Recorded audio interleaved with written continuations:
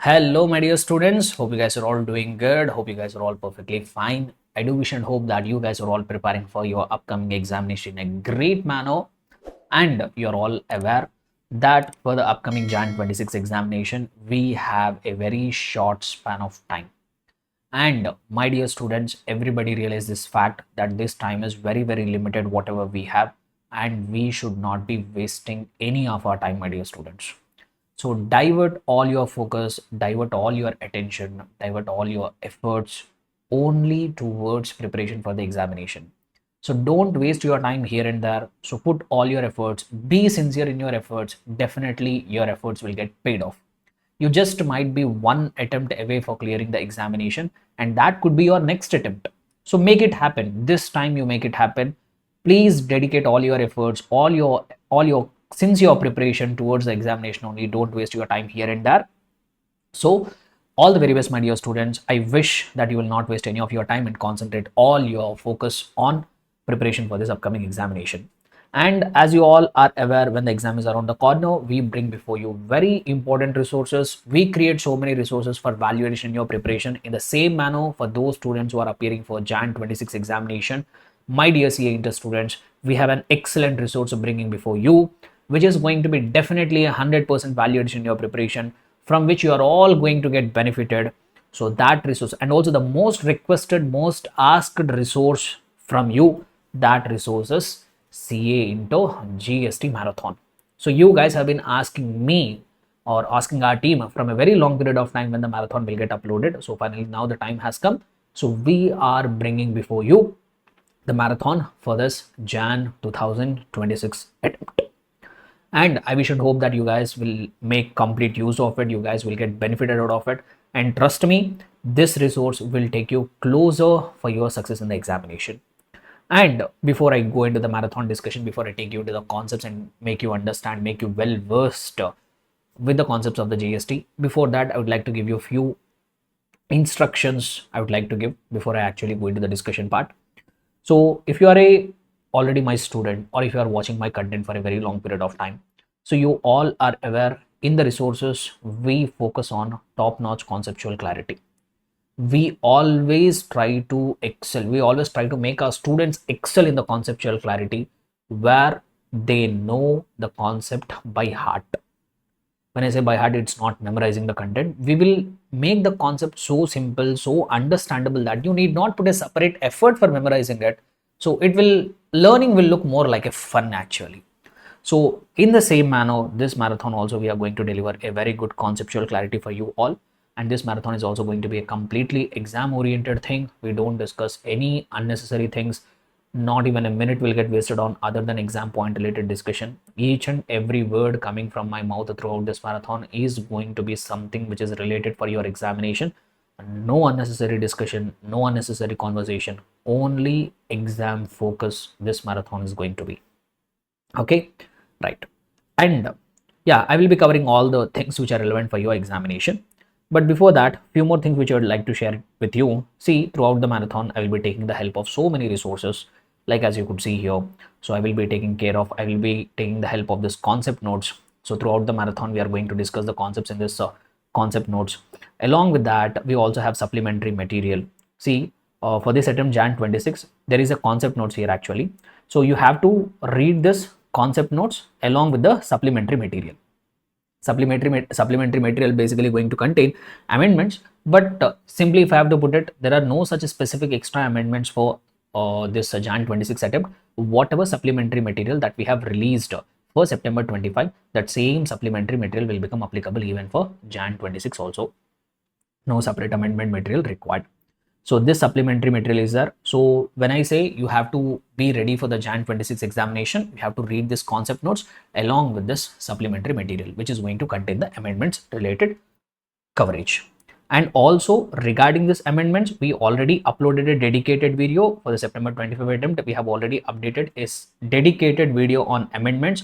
Even you can watch that amendments video also, where we had a very comprehensive discussion of all the amendments which are applicable for this examination. The dedicated video also, you'll be able to find it on this YouTube channel. We will try to give the link of that video in the description of this video. Please, if you have already watched that amendment video, well and good, excellent, great job. If you have not yet done it, please do watch that amendments.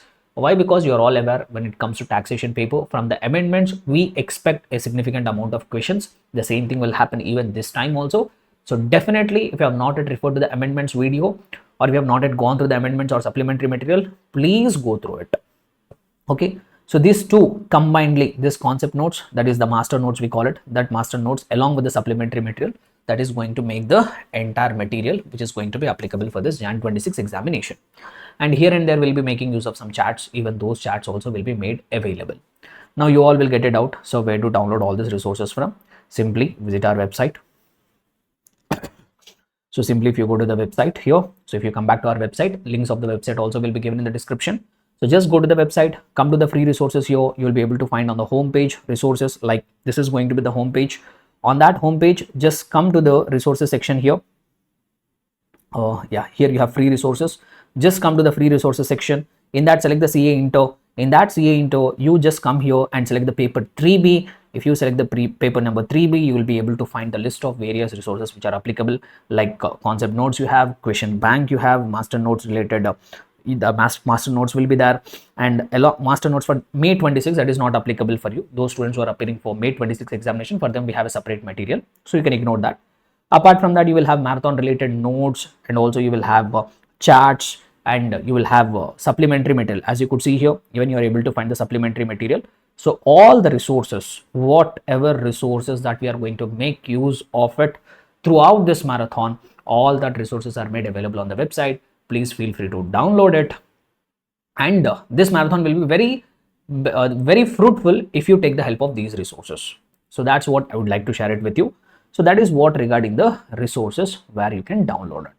So having given all this introduction, I would not like to waste any of my time further. So let us take up each and every chapter, and we'll try to revise the content from this chapters so that we all can recollect the concepts and we can reproduce them in the examination. Okay, so I hope you guys will love this marathon. You will learn from it. You will enjoy it. Learning will definitely become a fun. And if you are such a student who feels that this marathon is going to get benefited to you, don't just keep it to yourself. Kindly do share it with your friends and also become a part of their success.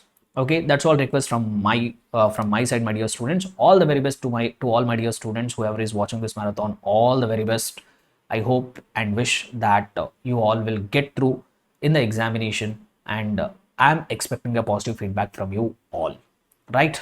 Okay, so having said that, let us go into the marathon related discussion now. So first and foremost, we will start our revision with the chapter GST and Introduction. So first we will be talking about the chapter GST and Introduction. We'll try to quickly summarize the content, whatever is there as a part of this GST and Introduction chapter. See, this chapter contains very limited weightage from the examination perspective. Very rarely they ask a question from this chapter. Even if they ask a question from this chapter also, they will ask you for somewhere around 3 to 4 marks, not more than that. So not that important weightage will be coming from this chapter. So we'll try to cover all the important content here from this chapter. We'll try to spend less amount of time in not so important chapters, but we will have going forward very important chapters. Like if I have to pick a few names, like if you have a look at supply under GST, this is a chapter where most of the weightage is going to come in the examination. Similarly, we will have chapter called input tax credit, value of supply. So like that, we have a very important chapter from where majority of the marks are going to come from. So those chapters, if we spend more time, that will be worth those chapters where limited number of questions will get tested, where we will have a limited weightage. There, if we could cut down the time spent, we can make a better use of the complete time available. So that's what my intention has been. So having said that, considering the weightage perspective, importance from the examination perspective, we'll try to spend a less amount of time on GST and Introduction chapter. Okay, right. So first of all, what these chapters talk about, this chapter GST and Introduction will set the base for the following chapters. So it is going to set a standard. It is going to set the foundation which is required for rest of the chapters. So what exactly is a GST? What exactly is GST? So GST, the full form is Goods and Services Tax. What is the full form of the GST? Goods and Services Tax. That is a kind of tax. GST is a kind of tax which is collected by government. But first we need to know what is the meaning of the tax. What is the meaning of the tax? So the tax has been defined something like this. They told that tax is something which is a mandatory financial charge, or even if I have to put it in specific terms, they use the phrase tax is something which is not voluntary. So it is a mandatory financial charge. The government is asking you to mandatorily pay some charge which is not at all voluntary. Not at all voluntary in the sense you can't say if I feel like paying I will pay it, if I don't feel like paying I will not pay it. You can't say that. It is not some voluntary thing which has been left to you. It is something which is mandatory. So tax is a mandatory financial charge which is imposed by law, legislative authority, on individuals or property owners. So that mandatory financial charge, we call it as taxation. And when it comes to India, there are the taxes, whatever the government is leaving, that we can broadly divide into two categories. In India, whatever taxes the government is leaving, that we can broadly divide into two categories. One is direct taxes and the other one is indirect taxes. One is direct taxes and the other one is indirect taxes. Sir, what is direct tax? Direct tax refers to those kind of taxes where the person, whoever is paying the tax, the same person will bear the tax. Burden of tax cannot be shifted. Direct taxes are those taxes where burden of taxation cannot be shifted. Whoever is paying the tax, that person will only bear the tax also. That person only will face the ultimate heat of the taxation also. So those kind of taxes, we call them as direct tax. So in India, we have that major direct tax, which is nothing but income tax we have. Income tax we have. Like for example, you are a salaried employee, you are working in a company, you are working every day 9 to 7, and by the end of the month, you have got some salary. So that is your income, right? So throughout the year, you will get the salary. So by the end of the year, what you will do, determine what is your total salary. And from that salary, you will calculate what is your tax liability. That tax liability you are going to pay to the government. So say for example, you have made a total salary of somewhere around some 13 lakhs, 14 lakhs worth of salary you have made. When you calculated your tax liability, it came to some 30,000, 40,000 amount of tax liability it has come. So that 30,000 rupees or 40,000 rupees, you have to pay it to the government. From whose pocket it will go? From your pocket only it will go. From whose pocket it will go? From your pocket only it will go. Similarly, say for example, I'm a business person. I have run the business throughout the year. By the end of the year, I have calculated what is the total amount of profit I have made. Say for example, by running the business, I have made some 20 lakhs amount of profit. On that 20 lakh rupees, I have calculated my tax liability. My tax liability came to some 70-80,000. Now from my profits, whatever profits I have made from my pocket, from my pockets, from my cash counter, I have to take that tax amount and deposit it with the government. So who is paying the tax here? I am paying the tax here. From whose pocket the money is going? From my pocket only the money is going. From my pocket only the money is going. So that's what we say. Direct taxes are those taxes where the person, whoever pays the tax, even the burden of taxation is also on the same person. The burden cannot be shifted to another person. Whereas indirect taxes refers to those kind of taxes where payer will be the person, whoever pays the tax, he will not bear the burden of the tax. Indirect taxes are those kind of taxes where the person who pays the tax to the government is not the person who bears the burden of the tax. That means burden of the tax can be shifted to another person. Burden of the tax can be shifted to another person. So in India now, currently, earlier we used to have so many indirect taxation system. Currently the biggest indirect tax which we have in India is GST. So GST will actually fall under indirect taxes. So what is indirect tax? Burden can be shifted onto another person. Very simple example I will tell you. Say for example, you went to, there is one supermarket. So your mother, your father, someone has asked you to go to the supermarket and buy some groceries. So you went to the supermarket, you did the shopping for 2,000 rupees. On that 2,000 rupees, if you observe the bill, you did a shopping for 2,000 rupees of items. So when you go to the cash counter and scan the QR code of all that items at the supermarket, the bill will come now. So just once observe the bill. In that bill, you will be able to find that in that 2,000 rupees, GST is also included. In that 2,000 rupees, GST is also included. Say for example, total amount comes to 1,800, 200 rupees is a GST. In the bill, you will be able to find 2,000 amount. So now what you will do is, as a customer, you pay that 2,000 rupees to the supermarket. You pay that 2,000 rupees to the supermarket, which contains how much component of GST? 200 rupees of GST will be there. Now what the supermarket will do is, he will not enjoy entire 2,000 rupees. Out of that, whatever GST component is there, that 200 rupees he will pay to the government.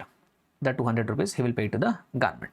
So tell me, who deposited the GST with the government? This supermarket person, the supermarket wala, he has deposited that 200 rupees to the government. So here, who is the taxpayer?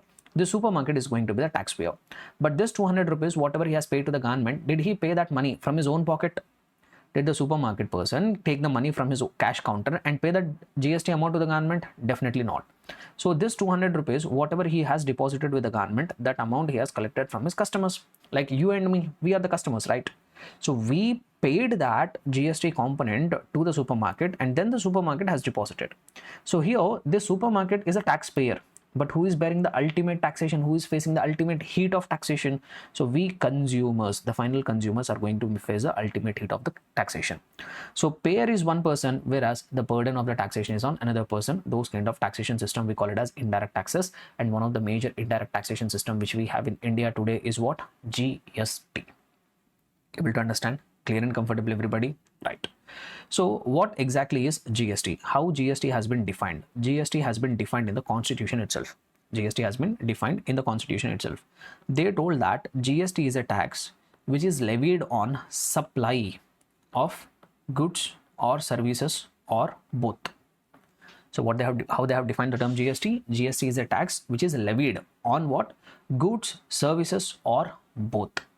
That means there are goods. For example, if I'm into business of selling of garments, so these t-shirts are there. So those are goods. Say for example, clothes are goods. Or I'm providing teaching. Those are services.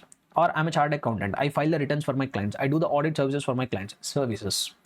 So whenever goods are there, or whenever services are there, and when these goods and services or both are supplied, then the government will come and impose a taxation called goods and services tax.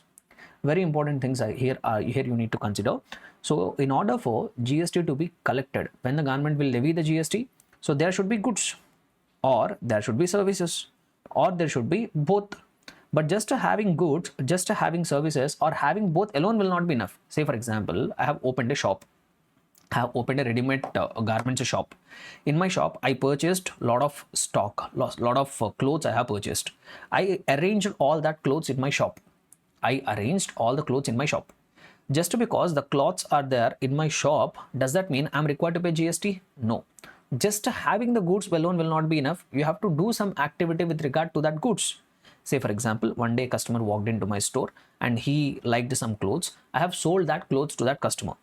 So I have done an activity. Sale we call it generally, but in the GST terminology we call it as supply.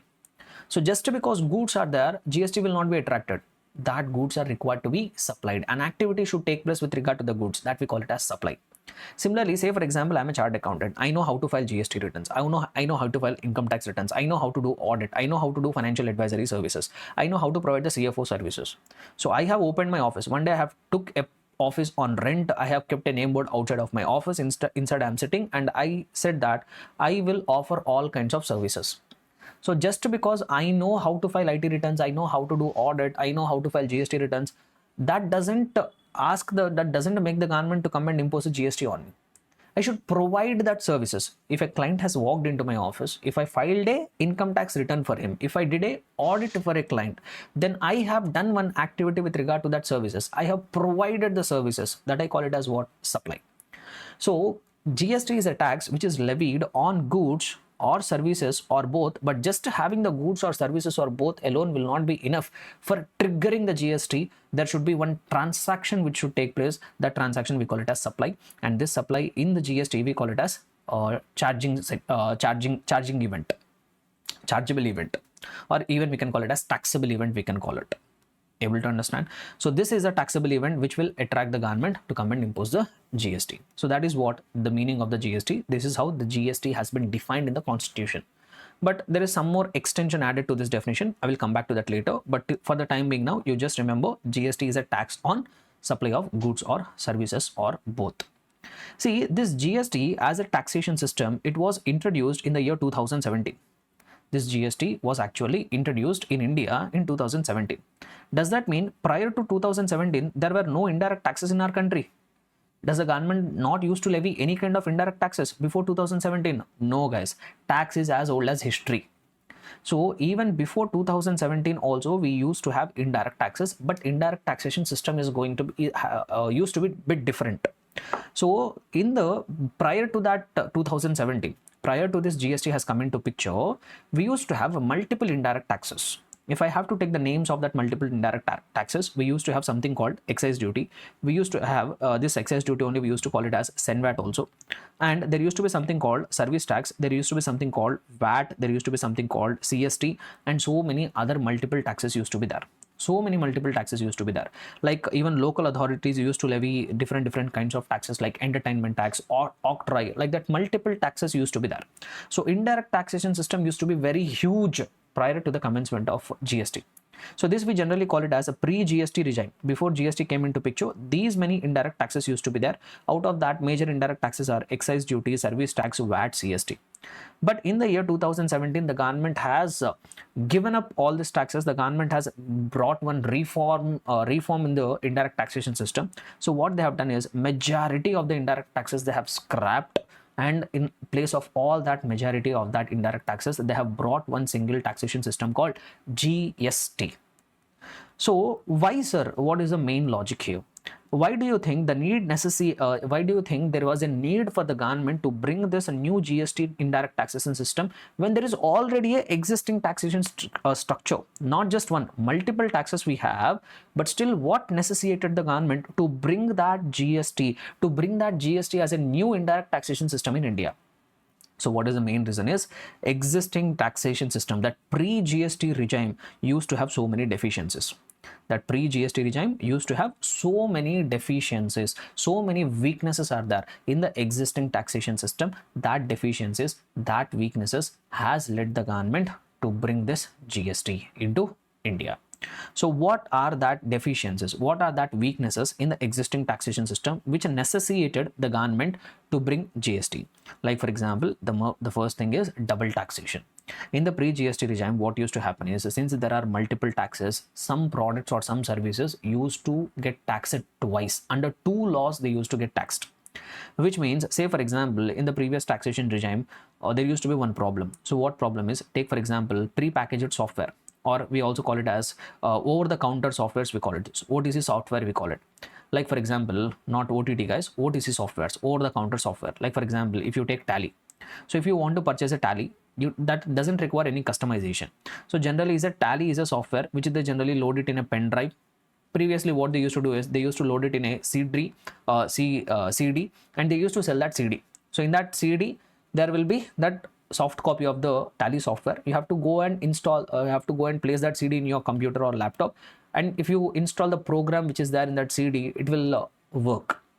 So now they used to sell this CD as a software.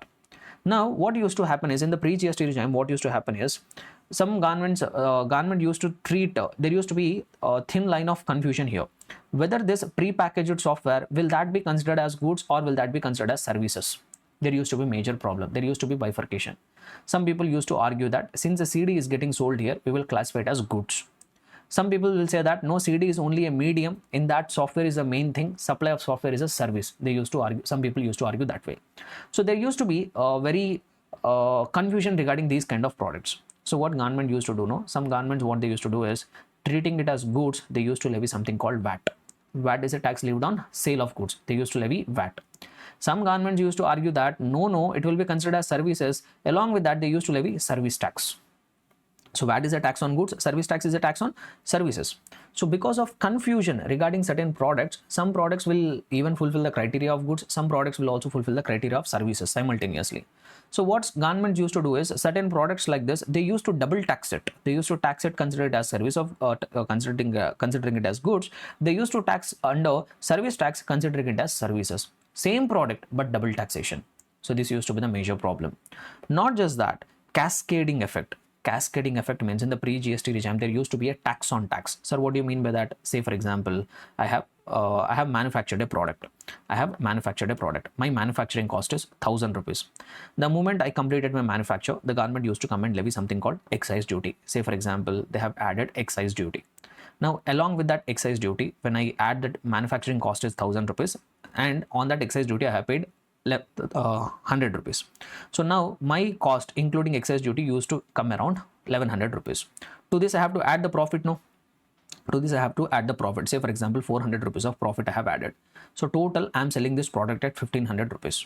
Now whenever I sell this product in the market, immediately government used to come and levy VAT. Say for example, they are levying VAT at the rate of 10%. Just for example sake, I'm telling. So they are levying VAT at 10%. So now what they will do is on this 1500 rupees, they will create a VAT. They will levy a VAT of 150 rupees. Total 150 rupees I have to pay to the government. Now if you see here, this 150 rupees of GST, in that 150 rupees of VAT, even there is a VAT on the excise duty also. In these 1500 rupees on which VAT has been levied, even excise duty is also included. So on excise duty also they are levying VAT. They are not just levying VAT on my cost and profit, they are also levying a tax on tax, another tax. So there used to be a tax on tax. This we call it as cascading effect. This we call it as what? Cascading effect. So there used to be cascading effect. That is one more major problem in the pre-GST regime.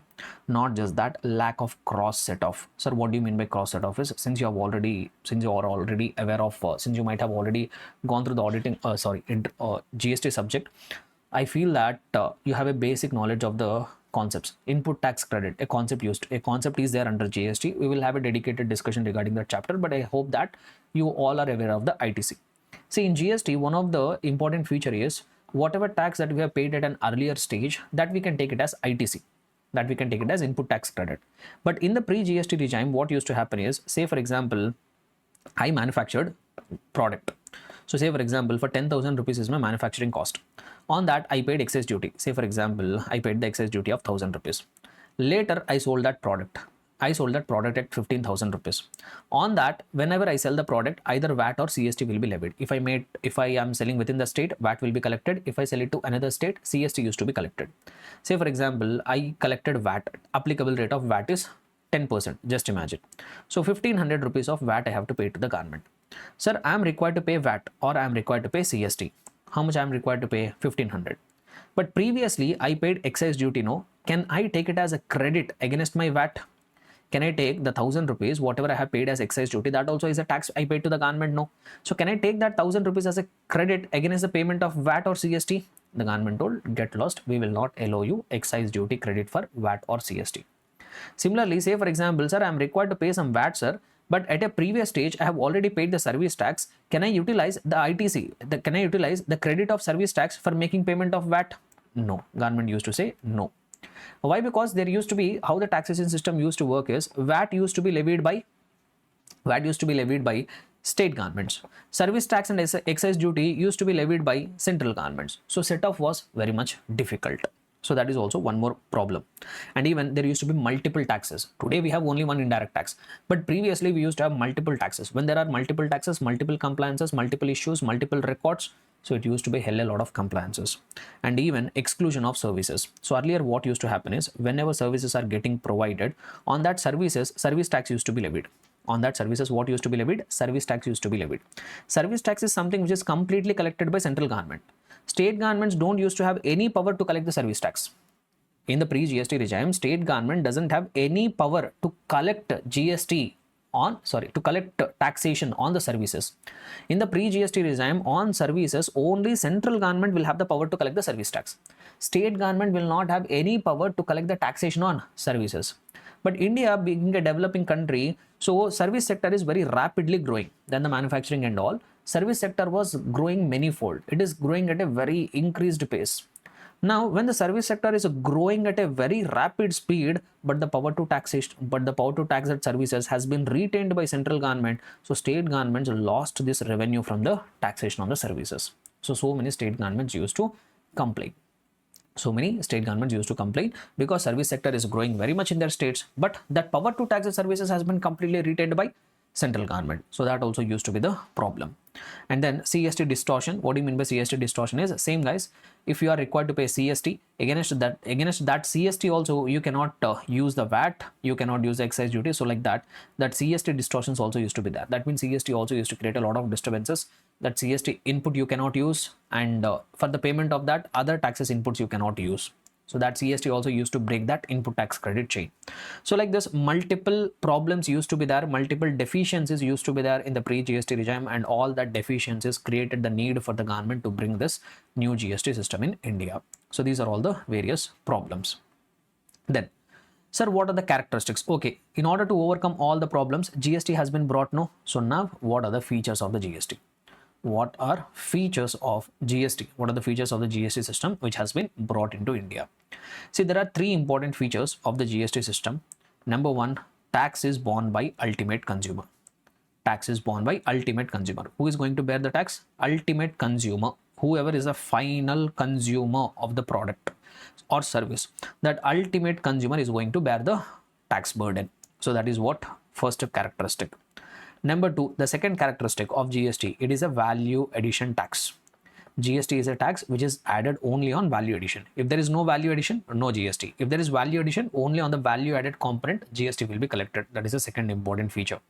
The third important characteristic of GST in India is it is a dual GST model. India has adopted dual GST model. So we need to understand these three aspects. That itself is a major discussion in the chapter. Listen carefully. So in India, the GST system is characterized by three things. Ultimate consumer is going to bear the ultimate heat of tax, and GST is a tax on only value addition. And in India, we have adopted, the governments have adopted dual GST model. So let us try to understand each of this feature with the help of one example. See, this is what a typical transaction chain. Today we are all consumers, no? If you are going and buying a good or service, before that product reaches an ultimate consumer, it has to go through so many channels. It has to go through so many channels. A typical transaction chain I am explaining. So what are the different steps as a final consumer before I get my product in my hand? So what and all the different stages a product will travel through?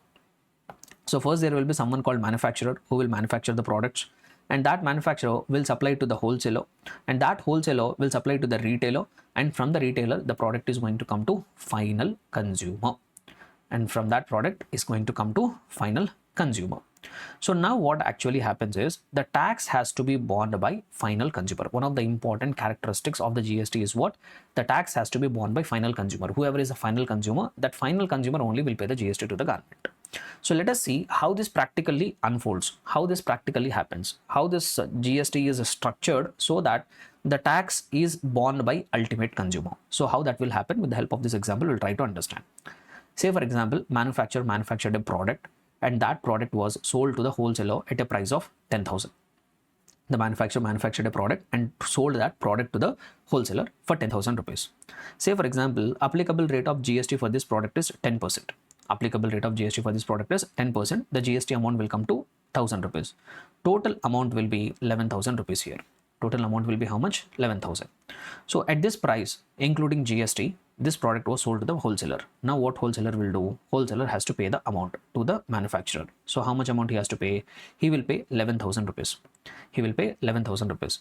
Can the manufacturer enjoy that 11,000 rupees, entire 11,000 rupees? No. What the manufacturer can do, whatever 10,000 rupees is there, that he can enjoy with that money. But whatever 1,000 rupees that he has collected from the wholesaler in the name of GST, that 1,000 rupees has to be deposited with the government. That 1,000 rupees he will go and deposit with the government. Okay, government got the GST, government will be happy, manufacturer is also happy. But wholesaler will not be happy here. Why? Because wholesaler has paid 1,000 rupees of GST. Wholesaler has paid 1,000 rupees of GST to the manufacturer. But one of the premise of the GST is tax has to be borne by final consumer. But here wholesaler is not a final consumer, no. Wholesaler is not a final consumer. Wholesaler has purchased these goods to make a further supply. What is the thumb rule of GST? GST has to be borne by final consumer, but here wholesaler is not final consumer. But he paid 1,000 rupees of GST. But he paid 1,000 rupees of GST to the manufacturer. Now he will start crying, no. Sir, you told GST has to be borne by final consumer, but I am not the final consumer. I paid 1,000 rupees of GST. He started crying. So now what the government is telling is, don't cry. We'll offer a solution. What we will do is, you are not a final consumer, no. So whatever GST you have paid on your goods or services, whatever you have procured, that we will give it to you as a credit. That we will give it to you as a input tax credit. So this wholesaler has paid to the manufacturer 1,000 rupees of GST, and he is not a final consumer. Government told, since you are not a final consumer, whatever GST that you have paid at your previous stage, that we will give it as input tax credit. So this fellow got 1,000 rupees of input tax credit. Now wholesaler, what he will do? He will do the further supply, no? He will do further supply. Now what will be the cost for the wholesaler for this product? Will it be 11,000? No, it will not be 11,000. It will be 10,000 rupees only. It will be 10,000 rupees. Why? Because whatever 1,000 rupees of GST that he has paid to the manufacturer, that he is getting it as input tax credit, no? That is getting credited to his input tax credit. So that is not a cost for him. Why? Because he is getting it back as an input tax credit. So his Cost is 10,000, but he will not sell to the retailer at cost. No, he will add his profit margin. Say for example, 20% of profit margin he has added. So on 10,000, if you add the 20% profit margin, the price will become 12,000. So now this wholesaler is selling this product to the retailer at 12,000 rupees. Applicable rate of GST is at 10%. So 1200 rupees of GST also he will add. Total will be 13,200. He will sell this product to the retailer at 13,200.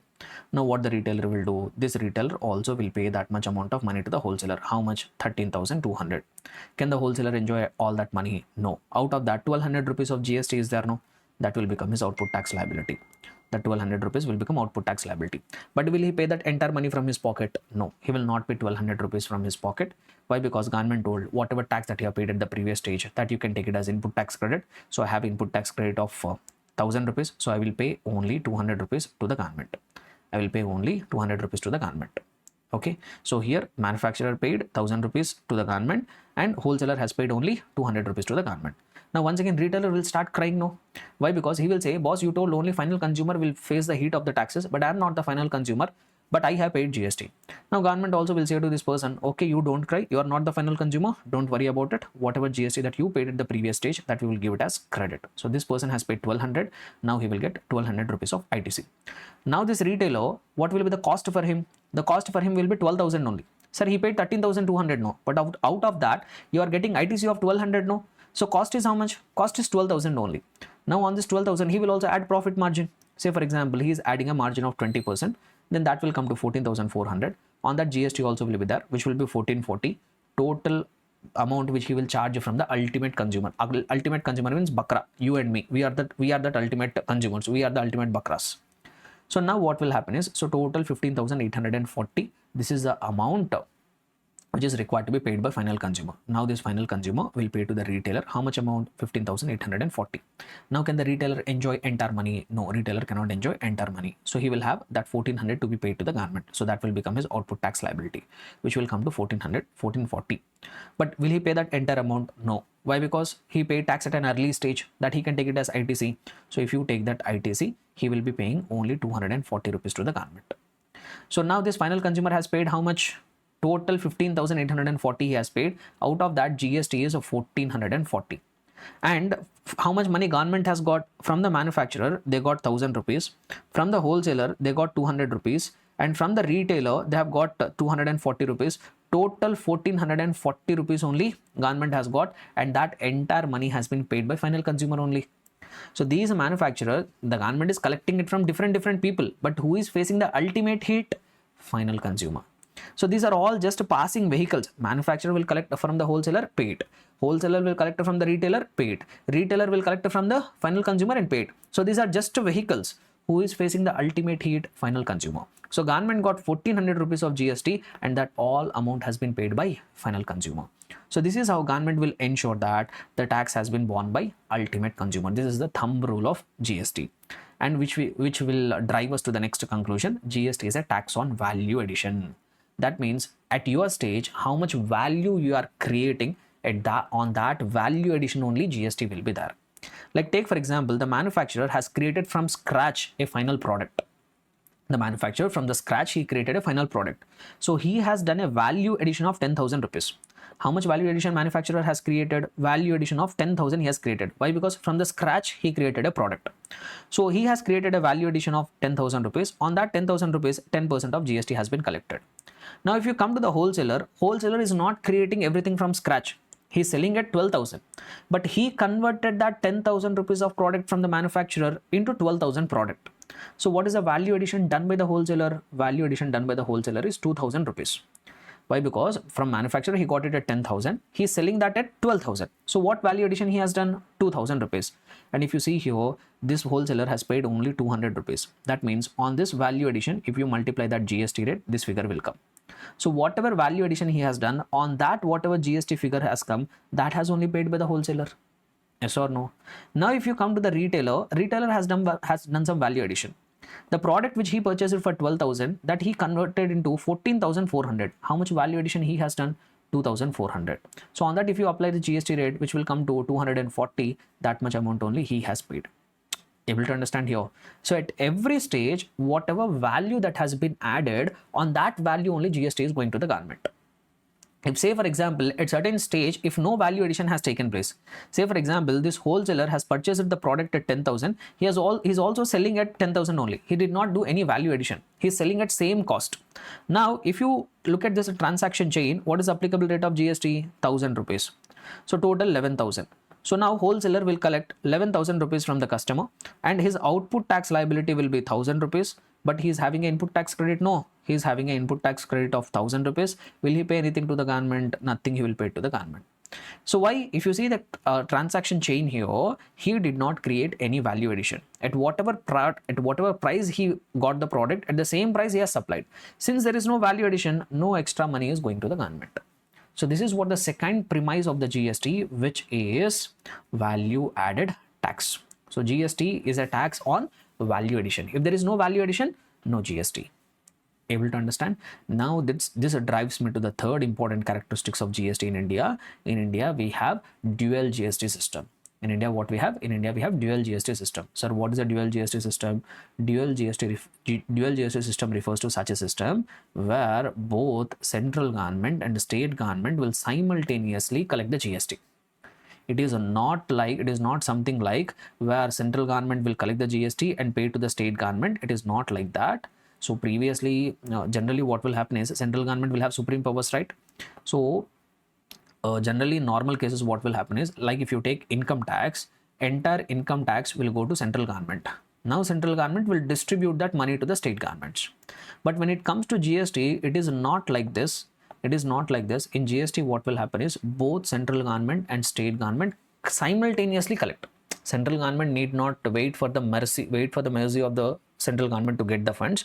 So in the case of GST, India has adopted dual GST system where central government and the state government both will simultaneously have the power to collect the GST. Both will simultaneously collect the GST. See, in order to understand this dual GST system, we need to elaborate the discussion further. So we are, as a business person, we do transactions, right? As a business person, we do transactions like we sell goods or we provide services. Professionals like us provide the services, or if you are a person who is dealing into goods, you do the sale and all. So these are transactions I will broadly divide into two categories. Number one is intra-state transaction and number two is interstate transaction. Number one is intra-state transaction and number two is interstate transaction. Very, very important discussion. Sir, what is intrastate transaction? What is intrastate transaction? The government has defined it as when the location of the supplier and place of supply. When what? When the location of the supplier and the place of supply, if both are falling within same state or if both are falling in same union territory, then we call that as intrastate supply. If the location of the supplier and the place of supply both are falling in same state or union territory, then we are going to call it as intra-state supply. Which means, say for example, I am a supplier who is in Tamil Nadu. I am also selling the goods to another person whoever is in Tamil Nadu. So location of the supplier is Tamil Nadu. Place of supply is also Tamil Nadu, the place to where I am making a supply. So since both are falling in same state or both are falling in same union territory, say for example, supplier is located in Andaman and Nicobar Islands, he is also selling the goods in Andaman and Nicobar Islands. So when the location of the supplier and the place of supply both are falling within same state or union territory, then we call it as intra-state supply. Then we call it as what? Intra-state supply. And then what is the meaning of interstate supply? So interstate supply means when the location of the supplier and the place of supply are in different states, are in different union territories, or in one state and one union territory, then we call that supply as interstate supply. Sir, what do you mean by this? One simple example I will try to give you. Say for example, there is a supplier who is in Tamil Nadu. He supplied the goods to a customer who is in Andhra Pradesh. So location of the supplier is in Tamil Nadu, place of supply is in Andhra Pradesh. Since both are falling in two different states, we call it as interstate supply. Or say for example, there is one person who is in Andaman and Nicobar Islands. He is supplying the goods to another person who is there in Lakshadweep. So location of the supplier is Andaman and Nicobar Islands, which is an union territory, whereas the place of supply is Lakshadweep, which is a different union territory. Since both are falling in two different union territories, this also we call it as interstate supply. Similarly, say for example, there is one person who is located in Tamil Nadu and he is supplying the goods to a person whoever is located in Andaman and Nicobar Islands. So location of the supplier is in one state, whereas recipient, the place of supply is in another union territory. Since the location of the supplier and place of supply fall in one state and one union territory, this also we call it as interstate supply. So like this, we can divide the business transaction exclusively for the GST purposes. We have to divide the business transactions into two categories: intra-state transactions and interstate transactions. See, why I am trying to tell you this is, if it is an intra-state transaction, if you take this typical example, the person is in location of the supplier and place of supply, both are in Tamil Nadu. So this will be considered as intra-state supply. If it is an intra-state supply, then what government will do is, say for example, this sale has taken place for 10,000. So now what will happen is, on this 10,000 rupees of transaction value, central government will come and collect something called CGST, and Tamil Nadu state government will collect something called SGST. Or if it is happening in a union territory will come and collect something called UTGST. So if it is an intrastate supply, whenever a transaction has taken place, then on that intrastate supply, central government will collect a GST and in the name of CGST. If it is a state government will collect SGST, or if it is happening in a union territory will collect UTGST. Any one will be there, both will not be there, either SGST or UTGST, depending on whether it is a state or union territory. Say for example, applicable rate of GST is 9%. So central government will come and collect 9%, 900 rupees. State government or union territory government, depending on place where the business is taking place, they will also come and collect 9%. So 900, total 11,800 will be the invoice value. So on this a transaction of 10,000 rupees, central government has come and collected their share 900 rupees. This Tamil Nadu state government has also come and collected their share 900 rupees. So like this, if it is an intrastate supply, both central government and state government will come and collect GSTs. However, if it is an interstate supply, like a person who is there in Tamil Nadu, he sold the goods to a person in Andhra Pradesh. Say for example, here transaction took place for 10,000. So what is a transaction? 10,000. So if it is an interstate supply, then what will happen is, then there will be a tax called IGST, integrated GST we call it, which will be a collective rate of CGST plus SGST. Generally, the product is applicable for 9% CGST, 9% SGST. But since it is an interstate supply, a single tax called IGST will be collected at a rate which is collective figure of CGST and SGST. So 9 plus 9, 18, no? So IGST, a single tax, 18% in the name of IGST will be collected, amounting to 1,800 rupees. Total it will become 11,800. Now this IGST total amount will go to central government, but here is the catch. So when it is an interstate supply, IGST will be levied. So IGST entire amount will go to central government, but here there is a catch. Central government will keep only 50%. The balance of 50% will go to state government. The balance 50% will go to state government. Now you all should get it out, to which state government. Will it go to the supplier state, Tamil Nadu, or will it go to the destination, which is Andhra Pradesh? To which state government, central government will give that 50% of IGST share.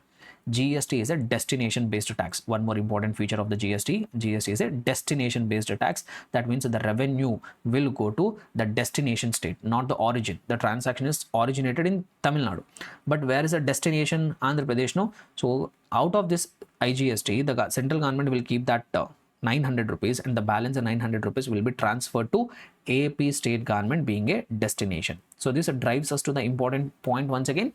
GST is a destination based tax. So GST revenue should go to that state where the destination is there, not where the origin is there. Clear, everyone? Able to understand? So this is what dual GST system in India. So what we have understood till now, we have understood what is the meaning of GST, what is the meaning of GST we have understood. Then after that, we have got to know two kinds of taxation: direct taxes, indirect taxes. Then we got to know the features of the GST, why GST has come into picture, what led the government to introduce this new indirect taxation regime called GST. So this is what we have discussed. Now let us proceed further with the next discussion. So next thing which I want you to take you through is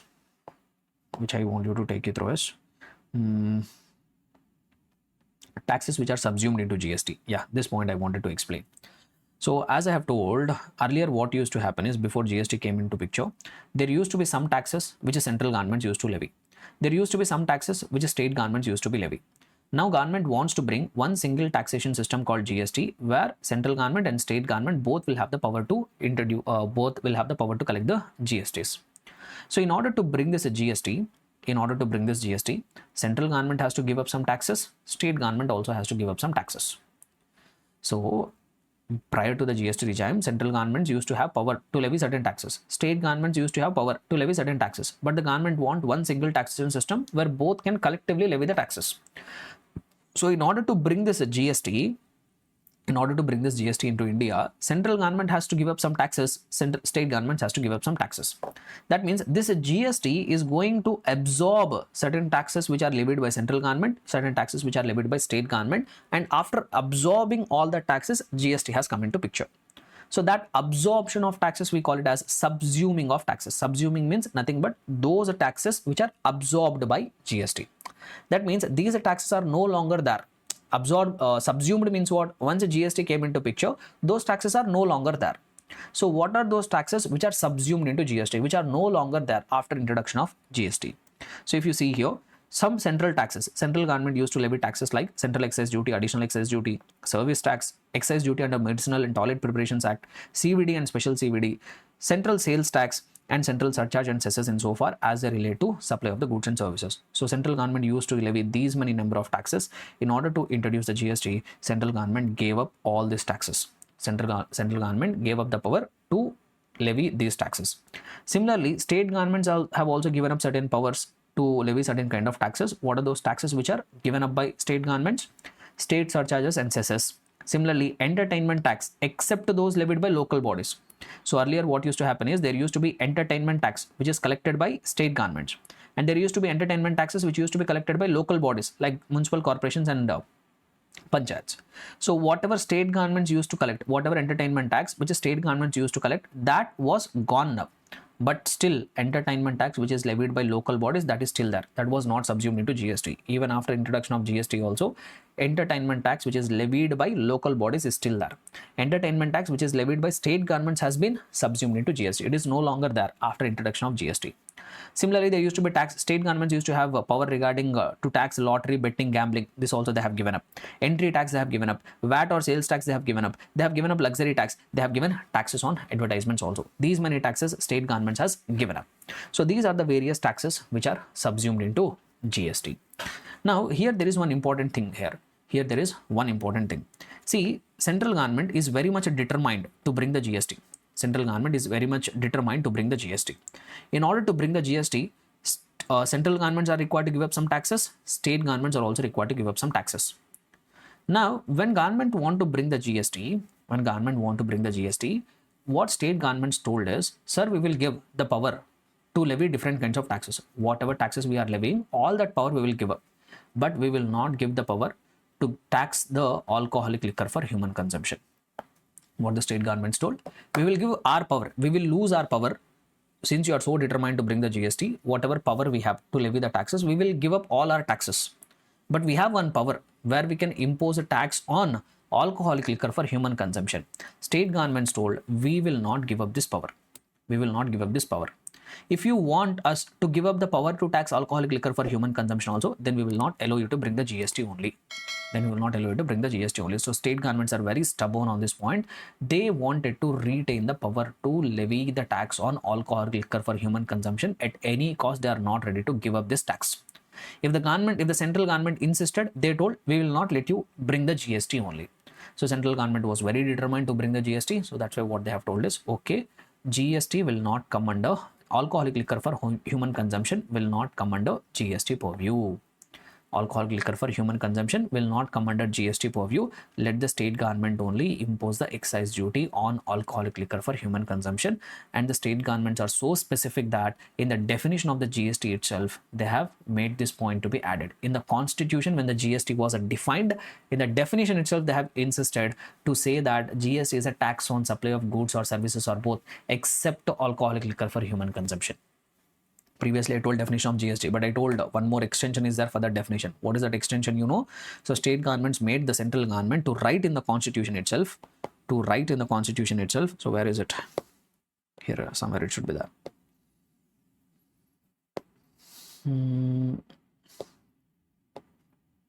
Yeah, see here. So they have made it right in the constitution. In the article 366 itself, they have made them right in the constitution. GST refers to any tax on the supply of goods, services, or both, excluding taxes on the supply of alcoholic liquor for human consumption. So that means alcoholic liquor for human consumption is never going to come under the GST purview. State governments will only continue to hold the power to impose a taxation on alcoholic liquor for human consumption. Why? Because it is a major source of revenue for state governments. They don't want to give up that right to tax alcoholic liquor for human consumption, and they have made it write it in the definition of the GST itself. So that's why they told GST refers to any tax on the supply of goods or services or both, excluding supply of alcoholic liquor for human consumption. Clear, everybody? So this is what the definition of the GST. So with this, successfully we have completed the complete GST definition. Able to understand? Clear and comfortable, everybody? So I think all the major and important content from the examination perspective we have covered. Let me see what else is pending. Let me see what else is pending. Yeah. So because of introduction of GST, what are the benefits? So we have multiple kinds of benefits. If your time is very bad, a question might come from this component also. And how they will ask a question is, see here, we have multiple advantages. They might not ask you to write all the advantages. These advantages are divided into different categories, like what are the benefits to the economy, what are the benefits in terms of simplified tax structure, how it is going to benefit the tax compliance, and what are the advantages for trade and industry. So like that, benefits are divided into 4 categories. They might ask a particular category of benefits, like they might ask a theory question. Very rarely they will ask. As I've told, if your time is very bad, you can expect these kind of direct questions. So what they might ask a question is, state the advantages of GST for a trade and industry. So if they ask you, you are supposed to write only these points. But anyhow, let us quickly go through what and all are the benefits, different kinds of benefits. How GST is going to benefit the economy. As you could see here, today we have across the nation, a product will have uniform tax rate. So say for example, if you are selling mobile phone, so this mobile phone, no matter wherever it is getting sold in India, everywhere the rate of GST is going to remain constant. But in the pre-GST regime, in different states, different rates used to be there. Now it is not the case. For one product or one service, GST rate is uniform all over the India. So that leads to creation of one unified market. So that is one advantage to the economy. Boost to make in India. So because of the seamless flow of credit, the manufacturers are finding more benefits, and credit is getting passed on to the next stage. So it is it is giving more initiative to Make in India campaign than imports. This is becoming more interesting.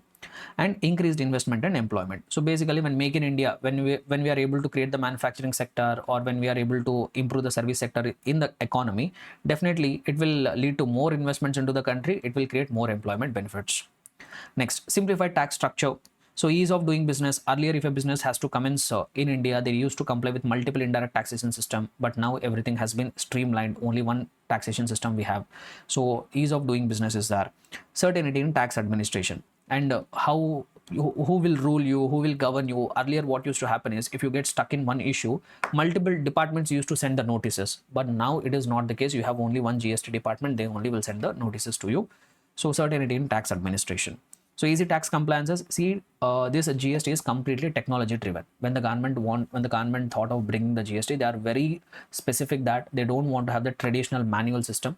They have brought everything in the form of technology. So that's what we have. They have created one common portal called GST Common Portal, we call it, which can be accessed over the internet by visiting the website www.gst.com, gst.gov.in, sorry. So we have one website. So we have given information regarding the GST portal also. Somewhere it should be there. Not that important from the examination perspective, but still we'll try to quickly cover it. Where is the content regarding GST portal? Yeah, so like this, government has created one website, www.gst.gov.in. So this is, we call it as a common portal. So every compliance is going to happen through this GST portal, which is completely technology driven. Today in GST, there is no concept of you going to the GST office. Like for example, if you want to get the registration, you need not go to any office. Online only you have to submit an application. If you have to file your returns, you need not carry any physical documents to the offices of the GST department. You have to submit the returns online. If you want to make the payment of the taxes, you need not go to the GST department carrying the cash and making the payment there, or carrying the check and going and depositing there. No, you have to make the online payments. So GST has created one excellent portal called GST Common Portal, we call it. And this GST Common Portal is run by someone called GSTN, Goods and Service Tax Network, we call it. So this is a common portal which is being managed by GSTN, a wholly owned government company. So in the backend, it is going to take care of all this technology. And what and all are different functions of that GSTN? So GSTN is an entity which is managing that GST portal. So what are that functions of the GSTN? It facilitates registration. If you want to get yourself registered under GST, you can get it done through common portal. It will help you to file the returns. It will help you to settle the taxes. It will help, it will match the tax payment details with the banking networks. Basically, it will help you to make the payments. And also it will generate MIS reports, nothing but it will provide analysis reports to the government also. Depending on the taxpayers data, depending on the filing of the returns and all, they will do some analysis and submit that information to the government as well. So these are all the main functions of the GSTIN. So by bringing this technology, even businesses are also getting benefited. See from where we have come to where. So we're actually discussing advantages, no? Yeah. So it was a technology driven automation and simplified compliances. Compliances have also become very, very easy here because of this technology. Even compliances, even following that compliances has also become very much easier. Reduced tax burden. See, because of GST and all, prices have come down. This I don't personally agree with it. Just it is in book. That's why I'm explaining. GST led to some inflationary measures. We have to agree to that. So when we look from the broader economic perspective, GST did not actually reduce the prices. It has added to the inflation. But don't write all these things in the examination. You will not get the marks. I'm telling the practical sense. If they ask you in the examination what are the advantages for trade and industry, you have to say reduced tax burden. But reality, it is not. And mitigation of cascading effects. So cascading effects was eliminated. Previously, there used to be a tax on tax, but today we don't have multiple taxes, so there is no tax on tax. And even it has given support for smaller businesses also. So this is what regarding advantages of GST and different categories of the advantages we have seen. Now, one more important point which we need to understand is extend and comments. There is one important thing. Just give me 1 minute. There is one important thing which we need to cover. There is a certain special treatment for certain products. There is special treatment for certain products. This we have to compulsorily understand. Let us try to understand that special treatment for certain products. Right. So there are certain products for which special treatment is there under GST. So 4 categories of products are there that we will try to understand from here. This content is very important for MCQs. This is where majority of the students will commit a mistake. So that's why I have created this kind of summary. Listen carefully. So first product for which there is a special treatment is alcoholic liquor for human consumption.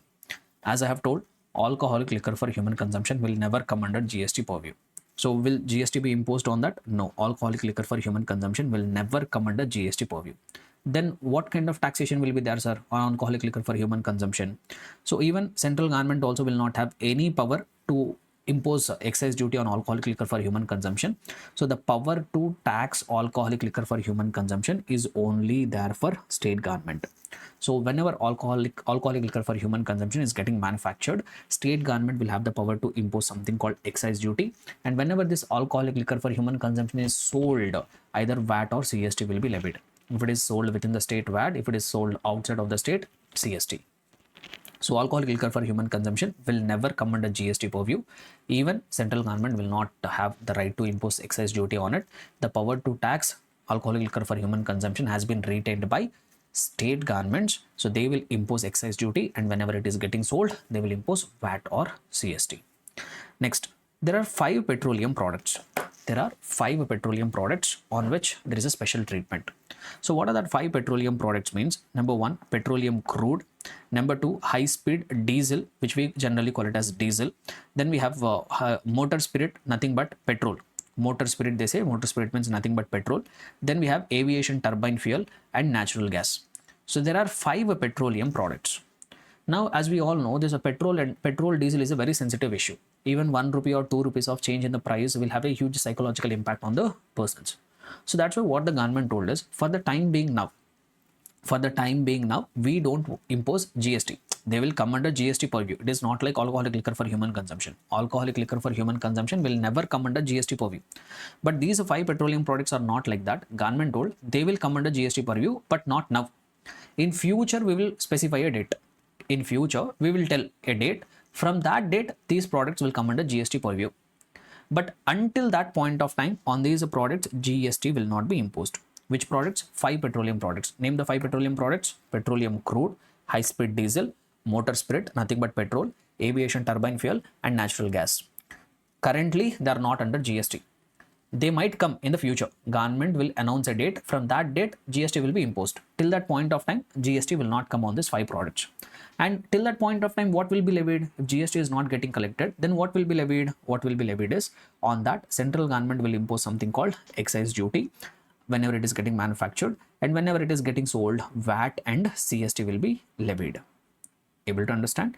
So when it comes to alcoholic liquor for human consumption, state government will impose excise duty and VAT and GST will be there. In respect of that 5 petroleum products, they will currently not come under GST purview, but central government can impose excise duty, and whenever it is getting sold, VAT or CST also will be levied. Then tobacco. Tobacco is a hazardous product, no? Tobacco is hazardous product. So that's why what the government told is, on tobacco we will impose GST. Not just we will impose GST, even we will impose excise duty also. Central government will even impose the excise duty also. Why? Because tobacco is a hazardous product. No, they want to discourage this product, so they are doing double taxation of this tobacco. They come under GST purview. Whenever tobacco and related products are getting sold, government will come and impose GST, and even central government will come and impose excise duty also, just to make it costly, so that to discourage its consumption among the citizens. Similarly, narcotics like opium, Indian hemp, and other narcotics. These are all narcotic substances, right? These are also harmful products. No, government told on these products GST we will impose. In addition to that, state government will also impose excise duty. Once again, double taxation. So these two are the harmful products. So that's why they will be subjected to double taxation. They both will come under GST purview. But in case of tobacco, in addition to GST, central government will impose excise duty. In case of opium, Indian hemp, and other narcotics, GST will be imposed. Along with that, state government also will impose excise duty. So since these are hazardous in nature, double taxation will come on these 2 products. Clear? Very important for the MCQs perspective, guys. This you have to remember. There is no other option. This you have to by heart it. Okay, right. Next, now one more important thing which I want to speak is, I will talk about 2 more concepts. After that 2 more concepts, I wind up the session. I will wind up this GST and introduction chapter. We will proceed further with the next chapter. So I will try to explain now 2 more concepts: extent and commencement of GST acts. Extent and commencement of GST acts. See, central government is imposing CGST. No, central government is imposing CGST.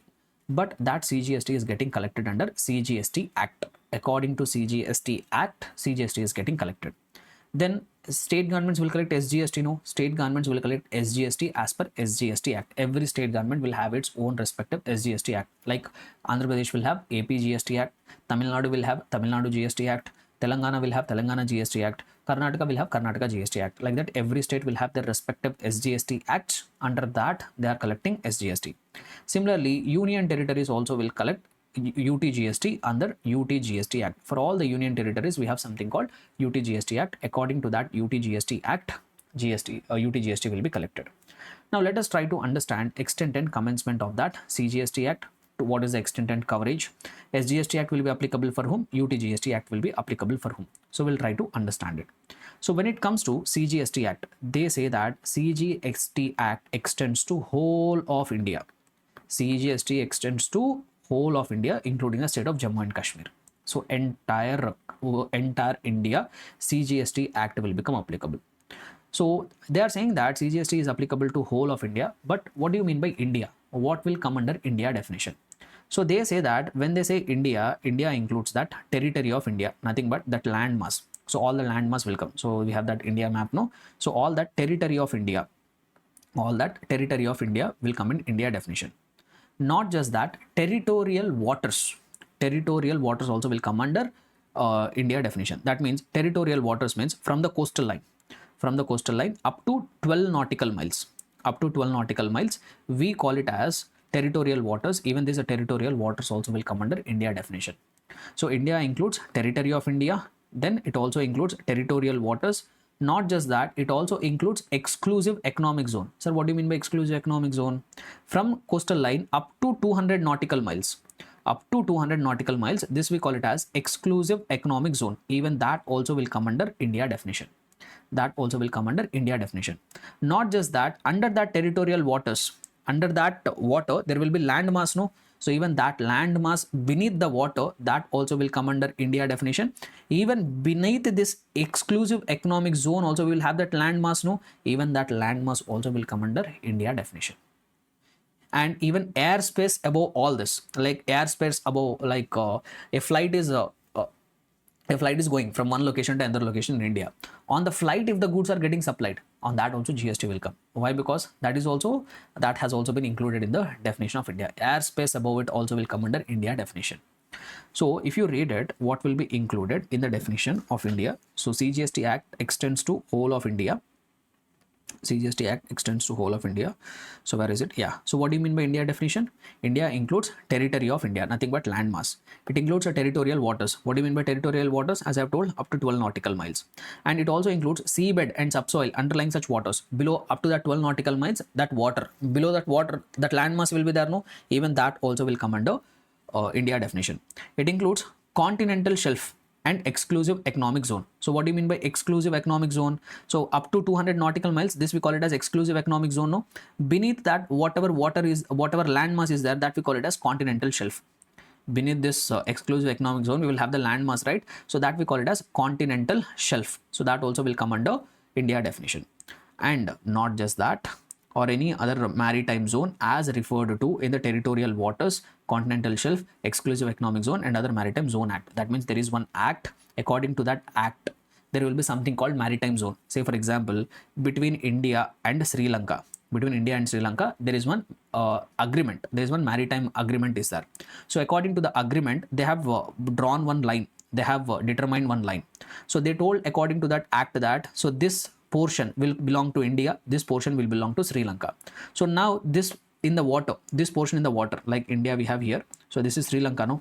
So now there is an agreement between India and Sri Lanka. They have drawn one line, like in the sense they don't draw anything, so they have reached one agreement. So they have one determination. They told that this water will come under India territory, this water will come under Sri Lankan territory. So this we call it as maritime zone. Even this maritime zone also will come under India definition. And not just that, the airspace above territory and territorial waters, that also will come under India definition. Clear everybody? Next. Then, so this is what regarding SGST. So now this is what regarding CGST. Now what about SGST? Now what about SGST Act? So let us try to understand that also. Right. So SGST Act will become applicable to the state governments. SGST Act will become applicable for the state governments. See, in India, we currently have 28 states. Right? Every state will have their own SGST Act. Not just that, we have 8 union territories, no? So one more important point I want to speak here. We have 8 union territories. But out of that 8 union territories, there are 5 union territories which don't have any legislature. There are 5 union territories which don't have legislature. But there are 3 union territories which have their own legislature. Those 3 union territories are Delhi, Puducherry, Jammu Kashmir. Delhi, Puducherry and Jammu Kashmir, they have their own legislature. What do you mean by having their own legislature? That means they will have their own CM, they will have their elections and all. For the purpose of GST, even these 3 union territories, Delhi, Puducherry, Jammu Kashmir, these 3 union territories also will be considered as states only. They will have their respective SGST Act.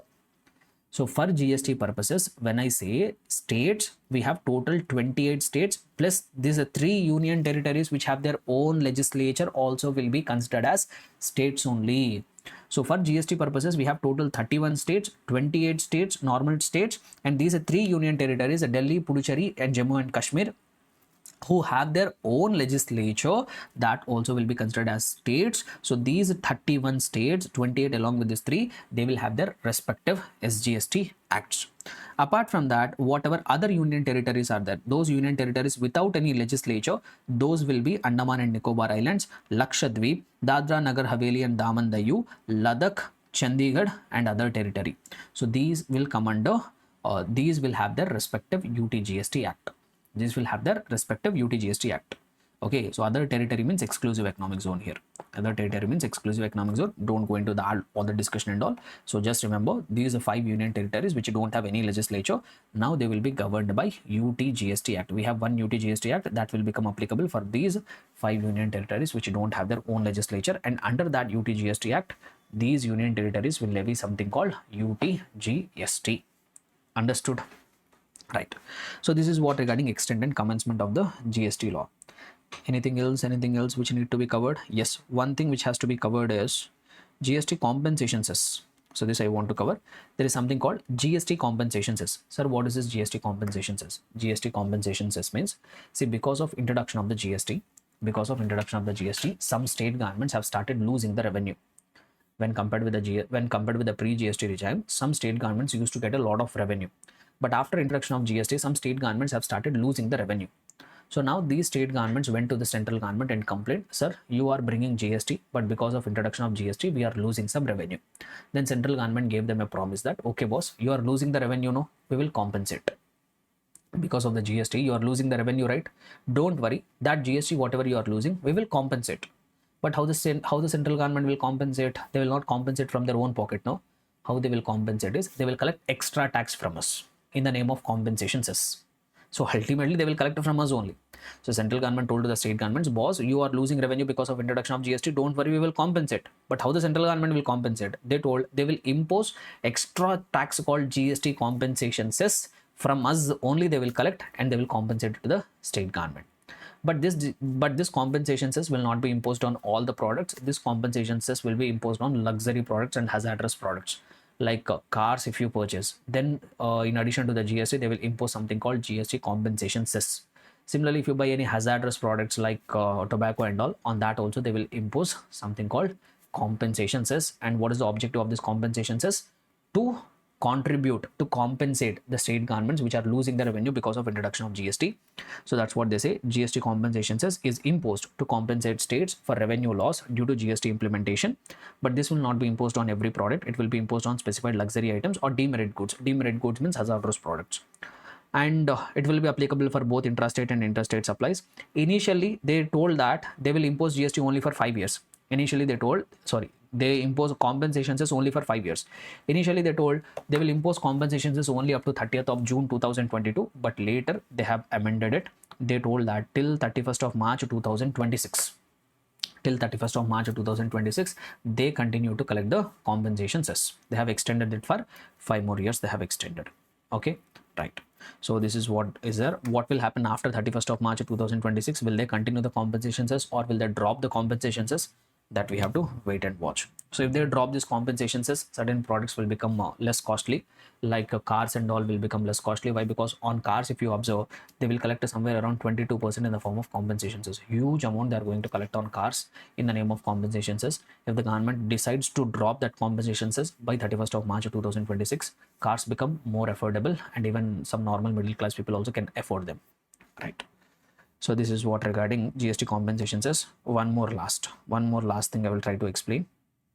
One more last thing I will try to explain. Okay, not that important, but still I'll try to touch it and ignore it. So there is something called GSPs and ASPs, GST Suvidha providers, and there are someone called application service providers.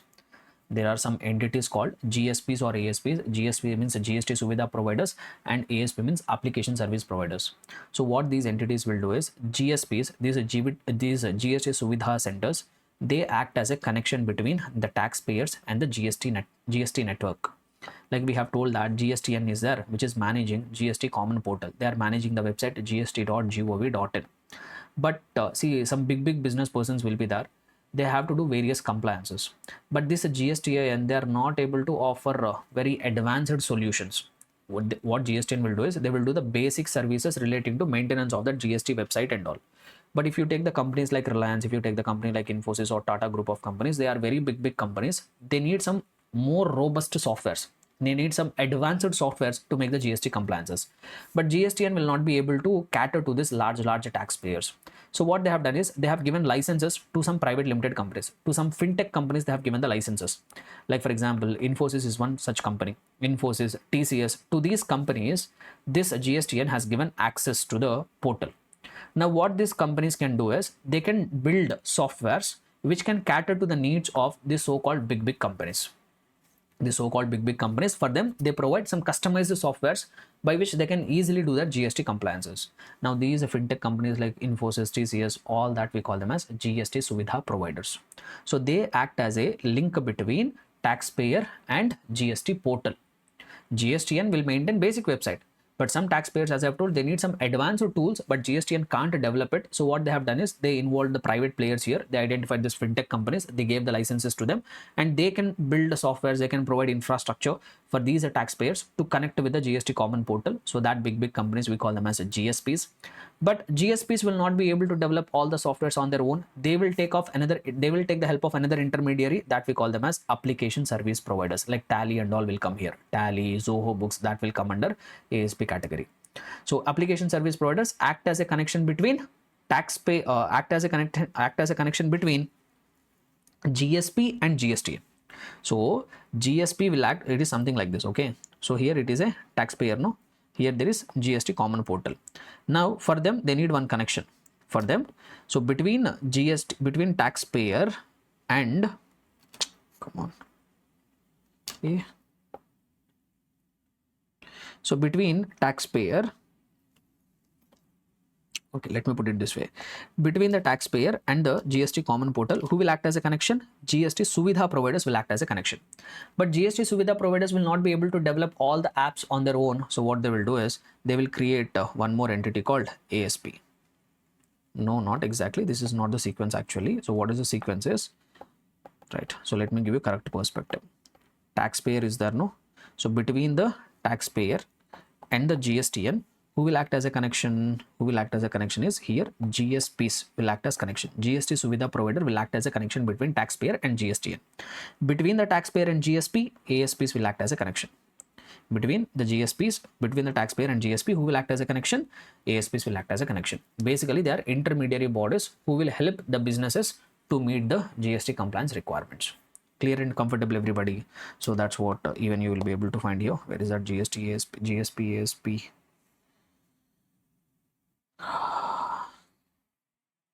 Yeah, if you see here, simply if I have to put it, right.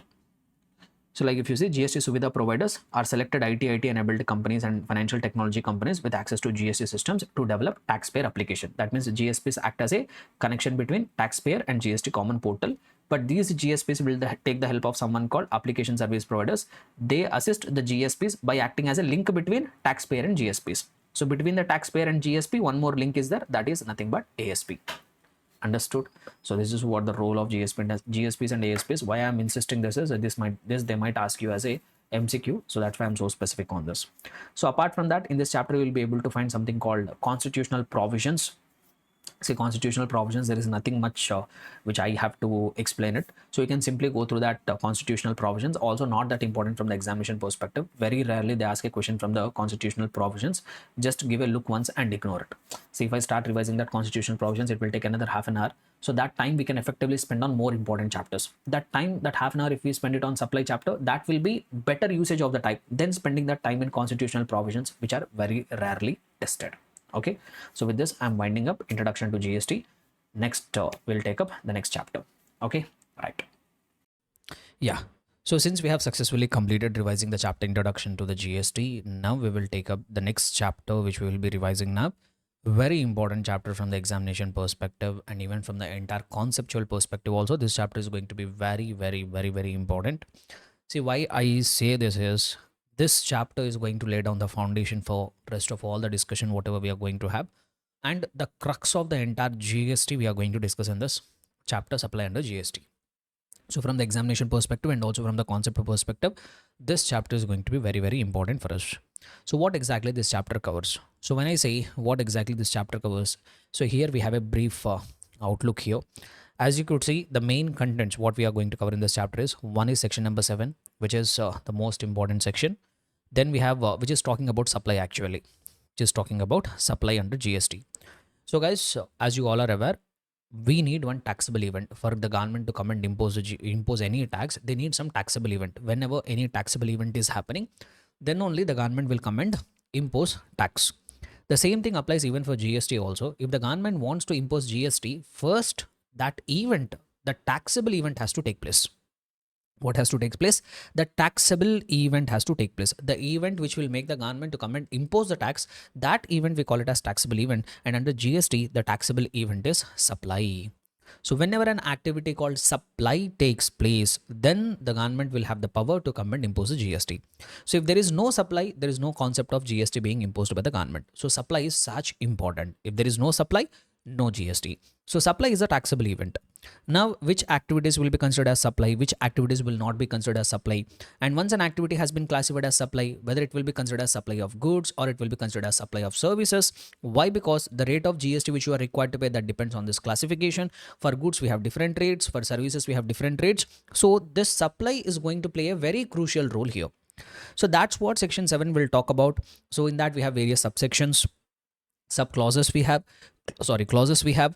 So there we are going to get the clarity. By going through section number 7, we are going to get the clarity what exactly is the meaning of supply, what is included in the supply, what is excluded from the supply, and not just that, whether once activity has been classified as supply, whether it will be considered as supply of goods, supply of services. All that discussion has been comprehensively provided in the section number 7 that we are going to cover.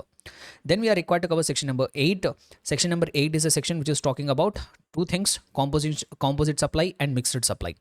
So how to determine the taxability of a composite supply, how to determine the taxability of a mixed supply, that discussion we are going to have as a part of section number 8. Very small section, very important from the examination perspective. So along with these two sections, we are required to discuss 3 schedules here actually: schedule number 1, schedule number 2, and schedule number 3. So what does each of the schedule cover? That we will have a discussion when at the respective places. Okay, right. So first, so as I've told you, the main taxable event under GST, the event which will make the government to come and impose a GST is supply. If there is no supply, there is no concept of GST. So now first I will try to take my discussion with section number 7.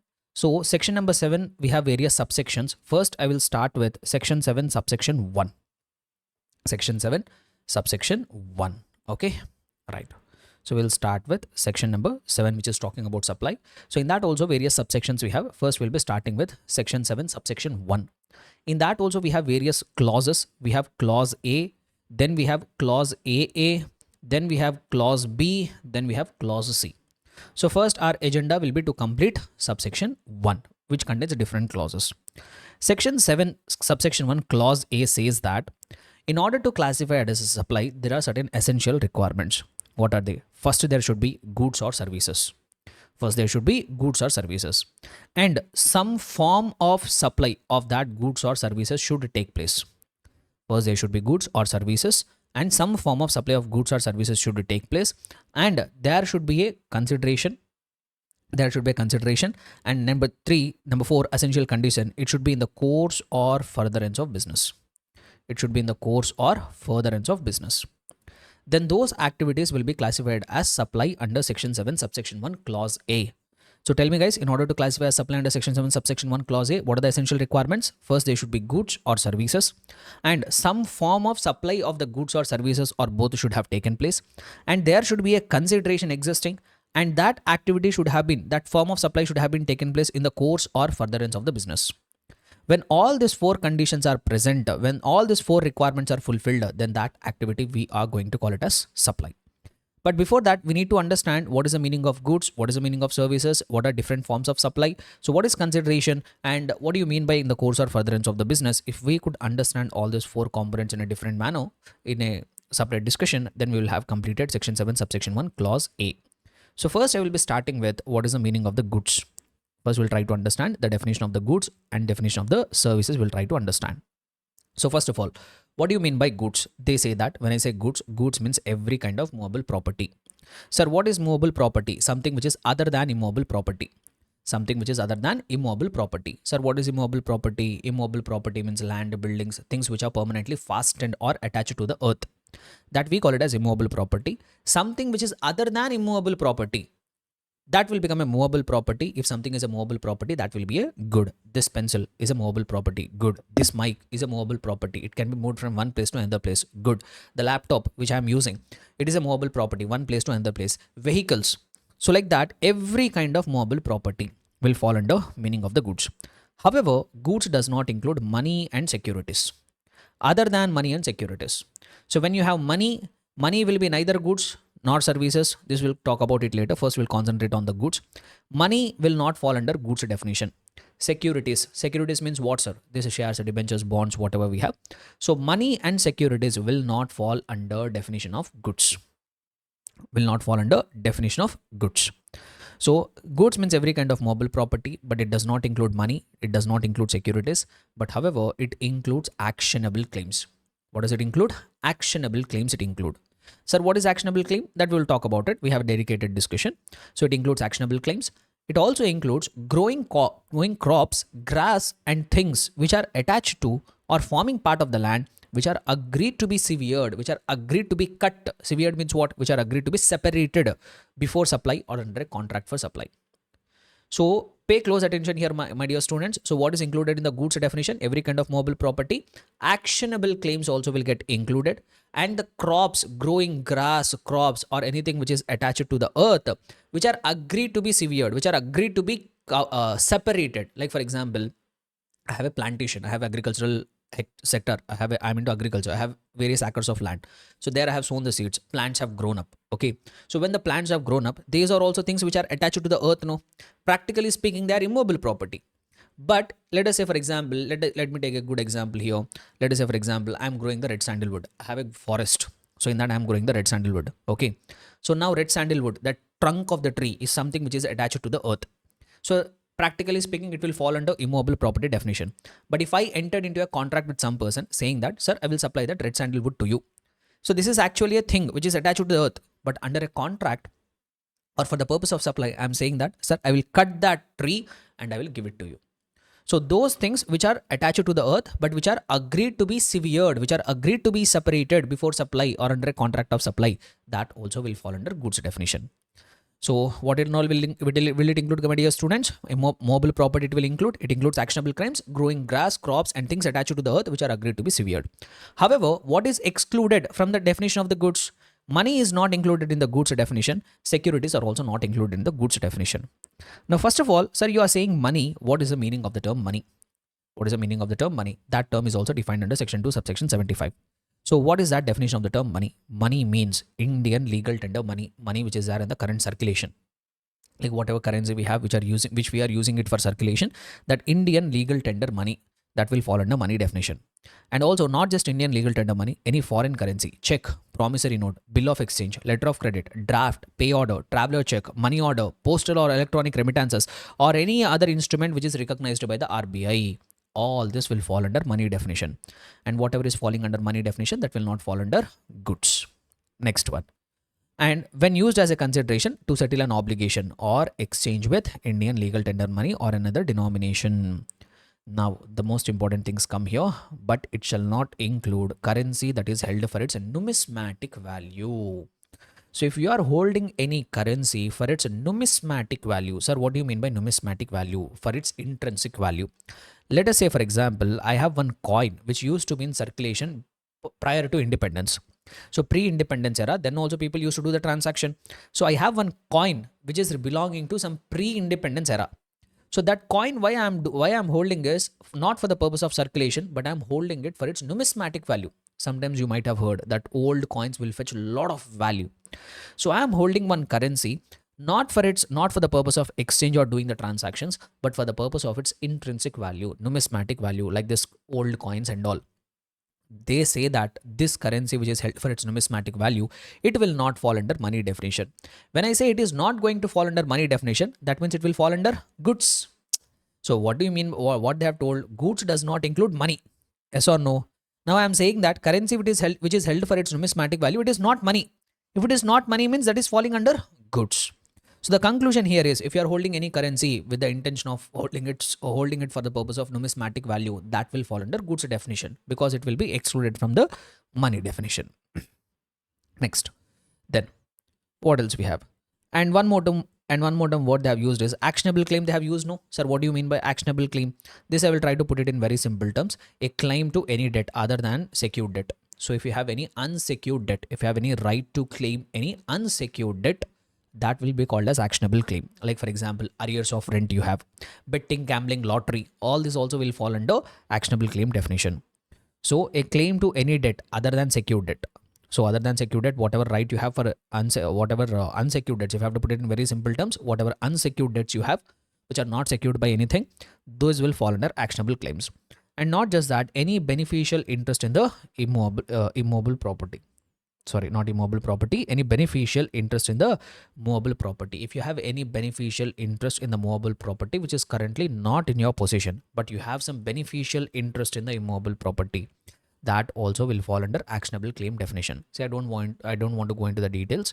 We'll talk about it later. Some associated provisions of actionable claims, we'll talk about it later. Just for the time being now, I want you to remember only 2 points. What do you mean by actionable claim? A claim to any debt other than a secured debt. Number 2, if you have any beneficial interest in a movable property which is currently not in your possession, that will be called as actionable claim. And if something is falling under actionable claim, it will fall under goods definition. Clear? Right. So goods definition we have covered. Now, so why we are discussing the goods definition? I do hope that you guys are all on track. So number 1, we are understanding section 7 subsection 1 clause A. There they say that first there must be goods or services. So we have understood what is goods. Now we need to understand what is the meaning of the term services. So let us see how they have defined services. Anything other than goods, money and securities. So anything other than goods, that will fall under services definition. Like let us say, for example, I'm teaching, I'm providing you the classes. So if I am teaching you the classes, it doesn't fall under goods definition, but that will fall under services definition. However, other than money and securities. Now what is the significance of this is, if you take money and if you take securities, they will neither fall under goods definition, they will neither fall under services definition. Money and securities, they have excluded that from the definition of goods also, and they have excluded this from the definition of services also, which means money and securities, they are neither falling under goods definition, they are neither falling under services definition. They are neither goods nor services. So other than goods, whatever we have, those will be falling under services definition. And not just that, here we have one important point. Sir, you are telling money is not goods, right? Money is not goods, not securities. But they say one small thing here. It includes activities in the services. It includes activities relating to use of money, for which a separate consideration is charged. 2 activities they say. So if when I say services, it includes activities relating to use of money or its conversion by cash or by other mode from one form, one currency, one denomination to another, for which you are charging a separate consideration. Those activities will fall under service definition. Sir, what do you mean by this? Let us say, for example, there is one person, okay?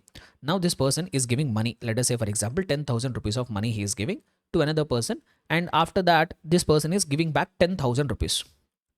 10,000 rupees has been given for this person, and for which 10,000 rupees he got it back after some time. Now this transaction is purely an activity in money.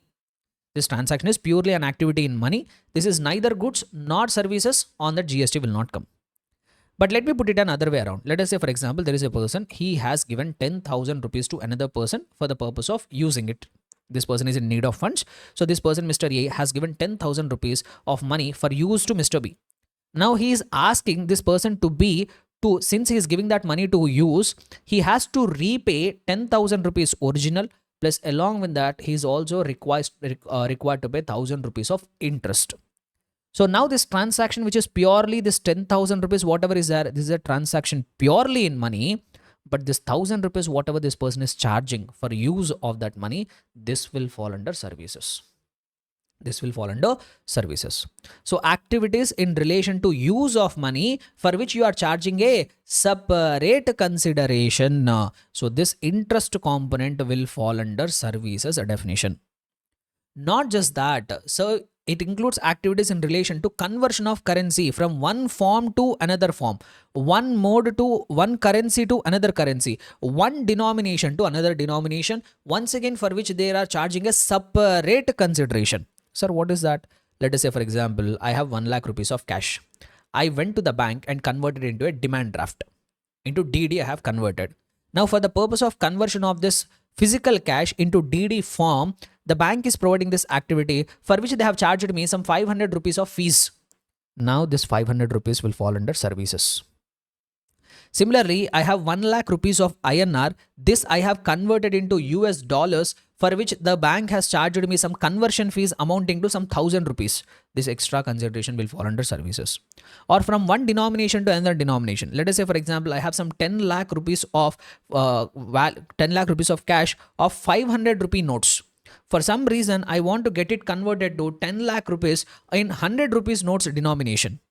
So I am converting the currency from one denomination to another denomination for which they are charging a separate consideration. The person, whoever is converting it, is charging separate consideration. Let us say, for example, he has charged me some 500 rupees.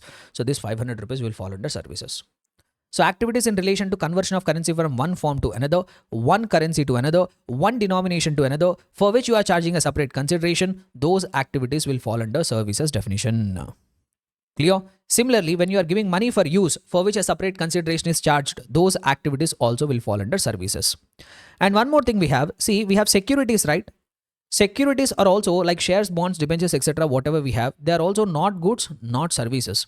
But they say one point here, it has been clarified that services includes facilitating or arranging transactions in the securities. Securities will not fall under goods or whatever shares you have, those will not fall under securities, those will not fall under goods or services, but activities relating to facilitation of securities will fall under services. Sir, what do you mean by that? Let us say, for example, I'm a person, I'm a investor, I want to buy the shares. Let us say I'm dealing with Zerodha. Zerodha is my broker. Okay, through Zerodha, I'm buying some 10,000 quantity of the shares of Reliance. Some another person is there through the Zerodha platform, he's selling me that 10,000 quantity of the shares. See, these shares are securities. Buying and selling of securities is neither goods nor services. They are outside the purview of GST. But here what Zerodha is doing is, for facilitating this transaction, to make sure that sale and purchase of securities will happen, Zerodha will charge commission. Zerodha will charge brokerage on every transaction of that sale and purchase of securities. Let us say, for example, on this transaction, some Zerodha has charged 150 rupees in the name of commission and brokerage. So this is an activity. Here Zerodha is providing the services in relation to facilitating of they are enabling the people to buy and sell the securities for which they are charging this commission or brokerage. This 150 rupees will be treated as services. So direct buying and selling of securities is neither goods nor services, but in case these kind of intermediaries or brokers, whatever services they are providing regarding the facilitation of the transaction in the securities, those activities will fall under services definition. Those activities will fall under services definition. Clear, everybody? So whatever it is, we have understood what is the meaning of the goods, what is the meaning of the term services. We have also understood what is the meaning of the term actionable claim, and also we have understood what is the meaning of money. Money definition also we have understood. So once again, if you come back to section 7, subsection 1, clause A. So what do they say here? So there should be what? First, there should be goods or services. Okay, we have understood what will fall under goods definition and what will fall under services definition. Now, just having the goods, just having the services alone will not make the government to come and impose a GST. Let us say, for example, I'm a dealer here. I'm a trader. I have a stock. I have purchased 1 lakh quantity of this mics in my warehouse. In my warehouse, 1 lakh quantity of goods are lying.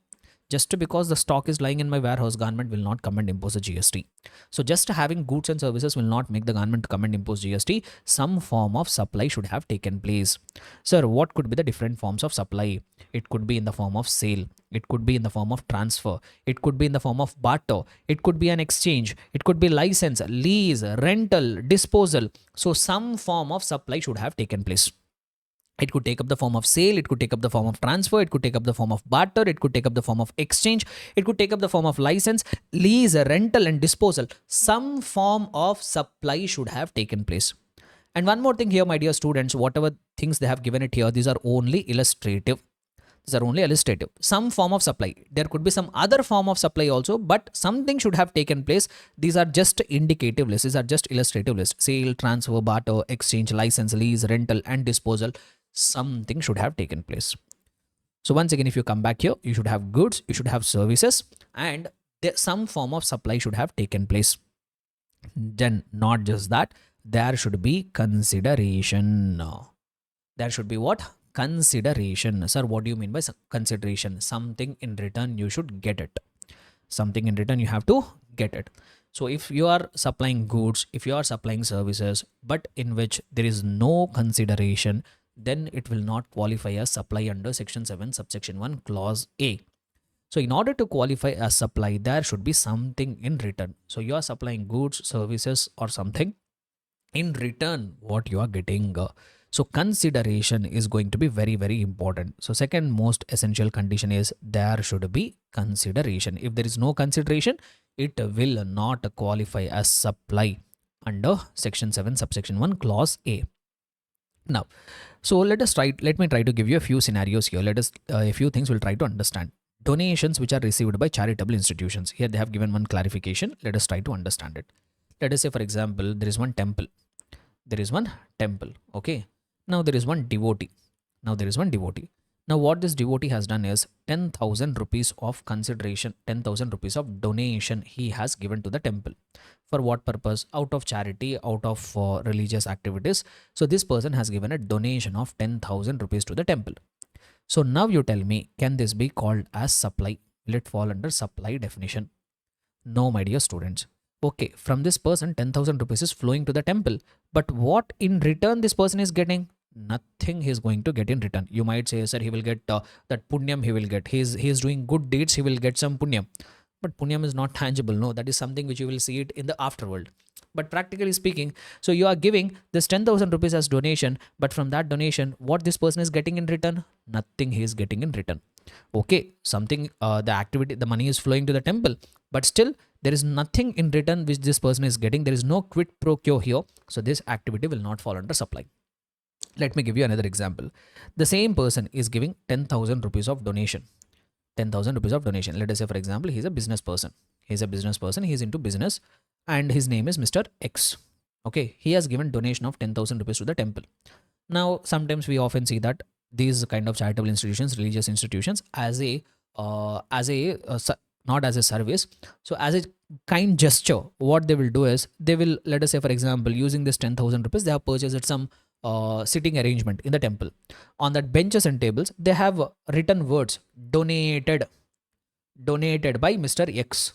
That's all. Like this, they have written. Now you tell me, is this transaction qualify as supply? Can it be called as supply? Once again, no here, my dear students. So here what is happening is he is giving 10,000 rupees of donation. But what in return he is getting? Nothing he is getting in return. Now you might say, sir, his name is written on that table or chair. No, sir.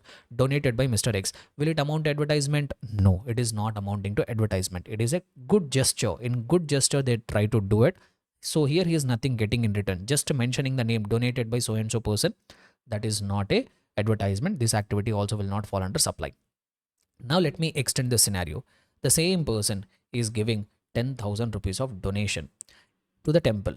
In return, this person has agreed. Let us say, for example, this person is a business person. He is into business of electronics.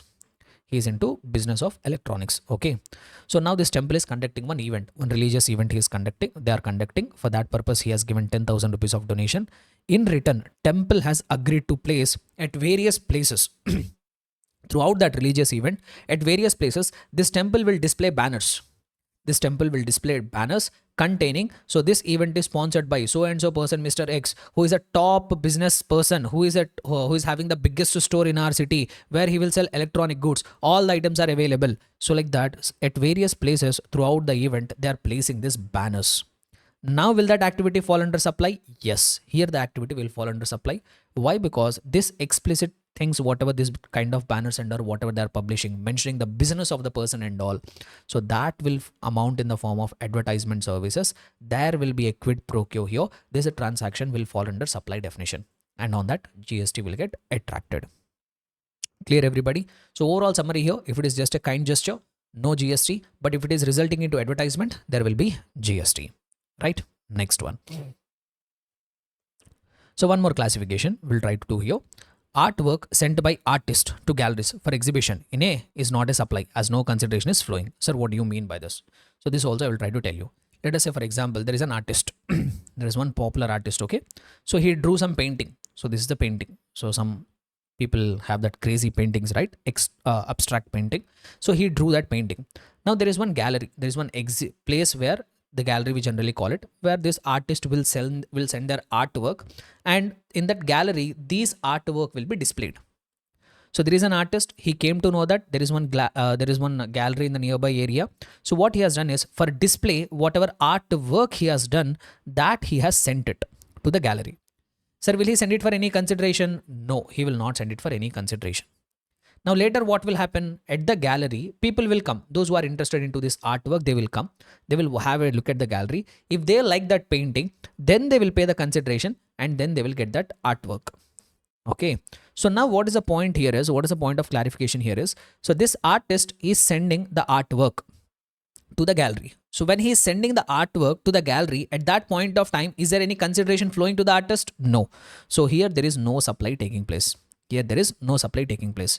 When the supply actually take place, when a person who is interested, he visits the gallery, he likes the painting, then he pays the consideration and gets that artwork. Here is where all the conditions of section 7 subsection 1 clause A is getting fulfilled. There are goods, supply is happening, plus consideration is there in the course or furtherance of the business. So here actual supply will take place. So when the person walks into the gallery, picks the item, and he purchases that artwork, then the supply is taking place, not when the artist has sent that artwork to the gallery for exhibition. Clear and comfortable, everybody? So that is what the clarification here they will try to say. Now, no claim bonus offered by insurance company. So what do they say here? No claim bonus offered by, right? So what is this no claim bonus? Let me tell you. Let us take, for example, there is a person. He has taken one, he is having one vehicle, okay? He is having one vehicle. For this vehicle, with the insurance company, he has taken an insurance policy. For this vehicle, whatever he has, for that vehicle, he has taken an insurance policy. Let us say, for example, he has paid some 20,000 rupees, and paying that 20,000 rupees, he has got the insurance policy. Now, who is a service provider? Insurance company is a service provider. This person, we generally call him as insured.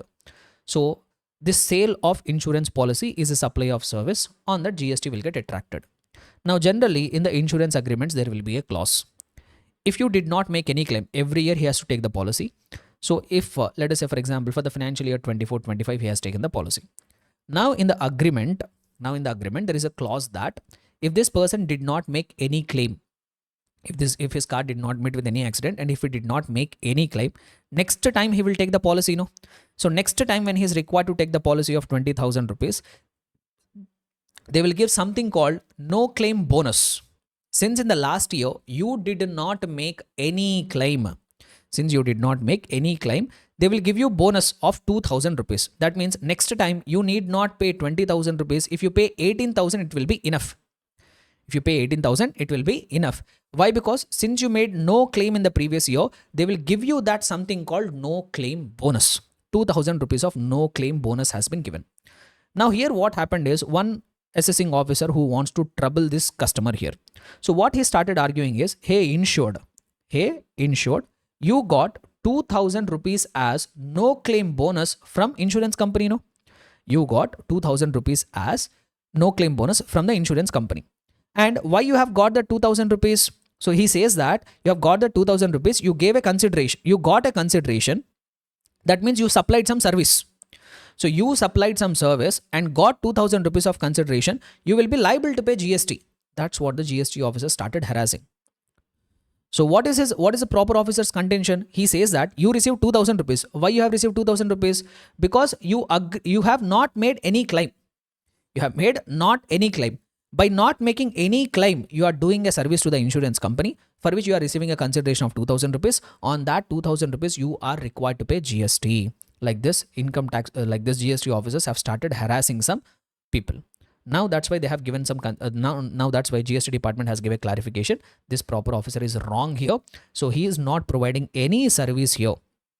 It is not any service. He is not providing any service. So if he's why? Because it is not an obligation. It is not an obligation that it is completely his choice. Insurer, if he makes any claim, he will not get this consideration. If he doesn't make any claim, he will get that no claim bonus. So that's why what the GST department has clarified is, I will tell you just here, GST department has clarified that no, here there is no service happening here.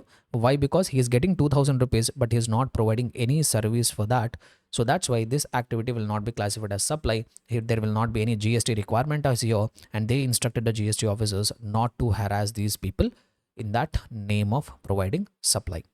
So this is one gist of the I have given here. The regular class we have understood it in a detailed manner, but since this being a marathon, this is what they say here. So I will read the summary. NCB, no claim bonus, is a reduction in the gross premium where no claims are made during previous policy periods.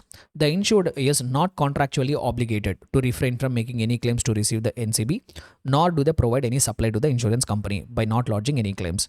Therefore, NCB is not considered as consideration for any supply. There is no GST on that. Okay. So from where we have come till here, actually we are discussing section 7 subsection 1 clause A, where they have told that when an activity will be classified as supply, first there should be goods, there should be services, some form of supply should have taken place, and there should be consideration. And next thing they say here, one more essential condition, it should be in the course or furtherance of the business. So that activity should have been taken place in the course or furtherance of the business. Business test we call it. So when an activity has been done in the course or furtherance of the business, then only it will be classified as supply under section 7 subsection 1 clause A. Let me give you one example. Let us say there is a lady. Okay. Let us say there is a lady. Now this lady is having some old jewelry. So there is an old lady. So now she has to meet her expenses. She doesn't have any other source of income to meet her expenses. She's having some old jewelry. This old jewelry, she has sold that jewelry to another person for a consideration. Let us say, for example, some 2 lakh rupees of consideration she has got it for selling the old jewelry. Now, if you see here, as per section 7 subsection 1 clause A, are there goods? Yes, goods are there. Some form of supply is happening? Yes, sale is happening. Is there a consideration? Yes. Can we classify it as supply? No. Why? Because the last condition is failed here. It is not in the course or furtherance of the business. So this lady is not into the business of, this lady is not, it is not her regular activity to sell the jewelry and get the money. So since it is not in the course or furtherance of the business, it has failed the business test. So this activity will not be classified as supply. On the other hand, let us say, for example, we have Joy Alucas. So they are having the jewelry. Now, one day a customer has walked inside the store of Joy Alucas. They sold some jewelry. In return, they have received 5 lakh rupees of consideration. Can this activity be classified as supply under section 7 subsection 1 clause A? Absolutely, 100% yes. Why? Because there are goods. Some form of supply sale has taken place. Is there a consideration? Yes, there is a consideration. Is it in the course or furtherance of the business? Yes, it is in the course or furtherance of the business. Joy Alucas' usual activity is to sell the jewelry and make the money out of it. Clear, everyone? So that business test is very, very important. So if something fails the business test, then that activity can't be classified as supply. Able to understand, everybody? So that is what the third condition. It should be in the course or furtherance of the business. The meaning of the business and all they have given it here. You can have a look at it. So whatever it is, with this we have completed section 7 subsection 1 clause A, which is saying when an activity can be treated as supply. So 4 things: there should be goods or services, there should be some form of supply, there should be consideration, and it should be in the course or furtherance of the business. Clear, everybody till here? Comfortable with the discussion? See, to the business test, there is one small exception. See, we told that as per section 7 subsection 1 clause A, in order to classify as supply, in order to consider as supply, it must be in the course or furtherance of the business, right? Now there is one exception to that. That means in some cases, even if an activity is not in the course or furtherance of the business, still we call it as supply. So that is given under section 7 subsection 1 clause B, which says that if you are importing services, if you are importing services for consideration, and that too for which you are paying a consideration. So if you are importing the services, that too for a consideration, here you need not have the business test. So this activity, importation of services for a consideration, whether or not in the course or furtherance of the business, that could be for your personal purposes, that could be for your business purposes, doesn't matter. That will qualify as supply under section 7 subsection 1 clause B. Okay, so that's what this provision says here.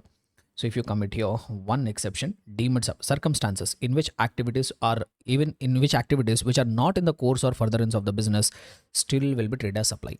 So what is that? In case of importation of services and you are paying consideration for that, then it will be deemed to be supply whether it is made in the course or furtherance of the business or not. So that is what section 7 subsection 1 clause B says. So with this we have completed section 7 subsection 1 clause A and also section 7 subsection 1 clause B also we have covered. But in between, we have one more clause, section 7 subsection 1 clause AA. Sir, what does that section 7 subsection 1 clause AA says? That any activity or transaction between the person who is other than individual. If there is a person who is other than individual, if any activity or transaction takes place between the person other than individual and its members or its constituents. Members or its constituents. So any activities or transactions between the person who is other than an individual and its members or constituents for consideration for consideration in the form of cash, deferred payment, or any other valuable consideration, then that activity will be considered as supply under Section 7, Subsection 1, Clause AA. That's what this provision says. I will give you an excellent example to make this provision sit in place. But if you have to read the provision, if you have to memorize the provision, it says that any activity or transaction which has taken place between a person other than individual and its members or its constituents for consideration in the form of cash, deferred cash, or any other valuable consideration, that activity will be classified as supply under Section 7, Subsection 1, Clause AA. Sir, what do you mean by this? Let us say, for example, there is a residential welfare association. They have created one society. So there is a apartment in which members are there, flat owners are there. So all these flat owners, they have created one society. So here this society is a person other than individual. No, this society is a person other than individual. Now this society is providing some activities, or this society is providing some services, or this society is doing some transaction with its members. See, this society is nothing but a combination of these members. These members have come forward, created this society. Now this residential welfare association, they are collecting some consideration. Let us say, for example, in that society, they are required to do gardening, they are required to undergo generator maintenance, and some other maintenance activities are there. Now what this residential welfare society is doing is, it is providing some activities, and for providing that activities, they are receiving from every person, let us say, for example, some 10,000 rupees every month they are collecting. So now this activity will be considered as supply under Section 7, Subsection 1, Clause AA. So now why they have put it is, earlier there used to be one case law which used to say that these kind of person other than individual and its members both are one and the same. There used to be court judgment for that. See, this society is nothing but a what? Combination of members only, no? This society is nothing but a combination of members only. So previously there was one case judgment, it used to say that residential welfare society we have and members we have. See, both are one and the same. No, the members only collectively created residential welfare association. So if some activity is going from residential welfare association to its members, it is not some transaction with the outside party. Both are same. It is just like I'm taking something from this hand and keeping it in another hand. Both are my hands only. No. So there used to be one court judgment in the previous tax laws, where they used to treat that the people who have created this entity and its members both are one and the same. So according to the court judgment, people used to argue that, so when the society is providing the services to its members or its constituents, it doesn't mean providing service to any outsider, both are same. So this transaction should not be classified as supply. People used to argue. In order to rule out that, the government has brought up this Section 7, Subsection 1, Clause AA. By bringing this Section 7, Subsection 1, Clause AA, government is saying that, no, we will not treat it as same person. These two will be treated as distinct persons only. A person other than individual and its constituents, both are not same persons, both are two different persons, and any activity or transaction which is provided between the person other than individual and its members or constituents in some consideration in return, that activity will be classified as supply under Section 7, Subsection 1, Clause AA. So this has been provided to overrule that previous judgment of the court. Clear? Able to understand, everybody? Right. So that is what Section 7, Subsection 1, Clause AA. So we have covered Section 7, Subsection 1, Clause A, Section 7, Subsection 1, Clause AA, Section 7, Subsection 1, Clause B we have covered. Now we have Section 7, Subsection 1, Clause C, which I call it as deemed supply. Which I call it as what? Deemed supply. Sir, what is this deemed supply? So Section 7, Subsection 1C, Clause C says that there are certain activities or there are certain transactions, and if those activities or transactions, even if made without consideration, even if no consideration is involved in those transactions or activities, still it will be deemed as supply. Still it will be deemed as what? Supply. So as we all are aware, one of the essential condition in order to qualify as supply under Section 7, Subsection 1, Clause A is there must be consideration. But they have identified few activities where if those activities are conducted even without consideration, still they will be deemed as supply. And what are those activities, sir, which will be deemed as supply even without consideration? Those activities are given under Schedule 1. Where those activities are given? Those activities are given under Schedule 1. And in that schedule 1, how many activities they have given is 4 activities they have given, 4 paragraphs they have given, para number 1 to 4.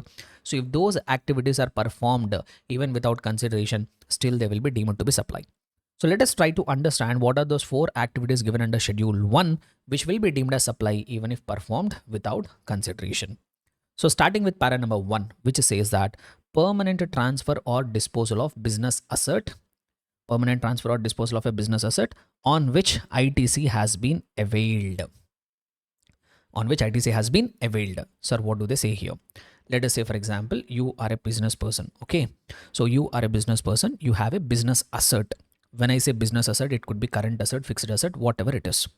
So if you are a business person, if you are having any business asset, and on that asset, you have availed input tax credit.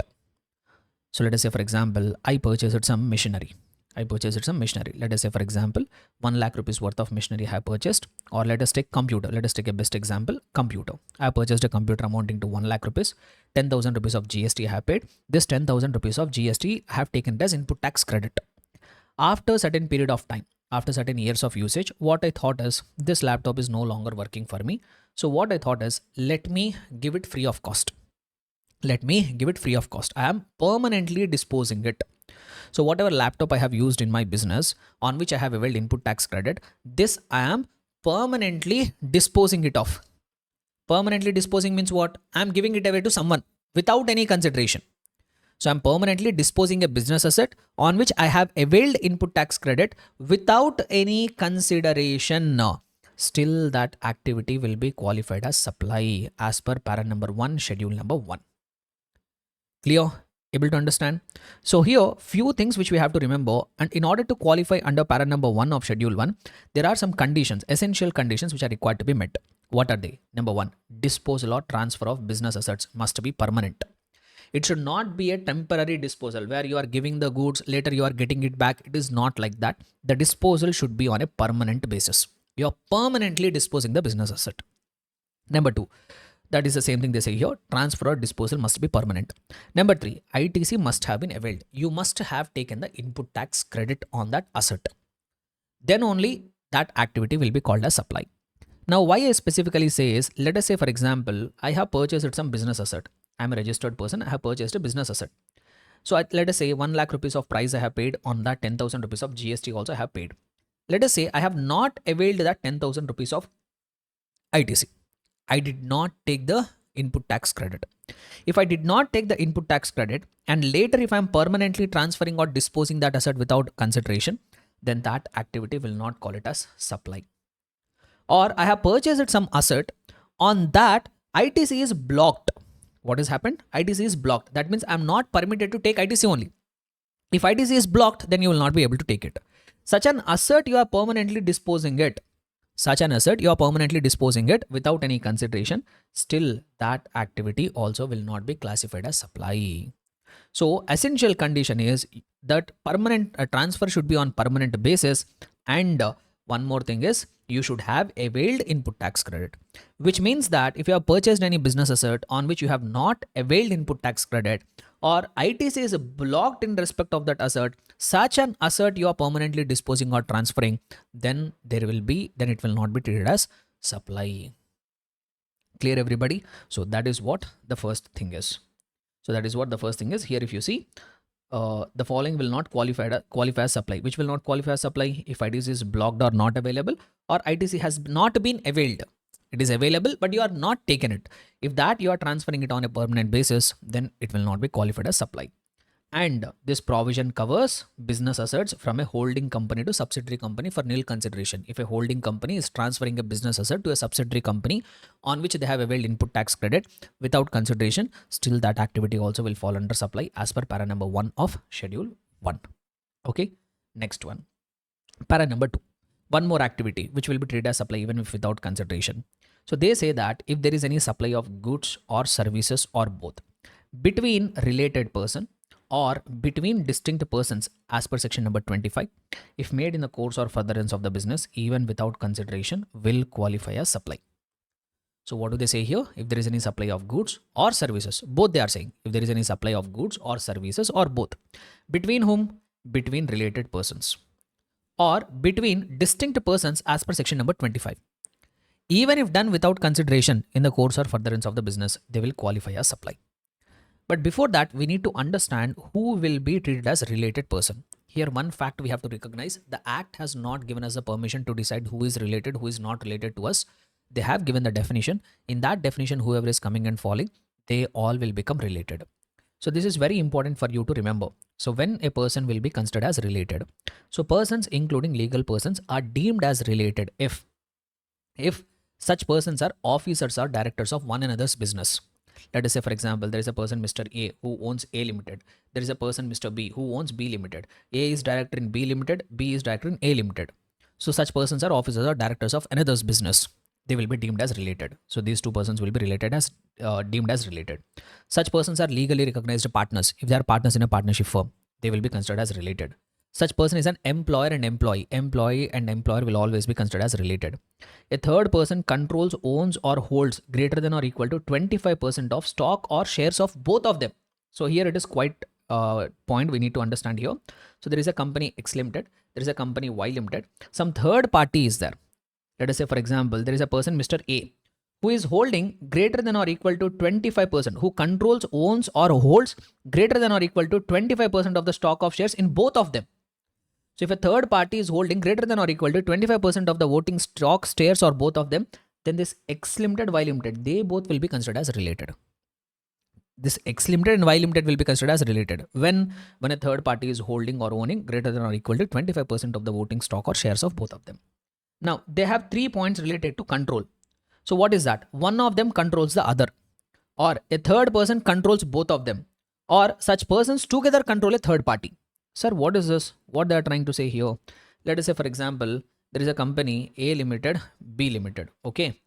A is controlling B or B is controlling A. They will be considered as related. Or both are controlled by third party. C Limited is controlling A, C Limited is controlling B. Then also both will be considered as related. Or both are collectively controlling some third party. Then also they will be considered as related. So regarding control, 3 points they have. One is controlling the other, or both are controlled by one common party, or both are controlling one common party. So all these people will get related here. Now if you pay close attention, everybody in this chain will get related. A and B Limited will get related. C and A Limited will get related because they are having control. C and B Limited is related. A and D Limited is related. B and D Limited is related. Everybody will get related here. So control point is very important. One is controlling the other. Both of them are controlled by a third party, or both of them collectively control a third party. So then they all will become related. Next, not just that, such persons are members of the same family. If you are the members of the same family, then also you will always be considered related. Here, who will fall under the family definition? Damn important here it is. Spouse and children. If there is a person, his spouse, his children, or her spouse, her children, whether dependent or not, doesn't matter. Spouse and children will always be considered related. Spouse and children will always be considered related, whether they are dependent or non-dependent. Whereas parents, grandparents, brothers, sisters of the person, if they are wholly or mainly dependent. So these people, parents, grandparents, brothers, sisters, they will become related only if they are wholly or mainly dependent. So very important, my dear students, spouse or children, whether they are dependent, not dependent, doesn't matter. They are always considered as related, same family. Grandparents, parents, brothers, sisters, they will be considered as related only if they are wholly or mainly dependent on them. Now someone will come and say, sir, my brother-in-law, is he related? No. Why? Because he is not falling under spouse, children, parents, grandparents, brothers and sisters. Clear? Right. So if any supply of goods or services are happening between such related persons, even if without consideration, it will be deemed as supply. Or distinct persons as specified under section number 25. Sir, who are distinct persons under section number 25? Let us say, for example, there is a person, Mr. A. He is having a place of business in Tamil Nadu state, let us say. So he is having a place of business in Chennai. He is having one office in Chennai. And he is also having one more office in another location of Tamil Nadu. Let us say, for example, Madurai. So he is having a place of business in Chennai. He is also having a place of business in Madurai. Both are in Tamil Nadu. Now, generally what he can do is, both the places of business he can operate under single registration. He need not take multiple registrations for different places of business in the same state. He can operate under single registration. But still, If he wants a separate registration, department will grant him separate registration also. It is voluntary. If you want, you can operate multiple places of business in the same state under single registration. On the other hand, if you voluntarily want multiple registrations, department will not hesitate. They will give you multiple registration. Let us say, for example, this person has taken a separate registration and for Chennai location, and this person has taken separate registration for Madurai location also. So both are separately registered. In case if any goods or services are getting transferred, then these two will be, if they have taken two separate registrations, they will be treated as distinct persons. They will be treated as distinct persons, and if any supply of goods or services are happening between these two entities without any registration, still it will be considered as supply. Sir, both are entities of same person? No, sir. Yes, both are entities of same person, but still under section 25 they have told that if you are having multiple places of business with a different registration, all that will be considered as distinct persons, and any supply of goods or services between that distinct persons even without consideration, it will be deemed as supply. Clear, everybody? Now let me give you another case. Let us say, for example, there is a person, he's having a place of business in Chennai, he's also having a place of business in Bangalore. Sir, can he now operate these two businesses under single registration? No. Why? Because Tamil Nadu, Chennai belongs to Tamil Nadu, Bangalore belongs to Karnataka state. So for each state, you have to take separate registration. So here it is mandatory for him. He will take separate registration with Tamil Nadu. He will take separate registration for Bangalore location. So here also they will be treated as distinct persons. If any goods or services are getting supplied, even if without consideration, still it will qualify as supply. Not just that, there is one more case. Let us say, for example, there is a person, Mr. A. He is having a electronics store. He is having a electronics store, and he's having an electronics store in Chennai. He's having an electronics store in Chennai, for which he has taken registration. For which he has taken a registration with the Tamil Nadu government. Now in Karnataka, in Bangalore, he's having a bar. He's having a bar where he's selling alcoholic liquor for human consumption. As we all are aware, alcoholic liquor for human consumption is outside of the purview of the GST. Yes or no? So for this Bangalore location, he will not take any registration. Why? Because on alcoholic liquor for human consumption, there will be no GST. Still, these two entities also will be treated as establishments of distinct persons. These two will be treated as what? Establishment of distinct persons. So if a person is having a registered place of business in one state and another establishment in another state where he is making some non-taxable supplies and all, still these entities also will be treated as establishments of distinct persons if any supply of the goods or services is happening between these establishments of distinct persons, then also it will be treated as supply. Let us say, for example, he's having a bar at Bangalore. In that bar, he needed one TV. So what he thought is, anyhow, in my Chennai store, I have a TV. I will transfer that television from my Chennai store to the Bangalore bar where I will keep it. So here, this activity he is doing without any consideration because both are belonging to same person. Still, it will be considered as supply as per para number 2 of schedule 1. Clear? Right. So 2 activities we have covered, where even if without consideration, it will be deemed as supply. Number 1, if there is permanent transfer or disposal of business asset. Number 2, supply between related persons or distinct persons. Clear? Everybody comfortable till here? Right. Next one. Now, coming to the para number 3. Para number 3 is talking about supply of, and one more thing, my dear students, but in the para number 2 also, we have one more thing. So here we have one important point. See, we are saying employee and employer is also related, right? So literally speaking, if any gift is given by employer to an employee without consideration, so since employer and employee both are related, this activity also should have fallen under supply definition.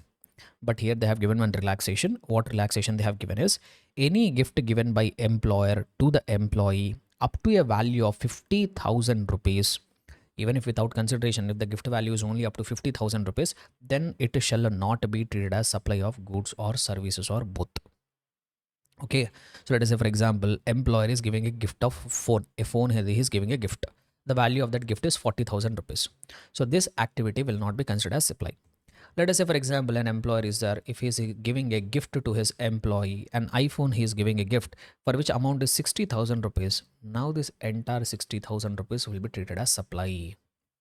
So that's what here, gifts up to 50,000 rupees in value in a financial year by an employer to an employee shall not be treated as supply of goods or services. However, if the gift value is more than 50,000 rupees, if made without consideration, they will be treated as supply, and on that GST will become applicable. Clear? Right.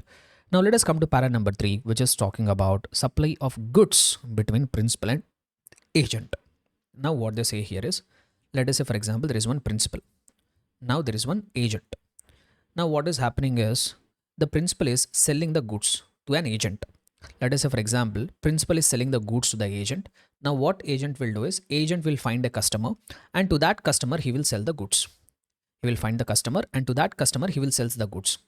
But initially, when the principal is transferring the goods to an agent, he will be doing it without any consideration.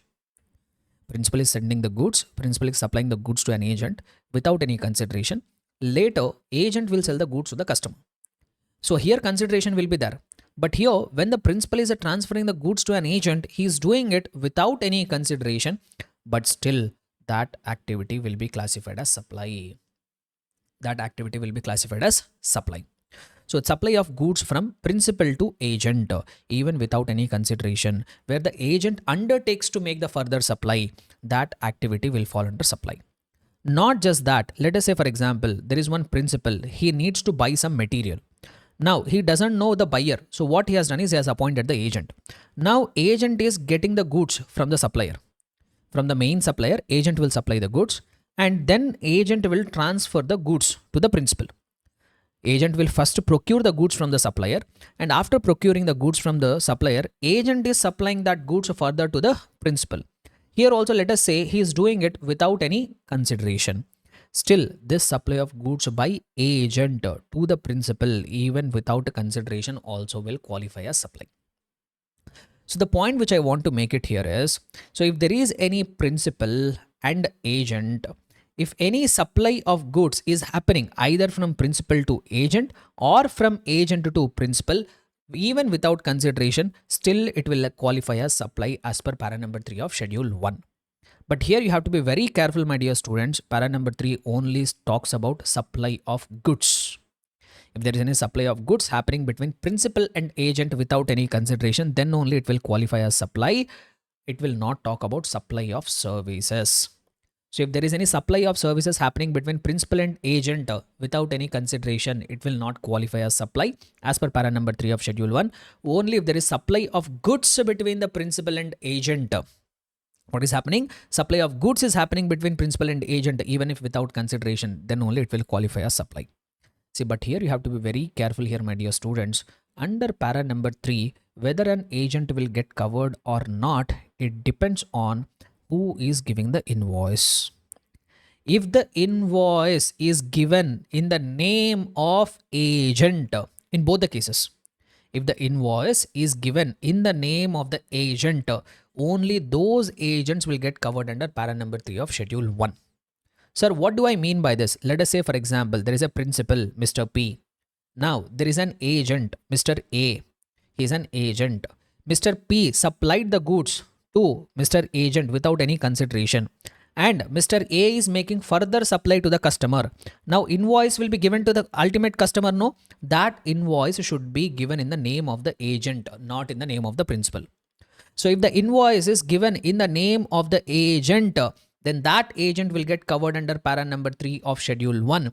And that agent, and if any supply of goods is happening between that principal and agent without consideration, then only it will qualify as supply. In case if the invoice is not given in the agent's name, if invoice is given in the principal's name, then this agent will not fall under para number 3 of schedule 1 and supply of goods between that principal and agent will not qualify as supply without consideration. So one essential condition, whether agent will fall under para number 3 or not, that depends on invoice is given in whose name. Invoice should be given in the invoice should be given in the agent's name. Same case for the second case also. Let us say for example, principal has appointed the agent to procure the items. So agent is procuring the item from the ultimate supplier. Now agent will supply that goods to principal. So here also whatever invoice has been given, invoice should be in the name of the agent. If the invoice has been given in the name of the original supplier, then that agent will not fall under para number 3 of schedule 1.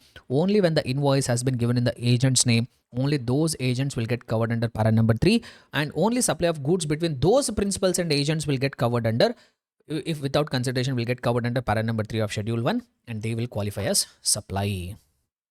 Clear? Able to understand everybody? So this is one essential condition, my dear students, that invoice should be given. The first thing is you have to decide whether agent is falling under para number 3. And when agent will fall under para number 3, if the invoice is given in the agent's name, not in the principal's name. Clear? Next one.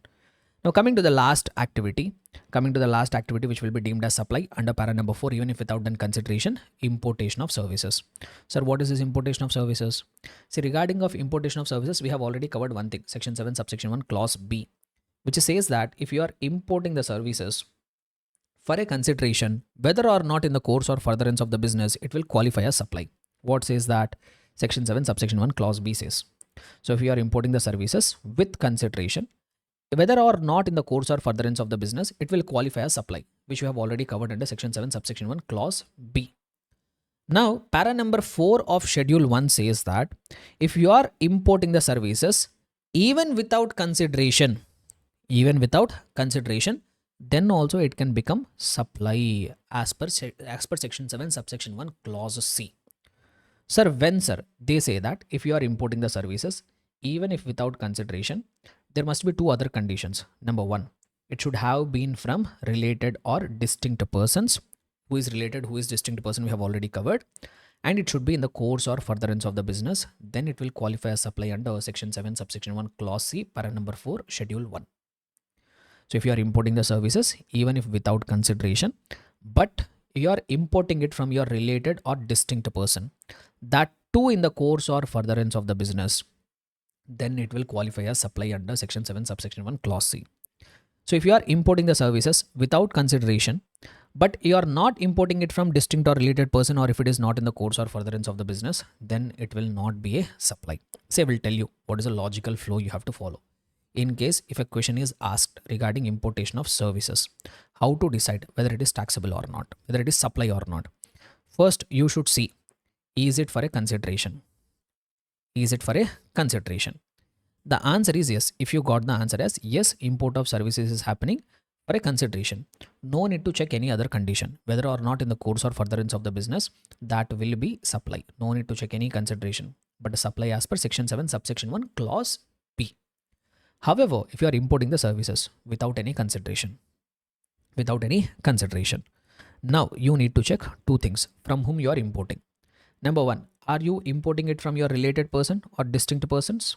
Distinct person as per section number 25. That means establishment of same entity or related person. So then you need to check, are you importing it? You are importing without consideration. Then you need to check, is it from related or distinct person? If the answer is yes, let me put it this way. Are you importing it from related person? Yes. The answer is yes. Then you need to check, is it in the course or furtherance of the business? Course of business. You need to check, is it in the course of business? Then also answer is yes. Then it will fall under supply definition as per section 7 subsection 1 clause C, para number 4 of schedule 1. Now another case. Sir, are you getting it from related persons? The answer is no. I'm not getting it from related person. I'm importing the services for a consideration, but it is from a other than related or distinct person. Sir, will it qualify as supply? No. Directly it will not qualify as supply. No supply. Not be treated as supply. Or sometimes what will happen is, yes, you are importing the services from related or distinct person, but it is not in the course or furtherance of the business. It is not in the course or furtherance of the business, then also it will not qualify as supply. So in case if you are importing the services without consideration, extra 2 conditions you have to check. It should have been received from related or distinct person, and it must be in the course or furtherance of the business. So when these 2 conditions are satisfied, then only it will qualify as supply under section 7 subsection 1 clause C. So that's what the entire summary, even I have given it in the material. If it is with consideration, no need to check even business condition also. Directly supply under section 7 subsection 1 clause B. If it is without consideration, then you need to check 2 things. Number 1, it should be from a related or distinct persons, and also it should be in the course or furtherance of the business. When these 2 conditions are satisfied, then it will be deemed as supply. When even any of this condition gets violated, it will not be a supply at all. No GST. Clear everybody? So this is what regarding para number 4.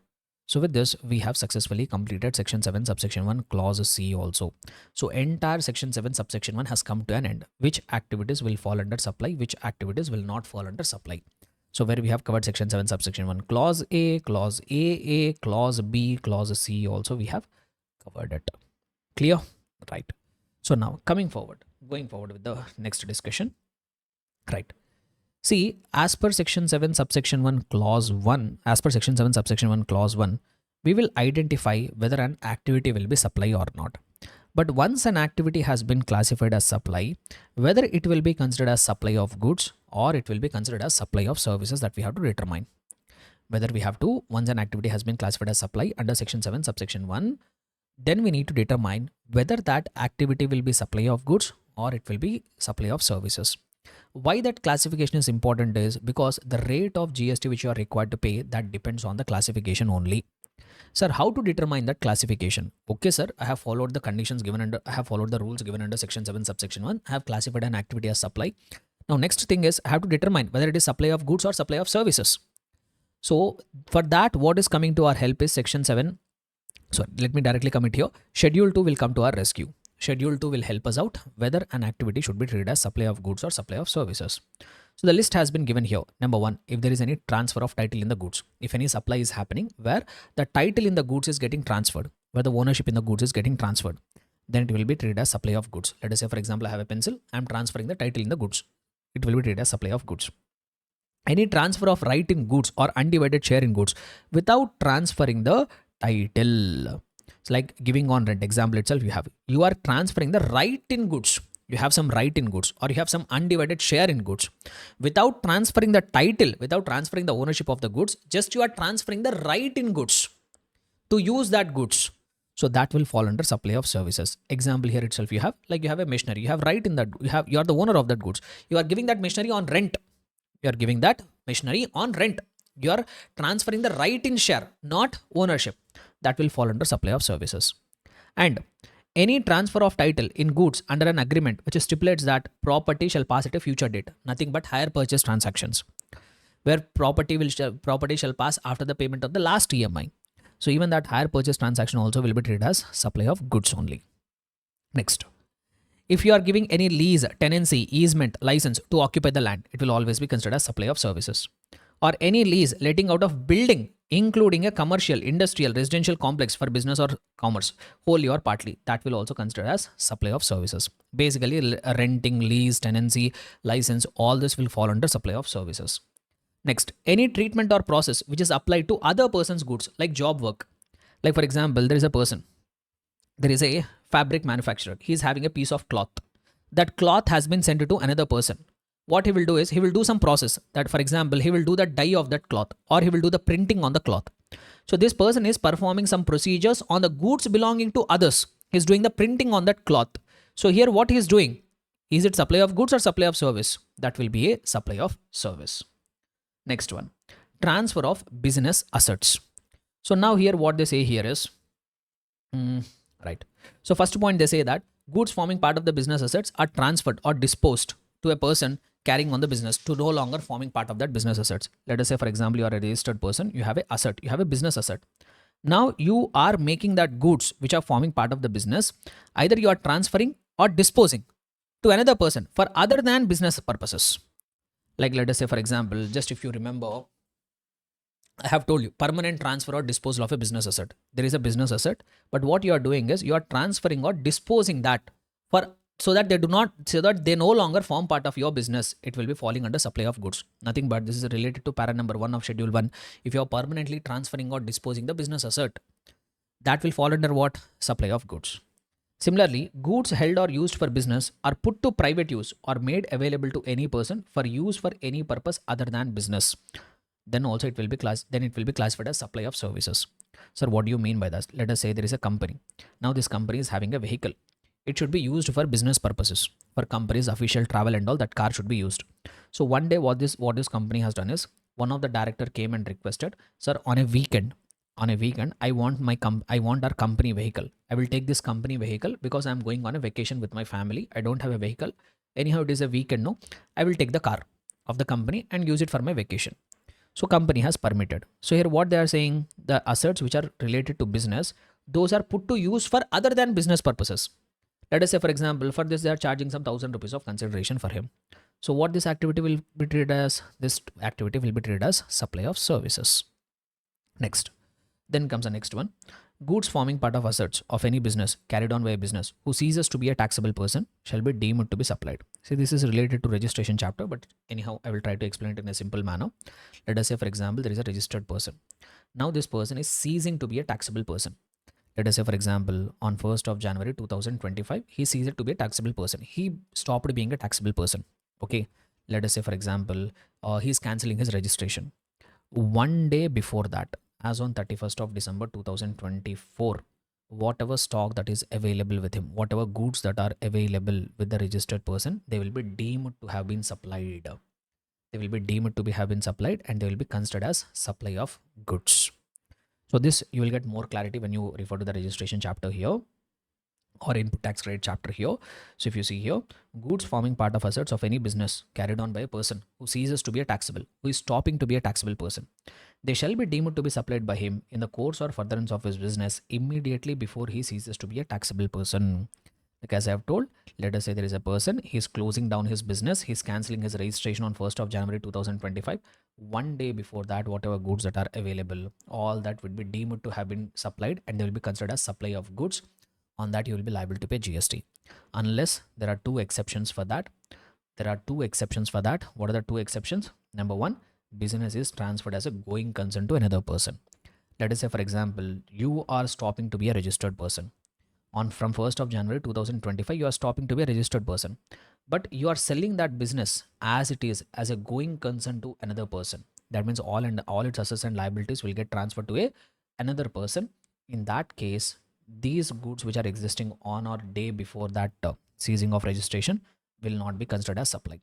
Why? Because you are transferring it as a going concern. No, all these assets will be taken over by next person, which he will use it for his business and make a further supply. So in that case, it will not be considered as supply of the goods. Similarly, when the business has been carried on by legal representative, sir, what is this case? Let us say, for example, registered person is there on 1st of January 2025, he expired, he ceases to be a taxable person. Now his business is taken over by his legal representatives. In that case also, one day before whatever goods you have, that will not be deemed to have been supplied. Why? Because that business will be continued by legal representatives, no, who will use that assets for their business purposes, make further supply and pay the GST. Clear? So simply, if I have to put it, if a person ceases to be a taxable person, one day before that, whatever goods which are available, all that will be deemed to have been supplied. Goods forming part of assets, everything will be deemed to have been supplied. Except two exceptions are there. Number one, he is ceasing to be a taxable person, but he is transferring that business as a going concern to another person. Or a person is ceasing to be a taxable person, but his business is getting carried on by legal representatives. Then it will not be considered as supply of the goods. Next one. Next comes to renting of immobile properties. If you are renting any immobile property or if you are carrying out any construction activities, they will be considered as supply of services. If you are doing any, if you are renting any immobile property or if you are doing any construction related activities, they will also be considered as supply of services. So now regarding the construction activity, I have, see, in case of construction, in case of sale of building, in case of sale of building, whether it will be considered as supply of service or it will fall under schedule 3. Schedule 3 is there, which will be considered as which will talk about those activities which will be neither considered as supply of goods, not even considered as supply of services. Now there is one point. In case if the sale of completed building is happening, whether it will be considered as supply of service or it will fall under schedule 3, so that it will neither be considered as supply of goods, not even considered as supply of services, it depends on few factors. It depends on few things. I'll try to cover both. So here we have one point related to this construction, and similarly in the schedule 3 also, in the negative list also, you will be able to find one related negative list like sale of land and sale of building. So in case of sale of building, there is one thing, there is one small thing, whether it will be treated as supply of service or it will be neither supply of goods nor supply of services, that depends on one small thing which we are supposed to do.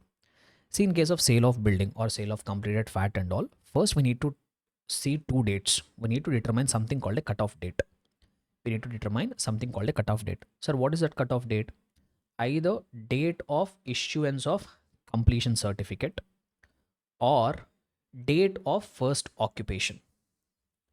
Date of first occupation, whichever is earlier, that we have to determine. That will become the cutoff date. Two dates, my dear students. date of issuance of completion certificate by the competent authority, or date of first occupation, whichever is earlier that we have to find out. That will become the cutoff date. Let us say, for example, there is one building which is getting sold. Date of issuance of completion certificate by the respective authority is 15th of June 2025. Whereas date of first occupation is 30th of June 2025. Whichever is earlier. Which one is earlier? 15th of June 2025 is earlier. So this will be my cutoff date. 15th of June 2025 will be my cutoff date. See, if the entire consideration has been received after this cutoff date, if entire consideration, not even a single rupee, if the entire consideration has been received after this cutoff date, let us say, for example, building is getting sold for 1 crore. If entire consideration has been received after this cutoff date, it will fall under Schedule 3. It will fall under sale of completed building, sale of immobile property, neither supply of goods, not even supply of services, not at all supply only. It will not come under GST purview. However, even if a part of the consideration is also received before that cutoff date, let us say, for example, building is getting sold for 1 CR. 10 lakh rupees has been paid before 15th of June 2025 only. Balance 90 lakh rupees has been paid after the completion, after this cutoff date. Then entire 1 CR will be considered as construction service. It will be considered as supply of services. That is going to attract GST. Clear? Able to understand? So this is how you have to determine whether in case of sale of completed building, will it fall under supply of service or will it fall under negative list is. So first you have to determine cutoff date. What will be the cutoff date? Date of first occupation or date of issuance of completion certificate, whichever is earlier. If entire consideration, 100% of the consideration is received after the cutoff date, then it will be sale of completed building and it will not be subjected to GST. Even if 1 rupee of consideration is also received before this cutoff date, then entire value will be treated as construction service, which will attract GST at the applicable rate. Clear? Able to understand, everybody? Right. So I have covered both the things associated. Next. Then apart from that, temporary transfer or permitting the use or enjoyment of any intellectual property. If you're temporarily transferring or permitting the use of intellectual property rights like patents, copyrights and all, that will also fall under supply of services. Development, design, programming, customization, adoption, upgradation, enhancement, implementation of IT software. All of these activities will be considered as supply of service. Not just that, if you are agreeing to obligation to refrain from an act, if you are agreeing not to do some act, or if you are agreeing to do some act, or if you are tolerating an act. So 3 activities they say here, my dear students, as a part of any agreement or contract. Either you are agreeing to refrain, so you are stopping yourself from doing something, or you have agreed to tolerate, or you have agreed to do an act, to do, refrain or tolerate an act in respect of a consideration, then those activities will be considered as supply of services. So if you are agreeing to refrain from an act, or if you are agreeing to tolerate an act, or if you are agreeing to do an act, those activities will fall under supply of services. So regarding this, we have a detailed circular which we will read at the CA final level, at the CA inter level. Just remember this much, it will be enough. Similarly, transfer of right to use any goods for any purpose, whether or not for specified purpose like cash, deferred payment. Simply giving any right to use the goods like giving the machinery on hire and all, that will also fall under supply of services. Then they talk about 2 composite supplies. Number 1, if you are providing any works contract services where supply of goods is also involved, supply of services is also involved. Or even if you take the restaurant services, in these services also supply of goods also will be involved, supply of services also will be involved. But still, these activities will always be considered as supply of services. These activities will always be considered as what? Supply of services. So works contract services and restaurant services, they will always be considered as supply of services. Clear, everybody? So this is what regarding schedule number 2. So once an activity has been classified as supply, whether it will be a supply of goods or it will be a supply of services, according to this schedule 2, we are going to decide it. So from all this, what is the most important thing here is this construction of complex or building civil structure along with the associated that negative list related point, that is going to be important from the examination perspective. Clear, everybody? Comfortable till here? Right. So now we will proceed further with the discussion. Now we will try to understand those activities, those non-supplies under GST. which means there are certain activities which have been given under Schedule 3. There are some activities which have been notified by way of a notification. And also there are some circulars which have been given. Through all that, the government is notifying few activities which will be neither considered as supply of goods, not even considered as supply of services, which means these activities will not qualify as supply only. If these activities doesn't qualify as supply, they will not, sorry, they will not at all come under, so sorry, they will not come under GST purview at all. That means on these activities, there will be no GST. Sir, what are the activities which will be neither considered as supply of goods, not even considered as supply of services? First, we will talk about those activities given under Schedule 3. So starting with Schedule number 3, here also we have various paragraphs. Starting with para number 1, services provided by employee to the employer in the course or in relation to his employment. So we all know that there will be some employees in the organization, and there will be employer also. Let us say, for example, an employee of Reliance is working for their employer. So as an employee, they are providing the services to the Reliance, and in return, Reliance will pay them salary. So if you pay close attention here, all the conditions of 7 subsection clause A is getting fulfilled. So there is a service, there is a supply happening in return for a consideration in the course or furtherance of a business. But did you ever hear the employee collecting the salary along with the GST? Did you ever hear from anybody that employee is providing the services to the employer for which he will get a salary? Did you hear from anybody that he will also collect his salary along with the GST? No. Why no, sir? It is fulfilling all the conditions given under Section 7, Subsection 1, Clause A. It is qualifying as supply, no. But still, no GST is getting implemented. Why? Because that has been given in the Schedule 3. So they say that whatever services which are provided by employee to the employer in the course or in relation to his employment, in the course of his relation to his employment, will neither be considered as supply of goods, not even considered as supply of services. They will be completely outside of the GST purview. That's why we don't find employees collecting from their employer even GST also. That's why we don't hear about it. Clear? But one thing you have to remember, only those services which are in the course of employment will be covered under Schedule 3. If some service is getting provided outside the employment, outside the course of his employment for a consideration, it will not qualify as supply. It will not be considered under Schedule 3. It will fall under supply definition. So let us say, for example, he's a chartered accountant. Okay, he's employed with some company for which he's getting salary. Apart from that, he's doing some activity beyond his employment to the employer for which he's getting consideration. That activity will not be covered under Schedule 3. That will qualify as supply. So only those activities which are in the course or in relation to his employment will be outside of the ambit of GST. And here, one thing you have to remember, this example is very important. Any amount paid by employer to the employee for not joining a competing business cannot be considered for providing services in the course of employment. That means this is something which is provided beyond the course of the employment. It will fall under supply definition. On that, GST will come. Specifically, this example is very important. This we generally call it as non-compete fees. So I can't go into the background explanation and all, but just this point is very important. All this we explain in our regular sessions and EOB sessions. But like this also, one point is that this you have to remember. So what you will remember, any amount paid by employer to the employee for not joining a competing organization is not something which is provided in the course of employment. This will fall out of Schedule 3. This will be considered as supply. On that, GST will be payable. Okay, so this is where many students will get confused. So this point is very, very important. Similarly, services provided by any court, tribunal established under any law for the time being in force. So today we have courts or tribunals for providing justice.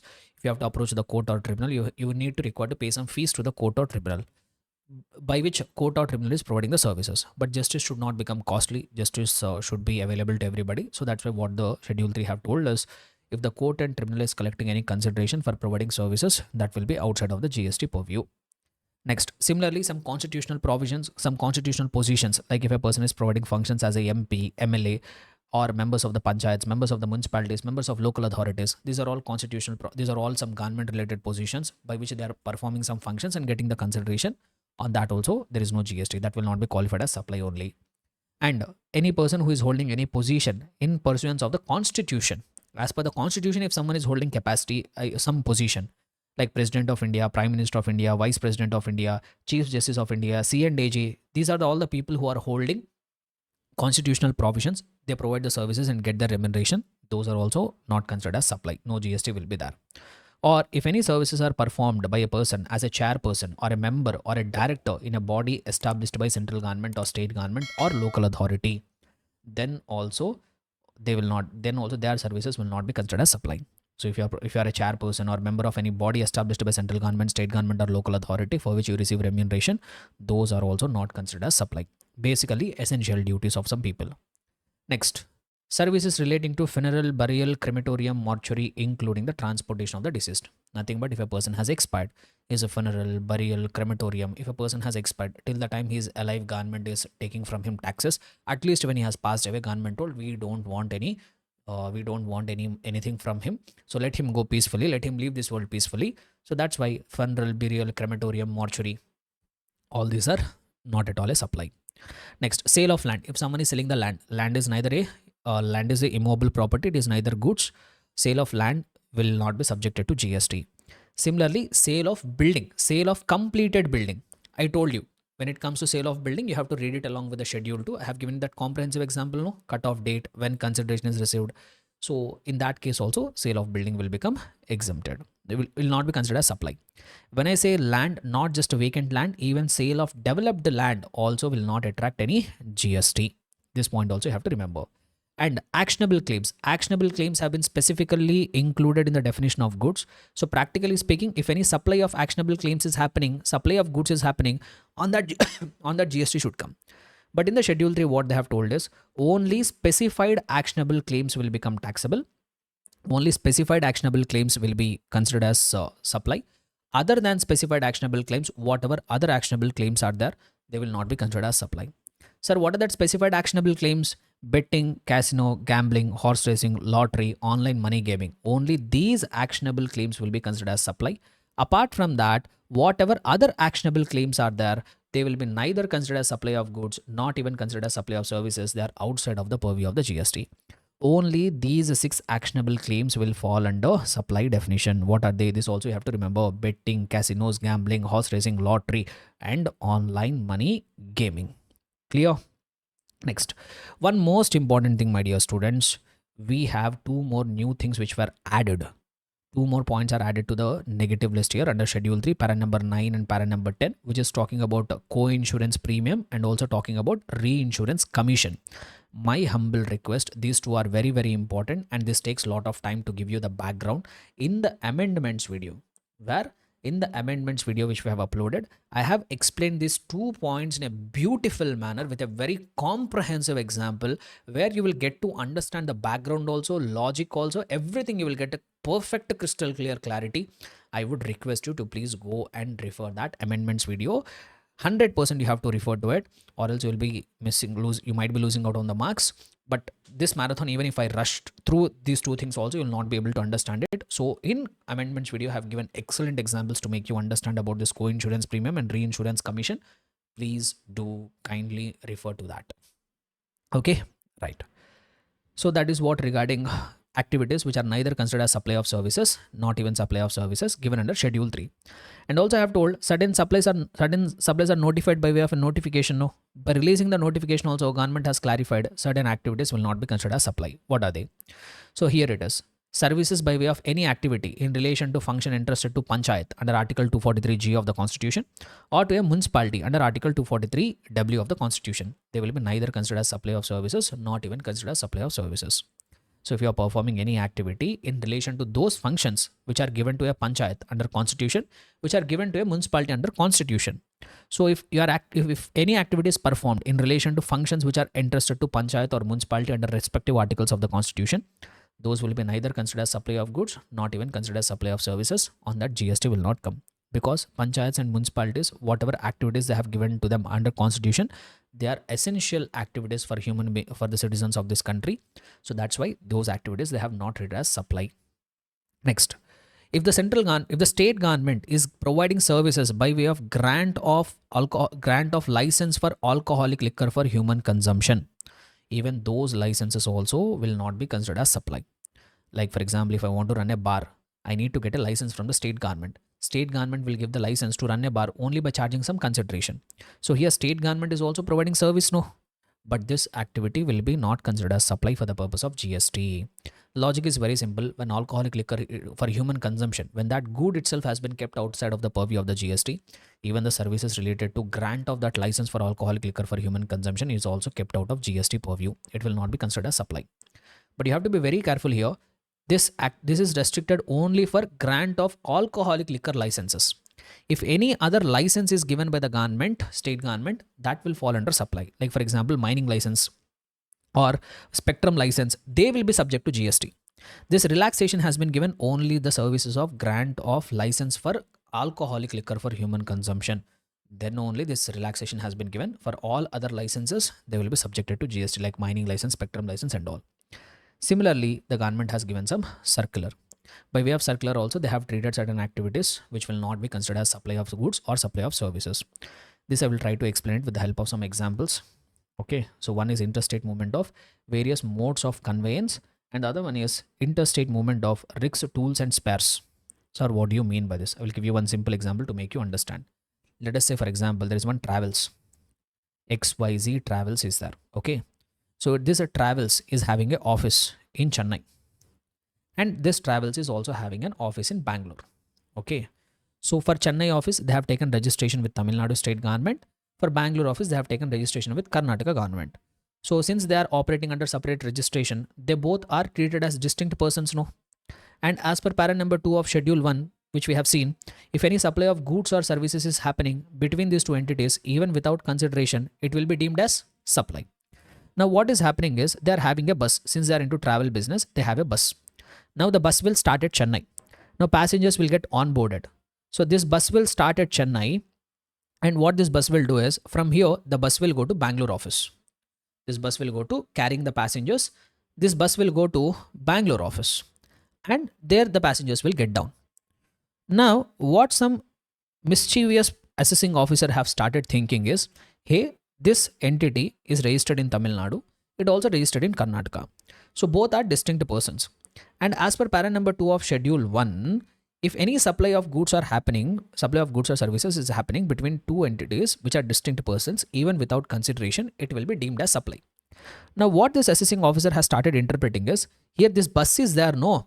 This bus is going from Chennai to Bangalore without any consideration. And both are distinct persons.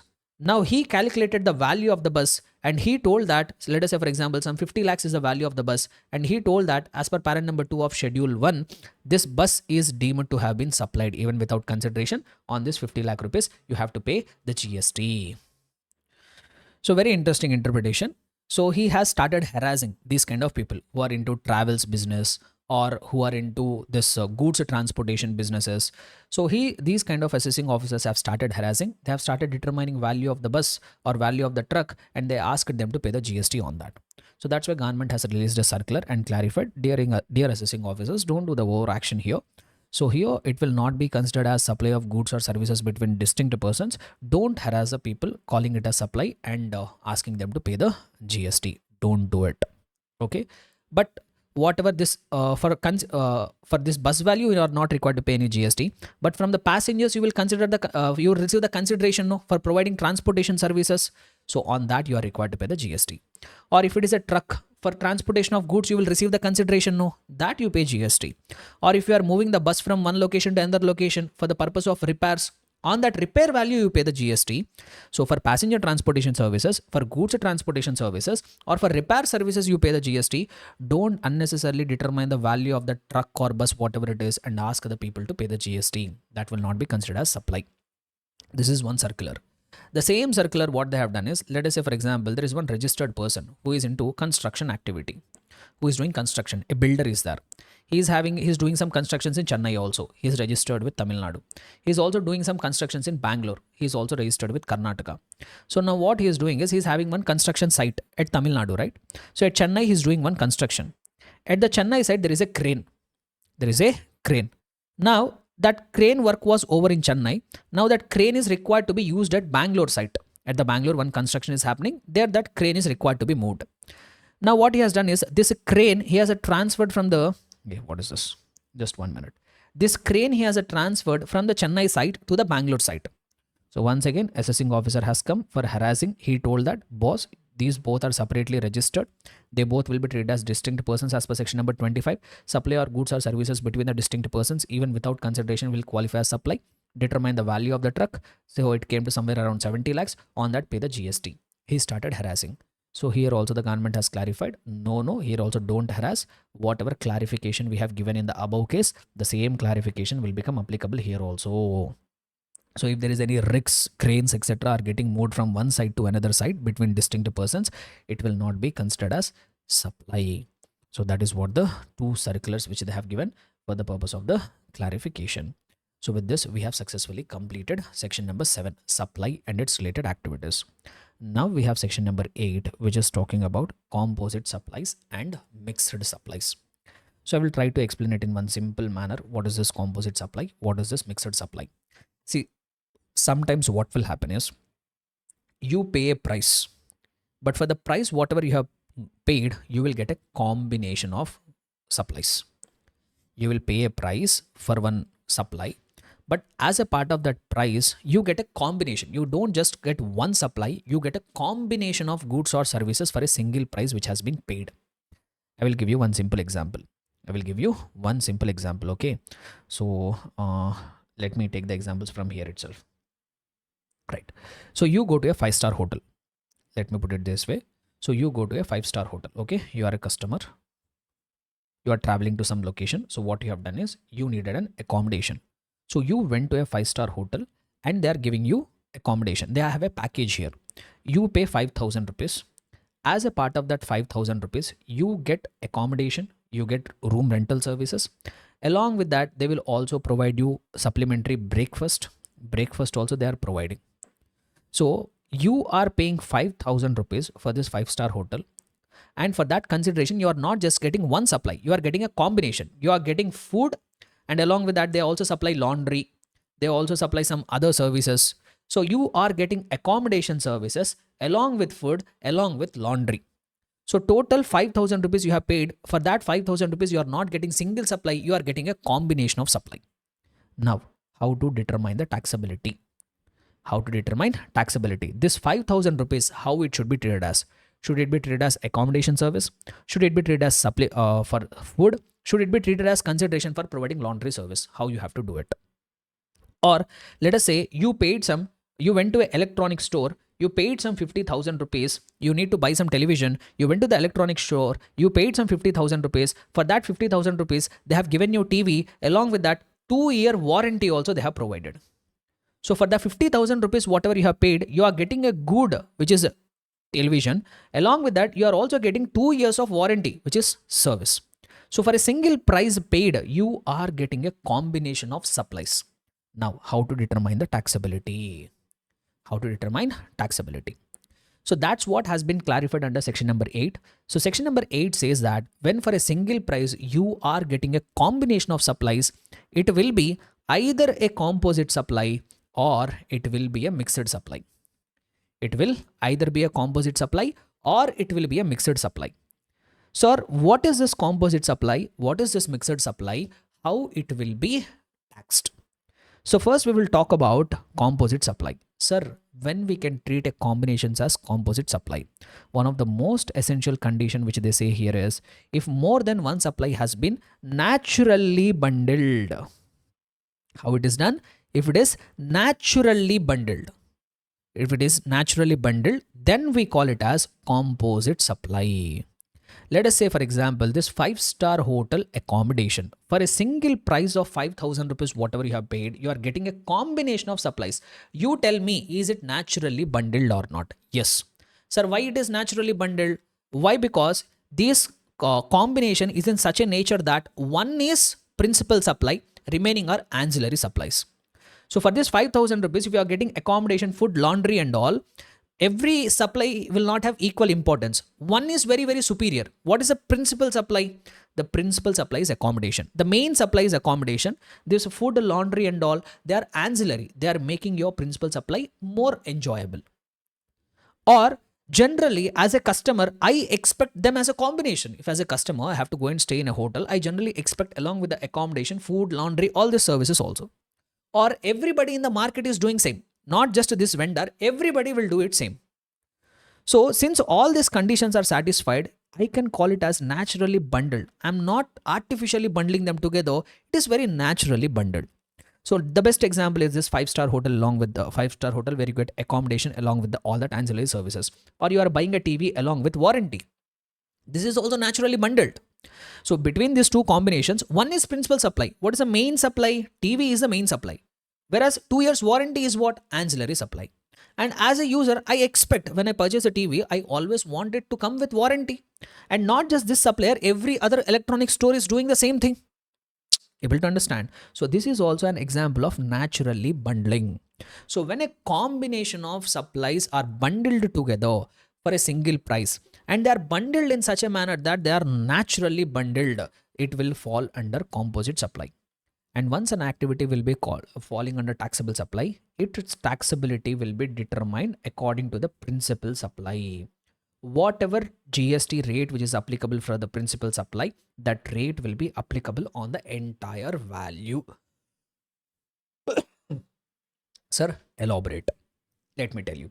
So if you take this five-star hotel accommodation, so you are getting accommodation, you are getting food, laundry. Let us say, for example, for accommodation, rate of GST applicable is 5%. For food, rate of GST applicable is 18%. For laundry, let us say rate of GST is applicable is 12%. Now, I told it is a composite supply. No, if it is a composite supply, you have to determine out of this entire combination, what is the principal supply? Tell me, what is the main supply? Accommodation is the main supply. Now, this entire supply will be treated as supply of principal supply only. So this entire 5,000 will be deemed as if it is a consideration only for accommodation, and whatever rate which is applicable for this principal supply, entire value of the supply will attract GST at that rate of principal supply.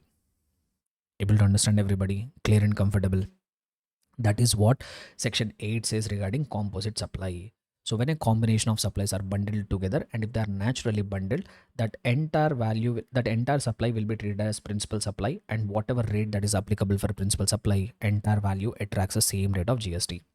And let us say here, this services also, you paid 50,000 rupees for two bundles. The TV will attract 18% GST, services will attract 12% GST. What is the principal supply? TV. So this entire 50,000 will be treated as principal supply of TV, and this entire 50,000 will attract the GST at the rate of 18%. Next. Sir, what is mixed supply? So what is mixed supply is, here they simply say that if two or more supplies are getting provided for a single price, and if they are not naturally bundled, that means if they are not falling under composite supply definition. If they are not falling under composite supply definition, then they will fall under mixed supply. Simply, if I have to put it, you are paying a single price for which you are getting a combination, but if they are not naturally bundled, they will become mixed supply. I will give you one example. Let us say, for example, Cadbury. Cadbury is selling one Diwali pack. One gift box they are selling. In that Diwali pack, there are 4 components. There are 4 compartments are there. 4 spaces are there. In one space, they have kept chocolate. In one space, they have kept dry fruits. In one space, they have kept some small crackers, safe crackers, they have kept it. And in one more box, they have kept some sweets. So you pay some 3,000 rupees and you will get this Diwali pack, where for the single price, you are getting multiple supplies. You tell me, are these are naturally bundled? You tell me, out of all this, what is the principal supply? What is the principal supply? So out of this combination, I am not able to identify what is principal supply and what is ancillary supply. Why? Because one person, for example, in a family, 4 members are there. Okay. So father is likely to have sweets. If a family has purchased this box, for father in the family, he might be purchasing it. For him, sweets might be principal supply. So there might be a mother. For mother, dry fruits might be principal supply. So there is a daughter. For daughter, chocolates might be a principal supply. There is a son. For son, crackers might be a principal supply. So these items are bundled in such a manner that they are not naturally bundled. None of them is a principal supply. Everything is having its own prominence. So here you are paying a single price for which you are getting a combination, and they are not naturally bundled. It will not fall under composite definition. Now it will fall under mixed supply. Now how to determine the taxability of mixed supply? So section 8 says, if it is falling under mixed supply definition, determine individual rates. Let us say, for example, chocolates attract 5%, dry fruits attract 12%, crackers attract 18%, sweets attract another 5%. In case of mixed supply, you have to treat that entire value as if supply of that item which is attracting highest rate of GST. So out of all these items, which product is attracting highest rate of GST? If you see here, crackers is attracting highest rate of GST, and this entire 3000 rupees will be treated as supply of this prominent product, and this entire 3000 rupees will attract GST at the rate of 18%. So very simple, my dear students. In case of mixed supply, you need to determine which of the component has highest rate of GST, and entire value will be taxed at the rate. Entire value of the supply will be taxed at the highest rate of GST among all its components. Clear, everyone? Clear and comfortable, everybody? Now, there could be another case also. In some cases, what will happen is, let us say for example, you have taken your car. You have taken your car to service center. Now, when you have taken the car to the service center, they will do the service also. They will do the repairs also. They will incur some replacement parts also. Now, let us say for example, that service center has given you a bill. The service center, they have given you a bill. Let us say for example, parts, part A 10,000, part B 5,000, repairs 15,000, total amount they have kept it. Now if this is the case, now how to determine the rate of GST, how to determine the taxability? See, like this it is there, where bifurcation of everything has been given. See, it will be neither composite supply nor mixed supply. Why? Because for every item breakup has been given. So what you can do is, since you know the breakup of each and every item, so what is the rate applicable for part A you determine. Let us say part A attracts 18% GST. On this 10,000 rupees, 18% GST will apply. Part B attracts 5% of GST. So on this part B, 5% GST you will get. On repairs, 12% of GST will become applicable. On this individual value, 12% GST you have to apply. So if in case if you are paying a price for all the products, for a group of products, but price of each product is available separately, then whatever applicable rate of that respective item is there, that rate you have to multiply and you have to pay the GST. Clear, everyone? So that is what they try to say it here. That is what they try to say it here. This one, more than one supply made together and taxed at the individual rates. So they are neither composite supplies nor they can be categorized as mixed supplies. So that entire supply shall be treated at the respective rate applicable to that particular supply. Understood? Everybody comfortable? So this is what the overall concept regarding supply under GST, where we have covered section number 7 and also we have covered section number 8. Clear and comfortable, everyone? Right. So here and there few circulars will be there. Once you are thoroughly done with this concept, please do refer to that circulars in this chapters given. Yes, so since we are done with the revision of the chapter supply under GST, now we are going to pick up the next most important chapter from the examination perspective, registration chapter we are going to pick up. So very easy chapter, very important from the examination perspective. The entire chapter I have tried to summarize here. So whatever is there in this summary, so that we will try to have a quick understanding. Quick revision actually we'll try to do.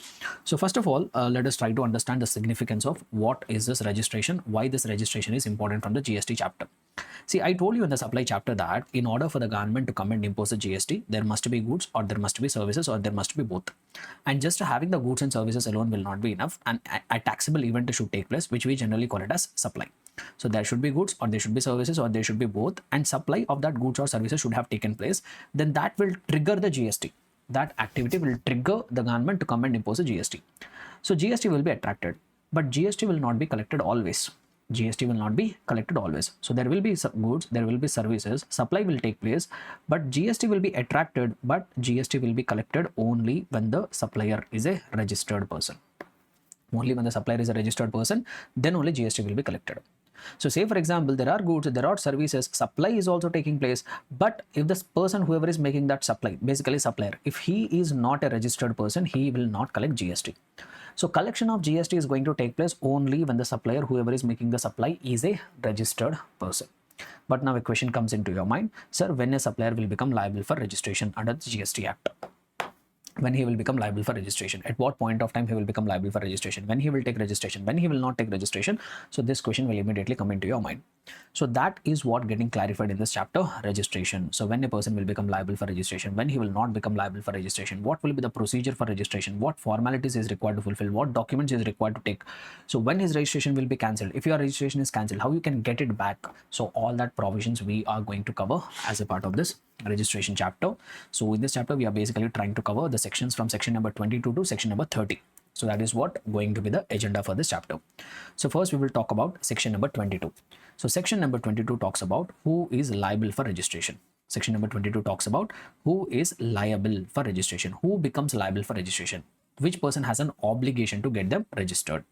So 29 subsection 1 says that a supplier is required to take a registration in a state or union territory from wherever he is making a taxable supply if his aggregate turnover exceeds the applicable threshold limit. So what does section number 22 subsection 1 say? The supplier is required to get himself registered in a state or union territory from wherever he is making a taxable supply. From wherever he is making a taxable supply when if his aggregate turnover exceeds applicable threshold limit. So they are giving a turnover based criteria. So a person will become liable for registration when his aggregate turnover has exceeded certain limit.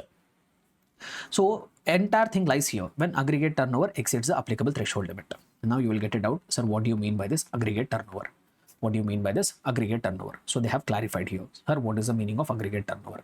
So aggregate turnover includes the value of taxable supplies, the value of exempt supplies. So when I say exempt supplies here, even non-taxable supplies also will get included. So value of taxable supply, value of exempt supplies, value of exports, and interstate supplies of persons having same PAN. All that will become included in the aggregate turnover definition. So what and all will get included? Taxable supplies, those supplies which attract a positive rate of GST, that will get attracted. Even exempt supplies also should be included. So when I say exempt supply, it includes wholly exempted supplies, those supplies which are wholly exempted. It also includes nil rated supplies or zero rated supplies also, you can say. It also includes non-taxable supply. Non-taxable supply means supply of alcoholic liquor for human consumption, supply of that 5 petroleum products, even those values also will be included. So it includes a taxable value, it includes exempt supply. When I say exempt supply, it includes wholly exempt goods, wholly exempt supplies, it includes nil rated supplies, and even it includes non-taxable supply. Not just that, exports also will be included in the aggregate turnover. If you are making any exports, that also will be included in the aggregate turnover. And not just that, supplies between the same persons having between two different persons having same PAN. Like for example, if you remember, say for example, there is a registered person. He is having a place of business in Karnataka. He is also having a place of business in Tamil Nadu. Now we all know that he will take separate registration. He will take registration with the separate registration with the Karnataka government. He will take separate registration with the Tamil Nadu state government. Now what they are trying to say here is, if any supply is taking place between these two, see both the entities are belonging to same PAN. So if any interstate supplies are taking place between two entities having the same PAN, even that value of supply also will be included in the aggregate turnover. So even interstate supplies between the two persons under the same PAN, that also will be added. So all this will be included in the aggregate turnover. Now what will be excluded from the aggregate turnover? So when I say turnover, the turnover figure is exclusive of taxes. The turnover figure is what? Exclusive of taxes. The turnover should not include GST component or GST cess component. CGST, SGST, UTGST or IGST or GST compensation cess should not be included in the turnover definition. And also they have told that aggregate turnover does not include inward supplies under reverse charge mechanism. Inward supplies under reverse charge mechanism also will not get included in the aggregate turnover. Sir, what do you mean by this? Say for example, there is a recipient, there is a supplier. This supplier has supplied some goods or services to the recipient which are getting covered under reverse charge mechanism. Reverse charge mechanism. So say for example, this person, Mr. A, he purchased some goods, he purchased some services on which RCM will become applicable. That means on this, the tax is required to be deposited with the registered person directly with the government. Supplier will not collect, recipient is only required to calculate it. Say for example, 1 lakh worth of goods he has purchased from another supplier which are covered under reverse charge mechanism. Now this person will make sales also. He is a business person. He made purchases. He is also making sales. So say for example, he made some 10 lakhs worth of sale. Now what is his aggregate turnover? Will his aggregate turnover will be 10 lakh rupees, or will his aggregate turnover will be 10 lakh plus 1 lakh of that inwards on which he has paid GST on reverse charge mechanism? So will it be 10 lakh rupees or 11 lakh rupees? The answer is it will be only 10 lakh rupees. Whatever inward supplies you have received which are liable to pay tax under reverse charge mechanism, that will not form part of this person's turnover. It will not be included in this person's turnover. It will form part of supplier's turnover. So we are calculating this person's turnover. In this turnover, this 1 lakh rupees on which this person has paid tax under reverse charge mechanism will not be included. Okay. And one more thing, this turnover has to be computed on all India basis. If you are having a place of business in multiple states, on all India basis, total you have to calculate. So this is how you have to calculate aggregate turnover. So why we understood aggregate turnover? Why? Because in section number 22, subsection 1, they have told that a person will become liable for registration when his aggregate turnover exceeds the applicable threshold limit. So we have understood what is aggregate turnover. Now we have to understand what is the applicable threshold limit. What is that limit beyond which if your turnover goes, you become liable for registration? So now threshold limit depends on states from wherever you are making taxable supply. From wherever you are making, from which state you are making taxable supply, that will determine what is the applicable threshold limit. So now I will say here some shortcuts. If you are a business person and if you are making a taxable supply, if you are making a taxable supply from 4 special category states, those 4 special category states are MMNT. Shortcut I will say MMNT. So MMNT means Manipur, Mizoram, Nagaland, Tripura. If you are a registered person, if you are a business person, if you are making taxable supply, not exempt supply. If you make exempt supply, it is fine.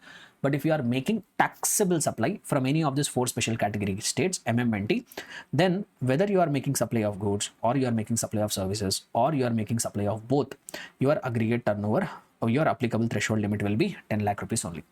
That means if you are making a taxable supply from Manipur, Mizoram, Nagaland, Tripura, then if your aggregate turnover exceeds 10 lakh rupees, then you become liable for registration in every state or union territory from wherever you are making a taxable supply. Able to understand? So this is what the first category. So if they're asking you to determine whether a person will become liable for registration or not, first thing what you need to check is he making taxable supply from MMNT? If yes, whether you are making supply of goods or you are making supply of services or you are making supply of both, you become liable for registration if your aggregate turnover exceeds 10 lakh rupees.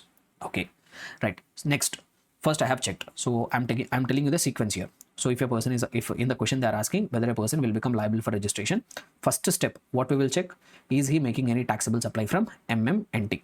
If the answer is yes, then applicable threshold limit will be 10 lakh rupees. Now, in case if the answer is no, he's not making any taxable supply from MMNT, then we have to come to the next step. In case if he's not making taxable supply from MMNT, then we have to come to the next step. The next thing which we need to check is we need to check whether he is making any taxable supply from UPMATs. This is once again a mnemonic. So if you satisfied that he is not making any taxable supply from these 4 special category states, the next thing which you need to check is whether he is making any taxable supply from this UPMATs. Sir, what is UPMATs? Uttarakhand, Puducherry, Meghalaya, Arunachal Pradesh, Telangana, Sikkim. You have to remember it, guys. No other option. You have to remember. So you need to, if the person is not making supply from MMNT, then you need to check whether he's making any taxable supply. So everywhere I'm focusing taxable supply. If he is making taxable supply from any of these 6 states, Uttarakhand, Puducherry, Meghalaya, Arunachal Pradesh, Telangana, Sikkim. If the answer is yes, then whether you are engaged in supply of goods, whether you are engaged in supply of services, whether you are engaged in both, the applicable threshold limit will be 20 lakh rupees. That means if your aggregate turnover exceeds 20 lakh rupees, you will be required to take registration from every state or union territory wherever you are making a taxable supply. So that is the next step. If MMNT is not there, then you have to come to check whether they are making any supply from UPMATs. If the answer is yes, then the applicable threshold limit will be 20 lakh rupees. In case you checked it, even the person is not making any taxable supply from UPMATs also. First we have checked MMNT. No, he's not making any taxable supply from there. Then we have checked UPMATs. He's also not making any taxable supply from there. Then you have to come, then directly what you can say is, if he is not making taxable supply from MMNT, if he's not making taxable supply from UPMATs, then we need to check what supply he is making. If he is exclusively engaged in supply of goods, if he is not making any supply of service, if he is exclusively engaged in supply of goods, then the applicable threshold limit will be 40 lakh rupees. And the applicable threshold limit will be 40 lakh rupees. You will not become liable for registration until your aggregate turnover exceeds 40 lakh rupees. If you are exclusively engaged in goods, you are not providing any service, you are exclusively engaged in supply of goods. On the other hand, if you are making supply of services or you are making supply of both, then applicable threshold limit will be 20 lakh rupees only. If you are exclusively engaged in supply of goods, you become not liable for registration up to a turnover of 40 lakh rupees. But in case if you are making supply of services or you are making supply of goods as well as services, then the applicable threshold limit will be 20 lakh rupees. If your aggregate turnover exceeds 20 lakh rupees, you become liable for registration. Able to understand? So this is what the sequence you have to follow. First to check MMNT. If no MMNT, then check UPMATs. If no UPMATs, then directly the limits will be as supply of goods 40 lakh rupees, supply of services or both, aggregate limit will be 20 lakh rupees. For the sake of your comfort, I will give you a few examples to make you understand it. Say for example, there is a business person. He is making supply from Manipur. from Manipur, he made 5 lakhs worth of taxable supply.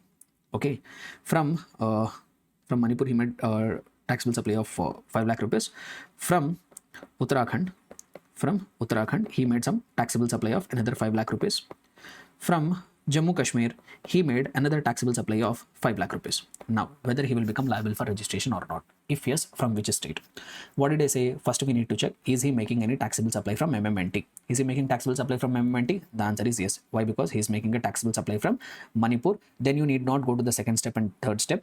Directly, the aggregate turnover applicable, the applicable threshold limit will be 10 lakhs for him. So, what is the total turnover he has made? What is the total aggregate turnover? 15 lakh rupees. So, his aggregate turnover has exceeded the applicable threshold limit of 10 lakh rupees. Now, he become liable for registration, where he will take registration from every state wherever he is making a taxable supply. In Manipur also he will take registration. In Uttarakhand also he will take registration. In Jammu and Kashmir also he will take registration. Clear? So let me draft another example for you. So just to make you more comfortable with the concept, I am drafting these examples. Say for example, there is a person who is in Manipur. From Manipur he made exempt supplies of 10 lakh rupees. Then from Uttarakhand he made a taxable supply of 5 lakh rupees. From Jammu Kashmir he made taxable supply of 7 lakh rupees. Now, so whether this person will become liable for registration or not. First thing, we need to check, is he making any taxable supply from MMNT? In the given case, he is making supply from MMNT, but he is not making taxable supply. What did I say? We need to check whether he is making any taxable supply. In the given case, he is making a supply from Manipur, but he is not making taxable supply. So first condition is not satisfied. Then you come to second condition. We need to check whether he is making supply from UP match. Taxable supply from UP match. Yes, he is making a taxable supply from UP match. So now you need not go to the next point. Now the applicable threshold limit will be, whether you are making supply of goods, supply of services, or whatever you are doing, the applicable threshold limit will be 20 lakh rupees. Now what is aggregate turnover? In the aggregate turnover, everything should be included. Even exempt supplies also should be included. So 10 plus 5 plus 7, it will be 22 lakh rupees, which has exceeded my applicable threshold limit of 20 lakh rupees. This person will become liable for registration, where he will make registration from wherever he is making a taxable supply. In Manipur, he is not making any taxable supply, so no registration required here. In Uttarakhand, he is making a taxable supply. From there, he will take registration. From Jammu and Kashmir also, he will take registration. Clear? I will give you one more last example to make you understand. Say for example, there is one business person.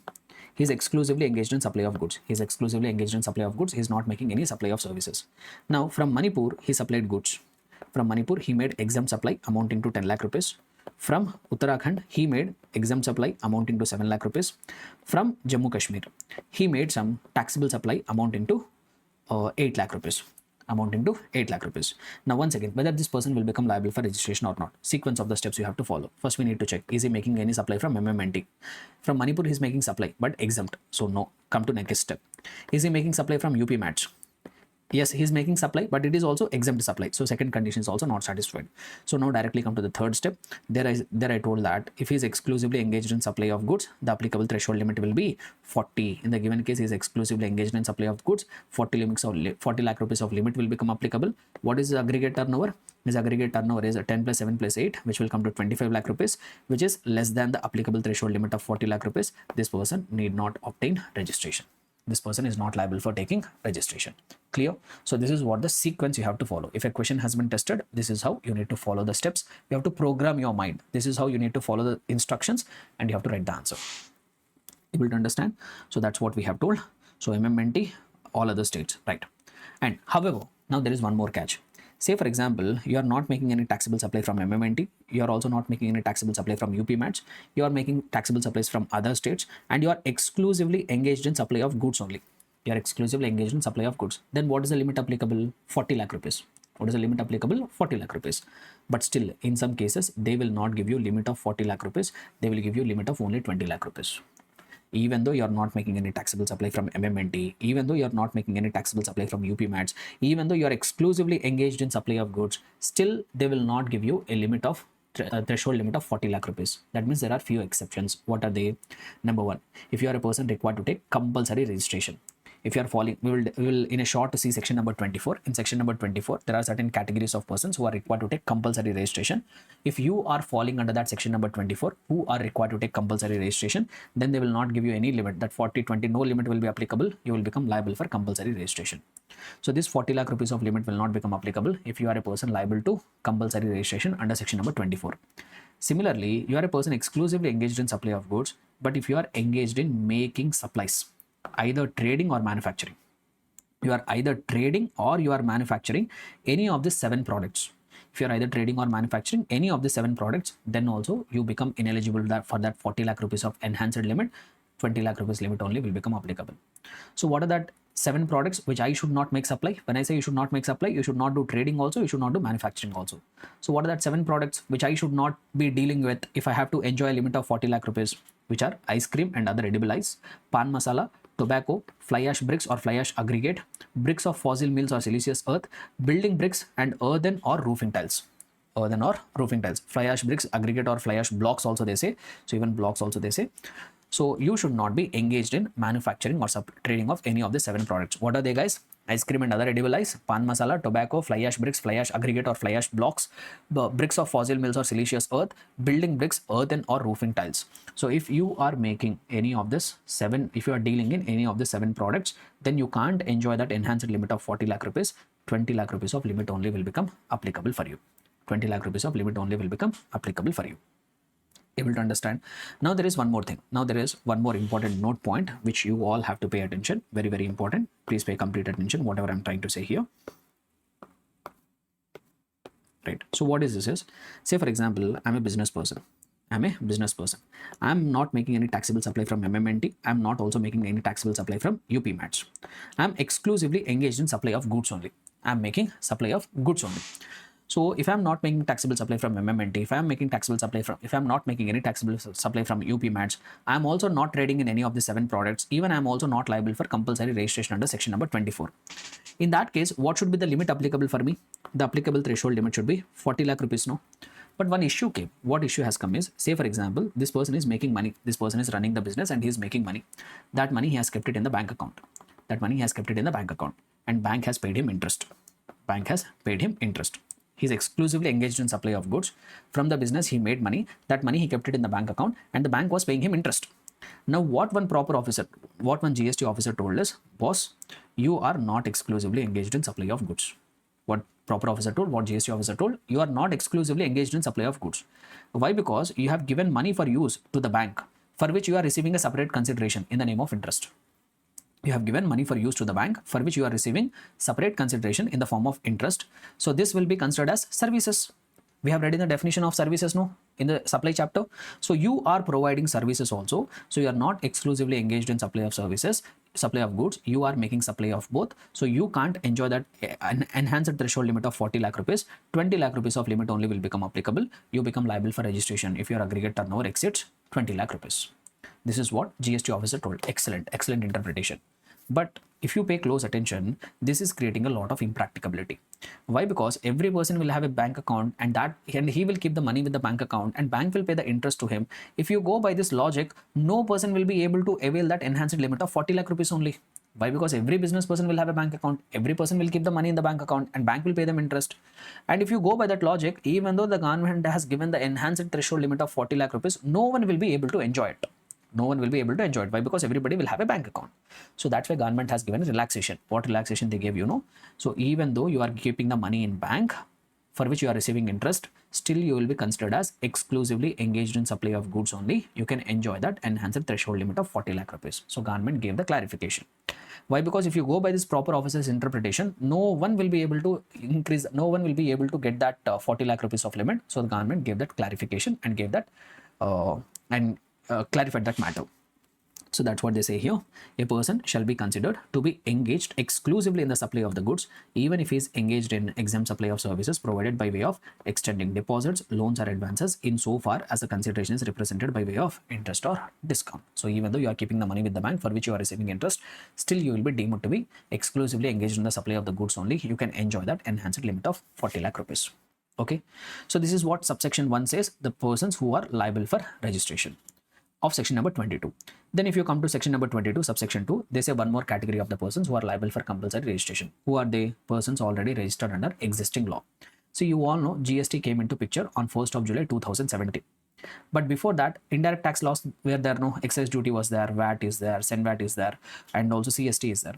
So what initially they told us, when GST has come into picture, at that point of time, if you are already registered under existing laws, if you are already registered under existing indirect taxation laws, then no limit will be seen for you. You become mandatorily liable for registration under GST also. This was a very old provision. Now it is not relevant. They will not ask you in the examination. But just I'm telling you.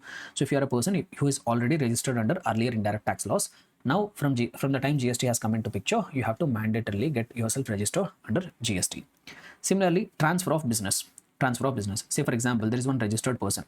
He's registered under GST. This person expired. This person expired. Now his business was continued by his legal representatives. Now legal representatives are continuing his business. Now they say that these persons will become liable for mandatory registration. These persons will become liable for mandatory registration. Not just that. Say for example, there is a registered person. He don't want to continue the business. He is selling that business as a going concern to another person. Now this recipient, whoever has purchased that business on a going concern basis, he become liable for registration. He can't say, I will also wait till I make a turnover of 40 lakh rupees or 20 lakh rupees. You can't say that. Since you are acquiring the business from another person on a going concern basis, you also become liable for registration irrespective of the turnover. Similarly, amalgamation or demerger. Say for example, there is one company X Limited.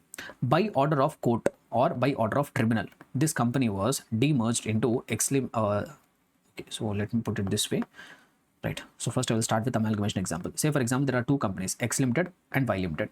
Now what happened is these companies, because of order of a court or because of order of tribunal, these two are getting amalgamated into XY Limited. These two are getting amalgamated into XY Limited. A new company has been created. ROC has incorporated this company Y Limited and they have given the certificate of incorporation. Say for example, the ROC has given the certificate of incorporation on 1st of January 2025. So now what they say here is this newly amalgamated company, they become liable for registration with effect from the date of date on which ROC has given the certificate of incorporation. Clear? Similarly, say for example, there is a company XY Limited, because of order of a court or tribunal, they are getting demerged into X Limited and Y Limited. Now ROC has incorporated both of these companies and it has given certificate of incorporation. So with effect from the date of incorporation of these two companies, they become liable for registration. They have to take registration. Understood? So these are actually the three subsections of 22, which is talking about who are the persons liable for registration under the GST Act. Clear everyone? Able to understand? Right.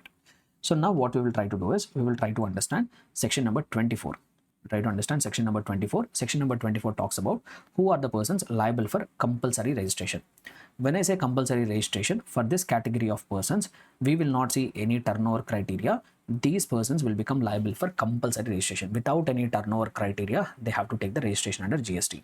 Sir, who are the persons who become liable for compulsory registration? Section number 24 talks about it. Who are they? Number one, persons making interstate taxable supply. Persons making interstate taxable supply. Say for example, you are a person registered in Tamil Nadu. From Tamil Nadu, you have made a supply to Karnataka. You made a interstate supply. Government told if you make any interstate supply, then you become liable for compulsory registration. No turnover, nothing will be seen. The moment you make an interstate supply, you will become liable for compulsory registration.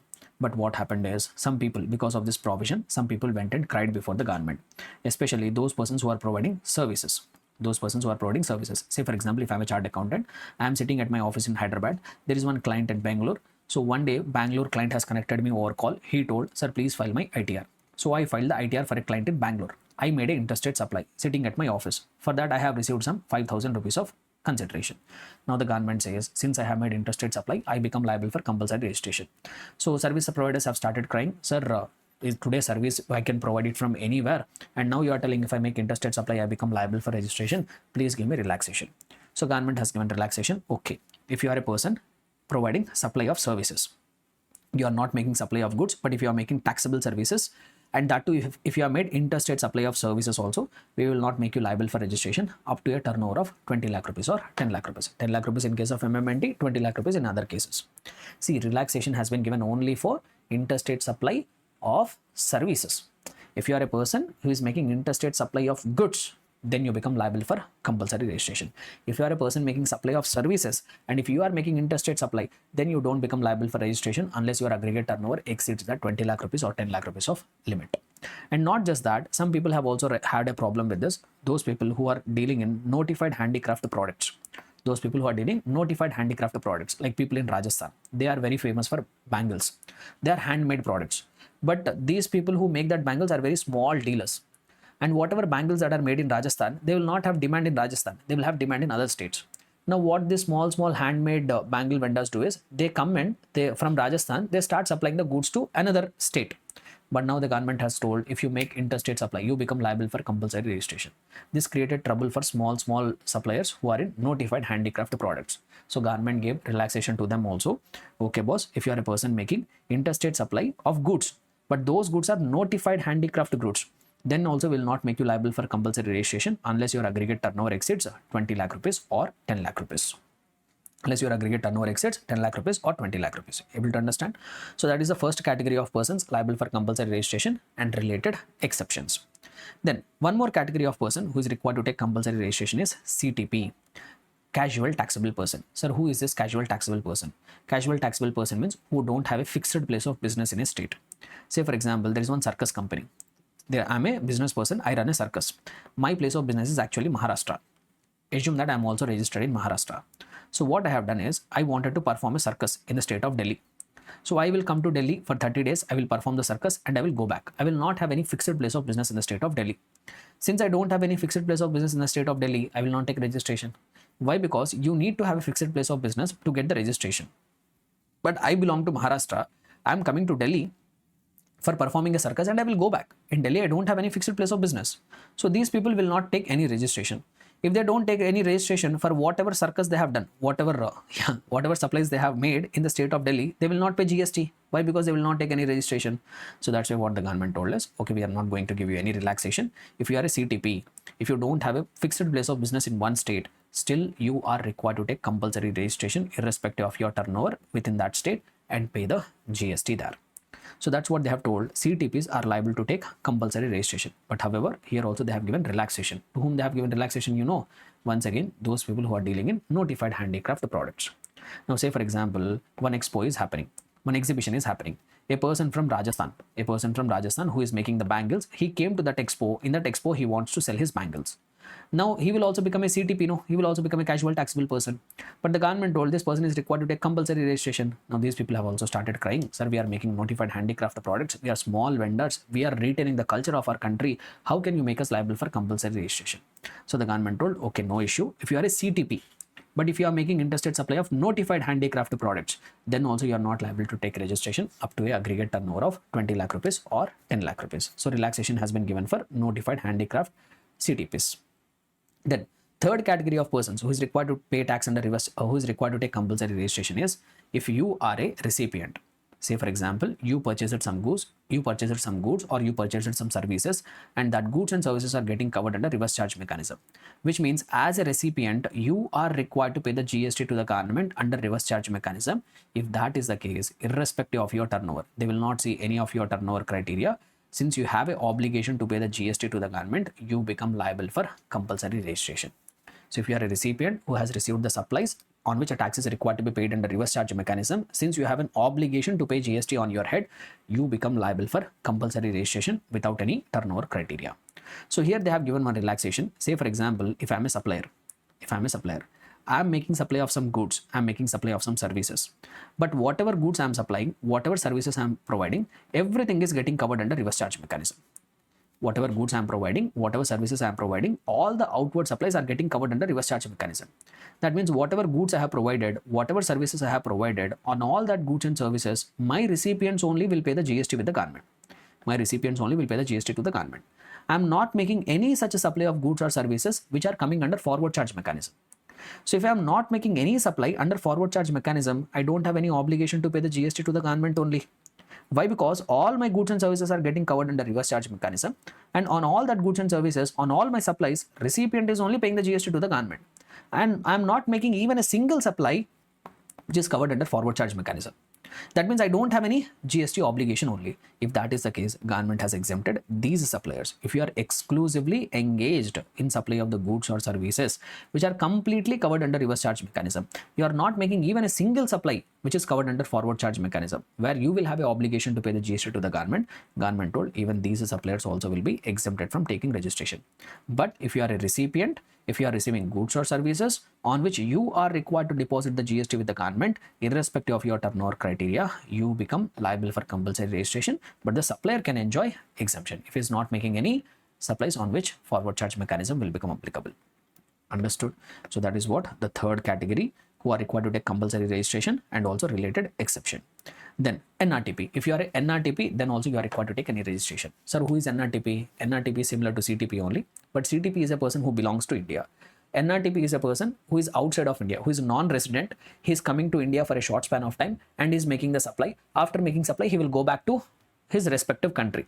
So those people, we call them as NRTPs, and NRTPs also, irrespective of their turnover, they are required to undertake compulsory registration. The name itself says non-resident taxable person. You don't belong to India.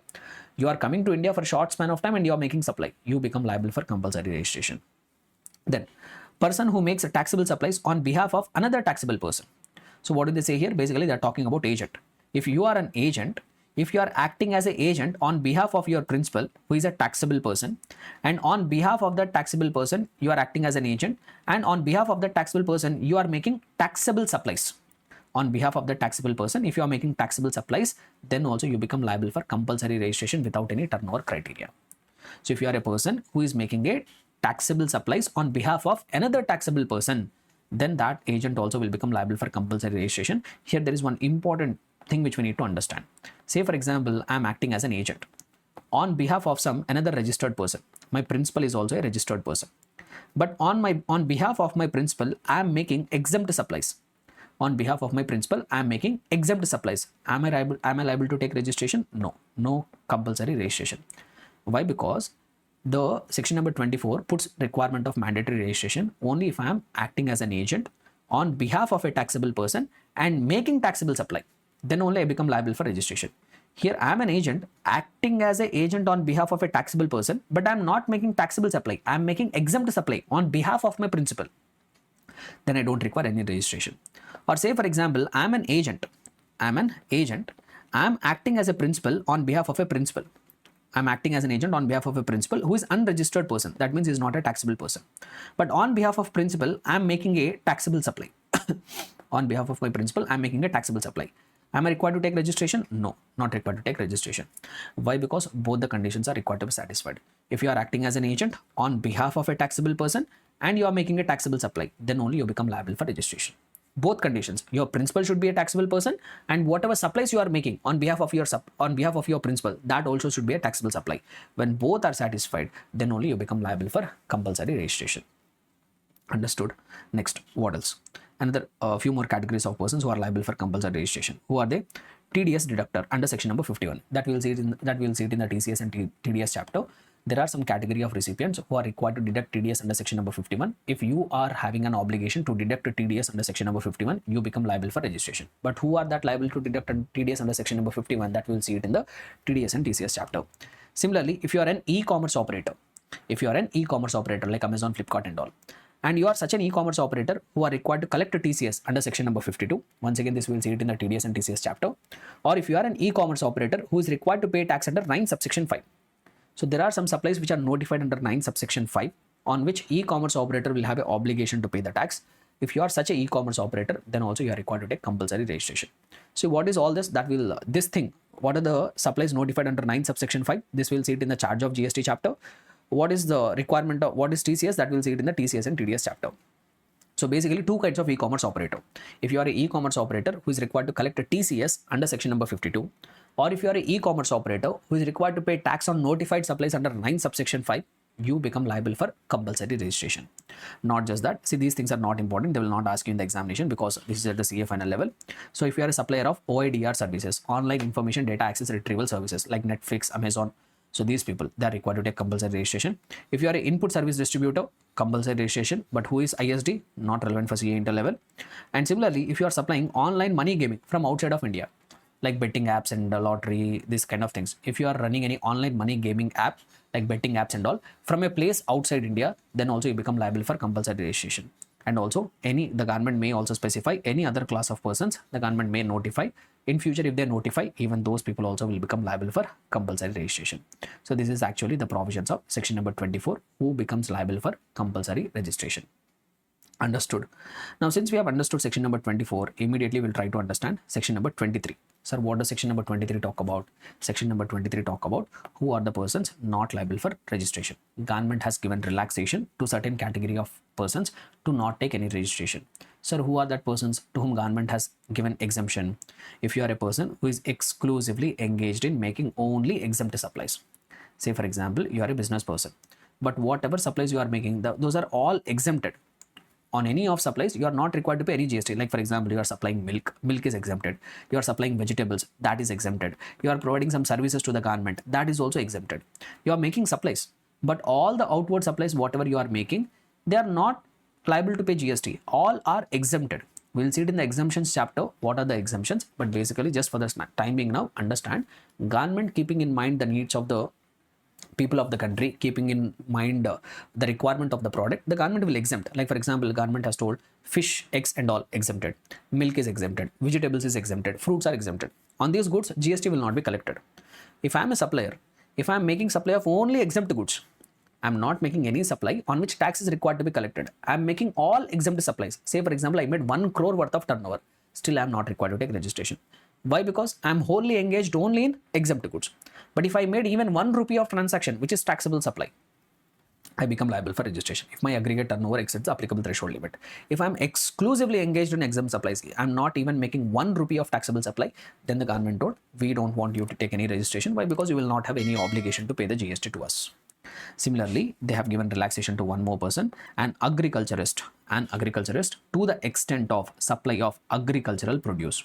If you are an agriculturist and whatever agricultural produce you are supplying, whatever you have cultivated by doing the agriculture, whatever agricultural produce you have supplied, you are making that supply, then also you are not required to take any registration, even though your turnover is 100 crores. Still, we don't want it. But here you have to be very careful. We need to understand what is agricultural produce. We need to understand who will fall under agriculturist definition. So, in fact, they have defined the term agriculturist. Only individual or HUF will be considered as agriculturist. So an individual or HUF undertaking cultivation of land either by own labor, by putting his own effort, or by using the family labor, using the labor of your family, or by servants on wages payable in cash or kind, or by hired laborers under personal supervision or the supervision of a family member. Only these people will fall under agriculturist definition. If a partnership firm is doing that cultivation and all, they will not enjoy the agriculturist status. They become liable for registration. If a company is undertaking that agricultural activities, they can't enjoy that agriculturist status. They become liable for registration. So an agriculturist means only individual or HUF who are doing the cultivation either by their own labor or by family labor or by appointing some servants under their supervision. Understood? And also one more thing here, this agriculturist will not be required to take registration only when he is exclusively making supply of agricultural produce. Only when he is making supply of agricultural produce only. Say, for example, there is one farmer. He is cultivating the land. So whatever his agricultural produce is there, he's selling by he's making supply of that agricultural produce. Like, for example, paddy, he's growing paddy. So that paddy he's selling, only paddy he's selling, he's not liable for registration. Say, for example, he's selling rice also. Rice is not an agricultural produce. Why? Because paddy is an agricultural produce. From paddy, we do the processing, then rice will come. So rice is not an agricultural produce. So if you are an agriculturist, you are selling paddy. Along with that, if you are also selling rice, then you can't enjoy the exemption. You become liable for registration if your aggregate turnover exceeds the applicable threshold limit. So exemption is there only you are an agriculturist to the extent of supply out of cultivation of land. By doing the cultivation of land, whatever supply you have got, whatever produce you have got, that only if you are supplying, then only you are exempted from registration. If you are making other than cultivation of land, if you are making any other supply other than cultivation of land, then you become liable for registration. Understood? Clear and comfortable, everybody? Right. So this is what regarding the persons who are not liable for registration. So basically, government told 2 categories of persons are not liable for registration. Now let us talk about section number 25. Sir, what is the procedure for registration? So when you have to apply for registration, they say that if you are a person liable for registration under section number 22 or section number 24, just now we have seen, if you are a person, when you become liable for registration under section number 22, when you become liable for compulsory registration under section number 24. So if you are a person liable for registration either under section number 22 or 24, within 30 days, the date you become liable for registration, from that date, within 30 days, you are required to submit an application for registration. Within 30 days, you are required to submit an application for registration. Sir, what will happen if I submit the application beyond 30 days? You will lose some benefits that we will discuss in the subsequent chapter. But the rule is, if you become liable for registration under section number 22 or 24, within 30 days of becoming liable for registration, you have to submit an application to the GST department online through the GST portal. That application will be in GST REG01. But however, if you are a CTP or NRTP, you have to take registration. You have to submit an application 5 days prior to the commencement of the business only. Not after you have commenced the business. If you are a CTP or NRTP, even 5 days prior to the commencement of the business, you have to submit an application for registration. Okay, next. So single registration. Sir, if I have multiple places of business in one state, if I have multiple places of business in one state, am I required to take multiple registration for each place of business? Not required. If you have multiple places of business in single state, you can operate all of them under single registration, but except one exception is there. What is that exception is? Say for example, there is Tamil Nadu state. You are a person, you are having multiple places of business in Tamil Nadu state. But in Tamil Nadu, one area is there which is declared as SEZ. In SEZ, you have one place of business. Outside of SEZ, you have one place of business that we call it as domestic tariff area. In SEZ, you have one place of business. In domestic tariff area, that means outside of that SEZ, we call it as domestic tariff area. Both are in Tamil Nadu only. Both are in Tamil Nadu only. In Tamil Nadu, you have multiple places of business. One in DTA, one in SEZ. Then you can't operate them under single registration. Then you have to take separate registration. Both SEZ unit and SEZ developer, they are required to take separate registration. In all other cases, for example, say for example Karnataka, in Karnataka you don't have any SEZ, or even though there is SEZ, then you don't have any place of business. You have two places of business, both outside of SEZ only. Then you can operate multiple places of business under single registration only. But still, if you want to take extra registration, even though you are having multiple places of business within the same state, you can operate them under single registration. But if you wish to get multiple registrations, the government will not stop you. Out of your own choice, if you want multiple registration, government will even grant you multiple registration for multiple places of business also. But if you have multiple places of business in different states, then in every state you have to take registration. If I have a place of business in Karnataka, if I have a place of business in Tamil Nadu, if I have a place of business in Kerala, then in all the 3 states I have to take separate registration. Single registration can work only when you have multiple places of business within same state. If you are having multiple places of business in different states, in all that states you are required to take different registration. Okay, and one more thing here, even though you are not liable for registration, even though you did not reach your applicable threshold limit, even though you are not doing any of the activity, even though you are not getting covered under section number 24, you are not getting covered under section number 22, you are not getting covered under section number 24. But if you want to voluntarily come forward and take the registration, government will not stop you. Government will always welcome you with the open arms. They say, sir, if you go to them and say, sir, I am not liable for registration, but I want to myself get registered, government say happily they will welcome you. Okay, we will grant you registration voluntarily also, no objection. Why the government will object here? If you are only coming and telling, sir, I will pay the taxes, I will collect GST, I will file the returns, I will bear all the headache, why the government will stop? Government will be happy, no, because they will get revenue. Government will grant you registration. And not just that. So this point we have already covered. If you have multiple registrations under same PAN, that we treat as distinct persons. This I have explained in the supply chapter itself. Under same PAN, if you have multiple registration, you will be treated as distinct persons, and between that distinct persons, if you make any supply of goods or services, even without consideration, that will be called as supply. And one more thing, PAN is mandatory. PAN is compulsory for registration. If you want to get registered under GST, what is most important document? PAN. Without PAN, you cannot get registration. But however, if you are a NRTP will not have a PAN. No, if you are a non-resident, if you are not belonging to India, if you want to take a registration under India, then you will not have PAN. Then what the government says is, if you are NRTP, you even without PAN also, we will give you registration, but you have to submit other documents like your passport and all you have to submit. On that basis, they will give you registration. So PAN is compulsory. But if an Indian citizen want to take registration, then PAN is compulsory. Then, see, sometimes what will happen is, you are not taking registration. Either under section number 22 or under section number 24, you are not taking registration. But what happened is, say for example, you are a business person. Your aggregate turnover has already exceeded applicable threshold limit. Say for example, for you, the limit applicable is 40. You made already 50 lakhs worth of turnover, but you have not taken registration. But somehow a GST officer got it out. He came and investigated. He came to know that your aggregate turnover has already exceeded the applicable threshold limit. Then even the proper officer himself can grant the registration. without your application, he will come and grant the registration certificate to you. This will happen in the case of verification, investigations, etc. Generally, some people either intentionally or some people knowingly or some people without the knowledge, they will not take registration even if their aggregate turnover exceeds the applicable threshold limit. If the proper officer catches them, then what will happen? Even without grant of the registration, PO will on suo motu basis, on his own, he will grant the registration to that persons. So proper officer, on the basis of some survey, on the basis of some inquiry, on the basis of some inspection, if he finds that the person becomes liable for registration, then he will grant a temporary registration to that concerned person. So now what that person will do, what that business person should do is, now GST officer has granted temporary registration. Now what that person should do is, once he got the temporary registration, within 90 days, either you have to submit an application. Within 90 days, now you submit an application for registration. Now follow the normal procedure within 90 days. Or if you want to challenge, no, you have a doubt, you don't agree with the proper officer. You felt that proper officer has calculated the turnover wrongly, or you strongly believe that you are not liable for registration. Then what you can do is, you can file an appeal. So whatever it is, there is even power for the proper officer also to grant registration on inquiry, inspection or survey. If you felt that you are a person liable for registration but you have not taken it voluntarily, he will grant a temporary registration. Now after grant of temporary registration, within 90 days, either that business person should submit an application for registration or he can go for appeal. And also there is one more concept called UIN. There's one more concept called UIN, unique identity number. See, what is this unique identity number is?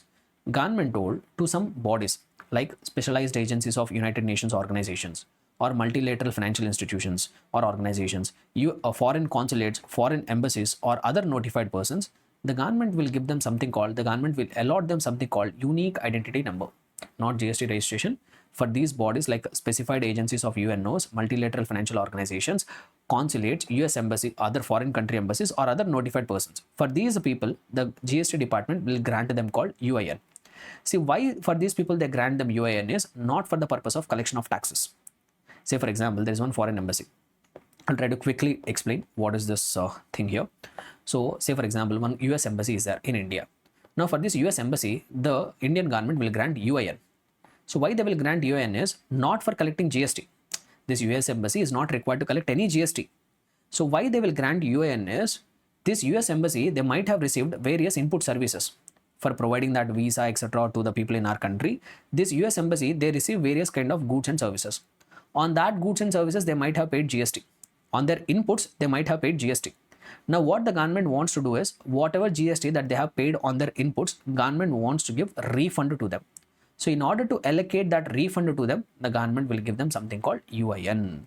So these bodies, they don't have any obligation to collect GST on their outward services, and whatever GST they have paid on their inward supplies, that also will be given as a refund to them. To give that refund, government will allocate them a specific number called UIN. They will allocate them one number called UIN. Okay, right. So we have seen all these formalities. Now we will see what is the procedure for registration. What is the procedure for registration? Quickly, I will try to cover. So what is the procedure for registration is, once you become liable for registration or you want to get yourself voluntarily registered, then what you should do is, you should go to that common portal, www.gst.gov.in. You should go to that common portal. You have to enter your PAN number. You have to enter your mobile number. You have to enter your email address, state or union territory in a form called GST REG01 in Part A. In Part A, you have to fill all this information. What and all you have to fill? Your PAN number, your email address, your mobile number, your name, state and union territory from wherever you want to take registration. This information we call it as Part A. Once you fill that Part A, what software will actually do is, they will validate the data, whatever PAN information you have submitted, that they will try to cross verify with the CBDT database. Nothing but whatever PAN you have submitted, is that matching with the PAN in the CBDT database. PAN card, PAN number and name are matching or not, that will be cross verified. If it is okay, then to your mobile number and email address, you will get one-time password, OTP, you will get it. Once you correctly enter the OTP, something called a temporary reference number will be generated, a TRN will be generated. And this TRN will be communicated to the person whoever has submitted an application on his email address to his mobile number. This TRN will be communicated. Now, using this TRN, he has to fill something called Part B. by filling part A, TRN will get generated. By using that TRN, you have to fill part B. Now in the part B, you have to submit all the important information along with the documents, along with the proofs and all also you have to submit. Like you have to submit information regarding constitution of business. Are you a proprietorship? Are you a partnership firm? Are you a company? Are you opting for composition? What is the date of commencement of your business? What is the reason why you are getting the registration? What is your principal place of business? What is your additional place of business? Your bank account details, authorized signatory, author authentication, all these things you have to fill in part B. So once you have successfully filled part B also, now the process will go to, once you have successfully submitted part B, now the application will be forwarded to GST officer. Once you fill part B, just a minute guys. Right. So once you have filled part B also, then the application will be forwarded to GST officer. So once the application has been forwarded to GST officer, now what will happen?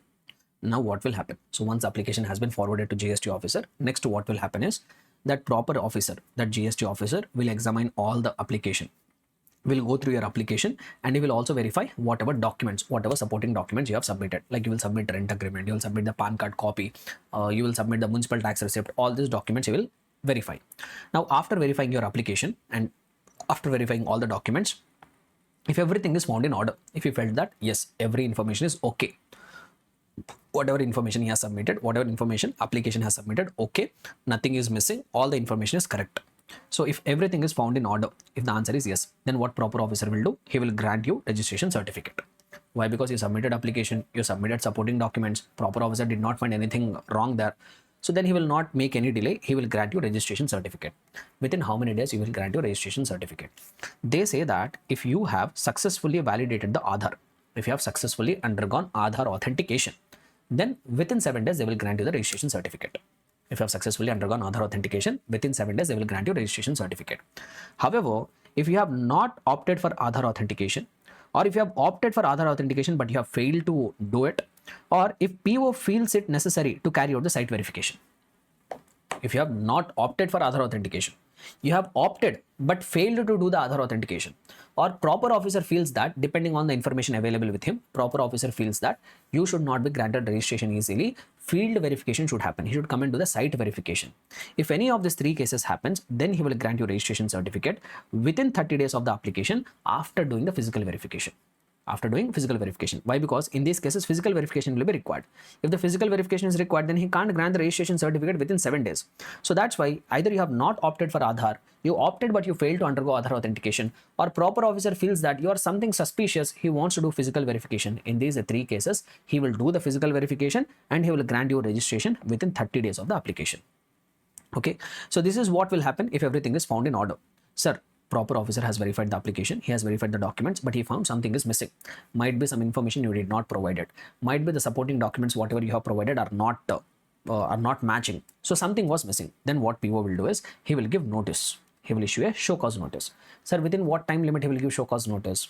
If you have undergone successful Aadhaar authentication, if you have successfully authenticated your Aadhaar, within 7 working days, he will give you notice. Within 7 working days, he will give you notice when you have successfully completed Aadhaar authentication. But however, same, if you did not opt for Aadhaar authentication, if you have opted but failed to do Aadhaar authentication, or PO feels it necessary to carry out site verification, in those cases, he will take his own sweet time. He can issue notice within 30 working days. Within 30 days, he can issue the notice. If you have undergone Aadhaar authentication, the PO will speed up the process. Within 7 days, he will issue notice if you find something wrong. If you did not undergo Aadhaar authentication, or if you did not complete the Aadhaar authentication, or PO deems it necessary to carry out site verification, then he will take his own sweet time. He can send the notice within 30 days. Basically, process will get delayed. So whatever it is, either within 7 days or within 30 days, he will send you notice. Now what you should do, once you receive the notice, you have to reply.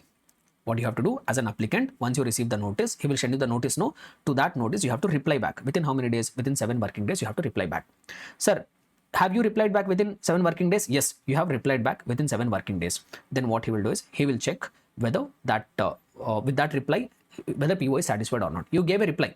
Now, once you gave the reply, PO is satisfied. Okay, I'm satisfied with this reply. So if the PO is satisfied with the reply, then he will give you registration certificate within 7 working days from the date of receipt of the reply. So he gave a notice, you gave the reply.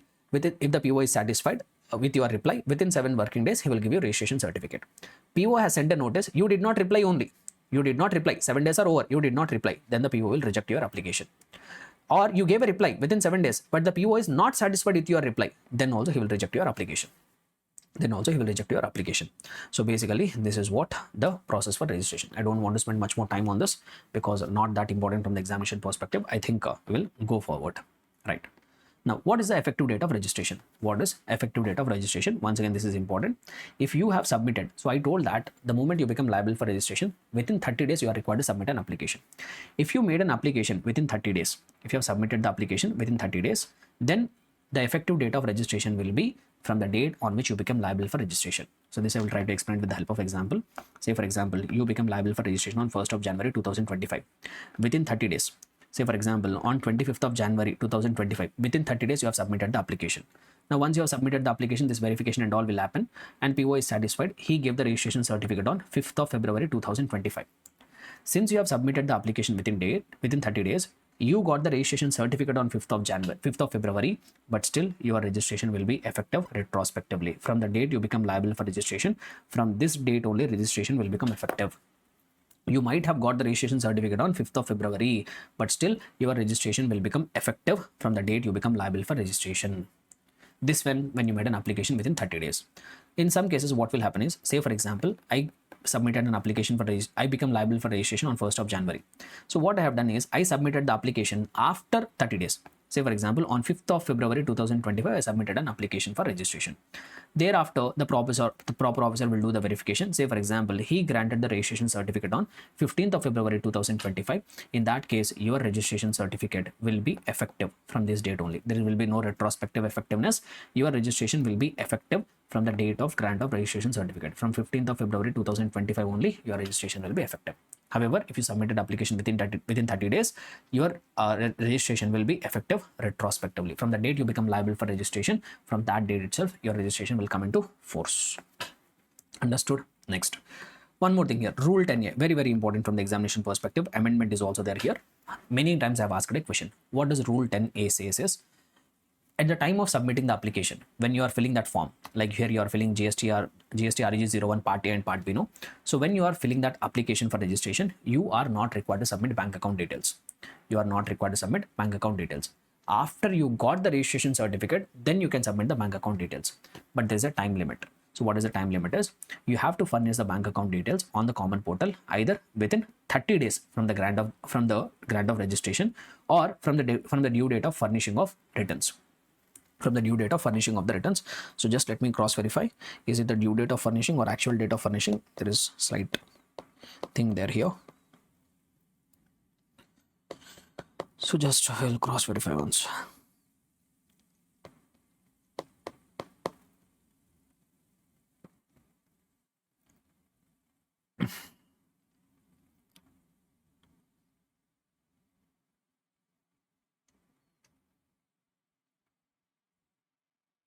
Yeah, Rule 10. See, not due date actually. So either within 30 days of registration or before filing outward supply details in GSTR1. Before you file that GSTR1, not due date. I know it. Why? Because this was recent amendment. I know. So this was, I forgot to update this. This is not due date. So instead of that, you write it as date of furnishing of the details in GSTR1. Date of furnishing of a GSTR1 or IFF, whichever is earlier. So within that date, you have to submit the bank account details. So very important, either within 30 days from the grant of registration certificate or before the date of filing of before the filing outward supply details in GSTR1 or IFF, whichever is earlier. So they are required to submit the bank account details.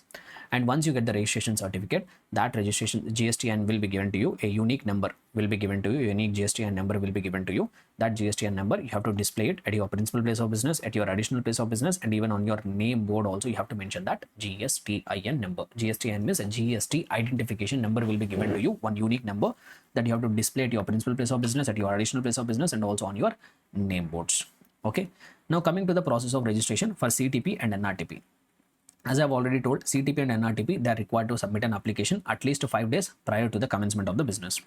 And in case of NRTP, I know PAN card will not be there. So what NRTP will submit is, he will submit a copy of the self-attested copy of the passport, and also the application should be signed by authorized signatory. He should appoint one authorized signatory who is a resident in India, and that person should sign that application. Sir, what will be the validity of registration of CTP or NRTP? For a normal person, they can continue the registration unless cancelled. But for CTP or NRTP, the registration, there is a time limit for the registration. So their registration will be valid for a period which is specified in the application, or 90 days from the effective date of registration, whichever is earlier. That means maximum 90 days of registration they will get. Able to understand? So they will validity of CTP or NRTP registration will be either the period specified in the application or 90 days from the effective date of registration, whichever is earlier. However, if there is some valid reason, the period can be extended. The proper officer or commissioner can extend this 90 days of registration by furthermore 90 days. Initially, they will give 90 days of validity. So if there is any valid reason, the commissioner can extend this validity by validity of registration by 90 more days. But one important thing here is, in case of CTP and NRTP, if you want to get the registration, you have to make an advance deposit of tax. You have to make what? Advance deposit of tax. So here you are getting registration. No, you are making an application before 5 days before the commencement of the business. No, along with the application, you have to estimate what will be your tax liability for that short duration, and that tax liability you have to deposit well in advance. Unless you make advance deposit of the GST, you will not be granted the registration certificate. That is very, very important. So advance deposit of tax either at the time of registration or extension of registration. If you want registration, then also you have to make advance deposit of tax, or if you want to extend your registration by further 90 days, then also before extension you have to make the advance deposit of tax. Clear? Then the next concept here is amendment. Say for example, you have taken the registration certificate, but you want to amend your details. You want to amend your details. What procedure? Nothing but you want to update your details. Like you want to update your name, you want to update your PAN card, you want to update your mobile number, you want to update your email ID. So in those cases, what you should do? You have to amend your registration. And that details which you want to amend, that we can divide into two things. One is non-core fields, other one is core fields. So what are non-core fields? What are core fields? That I will tell you. That I will show it to you from the material. So if you see here, so what are the core fields? Core fields include name of the business, addition or deletion of the stakeholders, principal place of business, additional place of business. These four are core details. So if you want to make changes in the core fields, if you want to amend the core fields, that needs approval of the proper officer. That requires approval of the concerned. You have to submit an application, and that application should be approved by proper GST officer. Apart from these four details, whatever other information that you want to update, like day-to-day functions, email IDs, mobile numbers, these are all non-core fields. If you want to update the non-core fields, no approval will be required. They will be auto-approved. The moment you submit the application, they will be auto-approved. But if you want to amend these core fields, what are the core fields? Name of the business, addition or deletion of the stakeholders, principal place of business, additional place of business. If these four core fields, if you want to amend, you have to submit an application, and that application is required to be approved even by the concerned GST officer. Whereas for non-core fields, no approval will be required. So here I have given the procedure for amendment. I think you can go through this chart. So even if I revise it also, it will be nothing but just taking you, it will be just like reading of the chart once again. So I would suggest you you read it on your own. So there is nothing much. So we have to spend our time wherever there is a concept, wherever there is a chance of asking the question in the examination. So these are all procedural formalities. So no content, no concept is actually involved here. Just even if you look at the chart, if you read the chart also, that itself is a revision here. Right. Next. Okay, so now we come to the next important part, cancellation of registration. So we have seen till now how to get the registration. Now the next provisions are regarding when your registration will be cancelled. So if you do any non-compliances, or if you voluntarily want yourself to go and get your cancellation done, so even there are provisions for cancellation of registration. GST, or either you can yourself go and cancel your registration, or GST officer will come forward and cancel the registration. So there are two cases. Let us try to cover. So section number 29 talks about cancellation of registration. So what does section number 29 says is two subsections are there, 29 subsection 1 and 29 subsection 2. So 29 subsection says the circumstances in which the registration can be cancelled either by the registered person himself. Either yourself, you can go and cancel the registration, or if the registered person has expired, legal heirs can go and make an application for cancellation of registration, or even proper officer also can cancel the registration. So 29 subsection 1 talks about those circumstances where the registration can be cancelled either by the registered person himself, or if that person is not there, legal heads can cancel the registration, or even proper officer also can cancel the registration. So what are that circumstances where anybody can go and cancel the registration? Number one, business is discontinued. You no longer continue the business. You can make an application for cancellation of registration. Death of a business, death of the registered person. Legal heads can make an application for registration, cancellation. Amalgamation. Old entities are amalgamated. Old entities are amalgamated into new entity. Old entities don't require any registration. No, they can cancel it. Demerger happened. Old entities can cancel the registration, or any other way by which business is getting disposed of. In that case also, registration can be cancelled. Or change in constitution. Say for example, you are a sole proprietor. You are converting to partnership firm. So if you are converting to partnership firm, PAN number will change. Now what should happen is the sole proprietor business has to be cancelled and partnership firm will take new registration. Similarly, partnership firm is there. It is getting converted into company. Now this partnership firm has to cancel the registration. In the name of company, they have to take fresh registration. So that is what change in constitution. Or if a person is no longer liable for registration, or if he wants to opt out of voluntary registration. So you have taken registration because you become covered under section number 22 or 24. But after certain point of time, your business has slowed down. Your turnover is not exceeding the applicable threshold limit, or you're not doing any interstate supply. You're not getting covered under section number 24 also. So if you are no longer liable to get registered, then also you can make an application. Sir, earlier I became liable for registration. I took the registration. Now I am no longer liable. My business has come down. My turnover is come down. So I want to opt out of registration. You can make an application. Or you are a person out of your own itching, even though you are not liable for registration, you went and applied for voluntary registration. Now, after getting registration, you have realized how difficult it is to remain a registered person. Now you want to opt out of your voluntary registration, then also you can make an application. So these are the circumstances where a person himself or the legal heads or proper officer can cancel registration.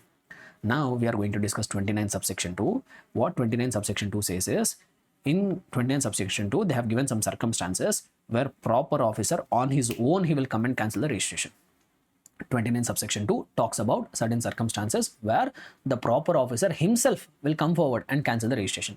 So you tell me when that need will arise, when the need for proper officer will come and cancel your registration, when you have done some violations. So what kind of violations will make the proper officer to come forward and cancel my registration? Shall we see? Number one, if you have done prescribed contraventions. Not every contravention will call the proper officer to cancel the registration. If you have done some prescribed violations, and those violations are given under rule number 21. So let us see what are they. See, this is not important, but still. Why? Because many provisions we will discuss at the CA final level. So anyhow, we will quickly give a glance and ignore it. You have done some prescribed contraventions. What prescribed contraventions? Number one, you are not conducting any business from the declared place of business. You took a registration. You told that this is my place of business. But from that place of business, you are not conducting any business only. Then PO, if PO comes to know about it, he will come and cancel the registration. Or he is issuing invoice or bill without supply of the goods or services in violations of the provisions of the Act. That means you are not making any supply. Without supply only, you are giving the tax invoices. That means you are passing on the fake credit to the customers. You are conducting GST scam here. Then also PO will come and cancel your registration. Or if you violate the provisions of section 171, section 171 talks about anti-profiteering measures, which we will discuss at the CA final level. So if you are violating the provisions of section 171, then also your registration will be cancelled. And if you violate the provisions of 10A, what does 10A talk about? Non-submitting of the bank account details. Within 30 days, you are not submitting the bank account details. Then also PO will cancel the registration. Or if you avail input tax credit in violations of the provisions of section 16. In an input tax credit, we are going to see there are certain conditions if you want to avail ITC. If you are violating that conditions or without following that conditions only you are taking ITC, then also PO can cancel the registration. Or wrong information you are submitting in the returns. I don't want to go into the details. F point says you are furnishing wrong information in the GST returns. Like you are submitting information in GSTR1 which is higher, but when you are filing GSTR3B, you are declaring lower turnover. So I don't want you to get into all the complications. Basically, you are submitting wrong information in the returns, then also you are required to, then also your registration can be cancelled by proper officer. Or violates the provisions of Rule 86B. This Rule 86B also we'll see it in the input tax credit chapter. If you violated Rule 80C, then Rule 86B, then also your registration will be cancelled. Or if you have violated some provisions of Rule number 23, then also your registration will be cancelled. Or what is this? Non-return filer. H and I points, this talk about non-return filer. This H and I point, this composition point, this point, everything I will try to cover within one go. So all these four are related. So yeah, here. So let me mark it here. This point, this point, this point, and this point. All the four are talking about non-return filers. So what they basically try to say here is, see, if you are a registered person, if you are a person registered under the GST Act, so, and after you have taken the registration from the GST department, as you all are aware, you have two options. So if your turnover is within a specified limit, you can opt for composition scheme. So you can be a composition dealer. That is, you are a person, you have opted to pay tax under composition levy under section number 10. So we are going to talk about the composition levy, different types of composition scheme in our subsequent chapter. But once you have obtained registration from the GST department, you have one option. Either if your turnover is within a prescribed limit, you can opt for composition scheme. Then you will become a composition registered person. Simply we call it as composition dealer also. Or there will be other category of registered persons who have not opted for composition scheme, who are regular registered persons. Regular registered persons. That means those people who haven't opted for composition scheme. Those are regular taxpayers. So once you are registered with the GST department, if you are a registered person, you will be required to file the returns. You will be required to file the returns. There will be different returns which are required to be filed by a person who has opted for composition levy. For regular return filer, there will be different returns. So if you are a composition dealer, if you are a person who has opted for composition levy, you are not required to file any return every month or every quarter. You will be required to file one annual return. And that annual return you are required to file it in GSTR 4. You are required to file one annual return only for the entire year. You are required to file only one return. GSTR 4 you are required to file. And what is the due date for the GSTR 4 is 30th of June following the end of the financial year. Let us say financial year 24-25. For this financial year, you are required to file the annual return. You are required to file the GSTR 4 on or before 30th of June 2025.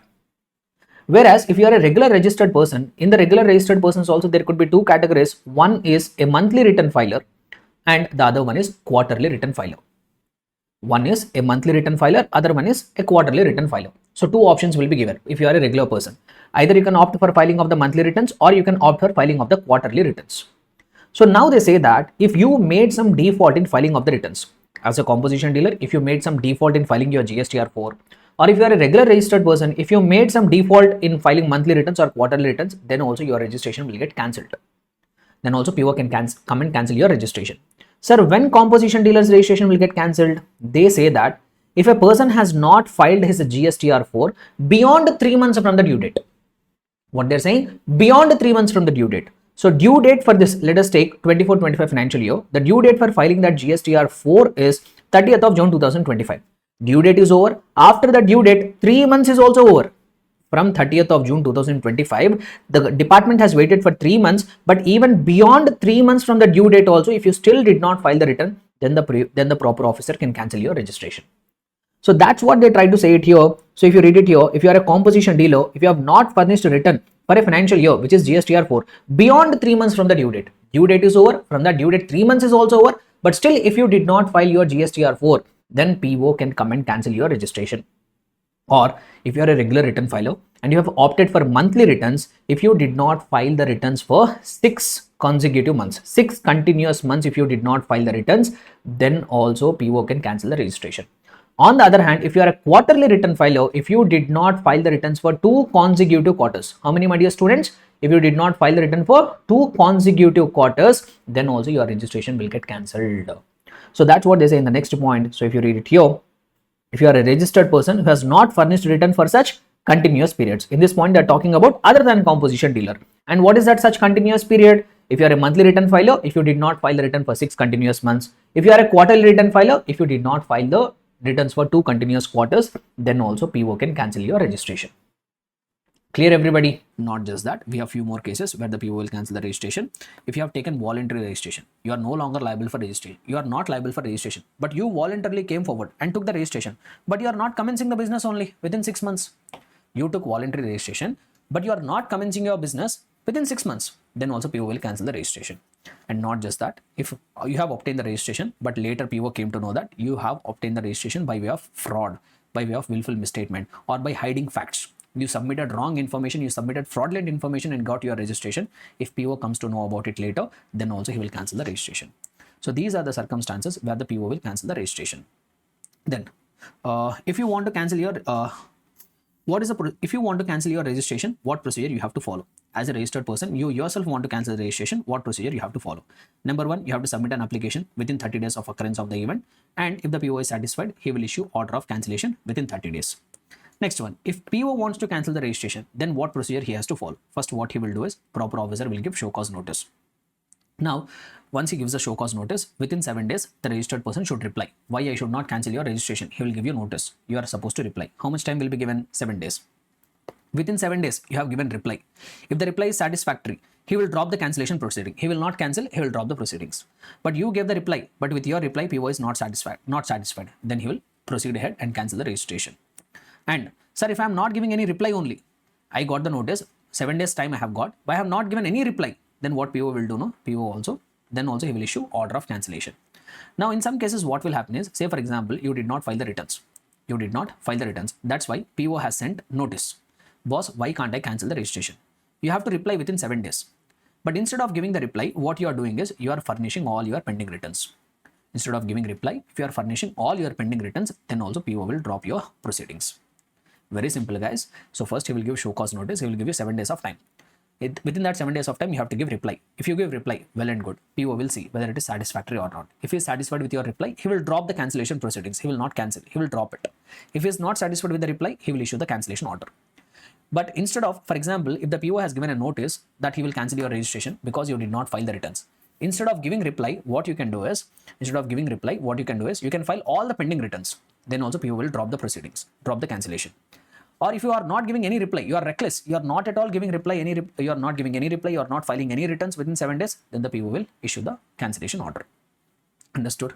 Next, one more case here. Say for example, PO has cancelled your registration on his own.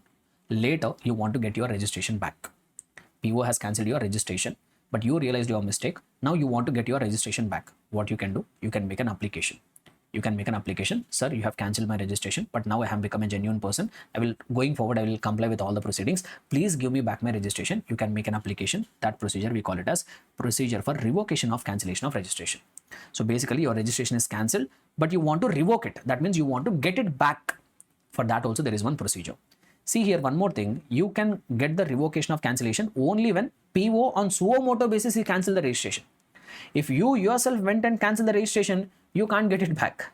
If you yourself went and made an application, I don't want registration, you can't get the revocation once again. So revocation is possible when PO on his own, he voluntarily came forward, cancelled the registration. PO has come forward and cancelled the registration. Then you can make a request for him. Sir, you cancelled my registration. No, please give it back to me. If you yourself went and cancelled the registration, why he will give it back here? That option itself is not available. Now, what is that procedure, sir? If I want to revoke my cancellation of registration, what is my procedure? Amendment here, guys, pay attention. So first what you should do is, registered person whose registration has been cancelled on suo motu basis, he should submit an application to the proper officer within how many days? Within 90 days. Within 90 days of cancellation of registration, you have to submit an application. Sir, please give my registration back. If there is any valid reason, the time limit can be extended by 180 more days also. Basically, totally 270 days you get. Initially, you will get 90 days. But because of some reason, you did not file an application for revocation within 90 days, you can make an application to commissioner. Sir, 90 days time is over, but there is some valid reason why I did not file that application for revocation. Please extend the time limit. Then the PO will extend by 180 days more. So within that time, you have to make an application. So once you submit the application, there could be two reasons. PO is satisfied. Okay, this person, I have to give it back. There is a valid reason. So if the PO is satisfied, he will revoke the cancellation. That means he will take back his cancellation order within 30 days of receipt of application. If PO is not satisfied, you submitted an application, but if the PO is not satisfied, first what he will do, he will give show cause notice. Boss, you have made an application, but I'm not satisfied. Give me some genuine reason. He will issue show cause notice. To that show cause notice, you have to reply. As a registered person, you have to reply to the show cause notice. Within how many days? Within 7 days.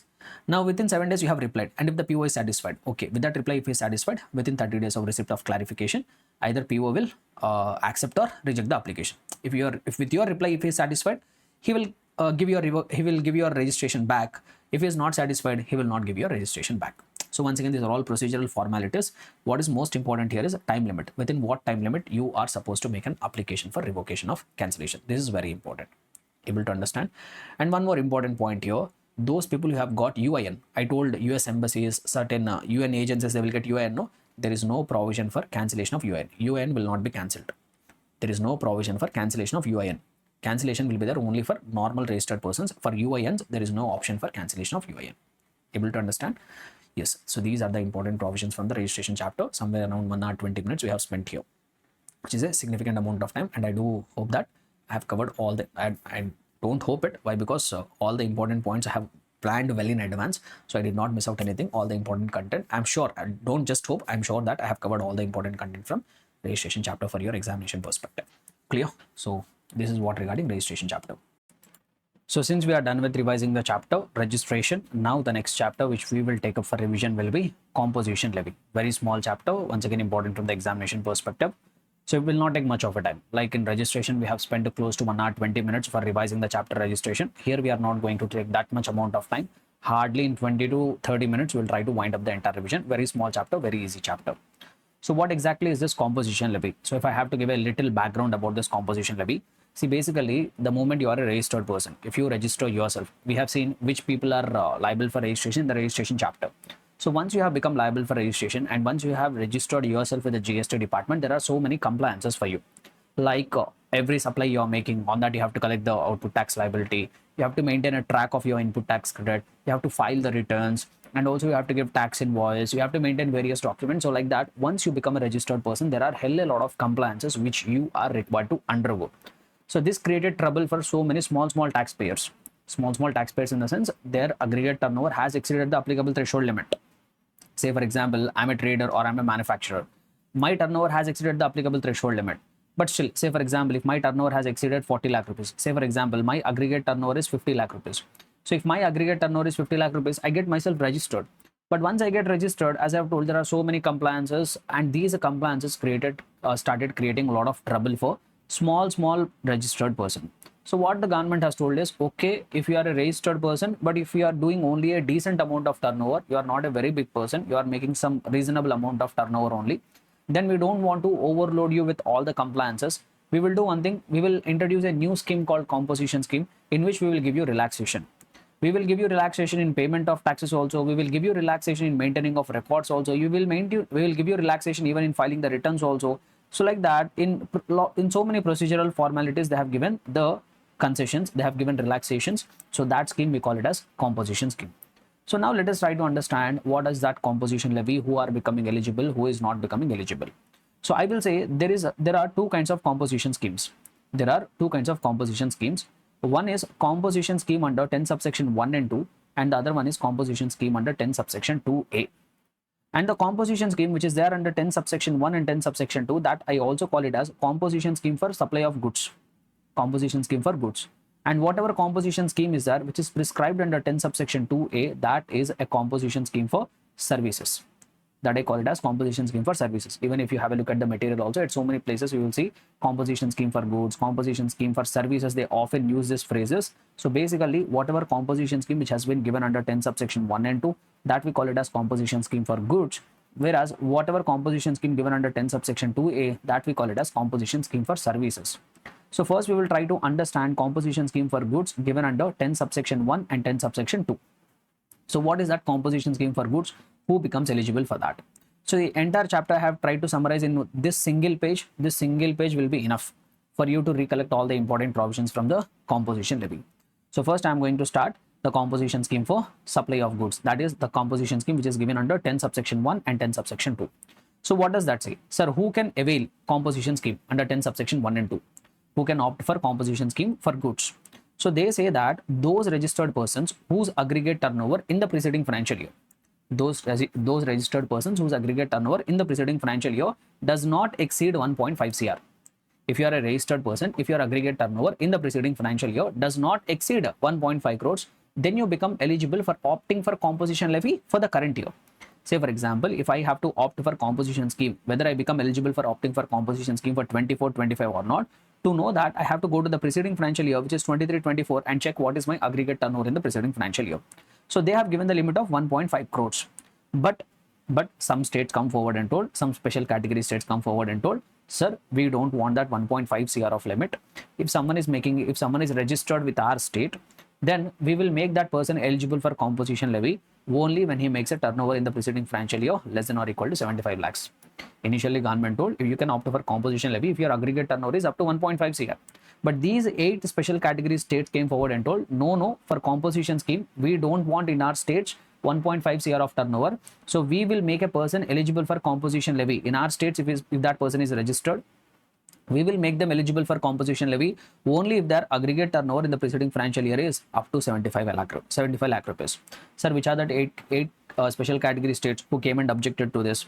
So those 8 special category states are Manipur, Mizoram, Meghalaya, Arunachal Pradesh, Sikkim, Nagaland, Uttarakhand, Tripura. You have to remember this list, guys. You have to remember. So repeat everybody, which states came forward and told we don't want that 1.5 CR limit for composition levy. We want only 75 lakh rupees of limit. So which states came forward and told? Repeat everybody along with me. Manipur, Mizoram, Meghalaya, Arunachal Pradesh, Sikkim, Nagaland, Uttarakhand and Tripura. These 8 states told we want a limit of only we want a limit of only 75 lakh rupees.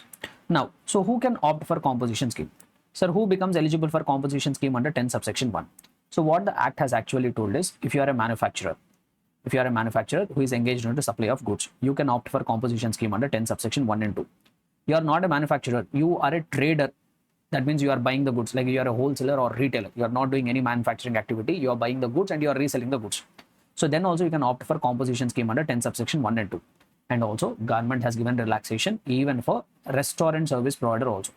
If you are a restaurant service provider, even though you are providing supply of services, but still we will allow you to opt for composition scheme under 10 subsection 1 and 10 subsection 2. So basically, if you see here, those people who are dealing in the goods, like you are a manufacturer or you are a trader, basically you become eligible for composition levy under 10 subsection 1 and 2. But somehow, because of some reasons, what the government told is, okay, we will also give the composition scheme for restaurant service providers also. So only these people can opt for composition levy under 10 subsection 1 and 2. Who are they? Manufacturer, trader and the restaurant service provider. Okay, sir. What rate of GST they are required to pay? In case if they have opted for composition levy under 10 subsection 1 and 2, what GST they are required to pay? So the rates of GST are given here. Like if you are a manufacturer, other than manufacturer of notified goods, this I will come back to that later. So just remember now, if you are a manufacturer, you are required to pay 0.5% or 0.5% of the turnover in the state or union territory. So when I say 0.5% here, this is the 0.5% under CGST Act. The equivalent rate of CGST or SGST also will be applicable. So when you add that, the effective rate will become 1%. 0.5 CGST, 0.5 SGST, effective rate will be 1%. So if you are a manufacturer, you are required to pay 1% of the tax of your turnover in the state or union territory. So basically what will happen is, composition dealers are required to pay the tax every quarter. In every quarter, if you are a manufacturer, for each quarter, say for example, April to June. So for this quarter, you have to determine how much turnover you have made. Say for example, you have made a 10 lakhs worth of turnover. So on that 10 lakhs worth of turnover, you calculate that 1%, it comes to 10,000 rupees. These are 10,000 rupees you have to go and pay to the government. Similarly, if you are a trader, so if you come to the third category, any other supplier eligible for composition levy, here they are talking about traders. If you are a trader, if you are not manufacturer, if you are a trader, then also you are required to pay 0.5% of turnover. Here also you are required to pay 0.5 plus 0.5. Total 1% you are required to pay. But here there is one important catch. Here there is one most important point which you have to pay attention. If you are a trader, you are required to pay 0.5% of only turnover of taxable supplies. Only on your turnover of taxable supplies. If you have made exempt supplies, on that you are not required to pay any GST. If you are a trader, you are required to pay that effectively 1% only on turnover of taxable supplies. But if you see here, for a manufacturer, they did not say 0.5% of the turnover of taxable supplies. They have directly told 0.5% of the turnover. That means if you are a manufacturer, on your total turnover, whether exempt supplies or taxable supplies, on your total supplies, you have to calculate that 1%. Whereas if you are a trader, you are required to pay that 1% only on taxable supplies. Very, very important point, guys. Say for example, there is a manufacturer. There is one manufacturer. So in one quarter, he has opted for composition levy. In one quarter, he made a taxable supply of 10 lakh rupees. He made an exempt supply of 5 lakh rupees. So what is his total turnover in a quarter? 15 lakh rupees. On these 15 lakh rupees, 1% he has to pay. Even on exempt supplies also 1% he has to calculate. So on these 15 lakhs, 1% if you calculate, this manufacturer will be required to pay 15,000 rupees of GST to the government. If I give you same example, but if I change one fact, say for example, he is a trader. Say for example, a trader in one particular quarter, he made taxable supplies amounting to 10 lakh rupees, exempt supplies amounting to 5 lakh rupees. His total turnover is 15 lakh rupees. But as a trader, if you have opted for composition levy, you are also required to pay 1%, but they have told only 1% of taxable turnover. Only 1% of taxable turnover, you will be required to pay 1% on 10 lakh rupees only, which will come to 10,000. It will be enough if you pay that 10,000. But if you are a manufacturer, you are required to pay on total turnover 1%. Next, sir, you told restaurant service provider also can opt for composition levy. If the restaurant service provider has opted for composition levy, then what will be the rate of GST he will be required to pay? So 10 subsection 1 and 2 they have told suppliers making supplies referred to in clause B of paragraph 6 of schedule 2, that is basically restaurant service provider. If you are a restaurant service provider and if you want to opt for composition scheme under 10 subsection 1 and 2, then you will be required to pay 2.5% of the turnover in the state or union territory. So when I say 2.5%, 2.5 CGST, 2.5 SGST, effective rate comes to 5%. So if you are a restaurant service provider, you will be required to pay effectively 5%. Here also on total turnover. They did not say only on taxable turnover. They told here total turnover. So you are required to pay 5% on total turnover, including on exempt supplies also you are required to pay that 5%. Understood? So this is what the rates of tax which are required to be payable in case if you have opted for composition levy. But here is one more important point which you have to pay attention. See, if you are opting for composition levy, say for example, you are a manufacturer, you have opted for composition levy, you made a turnover in a quarter of 15 lakh rupees. On that, if you calculate 1%, the tax liability is coming to 15,000 rupees. This amount this manufacturer has to pay it from his own pocket. This 15,000 should go from his pocket. This person, since he has opted for composition levy, he can't collect this amount from the customers and pay it to the government. If you have opted for composition levy, whether you are a trader, whether you are a manufacturer, whether you are a restaurant service provider, if you have opted for composition levy, it is your responsibility to pay that 1% or 5% of the GST on the turnover from your own pocket. You aren't supposed to collect any amount of GST from the customer, that you have to pay it from your own pocket. There is no ITC also. You will not be able to use even ITC also. This amount you are required to pay from your own pocket. Able to understand? Clear and comfortable? Then.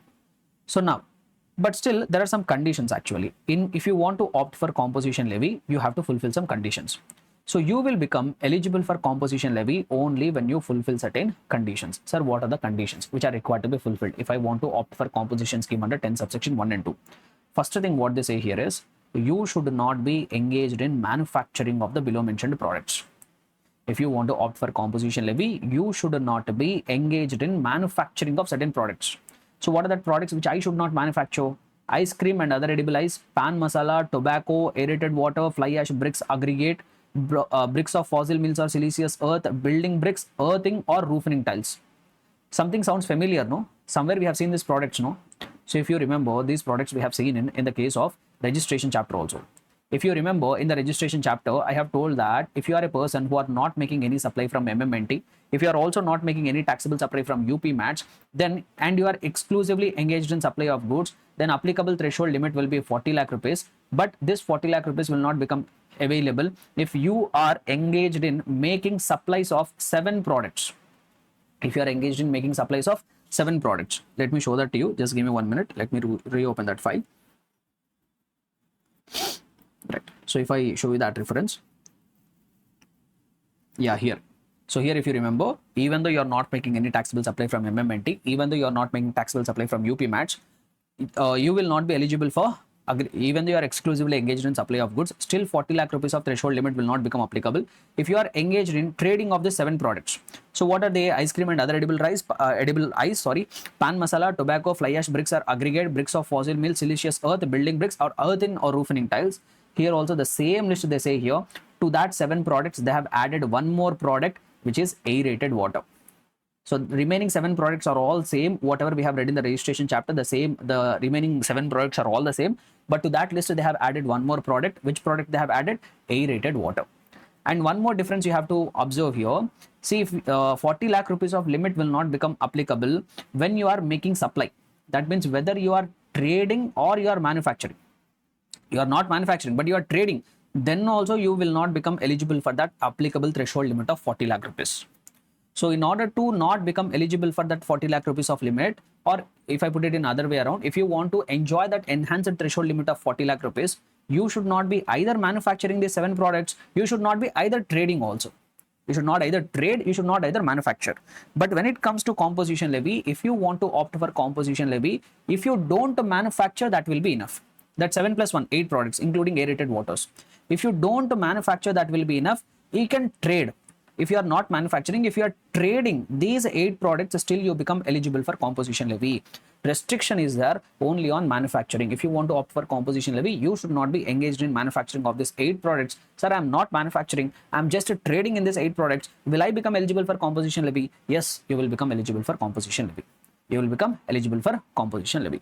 Clear? So that difference you have to remember, very, very important from the examination perspective. So first condition which you fulfill in order to opt for composition levy, you should not be a manufacturer of below mentioned goods. Not just that, you should not be registered person, you should not be engaged in supply of goods or services which are not leviable to tax. Which are not leviable to tax. That means non-taxable supplies you should not make. When I say not leviable to tax, they are talking about non-taxable supplies, not exempt supply. When I say non-taxable supply, I am referring to alcoholic liquor for human consumption and that 5 petroleum products. Alcoholic liquor for human consumption and that 5 petroleum products, you should not be engaged in making supply of non-taxable supplies. You should not supply alcoholic liquor for human consumption. You should not be supplying that 5 petroleum products. Not just that, you should not be engaged in making any interstate outward supplies. If you are making any interstate outward supplies, you become ineligible for composition levy. You should not be making any interstate outward supply. But one thing you have to remember here, there is a restriction only on making a interstate outward supply. Say for example, if you are a registered person, if you want to opt for composition levy, you should not be. Say for example, you are saying you have to obtain your registration in Karnataka. If you want to opt for composition levy, if you want to become eligible for composition levy, you should not make sales. You should not make outward supplies to another state. So if you make any interstate outward supply, you become ineligible for composition levy. Sir, I am purchasing from another state, sir. Say for example, I am purchasing some goods from another state. From Tamil Nadu, I have purchased the goods. Will I become ineligible for composition levy? The answer is no.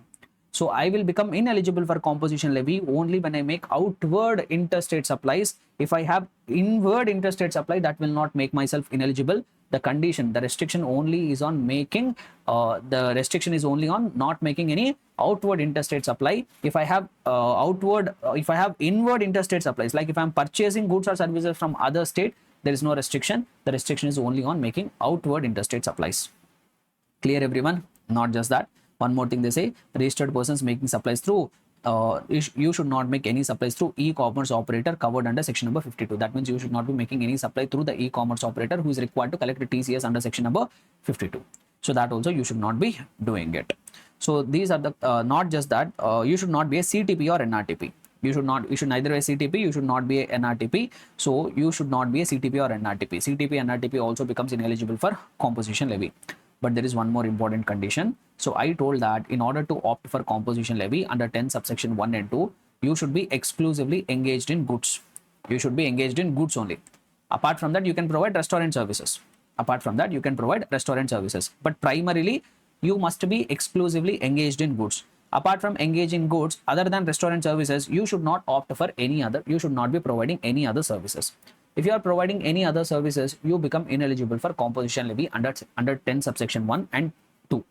But what has happened is this created problem for a few suppliers. Say for example, there is a person who is into dealing electronics.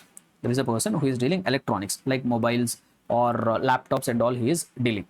Now say for example, he is a registered person. He want to opt for composition levy. But the problem is he is selling electronics. Say for example, he is selling refrigerator or he is selling a washing machine. He is selling one now. Or apart from that, he is also selling some laptops. Along with selling of the goods, he is also providing warranty. He is also providing warranty services. See, providing warranty is a service, no? So now, since this person is selling the goods and also providing warranty services, this person is not exclusively engaged in goods. He is providing some other services apart from restaurant services. So if you go by the logic, he will become ineligible for composition levy under 10 subsection 1 and 2. Why? Because 10 subsection 1 and 2 says only manufacturers, traders and restaurant service providers, only they become eligible for composition levy. If you take the example of this person, he is selling the goods, along with that he is providing other services. Apart from restaurant services, he is providing warranty services. So if you literally go by the logic of 10 subsection 1 and 2, this person will become ineligible for composition levy. But these kind of people have started crying. So why they have started crying is, sir, we are majorly dealing in goods only. But because of our nature of business, because of the products which we are dealing, we have to provide marginal services, sir. We have to provide minimal services. Some nominal services we will provide. That is unavoidable. That is the nature of our business. Depending on the nature of the products which we are dealing, we have to provide that services, sir. Otherwise, we can't do the business. But if you provide these kind of warranty services and all, you become ineligible for composition levy. So now these people started in crying, sir, you told that if we are exclusively engaged in goods, we can opt for composition levy. But because of our nature of our business, we are required to provide minimal services. And if we provide that services, you are making us ineligible for composition levy under 10 subsection 1 and 2. Please give us some relaxation. So the government told, okay, we will give you one relaxation if you are a person exclusively engaged in supply of goods. But along with that, if you are also providing marginal services, you are providing what? Marginal services. That means minimum services you are providing, very minimal portion of the services you are providing, then still we will make you eligible for composition levy under 10 subsection 1 and 2. So what the government has told, okay, we understood your problem. So if you are majorly supplier of goods, but if you are making marginal supply, very nominal amount of supply of services you are doing, still we will consider you for opting for composition scheme under 10 subsection 1 and 2. Sir, but how to decide that marginal supply, sir? But how to decide marginal supply of services? You told if I make marginal supply, if I make nominal supply of services, you will make me eligible for composition levy. But how to determine that marginal supply? What value can be called as marginal supply? So for that they have given on criteria. So what criteria they have given is, so registered person must be engaged in supply of the goods. In addition to that, they have also given the permission to provide marginal services, minimal services you can provide. Sir, how much can be considered as minimal services? 10% of your turnover in the preceding financial year or 5 lakh rupees, whichever is higher. 10 lakhs of the turnover in the preceding financial year or 10 lakh rupees, whichever is higher, up to that much figure, you can provide services. If you are providing the services within that value, we will still make you eligible for composition levy under 10 subsection 1 and 2. Say for example, in the there is one person, say for example, this electronics dealer only. He is mainly providing supply of the goods, but along with that, he is also providing warranty services. Sir, up to how much value of services he can provide in order to become eligible for composition levy? Say for example, preceding year, if you take the preceding financial year, the aggregate turnover of this person in the preceding financial year is 1.2 crore. Sir, how much marginal services he can provide, sir? As I have told, 10% of the turnover in the preceding financial year. If you calculate that, 10% into 1.2 crore, it will come to 12 lakh rupees or 5 lakh rupees, whichever is higher. You tell me which is higher? 12 lakh rupees is higher. So up to 12 lakh rupees, he can provide the supply of services in the current year. Still, he can opt for composition scheme under 10 subsection 1 and 2. Able to understand? So since these kind of things are putting a restriction in the practical applicability, so the government has come up and gave this relaxation. Okay, boss, if you are a major supplier of the goods, but this amount of marginal services you are providing, still we will make you eligible for composition levy. We will not make you disqualified for composition levy, and they have also given criteria for determining that marginal supply, 10% of turnover in the preceding financial year or 5 lakh rupees, whichever is higher, up to that much amount, you can provide services and still opt for composition scheme under 10 subsection 1 and 2.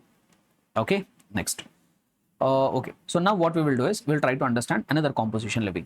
I told there are two kinds of composition scheme. No, one is 10 subsection 1 and 2 and the other one is 10 subsection 2A. So what initially government thought is it will be enough if we offer composition scheme for those people who are into supply of the goods and those people who are providing restaurant services. If we offer to them composition levy, that will be enough. That's why initially government made only these people eligible for composition levy. But later what happened is after they have brought this, after this composition scheme has gone into the market, now remaining category of people have also started crying, especially mainly service providers, supplier of services, or those people who are making supply of the goods as well as supply of services, not marginal supply. They are doing both in significant portions.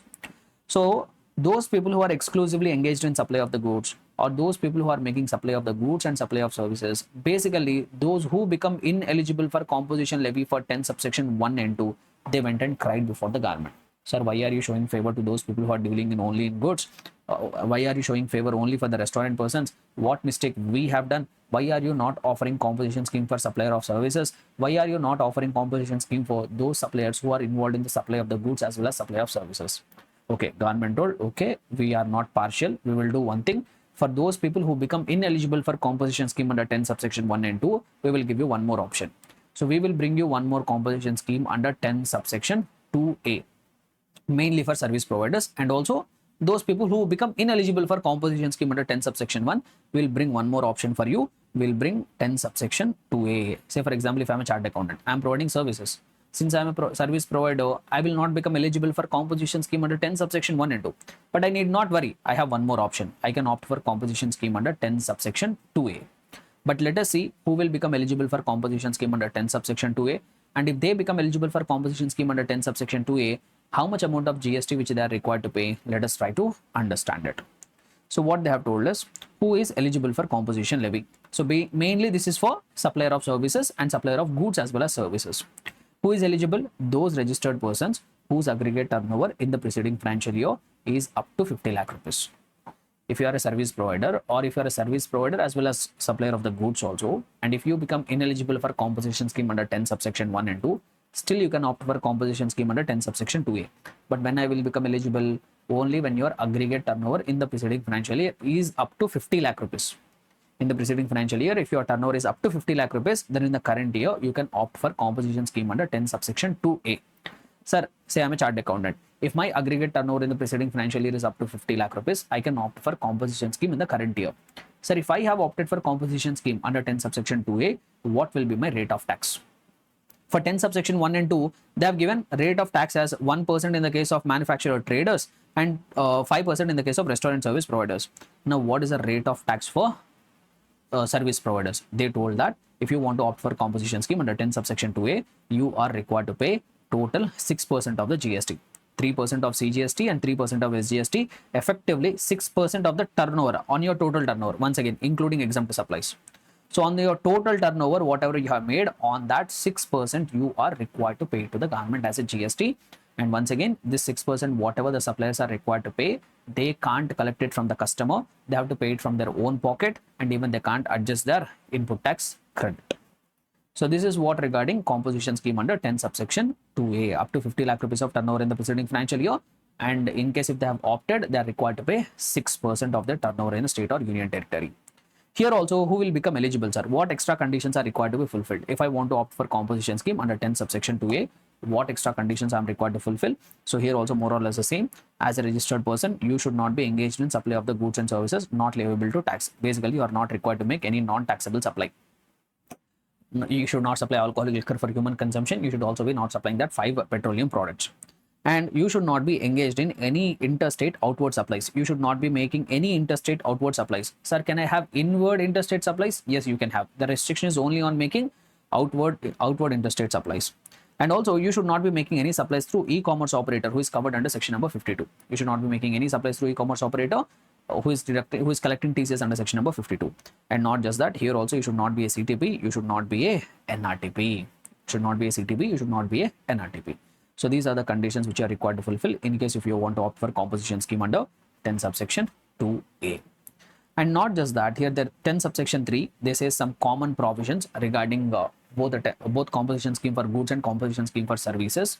So what does 10 subsection 3 say is, if you are opting for composition scheme under 10 subsection 1 and 2, say for example, if you are a manufacturer, so you want to opt for composition scheme for the financial year 24-25. That you can do it only if your aggregate turnover in the financial year 23-24 is less than or equal to 1.5 CR. Then only you can opt for composition scheme in the current year.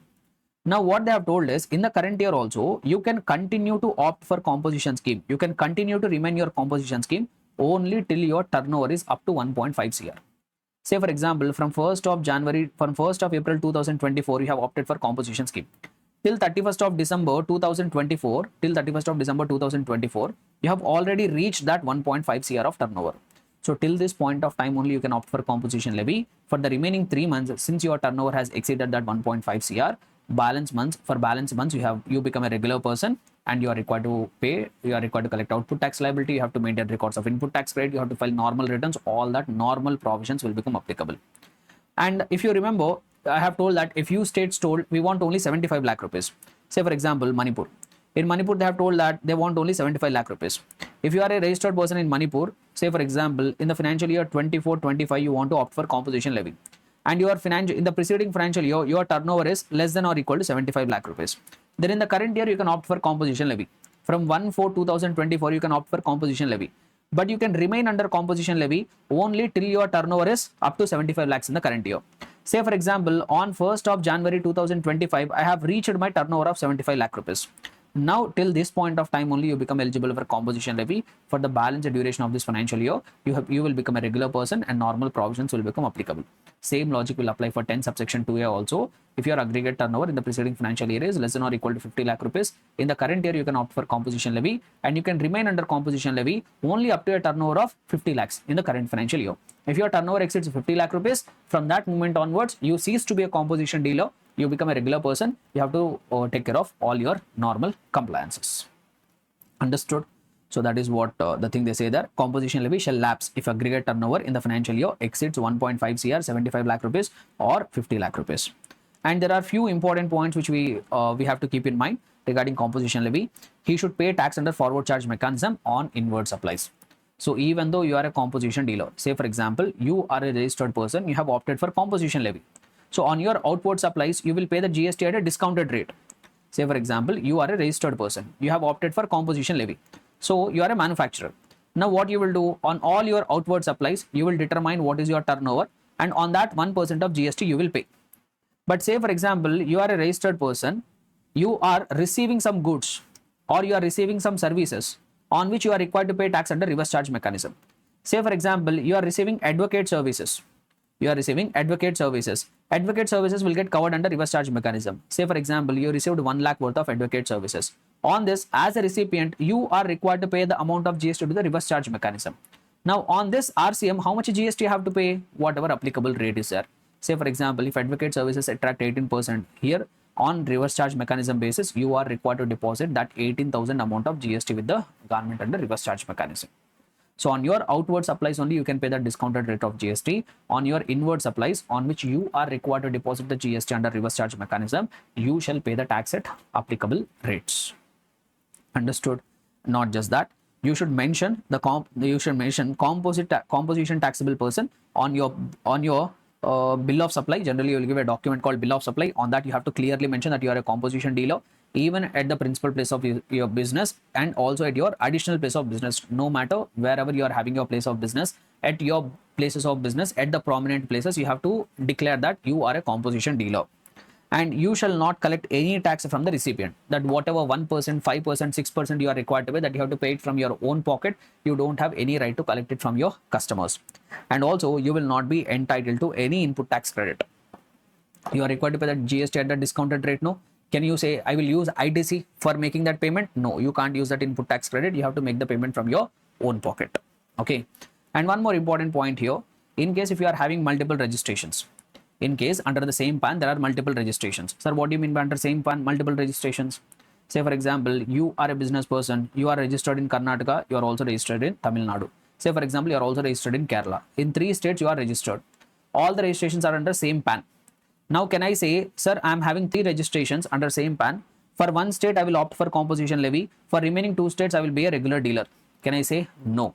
So what does the act say is, under same PAN, if there are multiple registrations, all that registration should either be under composition scheme, all that registrations must be either under regular scheme.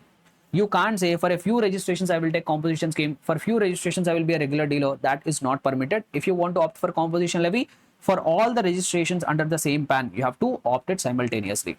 If you want to quit from composition scheme, then from all the registrations under same PAN, all that registration should come out of that composition levy. Able to understand? So that is what this important point. So when more than one registered persons are having same PAN, the registered person shall not be eligible to opt for composition scheme under subsection 1 unless all such registered persons opt to pay tax under that subsection. Basically, all the registrations under same PAN should simultaneously opt for composition levy. It will not be permitted. Some registrations under composition, some registrations under regular scheme, that will not be permitted. Everybody should come under composition scheme. Understood? So this is what the few important discussion regarding composition levy. That's all, guys. With this, we have completed the composition levy revision. Hope you guys are able to enjoy it and also understand it. Clear and comfortable, right? So since we have completed revising the chapter composition levy, the next chapter which we are going to take up for revision is going to be the charge of GST. Once again, an important chapter from the examination perspective. First of all, let us try to understand what is this chapter all about.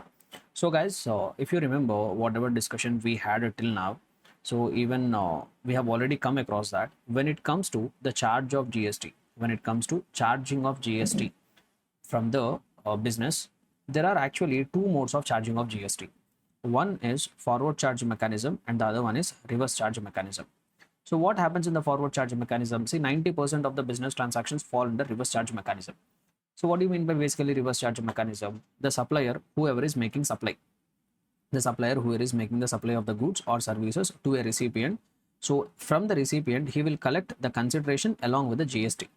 Whatever value of the goods and services is there, on that he will add the GST rate, and that GST the supplier will collect it from the recipient and he will deposit that amount with the government. So this is what we call it as forward charge mechanism. Normally this is what happens. But what do you mean by reverse charge mechanism is, in these circumstances, the supplier will make supply of goods or services to the recipient, but the supplier will collect only the value of the goods from the recipient. Whatever amount of GST is there, that will not be collected by the supplier from the recipient. So that will be deposited directly by the recipient to the government. So that we call it as reverse charge mechanism.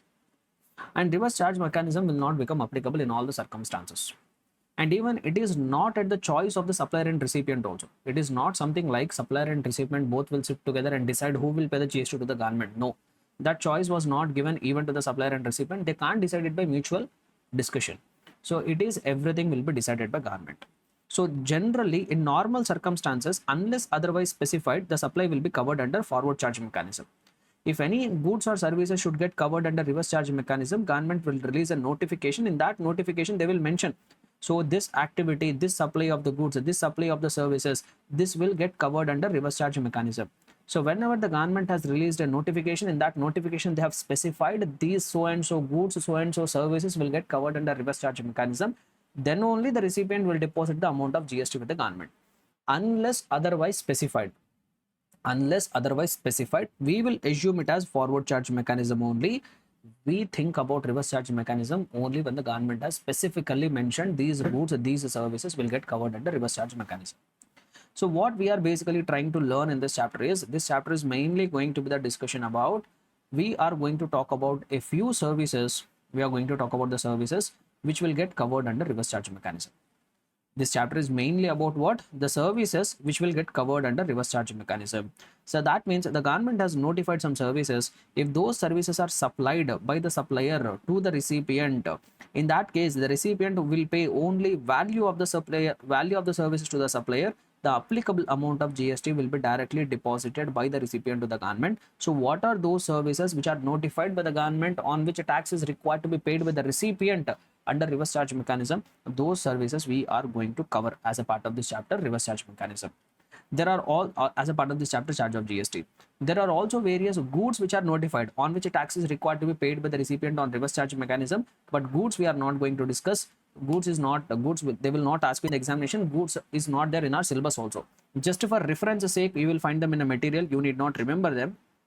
Just for reference sake, we have added, like there are some supply of the goods which are taxable under reverse charge mechanism. So certain goods like unshelled cashew nuts, BD wrapper leaves, tobacco leaves, etc. blah blah blah. So these some goods are there. Just for your information sake, we have added some goods. They will not test you this in the examination. But the main thing which they are going to compulsorily test in the examination is, what are those services which will get covered under reverse charge mechanism. Okay, so that is going to be our main agenda for this chapter. So without any delay further, let me start revising the content of what are those services which are covered under reverse charge mechanism. First, I will start with the easy ones. First, we'll try to cover all the easy ones. So first, I will cover this one. Services which are supplied by an insurance agent. So whatever services which are provided by an insurance agent to the insurance business, to any person carrying on the insurance business who is located in the taxable territory, those services will get covered under reverse charge mechanism. Say for example, I'm an insurance agent. I'm an LIC insurance agent. Now what I am doing is, on behalf of LIC, I go and sell the policies to the people. If I'm an agent, I find the customers, I will sell them insurance policies. Now what I will get, if I'm an insurance agent, I sell the policies to the people. What I will get, LIC will pay commission to me. So I am providing services to the LIC, for which LIC is paying me the consideration. Who is service provider? Insurance agent is a service provider. Who is service recipient? That insurance company is a service recipient. Now the government is saying that this activity will get covered under reverse charge mechanism. That means insurance agent, along with his commission, he will not collect any amount of GST from the insurance company. Insurance company itself will directly go and deposit that GST amount with the government.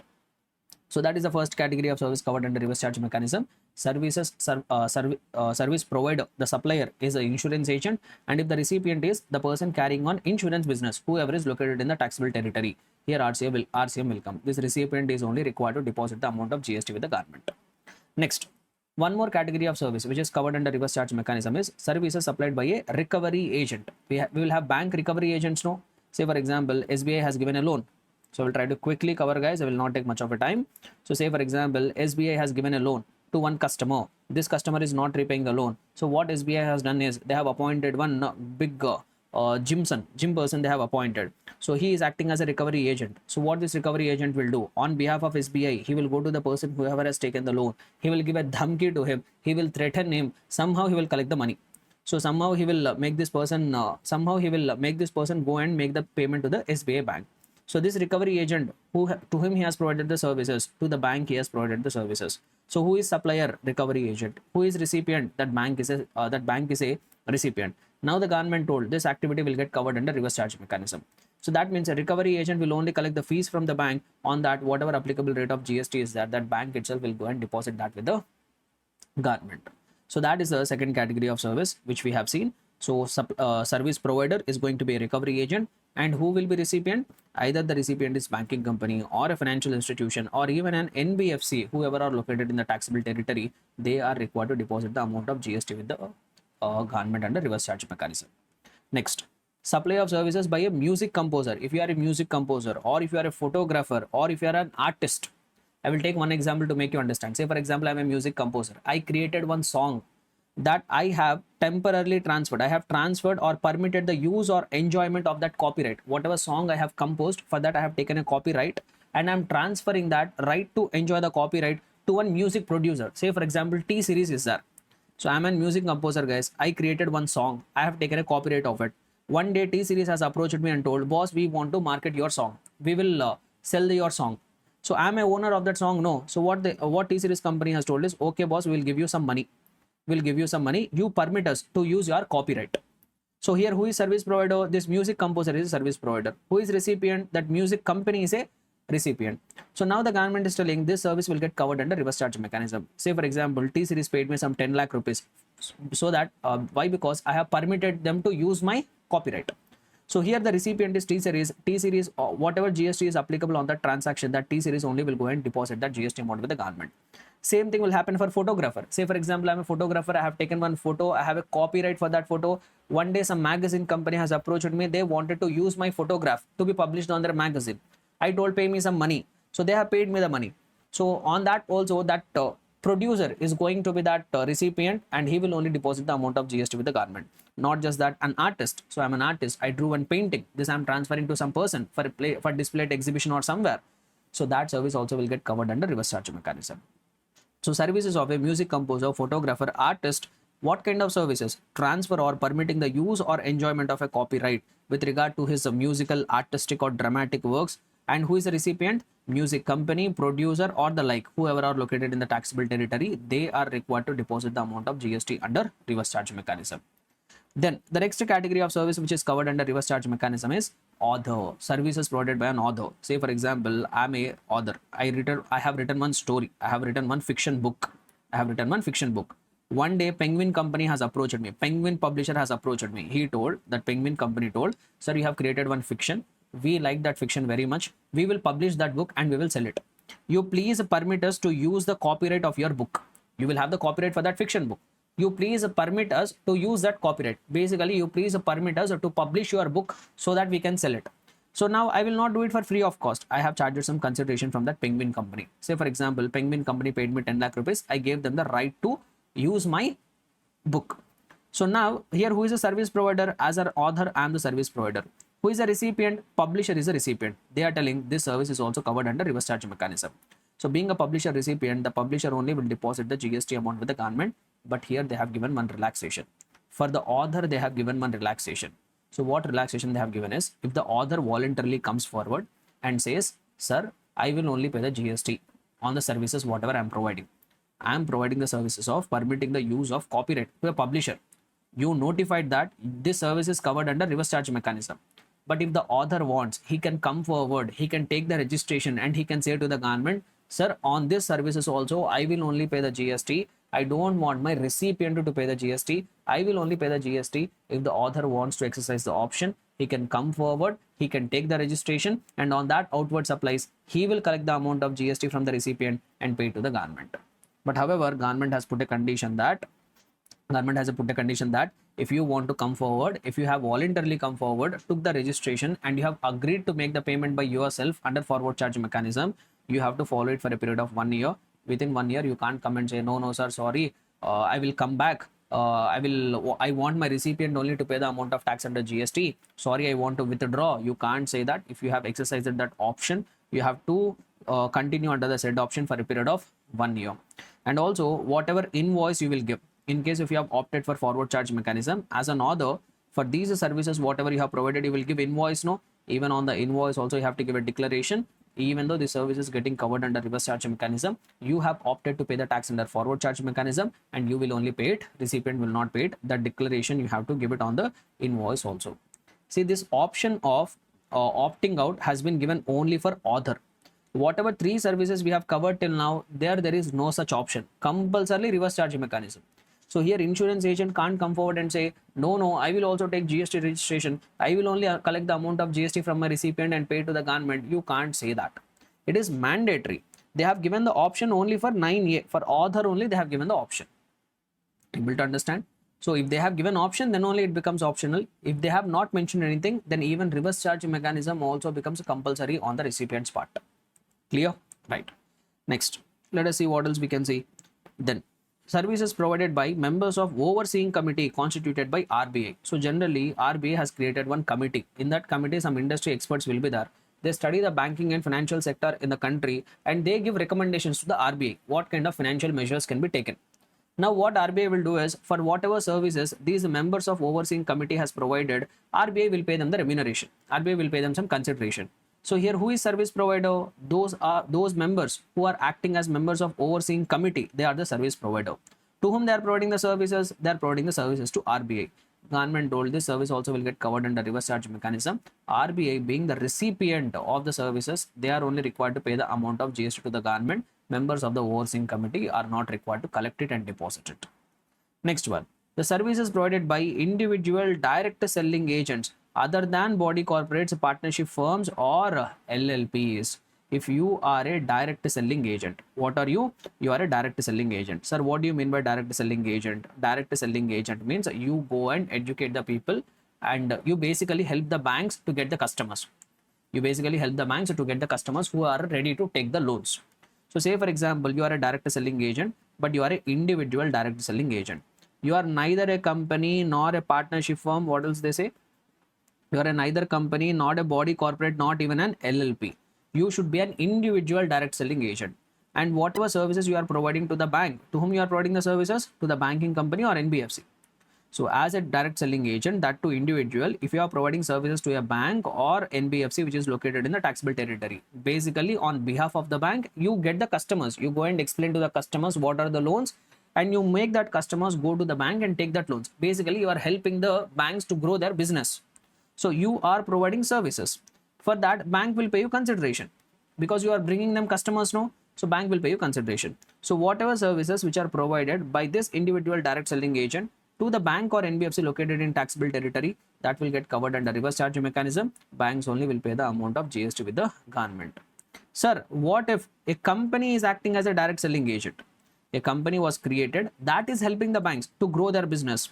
So this company which is providing DSA services to the banks or NBFC, will this also get covered under RCM? No, this will not get covered under RCM. Why? Because I have specifically told only individual direct selling agent, services provided by individual direct selling agent to the bank or NBFC only will get covered under RCM. If the company, partnership or LLP, if they are acting as a direct selling agent, then RCM will not become applicable. Forward charge mechanism only will become applicable. So along with their consideration, they will also collect the amount of GST from the bank, and they only go and deposit that with the government. Understood? So that is what regarding individual direct selling agents. Now we have two things: business facilitator, business correspondent. Basically, they are also people who help the banks to grow their business, I am not going into the details of what exactly is a business facilitator, what exactly is a business correspondent, that we have discussed a lot in our regular class. I gave you very detailed examples also. So I'm not going into that details now. I will try to come to the concept. I will try to explain what you are supposed to remember. So they said two things here. There will be someone called business facilitator. There will be someone called business facilitator. And this business facilitator is providing services to a banking company. This business facilitator is providing a services to a banking company. These services will get covered under reverse charge mechanism, which means as a business facilitator, whatever services you have provided to the banking company, bank is the recipient. They are only required to go and deposit that amount of GST with the government. Now, say for example, there will be some people called business correspondents also. They also will help the banks for growing the business. Now, business correspondent also provides the services to banking company. Business correspondent also provides the services to banking company.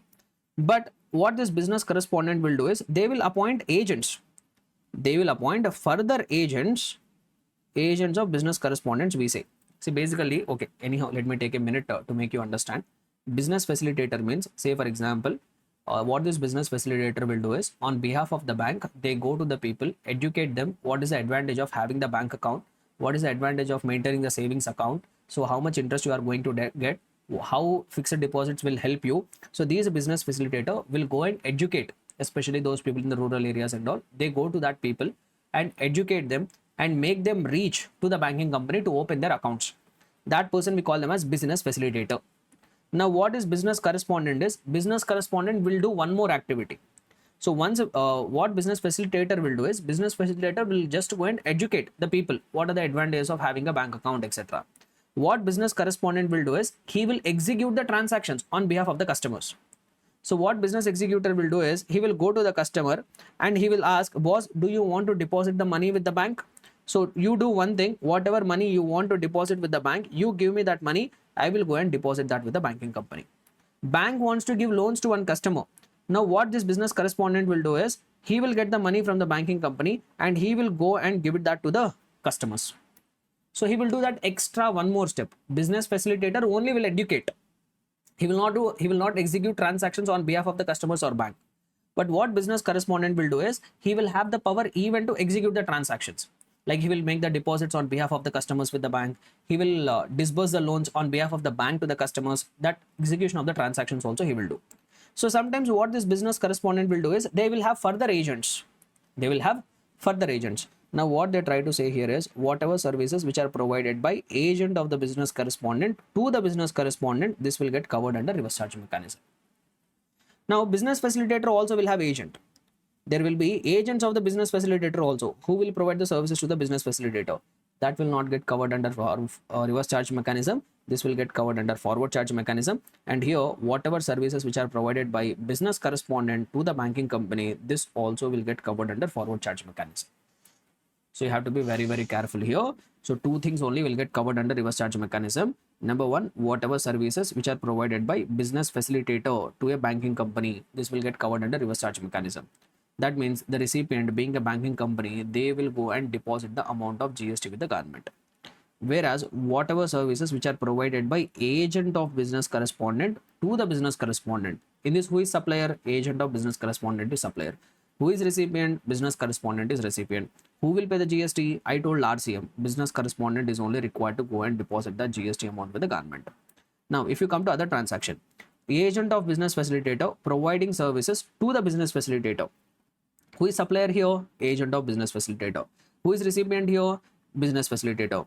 Now I am telling this transaction will get covered under RCM, which means what will happen? This supplier, agent of business correspondent, will collect the amount of GST from the agent of the business facilitator, will collect the amount of GST from the business facilitator, and he will go and deposit the GST amount with the government. Now, if you come to this transaction, services provided by business correspondent to the banking company. Who is supplier? Business correspondent. Who is recipient? Banking company. I told what? Forward charge mechanism. That means supplier only will go and deposit the amount of GST with the government. Clear? So this you have to remember, guys. I know it is quite confusing, but you have to remember it. So these are the next two categories of the services which are covered under reverse charge mechanism. Okay, now.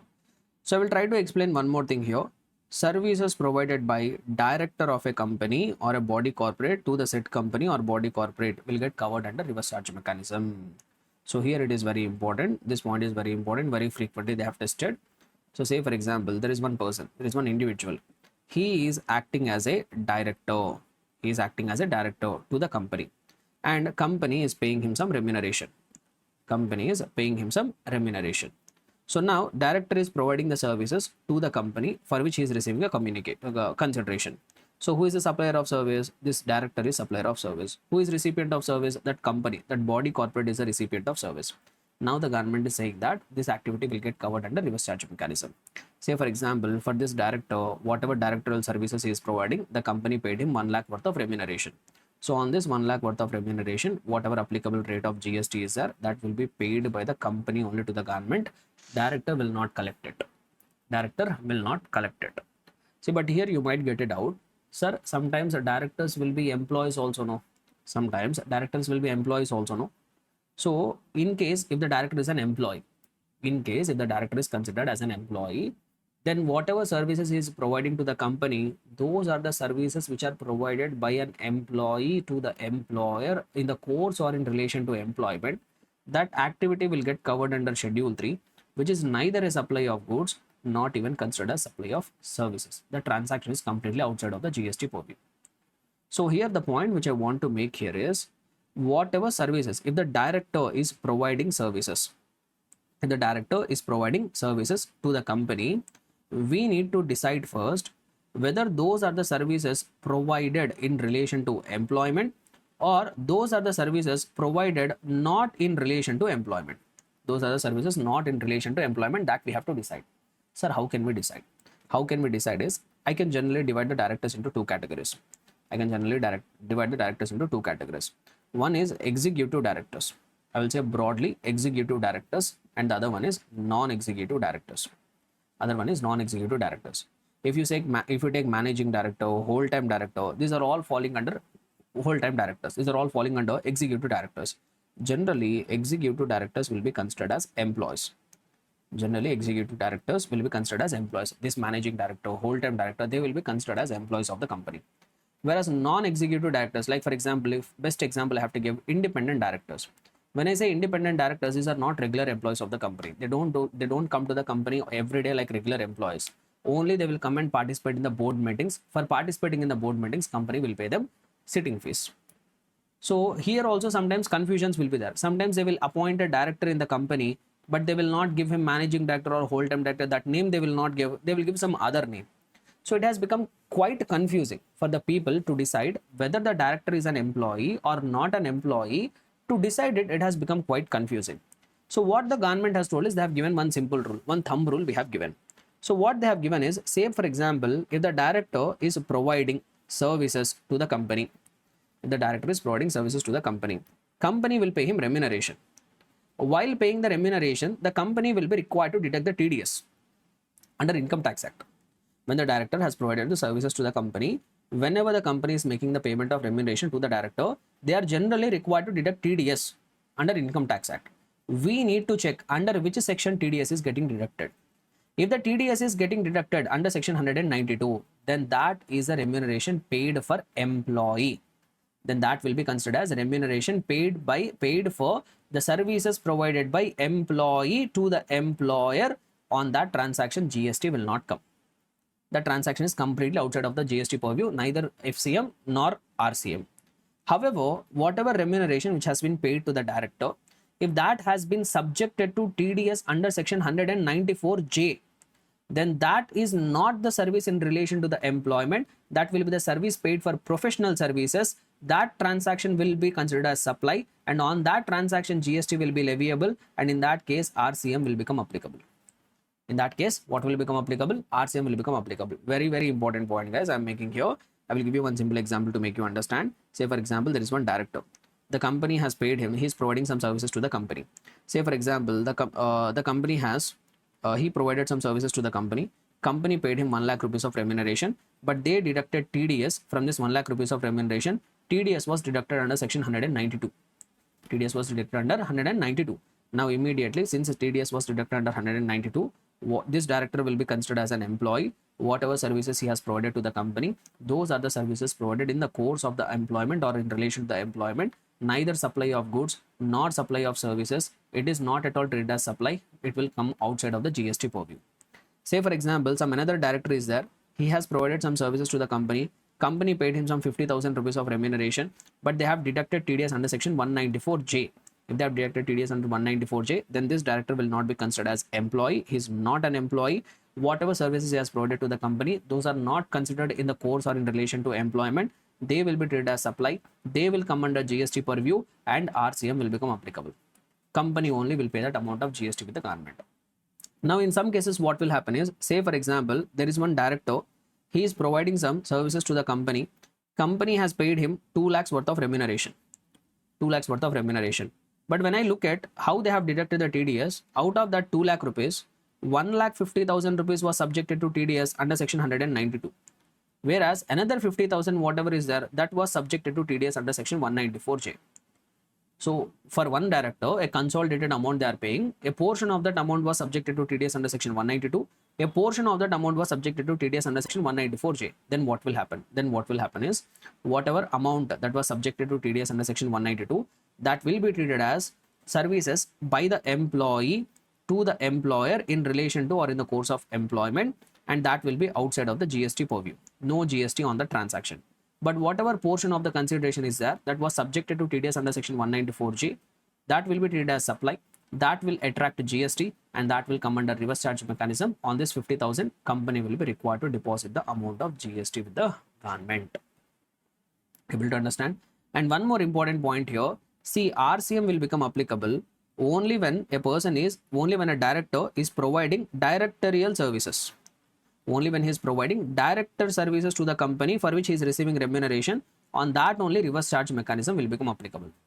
Say for example, the same person, he is a director of the company, but the same person, he has also provided some other service. For example, he has rented one motor vehicle, or a motor vehicle, you will get confused here. He has provided some other service. Say for example, some other service he provided. Apart from directorial services, some renting services he has provided.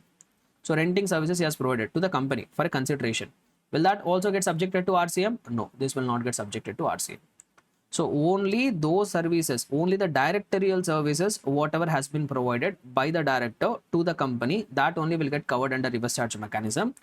The same director, apart from directorial services, if he is providing any other services, that will not get covered under reverse charge mechanism. That will get covered under forward charge mechanism. Clear? Able to understand everybody? So this is what regarding directorial services. Very, very important from the examination perspective. In many cases, they have tested this question in the examination. Okay, right. So all this I have explained. All these are different scenarios, when employee, when not employee, everything I have covered. Okay, right. So shall we proceed further now? So now, next category of service which is covered under reverse charge mechanism is supply of security services. So what is that? Security services. So which kind of security services they are talking about? Say for example, I'm a person. So what business I do is I have recruited some security guards. I have recruited some people and I'm paying them monthly salary. Say for example, I have some 10 staff. So I recruited some 10 people and every month I will pay them salary. Now what is my business is I will approach business entities. Like for example, I approach a DMart. I told them, sir, dear DMart, you want security guards? No. You want security guards at your place of business? No. So what I will do is I will supply the security guards to you. So basically, I am making the supply of security personnel. These are my staff. I will pay them salary. So what I have done is I went to the DMart one day and told, sir, you need security guards? I will provide 2 security guards. For you and you pay me the consideration. Say for example, I am charging for them for 2 security guards some 30,000 rupees of consideration I am charging every month. So here I am a service provider and I am providing the security services by way of providing security personnel to a recipient.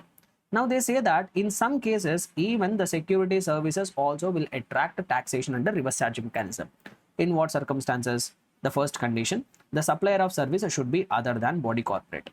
Whoever is supplying that services of supplying security personnel, that should be other than body corporate. That means it should not be a company. That means it could be provided by an individual, it could be provided by a partnership form including LLP, that doesn't matter. So, but however, if the company, if the person, whoever is providing that security services, if that entity, if that supplier is a body corporate, then RCM will not become applicable. Then forward charge mechanism only will become applicable. So, other than body corporate, like it could be individual, it could be LLP, it could be partnership firm, if they are providing the security services, that will get covered under reverse charge mechanism. And one more condition is there: supplier should be other than body corporate. Recipient must be a registered person. Recipient must be registered under GST Act. So if you are other than body corporate, supplier should be other than body corporate, but the recipient must be a registered person. When these two conditions are satisfied, then that registered person, whoever is that recipient is there, that person will deposit the amount of GST with the government.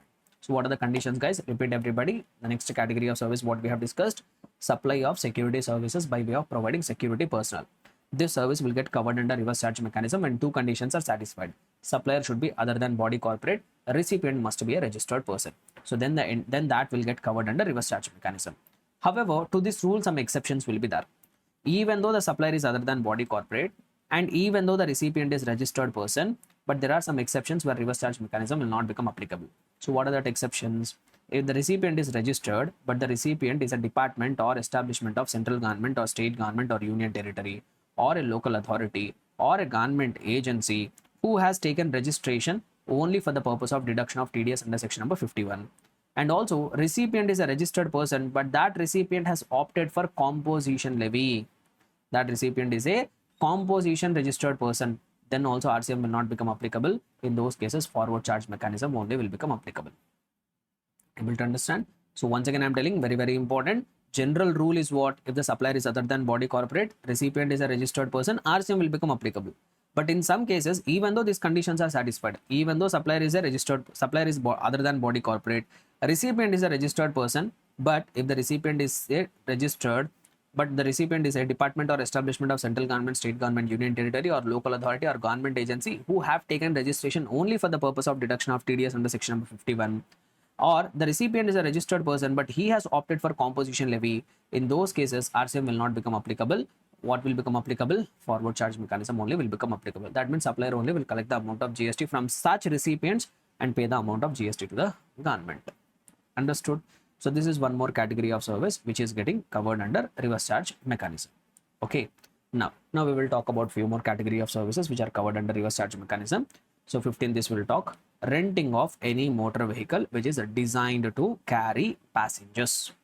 If someone is providing, say for example, if someone, I am providing the services of renting of motor vehicles which is designed to carry passengers to a recipient, in some cases even these services also will get covered under reverse charge mechanism. Very, very important. I will tell you a list of conditions. Later we'll try to analyze. We will not analyze it. We will just try to remember the conditions. Renting of motor vehicles also will get covered under reverse charge mechanism. But there are some conditions. What are that conditions? Number one, whatever motor vehicle you are giving on rent, that should be designed for transportation of passengers. That should be designed to carry passengers, not goods. Not goods. That should be designed to carry passengers. For example, if I am renting out a truck, I'm having a truck, I'm renting out the truck. Will that get covered under reverse charge mechanism? No, it will not get covered under reverse charge mechanism. If I'm renting a car, if I'm renting a bus, will that get covered under reverse charge mechanism? Yes. So motor vehicle, whatever I'm giving on rent, that should be designed to carry passengers, not the goods. Number two, whatever consideration you are charging, in that cost of fuel also should be included. Whatever consideration you are charging, in that cost of fuel also must be included in the consideration. That is the second condition. So where the cost of fuel is also included in the consideration. Condition number three, the supplier, whoever is making that supply of motor vehicle designed to carry passengers, where the cost of fuel is included in the consideration, should be other than body corporate. Supplier should be other than body corporate. Supplier should not be a company. Other than company supplier should be there. And the recipient should be a body corporate. The recipient must be a body corporate. Recipient must be body corporate. So till now I told four conditions. What are they? Renting of motor vehicle will get covered under RCM only when it is designed to carry the passengers. Cost of fuel must be included in the consideration. Supplier should be other than body corporate. A recipient must be body corporate. And one more condition is there. Supplier should not give invoice. Supplier should not give invoice. Supplier should not give invoice charging GST at the rate of 6%, CGST at the rate of 6%. When I add the SGST component also, it will become another 6%, total 12%. Supplier, the person whoever is supplying that renting of motor vehicle services, he should not have given the invoice charging GST at the rate of 12%, which is CGST as 6% and SGST 6%. If all these conditions are satisfied, then that renting of motor vehicle services will get covered under reverse charge mechanism. Shall we have a recap once again? So tell me guys, renting of motor vehicles, when it will get covered under reverse charge mechanism. So 5 conditions are required to be satisfied. In total 5. You have to by heart it guys. If they are asking a question whether renting of motor vehicles will get covered under reverse charge mechanism, you need to check whether these 5 conditions are present or not. If these 5 conditions are present, write reverse charge mechanism. If any of this condition is missing, write forward charge mechanism. What are they? Number 1, whatever motor vehicle that is getting rented, that should be designed to carry passengers. Condition number 2, cost of fuel must be included in the consideration. Number 3, supplier other than body corporate. 4th condition, recipient must be body corporate. 5th condition, the supplier should not give invoice charging GST at the rate of CGST at the rate of 6% and SGST at the rate of 6%. The supplier should not have given the invoice charging GST at the rate of 12%.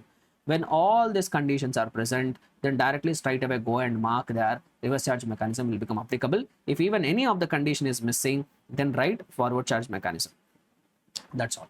This is what you have to remember. Able to understand? So I'm proceeding further. Okay, right. So this service also we have covered. Next, what else? What else is covered under reverse charge mechanism? Let us see. GTA services. GTA services also will get covered under reverse charge mechanism. Goods transportation services also will get covered under reverse charge mechanism. Let us see who should be supplier, who should be recipient. So who should be such supplier? In order to get covered under reverse charge mechanism, who should be supplier? Supplier could be any person. Supply of services by a GTA in respect of transportation of the goods. Any person could be supplier. But if the recipient falls under the below mentioned categories, whoever is receiving that GTA services, if that recipient falls under any of the categories which we are about to read, if the recipient falls under the list which we are about to read now, then that recipient is required to pay the amount of GST to the government under reverse charge mechanism. So here the condition is regarding recipient. Recipient should be any of the recipient given here. If the recipient doesn't fall under the list here, then RCM will not become applicable. Sir, who are that specified recipients? That recipients we also call them as specified recipients. So the recipient, whoever is receiving the GTA services, he must be a specified recipient for RCM to become applicable. Sir, who are that specified recipients? Any factory registered or governed by the Factories Act. Any factory registered or governed under Factories Act. It need not be registered under GST Act. Even if it is registered under Factories Act also, then that factory is only required to pay the tax under reverse charge mechanism. Similarly, any society registered under the Societies Registration Act or under any other law for the time being in force need not be registered under GST. Even if it is registered under Societies Registration Act or any other law for the time being in force, RCM will become applicable. Or if it is any cooperative society established by or under any law. Similarly, if he is a person, if the recipient is a person who is already registered under CGST Act or SGST Act, or any other body corporate established by or under any law, a company, like a company incorporated under Companies Act, or a partnership firm, whether registered or not, doesn't matter. If it is a partnership, it need not be registered. If it is a partnership, that is enough. And also, including any association of persons or any CTP, whoever is located in the taxable territory. If the recipient falls under any of these categories, then RCM will become applicable. But however, there is one more condition. Here also option has been given to the GTA.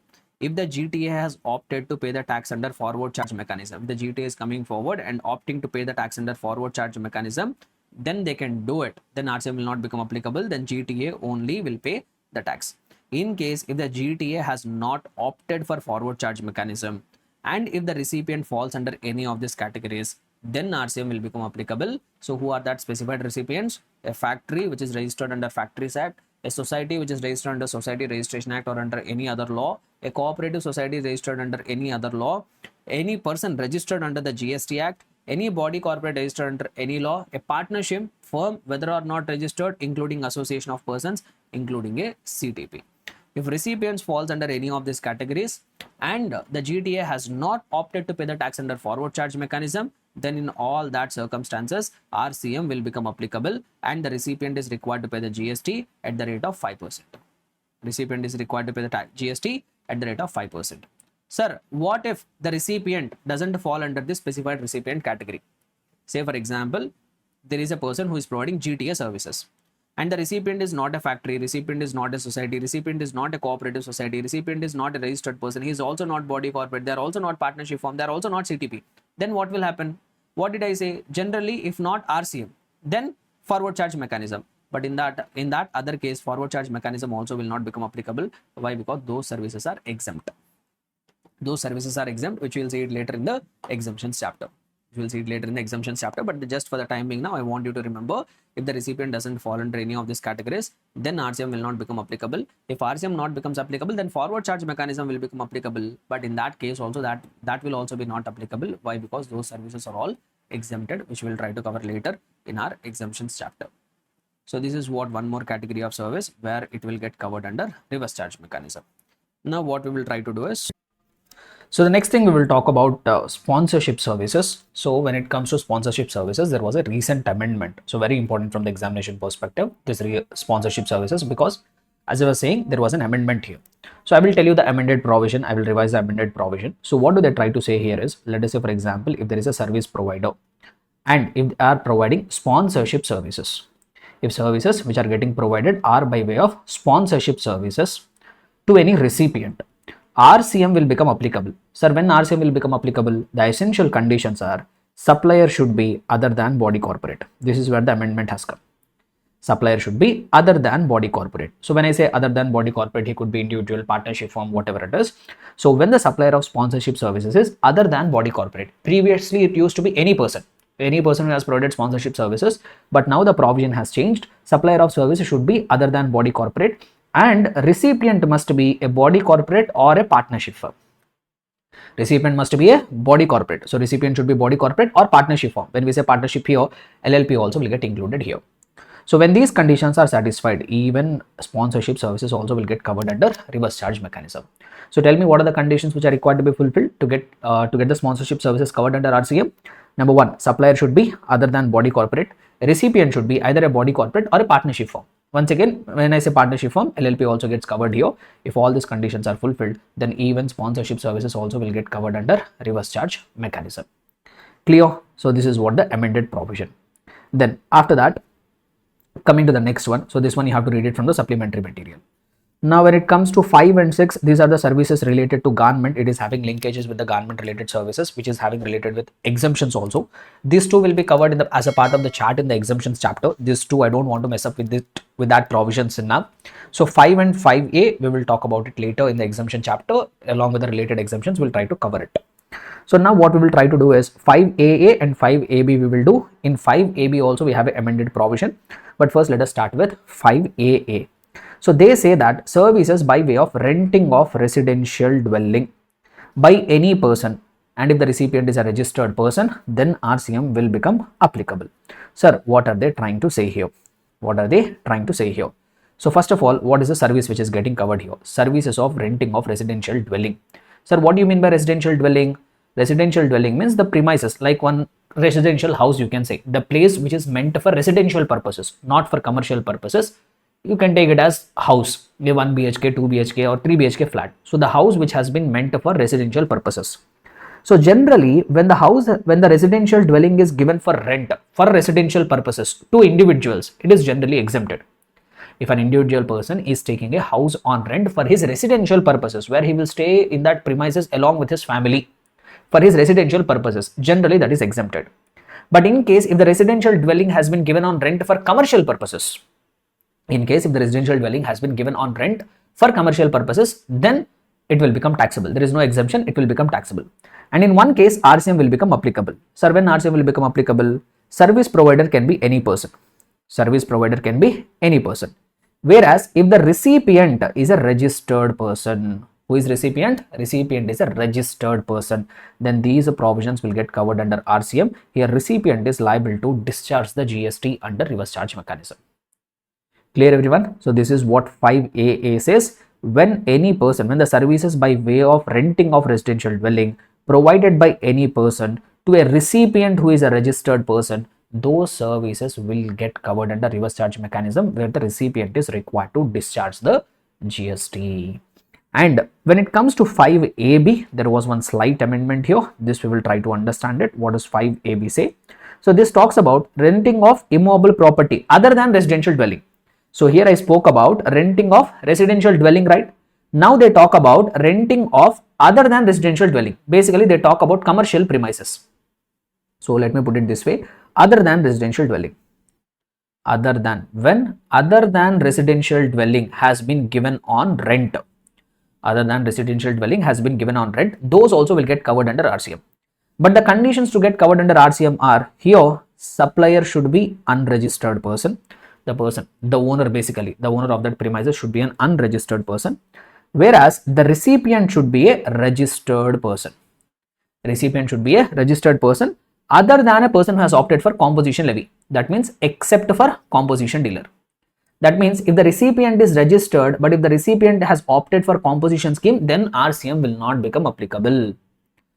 Able to understand? So when renting of other than residential dwelling, when these services are provided, they will get covered under RCM if the supplier is unregistered person, recipient is a registered person who has not opted for composition levy. That means if the recipient is a registered person and if he has opted for composition levy, then RCM will not become applicable. So recipient must be a registered person who has not opted, very, very important, other than a person who has opted to pay tax under composition levy. So for other than composition registered persons, RCM will become applicable.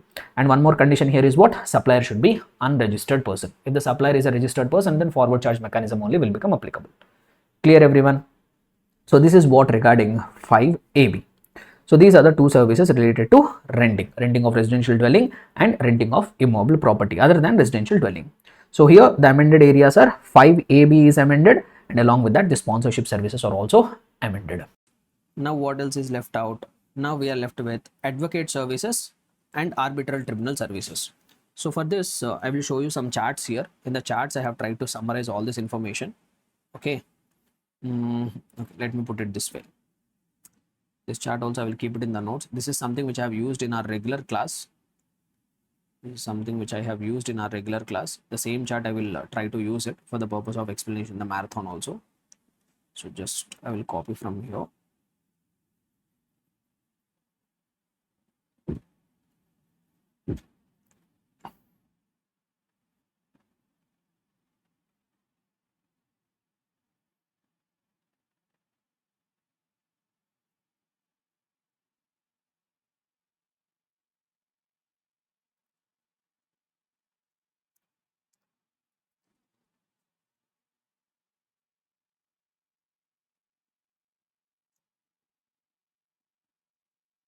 Correct. So regarding advocate services provided by advocate, senior advocate and form of advocates. So regarding that, exemptions are also there. Reverse charge mechanism provisions are also there. So whatever services which are provided by either an individual advocate, a single advocate who is practicing, or a senior advocate. When I say senior advocate, I am not referring to age. Senior advocate means he is having prescribed experience and who has been recognized by the Bar Council as a senior advocate, or services provided by the firm of advocates. So when the services are provided by these people, either by advocate, senior advocate or firm of advocates, when the services are provided by these people, there are some cases in which these services are exempted. There are some cases these services will get covered under reverse charge mechanism. Everything I have tried to summarize in the form of this chart. So exemptions related point also I am trying to cover here. So first chart, if you observe, the services provided by individual advocate other than senior advocate and the firm of advocates. That means in the first chart, I am talking about services provided by the advocate and the firm of advocates. I am not talking about senior advocate. Senior advocate will have a separate discussion. So what about services provided by advocate and firm of advocates? Services provided by these two people, when they will become taxable, when they will become exempted. Let us see. First one. So services provided by individual advocate other than senior advocate and the firm of advocates. If the recipient is other than business entity, like for example, a lawyer is fighting a divorce case for one person. The recipient is unregistered, non-business purposes, right? So in case if the services are provided by individual advocate or the firm of advocates, but the recipient is other than business entity. exempted. No GST will become applicable there. It will be exempted. Next one. Sir, recipient is a business entity. The recipient is a business entity only, but that business entity is a small business entity. Sir, what do you mean by small business entity? That business entity is having an aggregate turnover of less than applicable threshold limit in the preceding financial year. Say, for example, I'm running one small kirana shop. I have some business related case. I received the services of a lawyer, but I'm a small kirana store. The aggregate turnover in the preceding financial year is less than the applicable threshold limit. Say, for example, I'm eligible for 40 lakh rupees of applicable threshold limit. In the preceding financial year, my turnover is less than 40 lakh rupees. So now law recognizes me as a small business entity. They have told, okay, from you also we don't want GST, we will exempt. So two cases I have told. If the recipient is other than business entity, or recipient is a business entity but a small business entity whose aggregate turnover is less than applicable threshold limit in the preceding financial year, exempted. Similarly, the recipient is either a central government, state government, union territory, local authority, government agency, or government entity. Basically, government related entities are availing the services. If the recipient is government or government related entities, then also government told, no, we don't want any GST from these transactions, then also we will exempt. Now, who is left out?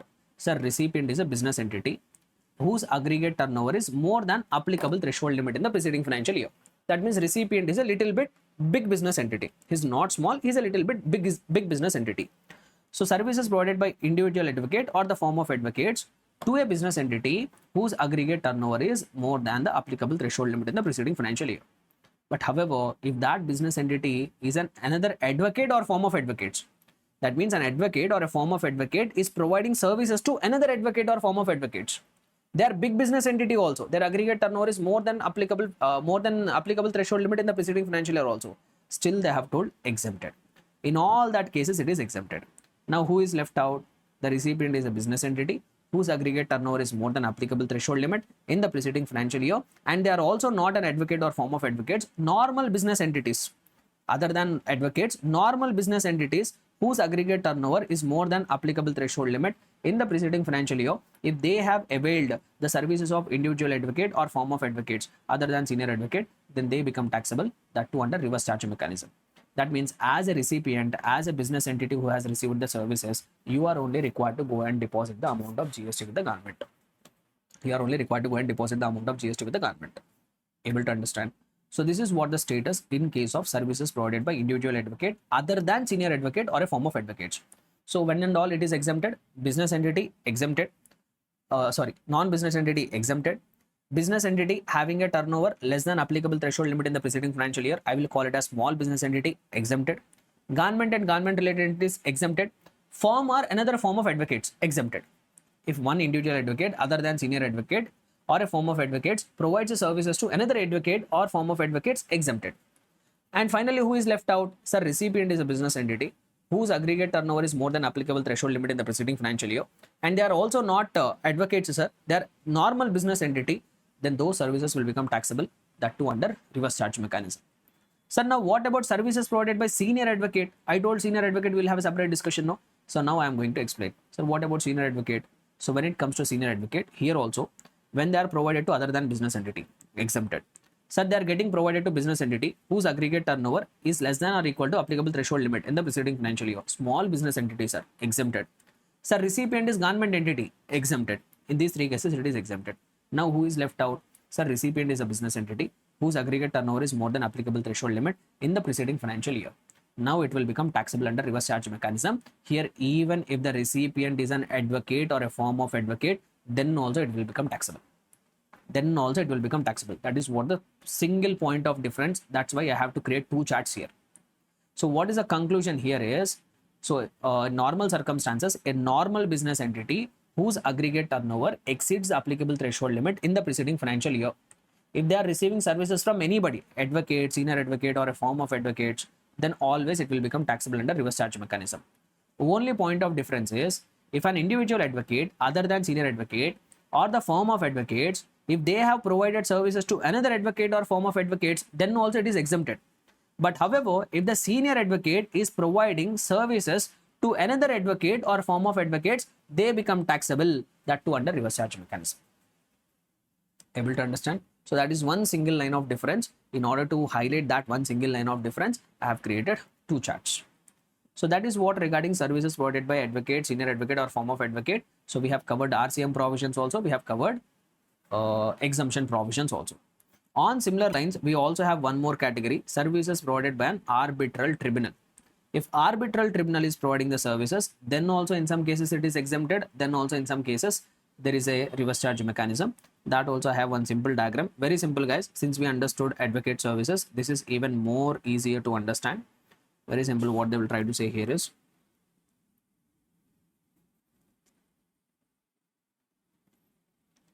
so when it comes to services provided by an arbitrary tribunal, here also we will see, is the recipient is a non-business entity, exempted. Sir, business entity is a small business entity whose aggregate turnover is less than applicable threshold limit in the preceding financial year, exempted. Recipient is a government or government related entities, exempted. Same like previous case only. If the recipient is a non-business entity or business entity, aggregate turnover less than applicable threshold limit, that is small business entity, or government related entities, in these three cases it is exempted. However, if the services of arbitral tribunal are received by business entity whose aggregate turnover is more than applicable threshold limit in the preceding financial year, then they will become taxable. Then in all the cases, reverse charge mechanism will become applicable. Same like the previous case only, no? Right. So this is what regarding arbitral tribunal. So we have also covered what are the services of arbitral tribunal covered under reverse charge mechanism. See, these are all the services which are notified under CGST Act purposes for reverse charge mechanism. Under IGST Act also, they have notified certain services which are covered under reverse charge mechanism. Till now, whatever services we have seen, these are all the services notified under CGST Act for which reverse charge mechanism will become applicable. Even under IGST Act also, they have notified one service which will become covered under reverse charge mechanism. What is that service we know? What is that service you know? You already know it. So what is that? Is nothing but importation of services. Importation of services. This I have already covered it when I am teaching the supply chapter. Say for example, you are a person residing in India. So you have imported the services from a person outside of India. When you are importing the services for a consideration, then also it will become taxable. In some cases, if you are importing services even without consideration, then also it will become taxable. Para number 4 of schedule 1. So whatever it is, if you are importing services for a consideration or not for a consideration, depending on facts and circumstances, they are also considered as supply. Now, when I consider it as supply, that will become taxable. On that, GST has to be paid. But in these cases, as I have told, it is difficult for the government to collect the amount of GST from a non-resident. So that's why they have put the responsibility on the importer, because he is residing in India. No, since he is residing in India, it will be easy for the government to collect the GST from this person. So they have asked this recipient only to pay the amount of GST to the government. So this also will get covered under reverse charge mechanism. But however, they have given one exception. Say for example, you are a student in India.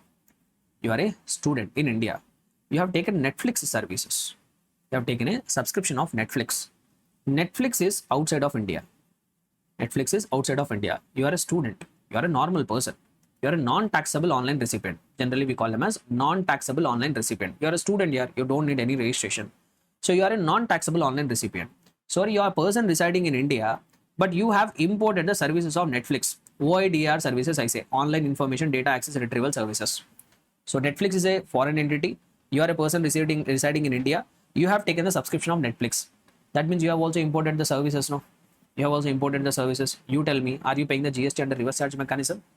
Are you paying GST under reverse charge mechanism? You are not paying. No. Whenever you have taken the subscription for OTT platforms, that to foreign OTT platforms, are you paying GST under reverse charge mechanism? No, we are not paying. Why? Because this is exempted. Not exempted, sorry. It is on this RCM will not become applicable. I can't say exempted here. RCM will not become applicable. Netflix only will pay GST. Sir, how Netflix only will pay GST? They're foreign entity, no? For that altogether different mechanism is there, which we learned at the CA final level. But I want you to remember, in case of importation of services, in case if the recipient is a non-taxable online recipient like you and me who are availing online services of OIDR services, then even though it is import of services, RCM will not become applicable. In all other circumstances, RCM will become applicable for importation of services. But this Netflix, or you are receiving any cloud computing services, or you have taken any foreign course sitting in India, so you are a non-taxable online recipient, on that services RCM will not become applicable. Those will get covered under forward charge mechanism only. Able to understand? So this is what the services which are notified for reverse charge mechanism under IGST Act. Clear? Able to understand? Next. So with this, we have covered all the services covered under reverse charge mechanism. Now I want to explain one more point. I want to take you through one more important discussion. 9 subsection 5. 9 subsection 5. So what does 9 subsection 5 says is, we all know e-commerce operators, right? We all know e-commerce operators. Like for example, what is basically an e-commerce operator? Those people who provide the services through online, a platform through which services are provided through online. If I have to give you one example, e-commerce operators are like Amazon. Amazon is an e-commerce operator. Swiggy is an e-commerce operator. Ola is an e-commerce operator. Redbus is an e-commerce operator. Urban Clap is an e-commerce operator. So now generally how e-commerce operators will operate is there will be suppliers. There will be different suppliers will be there. These suppliers will list themselves on the e-commerce platform. And the customers will try to avail that services of the supplier through the e-commerce operator. Like if I have to give you one simple example, say for example, you want to travel, you want to book a auto, Ola auto you want to book.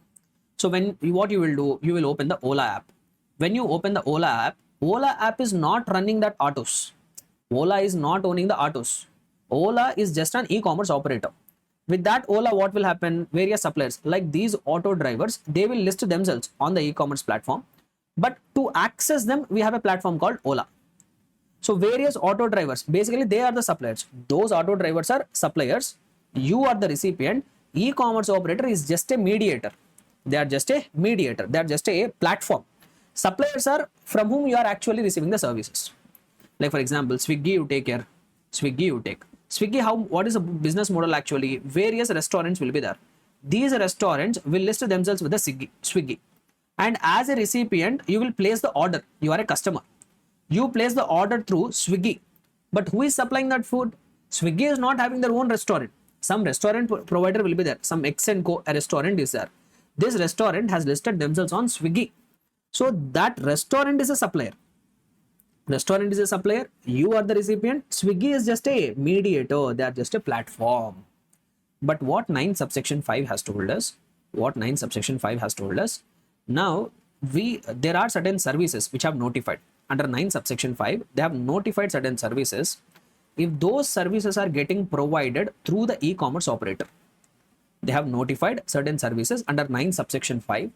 Basically, 5 services are notified. If those services are getting provided through the e-commerce operator, neither the supplier will have the liability to pay the GST to the department, nor the recipient will have the liability to pay the GST to the department. That means neither forward charge mechanism nor reverse charge mechanism. So does that mean will it be exempted? No, it will not be exempted. For those services, directly e-commerce operator will pay the GST. That mediator will pay the GST.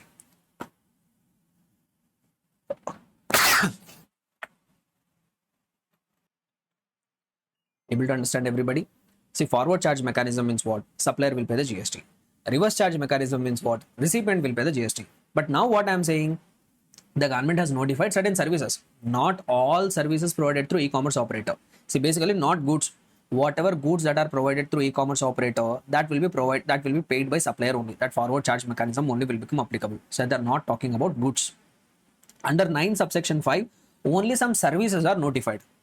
Under 9 subsection 5, only services, not goods. So they have notified some services under, sorry yaar. Okay, so sorry, so I got a little bit of cold actually. So under 9 subsection 5, they have notified certain services, not goods. Once again I am telling, they have notified certain services. If those services are provided through the e-commerce operator, neither the supplier will pay the GST to the government, nor the customer will pay the amount of GST to the government. That e-commerce operator will pay the amount of GST to the government. That e-commerce operator will pay the amount of GST to the government. Sir, what are that services which are notified? What are that services which are notified? I think I have a shortcut here. Somewhere I have worked on some summary in our regular class. I will give you that extract. This extract I will give you. This is what the summary.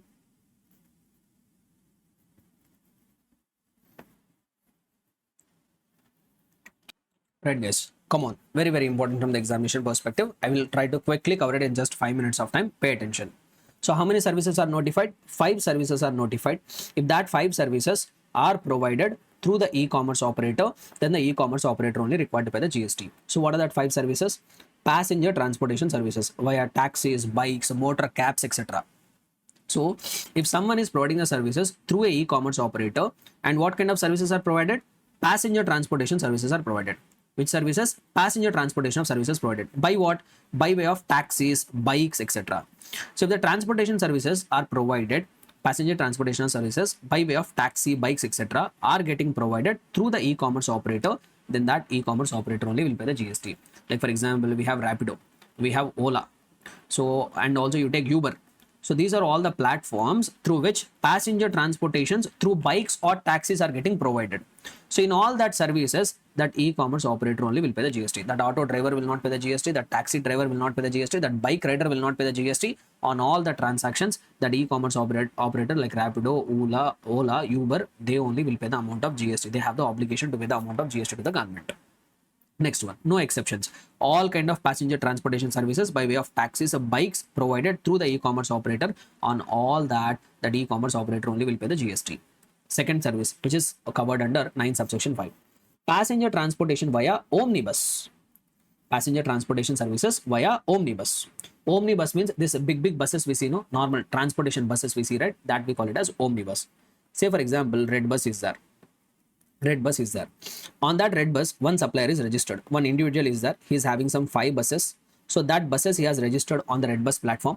One customer booked a ticket on red bus, and that bus is actually operated by this individual.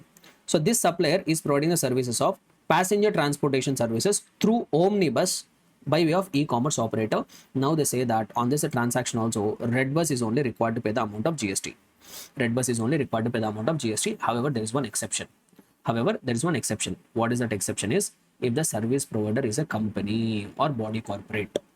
If the service provider is a body corporate, then e-commerce operator will not pay the GST. Supplier is only required to pay the GST. Sir, what do you mean by this? Say for example, there is Redbus, e-commerce operator. Now there is a company X Limited, X Travels Limited, like that one company is there, which is a company actually. Now this company is having multiple buses. This company is actually owning so many buses. So what they have done is, their buses they have registered with the red bus. Now someone has booked a ticket of X Limited on the red bus. So now this X Limited is providing passenger transportation services through omnibus. But since the supplier is a body corporate, on this 9 subsection 5 will not become applicable. On these services, supplier is only required to pay the amount of GST. So basically what they try to say here is, in case of passenger transportation services by way of omnibus, they will get notified under 9 subsection 5. On that, e-commerce will pay GST only when that supplier is not a body corporate. That means supplier is an individual, or supplier is a partnership firm, supplier is a LLP. In those cases only, e-commerce operator will pay the amount of GST. However, if the supplier is a body corporate, then e-commerce operator, then Redbus will not pay the amount of GST. The supplier only will collect the amount of GST from the customer and pay it to the government. Able to understand everybody? So 2 services I have covered under 9 subsection 5. Number 1, passenger transportation services by way of taxis and bikes or autos. In all circumstances, e-commerce operator only will pay. Number 2, what is the second one? Passenger transportation service only, but by way of omnibus. In those cases, e-commerce operator will pay GST only when the supplier is other than body corporate. If the supplier is a body corporate, that body corporate only will pay the GST under forward charge mechanism. Next, third category of service, which is notified under 9 subsection 5, accommodation services, hotels, guest house, or etc. Basically, now they are talking about OYO. OYO also is a e-commerce platform, right? Now, say for example, there is one hotel. Now this hotel has listed themselves on OYO. So there is one customer who has availed the hotel accommodation services through the e-commerce platform. Now they say that on that services also, whatever GST is applicable, OYO is only required to pay the amount of GST to the government. However, there is one exception. What is that exception is, if the hotel is already a registered person, or if the hotel is liable for registration. Actually, they use the phrase liable for registration. If you see here, the third point, services by way of providing accommodation in hotels, inns, guest house, clubs, campsites, or other commercial places meant for residential or lodging purposes, except where the person supplying such services through e-commerce operator is liable for registration. That means if the hotel is already liable for registration, then that hotel only will pay the GST. However, if the hotel which is providing the services through the e-commerce operator is not liable for registration, on that services e-commerce operator will pay the GST. However, if some hotel is there which is already registered, which is already liable for registration under GST, in those cases e-commerce operator will not pay the amount of GST. Hotel will only collect the amount of GST from the customer and pay to the government. That basically forward charge mechanism will become applicable. Able to understand? So that is the third category of services notified under 9 subsection 5. Accommodation services provided by a hotel in campsite or guest house, except when the hotel is liable for registration. If they are liable for registration, they only will pay the GST. If they are not liable for registration, e-commerce operator will pay the amount of GST to the government. Next, fourth category of service, which is notified under 9 subsection 5 is, so one more service, housekeeping, plumbing, carpenting services, etc. If provided through e-commerce operator, then they will get covered under reverse charge mechanism. So now say for example, Urban Clap is there. There is a company called Urban Clap, no? So in Urban Clap, what will happen? Various service providers will register themselves. Like a plumber will get himself registered, carpenter will get registered. Say for example, one carpenter is there. He is registered over Urban Clap. Urban Clap is an e-commerce operator. There is a recipient who is availing the services. They say that these kind of housekeeping services, if provided through e-commerce operator, on that also e-commerce operator is only liable to pay the amount of GST to the government. But here also one condition is that, what is that condition? You know, if the supplier, whoever is providing the services, if he is liable for registration, then forward charge mechanism, then supplier only will pay the amount of GST to the government. However, if the supplier is unregistered and if that kind of person is providing services, housekeeping services, carpenting, plumbing services through the e-commerce operator to the recipient, then the e-commerce operator will pay the amount of GST to the government. However, if the supplier himself is liable for registration, then the supplier only will collect the amount of GST to the GST from the customer and pay it to the government. Clear? So that is the fourth category of service notified under 9 subsection 5. We have one more last category of service covered under 9 subsection 5, restaurant services. Restaurant services. So what is that restaurant services? Now Swiggy will come. Swiggy will come. Now say for example, there is one restaurant. This restaurant has listed themselves on Swiggy and there is one customer who placed an order with this Swiggy. Now they told that whenever restaurant services are provided through an e-commerce operator, on that also GST will be paid by that e-commerce operator only to the government. But however, here also there are some exceptions. What is that exception? You know, if the restaurant which is providing that services through the e-commerce operator is located at specified premises. If the restaurant is located at specified premises, what is basically specified premises? They are basically 5-star hotels, etc. So specified premises means, here they have given definition, premises providing hotel accommodation services having declared a tariff of 7,000 per unit per day or equivalent. That means equivalent to 5-star hotel. If at a hotel, if you have to stay more than 7,500 or more, you have to pay per day. Basically, at a 5-star hotel, there is a restaurant located. If that restaurant, the restaurant which is located at specified location, if a restaurant is located at specified location, like a 5-star hotel is there, in that 5-star hotel, one restaurant is there. Through that restaurant, if the food is getting supplied through e-commerce operator, on that e-commerce operator will not pay the amount of GST. That restaurant at the specified place only will pay the amount of GST. Able to understand? I will give you one example here. There is one restaurant. There is one restaurant, not a part of the 5-star hotel. Normal restaurant is there. That restaurant was listed in Swiggy. And there is one customer who placed an order from that restaurant through Swiggy. In that case, Swiggy only will pay the amount of GST to the government. Now, let us take for example, Novotel hotel is there. To stay at this Novotel hotel, generally if you have to go and stay at a hotel, at Novotel, if the price is 7,500 or more per day, at Novotel hotel, a restaurant is located. Inside the premises of the Novotel hotel, a restaurant is located. Someone ordered a food from this restaurant over Swiggy. Over Swiggy, someone has ordered a food from this restaurant which is located at Novotel. Now, if that is the case, since this restaurant is located at specified premises, e-commerce operator will not pay the amount of GST. This restaurant only will pay the amount of GST under forward charge mechanism. Clear? Able to understand? So this is what 9 subsection 5. Very, very important. This was newly added now. So this, I do expect that from this equation might come. So whatever it is, let us have one quick recap. So all this detailed discussion, I have tried to summarize it in the form of this one simple one simple table here. So these are the 5 services notified under 9 subsection 5. What are they? Number 1, passenger transportation services via taxis, bikes, etc. In all the circumstances, no matter whoever is the supplier, in all the circumstances, e-commerce operator only will pay the GST. So here they are talking about Ola, Uber, Rapido. So always they are only required to pay the GST. Passenger transportation services via omnibus.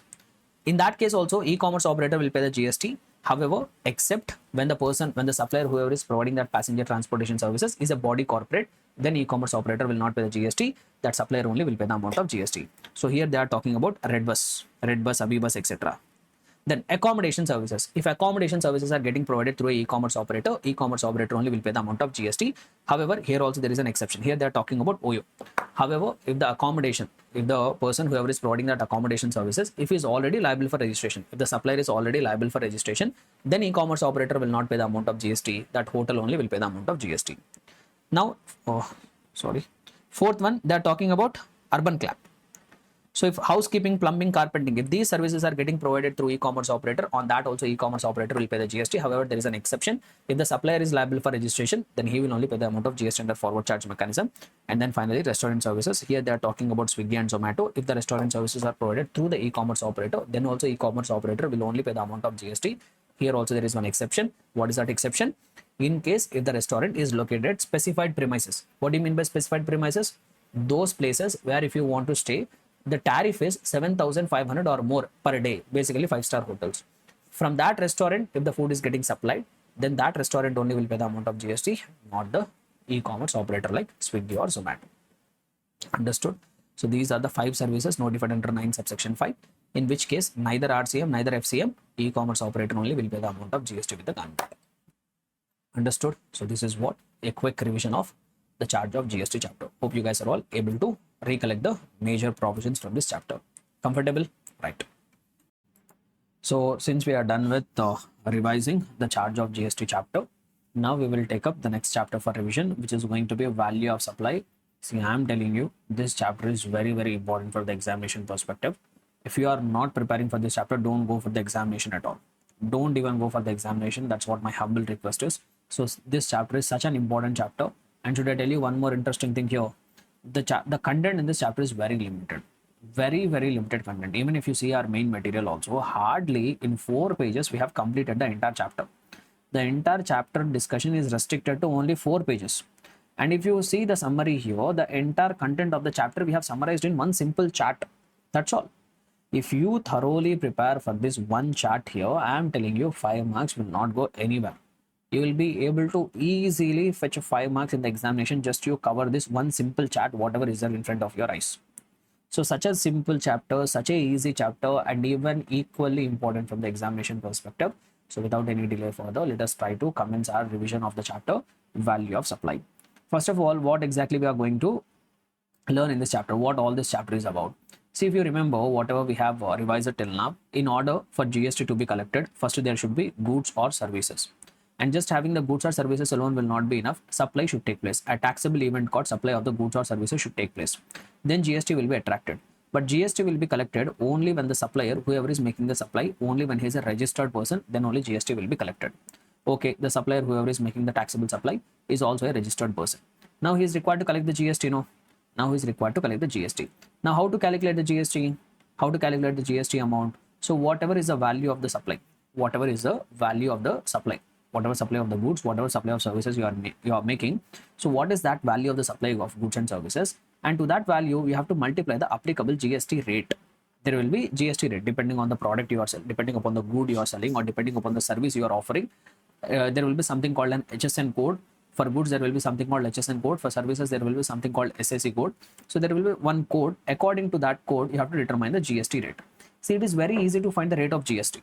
Simply, if you know what is the HSN code of a good or what is the SAC code of a service, we can easily refer to something called HSN GST rate chart, something like that will be there. From that, you can easily determine what is the rate of GST. So, but how to calculate GST? We have to determine what is the value at which the supply has taken place. To that, we have to multiply the GST rate. As I have just now told, determining GST rate is very easy.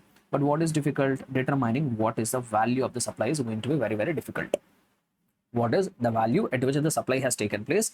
So that is where many complications are going to come. That is where people often get confused. That is where people will start looking for guidance. That guidance has been provided in this chapter, value of supply. That is what we are going to learn in this chapter. That is what we are going to cover in this chapter. So in order to determine what is the amount of GST which is required to be collected, we must know what is the value at which the transaction has taken place, and determining that value of supply is covered under section number 15. That's what we are going to learn as a part of this chapter. We are going to cover the provisions of section number 15. How to determine the value of supply. How to determine value of supply. Now let us try to have section number 15 is very wider, but at the CA inter level we are going to cover only a few provisions of the section number 15. We are not going to cover entire provisions of section number 15. We are going to cover only a few provisions of section number 15. So what exactly section number 15 says? But before that, I would like to give you a brief discussion. See, if you remember, I told that in order to qualify as a supply, there should be one consideration. There should be a consideration. In some cases, even though there is no consideration, still that activity will be considered as supply. Do you guys remember the discussion? I have told you certain activities where even though there is no consideration, still that activity will be qualified as supply. On that, GST is required to be paid. If you remember, when we revised the supply chapter, we have discussed section 7, subsection 1, clause C, where they have told there will be certain activities or transactions which, if done even without consideration, still will call it as supply. And those activities are given under Schedule 1. In Schedule 1, there are 4 paragraphs. Each paragraph will contain an activity, and if those activities has been done even without consideration, that also we call it as supply. Like supply of goods or services between related persons, or permanent transfer or disposal of a business asset on which ITC has been availed, supply of the goods between the principal and agent, importation of services without consideration. So in some cases, even though there is no consideration, still some activities will be treated as supply. Sir, if there is a consideration, for example, if a transaction is taking place for which you are charging a consideration, in those circumstances, it is little bit easy to determine what is the value. Say, for example, if I am teaching you the classes, for teaching the classes to you, I am taking some consideration. I am charging some money from you. In those cases, it is little bit easier to determine what is the value of supply because I have collected money for the services, whatever I have offered. But in some cases, as I have told, even though there is no consideration, some transactions or some activities will still be considered as supply. Sir, but how to determine the supply? How to determine the value in that cases, sir? How to determine value in that cases when there is no consideration? There, the guidance has been provided under 15 subsection 4. In 15 subsection 4, they have prescribed some rules. That rules will explain how to determine value of supply when there is no consideration.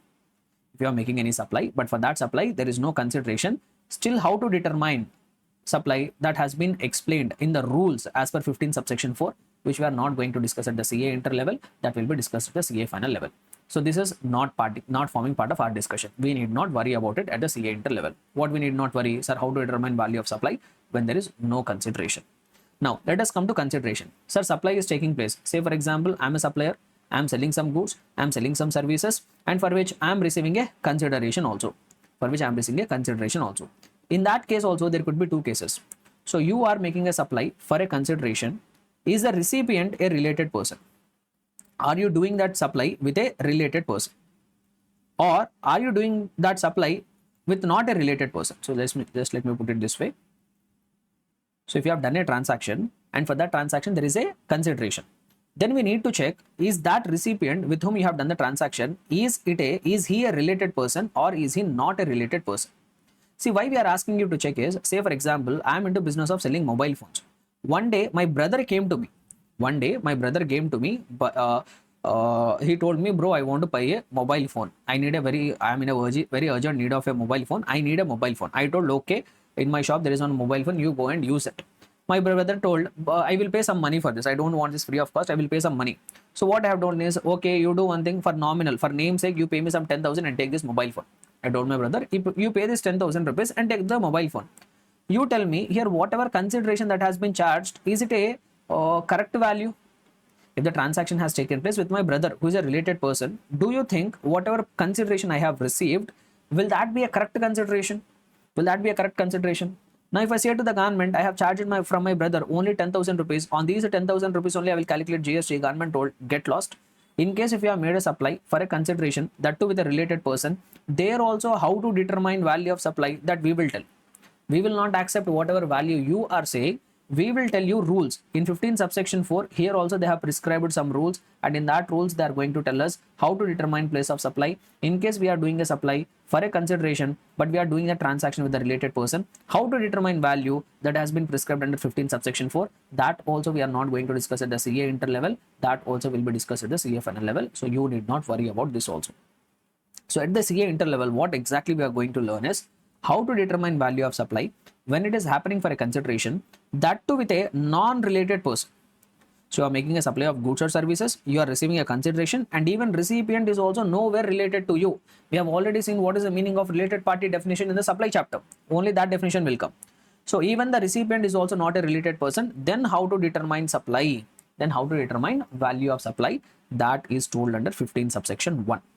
That is explained under 15 subsection 1. So what does 15 subsection 1 say? How to determine value of supply when the supply is happening for a consideration and the recipient is not a related person. In that case is how to determine value of supply. That is covered under 15 subsection 1. And 15 subsection 1 says that in those circumstances, the transaction value should be considered as value of supply. What should be considered as value of supply? Transaction value. Sir, what do you mean by the transaction value? The value at which the transaction is taking place. What do you mean by transaction value? The value at which the transaction is taking place. They also say it in a further way. Transaction value means price which is paid or agreed to be paid by the recipient. Price which is paid or agreed to be paid by the recipient, that we call it as transaction value, and that transaction value will be considered as value of supply. So if I have to give you one example, say for example, I am a supplier, I am into selling of mobile phones. One day a customer came to me who is not at all a related person to me. He wanted to purchase a mobile phone. I sold him the mobile phone. He paid me some 50,000 rupees for this mobile phone. He paid me this 50,000 rupees for this mobile phone. Now this we call it as transaction value. This will be considered as value of supply. Price which has been paid. Or say for example, one day one more customer has come. He purchased the mobile phone from me. He is not at all a related person to me. He gave me total, the price we have agreed for was 70,000 rupees. He told, boss, I will pay you now 50,000. After 2 days, I will pay 20,000. So he paid the price of 50,000. He agreed to pay 20,000. Now what is the value of supply? What is the transaction value here? Both price paid or agreed to be paid, both put together, whatever 70,000 is there, that we call it as transaction value. That transaction value itself will be considered as value of supply. The transaction value itself will be considered as value of supply. So which section says that? 15 subsection 1 says that. So what does 15 subsection 1 say? When the supply of the goods or services is happening between unrelated person, where price is the only consideration. And one more thing here, one more thing also I forgot to mention here. See, we are receiving consideration. Consideration is only in money. Consideration is only in price. Consideration is only in cash or bank. In case if you are getting consideration non-monetary, if you are getting non-monetary consideration, one more situation is also there. Sometimes you might be receiving a non-monetary consideration. Like for example, I am supplying goods, but in return I am not getting money. In return I am getting some another goods or service, like barter transaction is taking place. For example, I am a chartered accountant. My client is dealing in mobile phones. One day I provided audit services for my client. My client told instead of taking money from the client, I have taken a mobile phone from the client. So this is also supply. Here there is a consideration, but the consideration is non-monetary consideration. In case if there is no monetary consideration, in case the consideration is not completely in cash, some amount of non-monetary consideration is there, then also how to determine value of supply, that will also be covered under 15 subsection 4. That also we are not going to discuss now. So we are going to talk about 15 subsection 1, which says that how to determine value of supply when a supply of goods or services is happening between unrelated persons, and in that case also price is only consideration, money is only consideration, there is no other non-monetary consideration. In those cases, the act says, 15 subsection says, whatever transaction value is there, that transaction value itself we call it as value of supply. Basically at whatever value transaction has taken place, that itself will be considered as value of supply. Sir, what do you mean by transaction value? As I have told, price which is paid, price which is already paid, and along with that, whatever price that has been agreed to be paid, price paid or payable, both put together, whatever value we get, that we call it as transaction value, and that transaction value will be considered as value of supply. Now what happens is, so we have determined as per 15 subsection 1, we have determined what will be the value of supply. So they say that value of supply is a transaction value. Now we have 15 subsection 2, which says there are certain items which are required to be added to the transaction value. There are certain items which are required to be added to the transaction value. Then we have 15 subsection 3, which is going to talk about what kind of things has to be excluded from the transaction value. Basically 15 subsection 3 is going to talk about discounts, which kind of discounts will be excluded from the transaction value. So if I try to put it in different way, in order to completely determine value of supply, first we have to start with transaction value. Then 15 subsection 2 says there are certain items which are required to be added to that transaction value to arrive at the value of supply. 15 subsection 3 says there are certain values which are required to be reduced from the transaction value in order to determine the value of supply. So we are going to see now what are that things which are required to be added to the transaction value, what are that things which are required to be excluded from the transaction value, that we are going to see now. So first we will pick our discussion with 15 subsection 2. In that different clauses are there. Each clause is talking about different items which are required to be added to the transaction value. So 15 subsection 2 clause A, the first item which is required to be added to the transaction value is taxes, fees, surcharge, any other thing. Taxes, fees, surcharge or any other thing other than GST and compensations, is if any has been collected by the supplier, that should be added to the value of supply. That should be added to the transaction value. So what is 15 subsection 2 clause A says? If there is a supplier, so let me put it this way, if there is a supplier, he supplied some goods or services to a recipient along with the transaction value. If he is collecting any other taxes from you, if he is collecting any other fees from you, if he is collecting any other charge from you, which is other than GST, other than GST compensations, is apart from GST and apart from GST compensations, is if any extra tax the supplier is collecting from the recipient, that should be added to the transaction value. Like say for example, supplier is collecting from the recipient in addition to transaction value. Say for example, he sold the goods for 1 lakh rupees. In addition to that, the supplier is collecting something called municipal tax, 10,000 rupees. He is collecting some surcharge, 2,000 rupees. He is collecting some government fee, 3,000 rupees. All this amount extra he has collected. Now tell me, what will be value of supply? Will it be only transaction value of 1 lakh rupees, or will it be the total amount? It will be total amount. So which will come to 1,10,000, 1,15,000. So the first item which should be added to transaction value, if the supplier is collecting from the recipient any amount in the form of taxes which is other than GST and compensations, is that should be added to the value of supply. That should be added to the value of supply. Now one doubt was there, when doubt has gone to the GST department, what doubt has gone to the GST department is sometimes the suppliers will collect TCS. Sometimes the suppliers will collect TCS under Income Tax Act. TCS is collected under Income Tax Act. Whether that TCS is also required to be added to the value of supply or not, that doubt has come before the GST department. Let me give you one scenario. Say for example, there is Tata Motors. One day a customer came. To that customer liked one car. Say for example, he liked one Tata car. So now the price of the car is at 10 lakh rupees. Now this Tata Motors will collect from the customer 10 lakh rupees, which is the transaction value. In addition to that, there is an Income Tax Act. According to the Income Tax Act, when a customer purchases a car which is having a value of more than 10 lakh rupees, the supplier of that motor vehicle should collect TCS at the rate of 1%. Just for examples, I am telling, just follow the discussion. This person, as per the Income Tax Act, in addition to the transaction value, is required to collect from his customer TCS at the rate of 1%, say 1%. So now what this Tata Motors will do is, from this customer, they will collect something called TCS at the rate of 1% on 10 lakhs, which will come to 10,000 rupees. This 10,000 rupees extra they will collect. Now what Tata Motors will do with that TCS is, they will go and deposit that. With the Income Tax Department. That 10,000 rupees they will deposit with the Income Tax Department against the PAN number of the customer. So these Tata Motors have collected 10,000 rupees extra. In addition to the value of the car, they collected 10,000 rupees extra, and that money they did not enjoy. They went and deposited with the Income Tax Department against the PAN number of the customer. And whatever TCS which has been deposited by the supplier here, that can be used for settling the tax liability of the customer. Now what is the purpose of this TCS is, now this person, customer is there, no? He will file income tax return. After the closure of the financial year, he will file the income tax return. There he will declare all his incomes. After declaring all his incomes, he will calculate the tax liability. Say for example, his tax liability comes to 12,000 rupees. He will not pay 12,000 rupees. What he will do is, whatever TCS this Tata Motors has collected and deposited against his PAN number, that 10,000 rupees he will adjust, balance 2,000 rupees only will be paid. So this is what the TCS mechanism under Income Tax Act. Now what the government told us, now what issue? One day one proper officer, one GST officer came to this vendor, came to the Tata Motors and told, boss, you have collected 10 lakh rupees. In addition to that, 10,000 rupees of TCS you have collected. TCS is also a kind of tax under Income Tax Act. As per 15 subsection 2 clause A, you should also add this TCS to the value of supply, and on total value you have to collect the GST.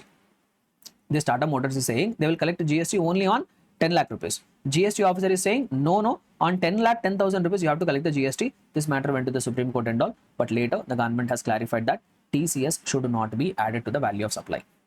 TCS should not be added to the value of supply. Why? Because that amount is not going to the government. That amount is ultimately coming to this customer only in the form of adjustment against his tax liability. So TCS should not be added to the value of supply. This is what the summary which you have to remember. So that's what even I have given here below. TCS should not be included in the value of supply. Next, 15 subsection 2 clause B. One more item which should be added to the value of supply. What is that? Payments made to third parties by the recipient that the supplier is liable to pay. Payment made to the third parties by the recipient, but that which actually supplier is liable to pay. Sir, what do you mean by this? So say for example, you are a supplier, you are making some supply of goods or services to the recipient. In regard to that supply, as a supplier, you have some obligation to pay some amount to that third party.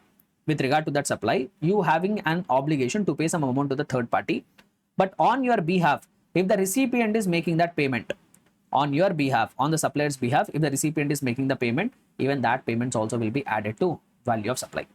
I will tell you one simple example. Even in the regular class also we use the same example. The same example I will tell you here. Say for example, there is one catering service provider. Now there is one recipient. Say for example, this person is undergoing a marriage. His marriage is happening. For the purpose of his marriage, he wanted this catering service provider to supply various food items and drinks. Total consideration agreed was 10 lakh rupees. Total how much they have agreed? 10 lakh rupees they have agreed. So for this 10 lakh rupees, this catering service provider has to serve various kind of food and drinks at this recipient's wedding. So on the day of wedding, what happened is one third party came. So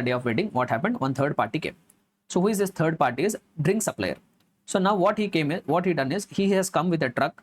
This truck is full of drinks, and all the drinks he has unloaded. At the wedding location, and he is asking for the payment. Hey, supplier has asked me to deliver all the drinks at this wedding place. I have unloaded all the drinks. For this, the supplier is required to pay me 1 lakh rupees. But when this person came and unloaded the drinks at the wedding premises, supplier was not there. And this person is telling, I will not go unless you pay me the money. So now this recipient doesn't want to have a issue at his wedding. So what he has done is he made that payment to the recipient. He made the payment to the third party. So this amount, who is required to pay? Supplier is required to pay this amount. But on behalf of that supplier, who made the payment? A recipient has made the payment of 1 lakh rupees to the third party. Later, what he has done is he paid to the catering service provider 9 lakh rupees. They agreed for 10 lakh rupees. But on behalf of the supplier, he paid 1 lakh rupees to a third party, which is actually a supplier's obligation. So he paid only how much amount? 9 lakh rupees was paid to the supplier. Now here, what is the transaction value? Transaction value is 9 lakh rupees only, price which has been paid. But now what 15 subsection 2 clause B says is, to that transaction value, whatever amount recipient has made the payment to the third party, which is the obligation of the supplier to make. So here what recipient has done, he made a payment of 1 lakh rupees to the third party, which is actually the obligation of the supplier. But on behalf of the supplier, recipient has made the payment. So that's why even this 1 lakh rupees also will be added as per 15 subsection 2 clause D. The total amount will be 10 lakh rupees. On that 10 lakh rupees, supplier is required to collect the GST at the applicable rate. Clear and comfortable, everybody? So this is the second point they have told here, which would be added to the value of supply. Payments made to the third parties by the recipient, which actually supplier is liable to pay. Next one more thing here. Third category, 15 subsection 2 clause C, which says some other incidental expenses also will be added to the value of supply. Few other incidental expenses also will be added if these expenses are collected by the supplier from the recipient. If the supplier is collecting from the recipient any of these incidental expenses before actual delivery of the goods, like what expenses are? Commission, if the supplier is collecting from the recipient, in addition to transaction value, commission, add it to the value of supply. If you are collecting packing charges separately, add it to the value of supply. If you are collecting inspection or certification charges separately, add it to the value of supply. If you are collecting installation and testing charges separately, add it to the value of supply. If you are collecting weighment, loading and designing charges, that also you add it to the value of supply. And if you are collecting any outward freight and transit insurance, if you are collecting any freight and insurance charges from the recipient, that also you add it to the value of supply. So all these incidental expenses, if any, collected by the supplier from the recipient, I am telling you once again, if these are collected by the supplier from the recipient, then only add it to the value of supply. If the supplier is bearing these expenses out of his own pocket, if he is not collecting from the recipient, don't add it. So if these expenses are getting collected by the supplier from the recipient, add all this to the value of supply. Add all this to a transaction value. So what and all are that examples of incidental expenses? Commission expenses, packing expenses, inspection or certification charges, installation or testing charges, weighment charges, loading, unloading charges, designing charges, outward freight and transit insurance. If these extra amounts are getting collected by the supplier from the recipient, add it to the value of supply. But here there is one important point which I want to explain here. There was past examination question regarding it. No, this one. Incidental expenses such as commission and packaging or any other activities performed by the supplier related to the supply at or, if you are performing any of these activities at or before the time of delivery of the goods or services, then only you have to add it. If you are performing any of these activities like packing, you are doing installation, you are doing testing and verification. So if these activities you are doing either at the time of delivery or before the delivery of the goods and you are collecting the amount, then only you add it to the value of supply. If you are performing these activities after the delivery of the goods and for that if you are collecting the money, don't add it to the value of the supply. Why I am insisting this is there was one past examination question. I will give you one summary what that question was. So they have said that there is one supplier. There is one supplier. Now this supplier has sold goods. Has sold some goods. Say for example, he sold one air conditioner to the customer. He sold one air conditioner to the customer. So now the air conditioner cost is 30,000 rupees. Transaction value is 30,000. And that required to be installed, no? Before you can deliver that air conditioner to the customer, you have to go and install it. So you have collected installation charges also. Say for example, 2,000 installation charges you have collected. Now, okay, AC installation completed, delivery was also given to the customer. After 1 week, what happened is you conducted testing. You conducted testing whether this AC is working properly or not. You conducted testing after 1 week of delivery of the air conditioner. For that you have collected another 2,000 rupees extra. Now you tell me, for the purpose of supply of this air conditioner, what will be the value of supply? For the purpose of supply of this air conditioner, what will be the value of supply? Value of supply will be 30,000 rupees of transaction value plus installation charges, that 2,000 will be added. It will be 32,000 only. This 2,000 will not be added to the value of supply. This will be altogether separate supply. Why this will not be added to the value of supply is because testing activity has been performed after the delivery of the goods. After the delivery of the goods.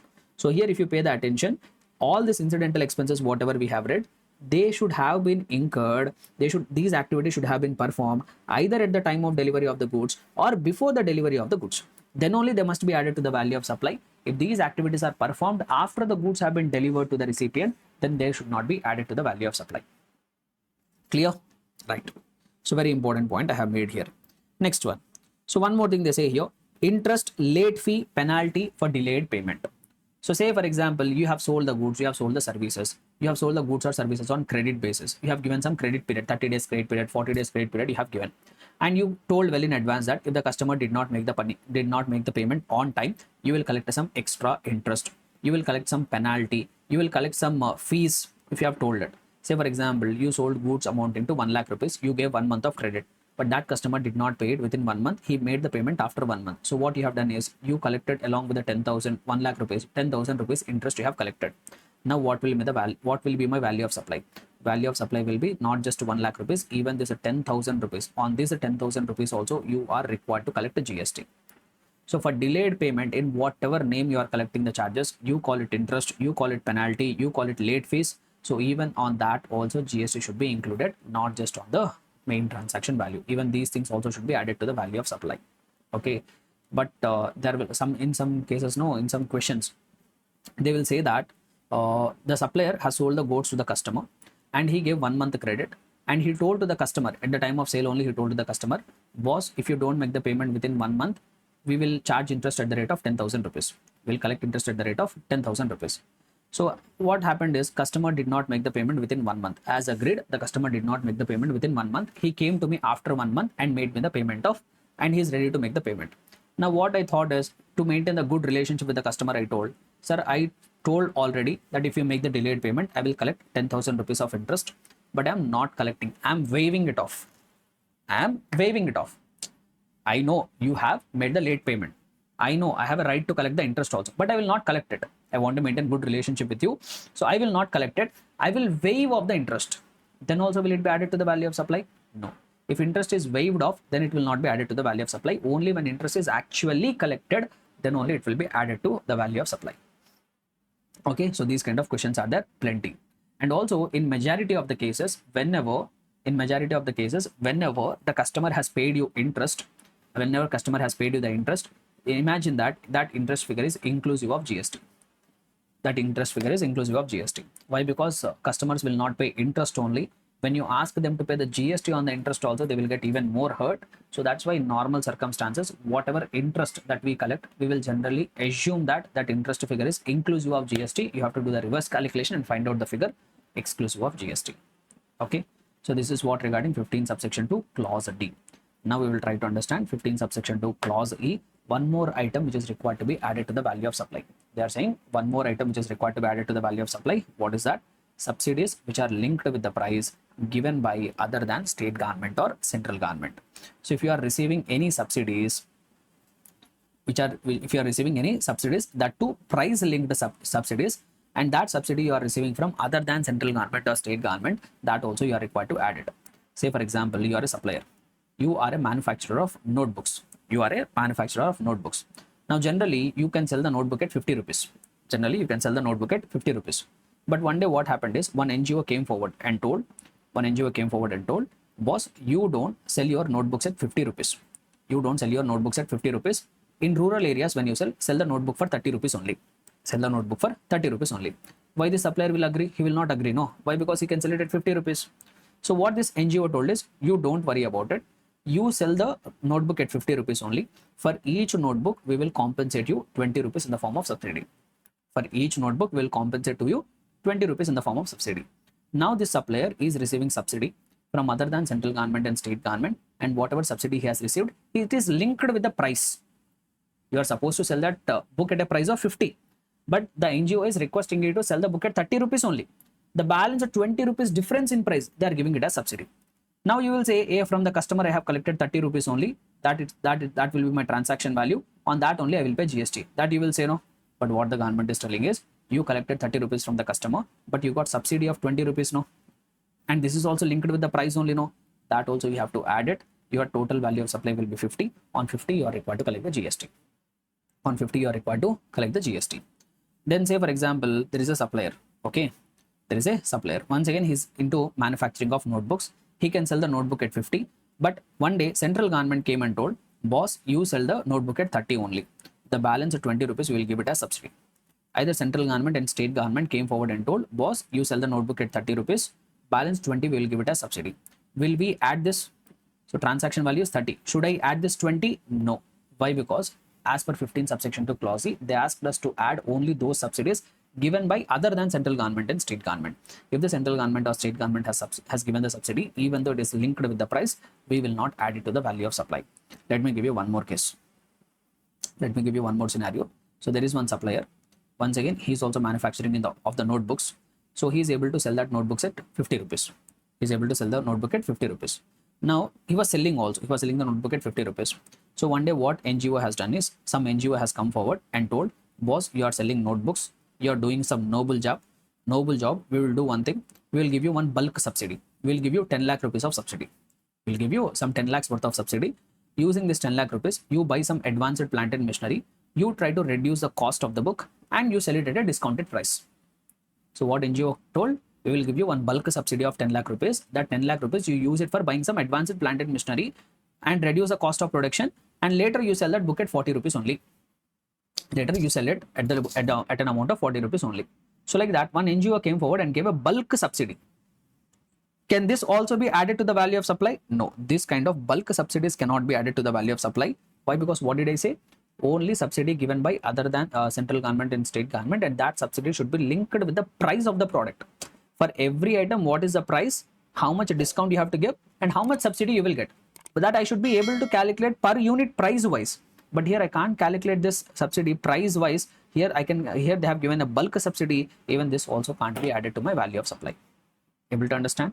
So this is what 15 subsection 2 clause E says. Subsidy is linked with price given by other than central government or state government. So there are 5 items, 5 clauses they have given which are required to be added to the value of to the transaction value to determine value of supply. What are they? Clause A, taxes other than GST and cess. Clause B, payments made by recipient to the third parties, which actually is a supplier's obligation. Clause C, incidental expenses which are incurred either at or before the time of delivery of the goods. Clause D, interest, late fee, penalty for delayed payment. Clause E, subsidies linked with the price given by other than central government and state government. So these are all the items which are required to be added to the value of supply. Everyone able to understand till here? So since we are done with 15 subsection 2, now we will proceed further and try to understand 15 subsection 3. So 15 subsection 3, as I have told, it is talking about discounts. See, it is quite common in the businesses. Whenever we are making sale of goods or services, it is a common business practice to give a discounts or not. So what about that discounts? What I have to do to that discounts when it comes to GST perspective? Should I exclude that discounts from the value of supply or not? That was a bigger question. So that has been dealt under 15 subsection 3. Let us see what does 15 subsection 3 say. What we have to do with the discounts? Are we permitted to reduce that discount from the value of supply or not? Let us try to understand. So here they talk about 2 discounts. One is those discounts which are given at the time of supply only, and even that discount is also recorded on the invoice. First category of discount is what? Such kind of discounts which are given at the time of supply. At the time of supply only, they have given you the discount. And whatever discount they have given, they have even recorded that discount in the invoice. So those discounts, the Act has straightforward told, there is no problem. You can exclude that from the value of supply. You can reduce that from the value of supply. Sir, what do you mean by this? Say, for example, I went to shopping. I purchased some 10,000 worth of items. So when I went to the counter and got them billed, they mentioned in the invoice 10,000 rupees is the total MRP, and they told that 10% discount is available, and in the invoice itself they have recorded that 1,000 rupees of discount. Net 9,000 rupees they have shown it on the invoice. Now what should be my value of supply?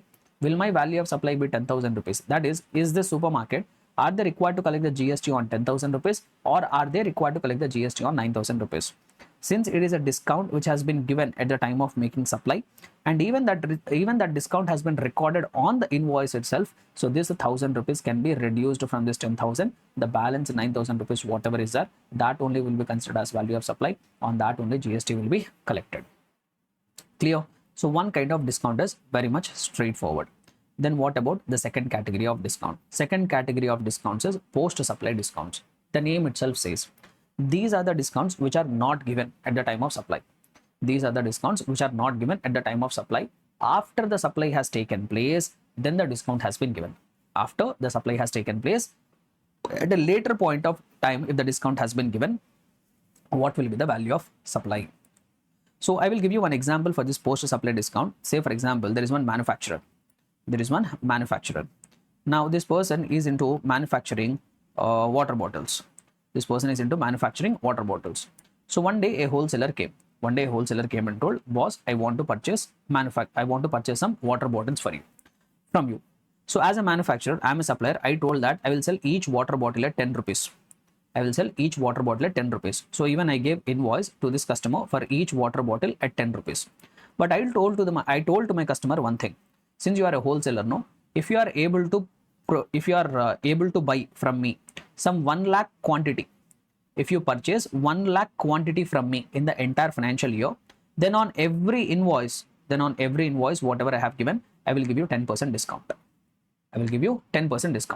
I agreed as a supplier. If you, in the total entire year, if you purchase minimum 1 lakh quantity from me, I will give you discount from day one. Whatever purchases you have made, on all that purchases, I will give you 10%. Discount.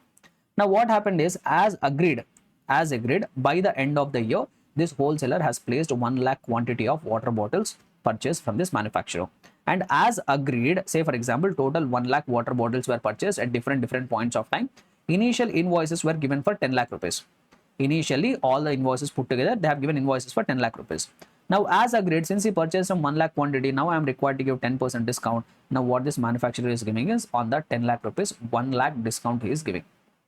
1 lakh discount he is giving. Now, you tell me whether this discount can be excluded from the value of supply or not. That we will see, but this is one of the example for post-supply discount. This is what we call it as post-supply discount. That discount which has been given after the supply has taken place. Now, whether this post-supply discount can be reduced from the value of supply or not, that depends on 3 conditions. If 3 conditions are fulfilled, how many conditions? If 3 conditions are fulfilled, then that post-supply discount also can be excluded from the value of supply. Sir, what are that 3 conditions? Condition number 1, you are giving a discount at a later point of time, but there should be an agreement existing at the time of supply only. At the time of making supply only, there should be some form of agreement. Like this person has agreed at the time of making supply, the manufacturer agreed, boss, if you purchase total 1 lakh quantity from me in the entire financial year, I will give you 10% discount. He is not giving discount at the time of supply, but he has agreed to give a discount at the time of making supply. So that agreement must be there. Number 2, discount can be calculated invoice wise. You should be able to calculate discount each invoice wise. For every invoice, you should be able to calculate discount separately. Like for example, if you see this here, see I have given, there is an agreement. Condition number 1 is satisfied. There is an agreement at the time of making supply. Number 2, I should be able to calculate discount invoice wise. Will I be able to calculate the discount invoice wise here? Yes, on every invoice, I will multiply 10%. You will get the discount. So I can calculate the discount invoice wise. Not just that, third condition. So whatever discount you are giving on that, proportionate ITC should be reversed by the recipient also. Whatever discount you have given on that discount, whatever proportionate ITC is there, even that proportionate ITC has to be reversed by recipient. See how practically the transaction will take places. Let us take this typical example. Initially, when the supply has taken place, what will happen? The supplier will give tax invoice. How much tax invoice he will give? He will give tax invoice for 10 lakh rupees. On that, he will charge GST also. 1,80,000 rupees of GST he will charge. Total, he will give a tax invoice for 11,80,000. But later he was giving a discount, no? 1 lakh rupees of discount he is giving, no? When he is giving a discount, generally he will give a document called credit note. Generally he will give a credit note document. So how much discount he will give? 1 lakh rupees of discount he will give. See, it will not be enough if he just gives a discount on value. Even on the GST also you have to give it back, no? Even GST also you will give it back. So you will give a credit note of 1 lakh rupees. On that, you will also charge GST. You will also give back 18,000 rupees of GST also. Total 1,18,000 worth of credit note will be given. Now, if you look from the recipient's side, what will happen is, initially when he got the tax invoice, on the basis of tax invoice, he will claim the input tax credit of 1,80,000. But later, when he got the credit note, on the basis of the credit note, he should reverse that 18,000 rupees of input tax credit. That proportionate amount of ITC, he should reverse it. Net, he should avail only 1,62,000 rupees of ITC. Net, he should avail only 1,62,000 rupees of ITC. So when the recipient is ready to do it, initially on the basis of tax invoice, he has claimed a full ITC. Later, when the supplier is giving credit note, later in the credit note, whenever he mentioned the amount of GST, the recipient should be ready to reverse that proportionate amount of input tax credit. If the recipient is ready to reduce that proportionate amount of input tax credit, then only the discount will be reduced from the value of supply. Then only the discount can be reduced from the value of supply. See, basically what do you mean by reducing it from the value of supply? Initially, you declared the tax invoice for 1,80,000 and you paid 1,80,000 rupees of amount to the GST to the government. Later, when you are giving a credit note, no, government will give you back this 18,000. They will give you back. Government is giving you 18,000 back. No, that is what the meaning of reduction from the value of supply. You have already given tax invoices. On the basis of tax invoice, you have already paid 1,80,000 rupees of GST. But later, when you give the credit note, the government will give you back that 18,000. That means indirectly they are excluding it from the value of supply or not. So that is what the meaning of value of supply. So here the net government has got initially 1,80,000. Later they gave back 18,000. Net government got 1,62,000 rupees only. Now even recipient also should be taking 1,62,000 rupees of GST only. Able to understand? So when these three conditions are satisfied, what are the three conditions? Number one, there should be an agreement at the time of making supply, and we should be able to calculate the discount invoice wise. Number three, recipient should be ready to reduce the proportionate amount of input tax credit. He should be ready to reverse the proportionate amount of input tax credit. If these three conditions are satisfied, then even that post supply discount also can be excluded from the value of supply. If any of the condition is violated, like for example, there is no agreement at the time of making supply. Say for example, I am a supplier, I am selling the goods to the recipient, I sold some quantity of the goods to the recipient. There is no agreement that I will give him the discount. But later, recipient, his financial position has become very bad. He came to me and told, sir, I will not be able to pay the entire money. Please give me some discount of 10,000 rupees. I gave the discount. I gave discount. Is there any agreement at the time of making that supply to give a discount? No, there is no agreement. Sir, I have given the discount. Yes, you have given the discount. Will the government will give me back the GST for that discount? No, they will not exclude it from the value of supply. So on this 10,000 rupees, you will not get your GST back. This will not be excluded from the value of supply. Or say for example, second condition is violated. What is second condition? You should be able to calculate the discount invoice wise. Say for example, there is one supplier. Say for example, he agreed that he will give a discount if the buyer buys certain amount of quantity, but he is giving a bulk discount. He is not calculating invoice wise. He told that, okay, you purchased this much quantity, some 2 lakh rupees of bulk discount I will give. Sir, but this 2 lakh rupees is for what? For which invoice? How much percentage? Will I be able to calculate? No. Even this bulk discounting also can't be reduced from the value of supply. For this bulk discounting also, government will not give you back your input tax credit. Which means, say for example, initially you made 10 lakhs, initially you gave tax invoices for 10 lakh rupees. On that 1,80,000 rupees of GST you would have paid. So initially you paid 1,80,000 rupees of GST. Later you are giving a bulk discount. Later you are giving a bulk discount. 2 lakh rupees of discount you are giving. You can't give a credit note as per the GST Act. You will only give commercial credit note. You can give discount of only 2 lakh rupees. Government will not give you that anything from that 1,80,000. Government will not pay you back GST. Why? Because any of the condition is violated. In any of the case, either if there is no agreement at the time of making the supply. Number two, we will not be able to calculate the discount invoice wise, or even if the recipient is not ready to reverse the input tax credit. Even if the recipient is not ready to reverse the proportionate amount of input tax credit, in any of that cases, government will not give us any GST back. There we will not be able to give credit note as per the GST Act. There we will be able to give only commercial credit note. We can give commercial credit note. That means in the commercial credit note only you will give discount. You can't give discount on the GST. You can't give. You can't pass on that discount of GST to the recipient. This is how practically things work out. I don't want to go much deeper. Why? Because this discussion is a very bigger discussion. If you have attended my regular classes, you know better in how much detail manner I explain this concept of commercial credit notes and all. But that is not suitable for revision. So you have to remember only three things. Post supply discounts will be allowed to be excluded from the value of supply. Only three conditions are satisfied. What are the three conditions? Number one, there should be agreement at the time of making supply. Number two, we should be able to calculate the discount invoice wise. Number three, the recipient should be ready to reverse the proportionate amount of input tax credit. If these three conditions are satisfied, you can reduce it from the value of supply. If any of this condition got violated, you cannot exclude it from value of supply. You are not going to get your GST back. Understood? So that's all, guys. As I've told, 15 subsection 4, we are not going to talk about at the CA inter level. Why? Because it is going to tell some valuation rules which we will discuss at the CA final level. Subsection 5, government may prescribe additional valuation rules also. This is also not relevant for CA inter level.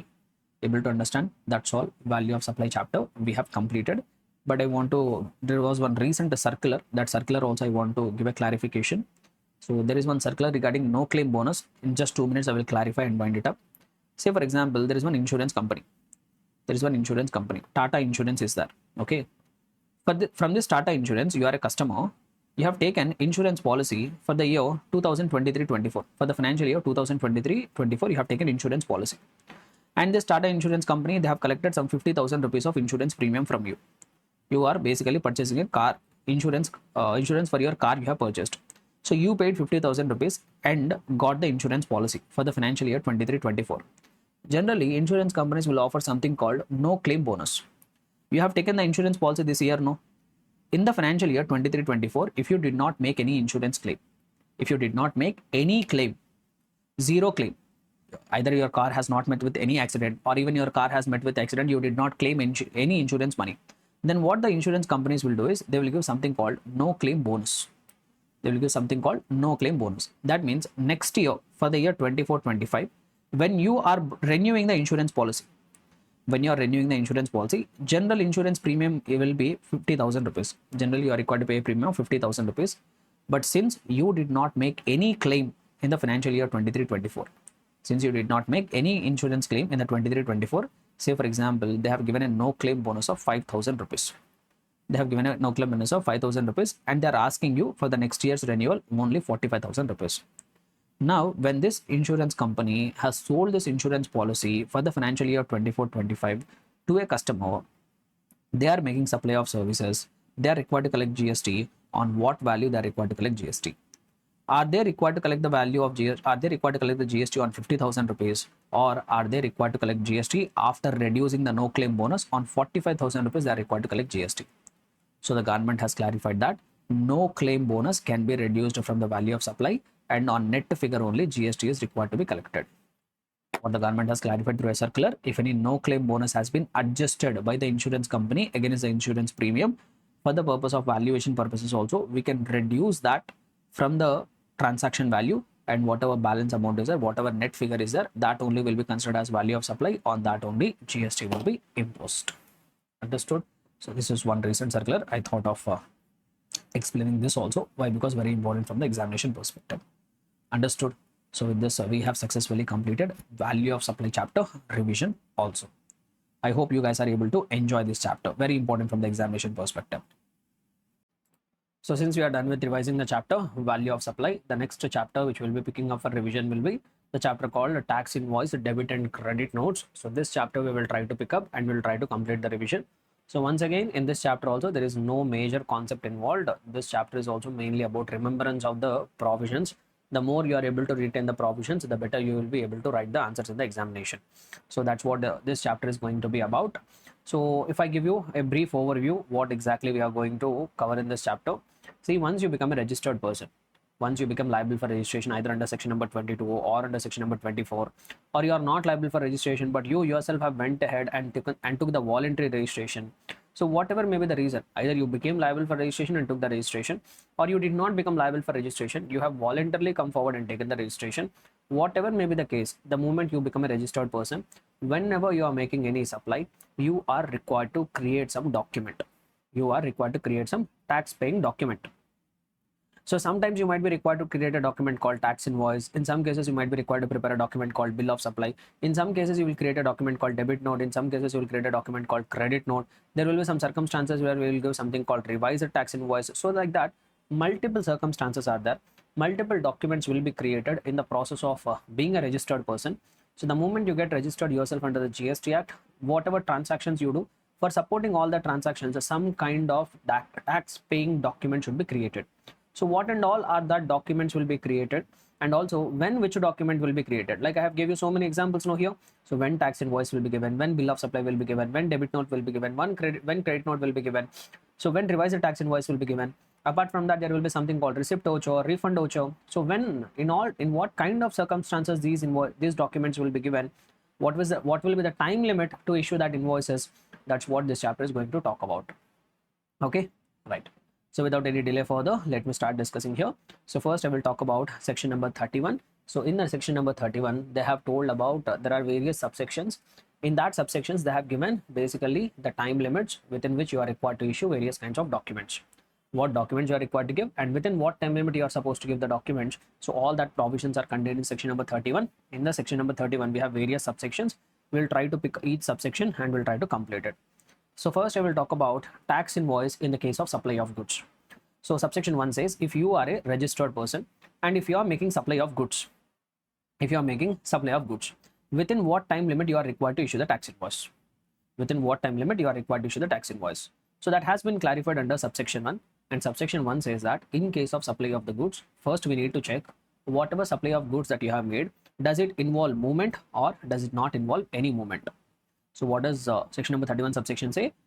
In case we are making a supply of the goods, to determine what is the time limit for issuance of the tax invoice, first we need to check whether the supply whatever you have made, does it involve the movement of the goods? Whatever supply you have made, does it require the goods to be moved from one place to another place? Yes, if the goods are requiring movement, if the goods are required to be moved from one place to another place, in that case, a tax invoice should be given on or before the removal of the goods. Before you remove the goods from your premises, as a supplier, if the goods require movement, the goods are required to be moved from the supplier's premises, no? So on or before, even if you can give earlier also, but the last time within which you are supposed to give the tax invoice is a removal of the goods. That is the event. So in case of supply of the goods involving the movement of the goods, you are required to issue a tax invoice on or before removal of the goods. Sometimes I will make a supply which does not involve any movement. I am making supply of the goods which does not require any movement. If I have to give you one example, sir, what are the circumstances where I will make a supply which does not involve any movement? Simply, if I have to put it, say for example, there is one person. Just let me put it this way. I will give you one simple example to make you understand. So there is one person. He is into business of renting of cars. He is into business of renting of cars. Now there is one person, there is one customer. To this customer, he gave a car on rent. To this customer, he gave a car on rent. So the car is already there with the customer. Once I have given that car on rent to the customer, that has become very sentimental for him. So many good things have happened in his life after he has taken that car on rent. So now this customer told me, sir, I want this car. I want to purchase this car. I don't want to take this car on rent. I want to purchase it. And he gave me a very good amount of figure also. I told, okay, boss, whatever car is there with you, whatever car is there with you, that you keep it with you only. You pay me 10 lakh rupees of consideration. So this customer paid me 10 lakh rupees of consideration and I supplied a car. Oh, so I supplied goods. But if you see here, at the time when I have made the supply, it does not require any movement. I need not move the car from one place to another place. Why? Because the car is already there with my customer. So this is one such example where you are making supply of the goods, but this supply of the goods does not involve any movement. So in case if you are making such supplies which does not involve any movement, in that case, the time limit for issuing the tax invoices on or before delivery of the goods or on or before making the goods available to the recipient. So on or before you deliver, that means on or before you transfer the ownership to the recipient, or on or before the goods are made available to the recipient. Before that point of time, you are supposed to issue tax invoice. Clear, everybody? So that's what 31 subsection 1 says. So we have successfully completed what is the time limit for issuance of tax invoice in case of supply of goods.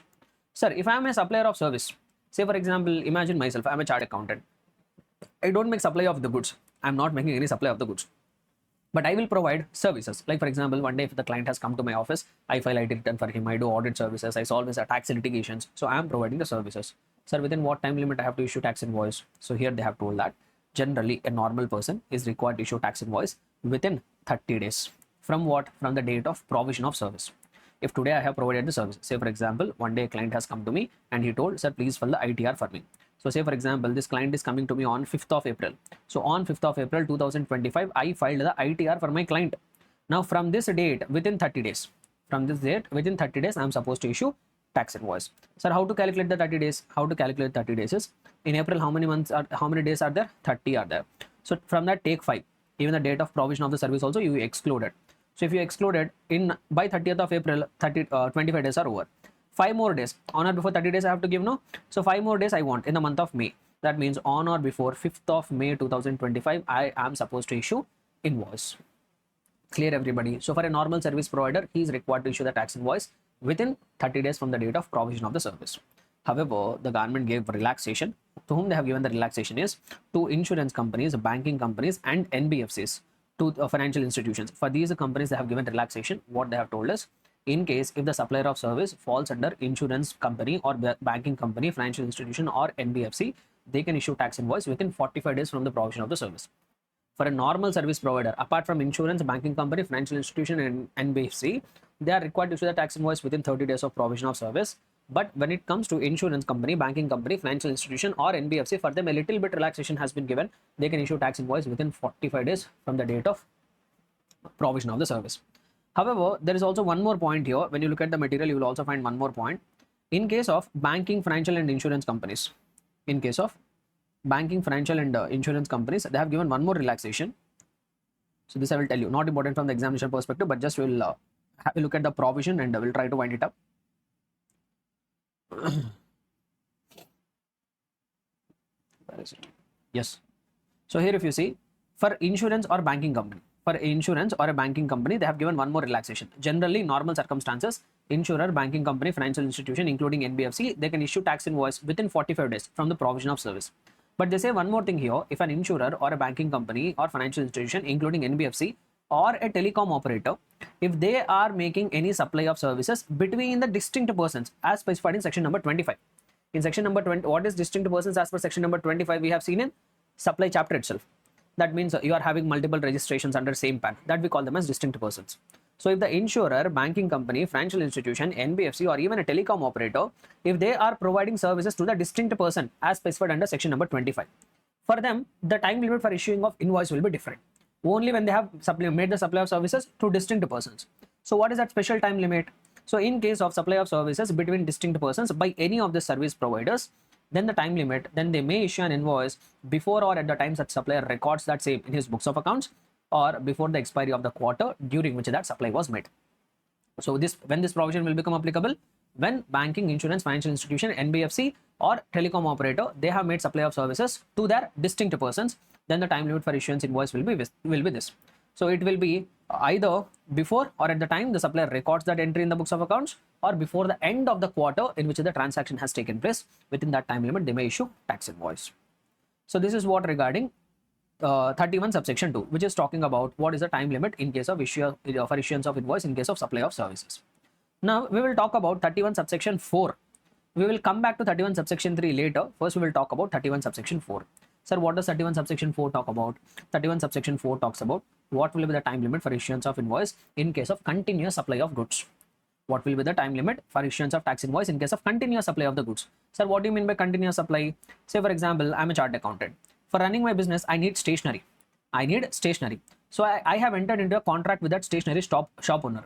I told that, boss, every month, whatever goods I want, you keep on supplying. Whatever goods you want, whatever goods I want for my business, you keep on supplying. So what we will do is every month you send me a statement. Every month what you do is, for example, in the month of April, at various instances, I will buy the stationery from you. So once the April months get over, determine what is the total amount I have purchased it from you. You tell me the total amount, I will pay the amount.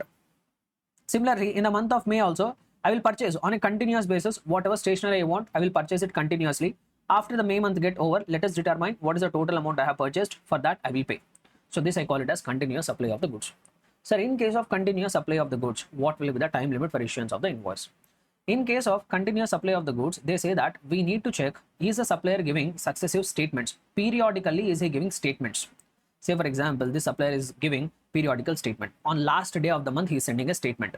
Say for example, on 30th of April, he will send a statement containing all the details of whatever purchases the customer has made. Similarly, on 31st of May, he will send one statement to the customer determining in that month what and all purchases he has made. So like this, if the supplier is providing successive statements, periodical statements if he is submitting, on or before that date of successive statement, tax invoice is required to be given. So on or before 30th of April, invoice for that month of April has to be given. On or before 31st of May, that invoice for that month has to be given. So if successive statements are provided by the supplier on or before that successive statements date, you have to issue tax invoice. Say for example, supplier is not giving any statement. Just he is informing to the customer, sir, in this month you have purchased 10,000, please make me the payment. So in that case, successive statements are not getting involved. In those cases, what will happen is successive payments you will get no, periodic payments you will get no. On or before that date of payment, you have to give the invoice. So they say like that, if you look at it here, in case of continuous supply of the goods, we need to check whether there are successive statements are issued. In case if the successive statement is issued before or at the time of such a statement, invoice has to be given. In case if the statement is not getting issued, only periodical payment is happening, in that case, a tax invoice is required to be given before or at the time each such a payment is received by the supplier. Understood? So this is what subsection 4 says. Now coming to subsection 5. Subsection 5 talks about what will be the time limit for issuance of invoice in the continuous supply of services. In the case of continuous supply of services. See here, it is very important to understand the definition of continuous supply of services. Why I say here is, they define the term continuous supply of services as those services which are provided on a continuous basis for a period exceeding 3 months. Very, very important. If the services are getting provided concurrently on a recurring basis for a period of more than 3 months, then only we call it as continuous supply of service. If someone has agreed to provide the supply of services for less than 3 months, even on a continuous basis, that we will not consider it as continuous supply of services. Like say for example, I am a chartered accountant. I have agreed, boss, I will teach the classes to you for a duration of 2 months. I will teach the lectures for you for a duration of 2 months. So for these 2 months, every day I will provide you some service, but this will not be considered as continuous supply of service. Why? Because the duration is not exceeding 2 months. Okay. Say for example, there is one contractor. This contractor has agreed to provide a construction service for construction of a building, and he agreed to complete that construction of building for the within a period of 6 months. Will that be considered as continuous supply of service? Yes, that will be considered as continuous supply of service. Why? Because the contract duration is more than 3 months. So we call an activity as continuous supply of service only when it is exceeding for 3 months. Sir, in this case, say for example, if the contractor has agreed to provide construction services for more than 6 months, what is the time limit for issuing tax invoice? So here what we need to check is, first we have to go through the contract terms. First we have to go through the contract terms. We need to check, are the payment terms are determinable? Are the payment terms are determinable? Is the due date for payment is determinable in the contract? Say for example, in the contract they have given date. Say for example, total consideration is 1 CR. In the contract they have written on or before 1st of January 2025, 20 lakhs have to be paid. On or before 15th of February, another 20 lakhs has to be paid. So on or before 30th of March 2025, another 20 lakh has to be paid. So like that, if in the contract due dates are clearly given, due dates are clearly specified, in that case tax invoice is required to be given on or before that due date for payment. Tax invoice is required to be issued on or before that due date of payment. Like for this 20 lakh rupees, invoice is required to be given on or before 1st of January 2025. For this 20 lakh rupees, tax invoice is required to be issued on or before 15th of February 2025. For this 20 lakh rupees, tax invoice is required to be issued on or before 30th of March 2025. Sometimes what will happen is, in the contract they will not tell you payment terms. In the contract they will not tell you payment terms, but what they will do is, the payment will be linked with completion of an event. The payment will be linked with completion of event. Like they have written in the contract something like this: once the ground floor construction is completed, 30 lakhs will be paid. Once the first floor construction is completed, another 20 lakhs will be paid. Once the second floor is getting completed, 30 lakhs will be paid. And once the third floor gets completed, the balance 20 lakh rupees will be paid. So if you look at the contract, this is how the payment terms are there. So this we call it as payment terms being linked with completion of an event or transaction. That means once you complete an event, then only you will be eligible for payment. So in case if the payment terms are linked with completion of an event, then tax invoice is required to be given on or before that completion of the event. So for this 30 lakh rupees, tax invoice is required to be issued on or before completion of the ground floor. For this 20 lakh rupees, tax invoice is required to be issued on or before the completion of the first floor. For this 30 lakh rupees, tax invoice has to be issued on or before that completion of the second floor. So two cases I have told. If the payment terms are clearly ascertainable, on or before that due date for payment. In case if the payment terms are linked with the completion of the event, on or before the completion of the event. In case if the payment terms are not determinable, not ascertainable, in the contract they did not speak anything about the payment terms, the contract is silent on the payment terms, then what is the time limit for issuance of invoice? In that case they say on or before you receive the payment. On or before you receive the payment, you are supposed to issue a tax invoice. So this is what 31 subsection 5 has mentioned. So if you see here, so time limit in case of continuous supply of services. If the due date of payment is ascertainable, on or before that due date.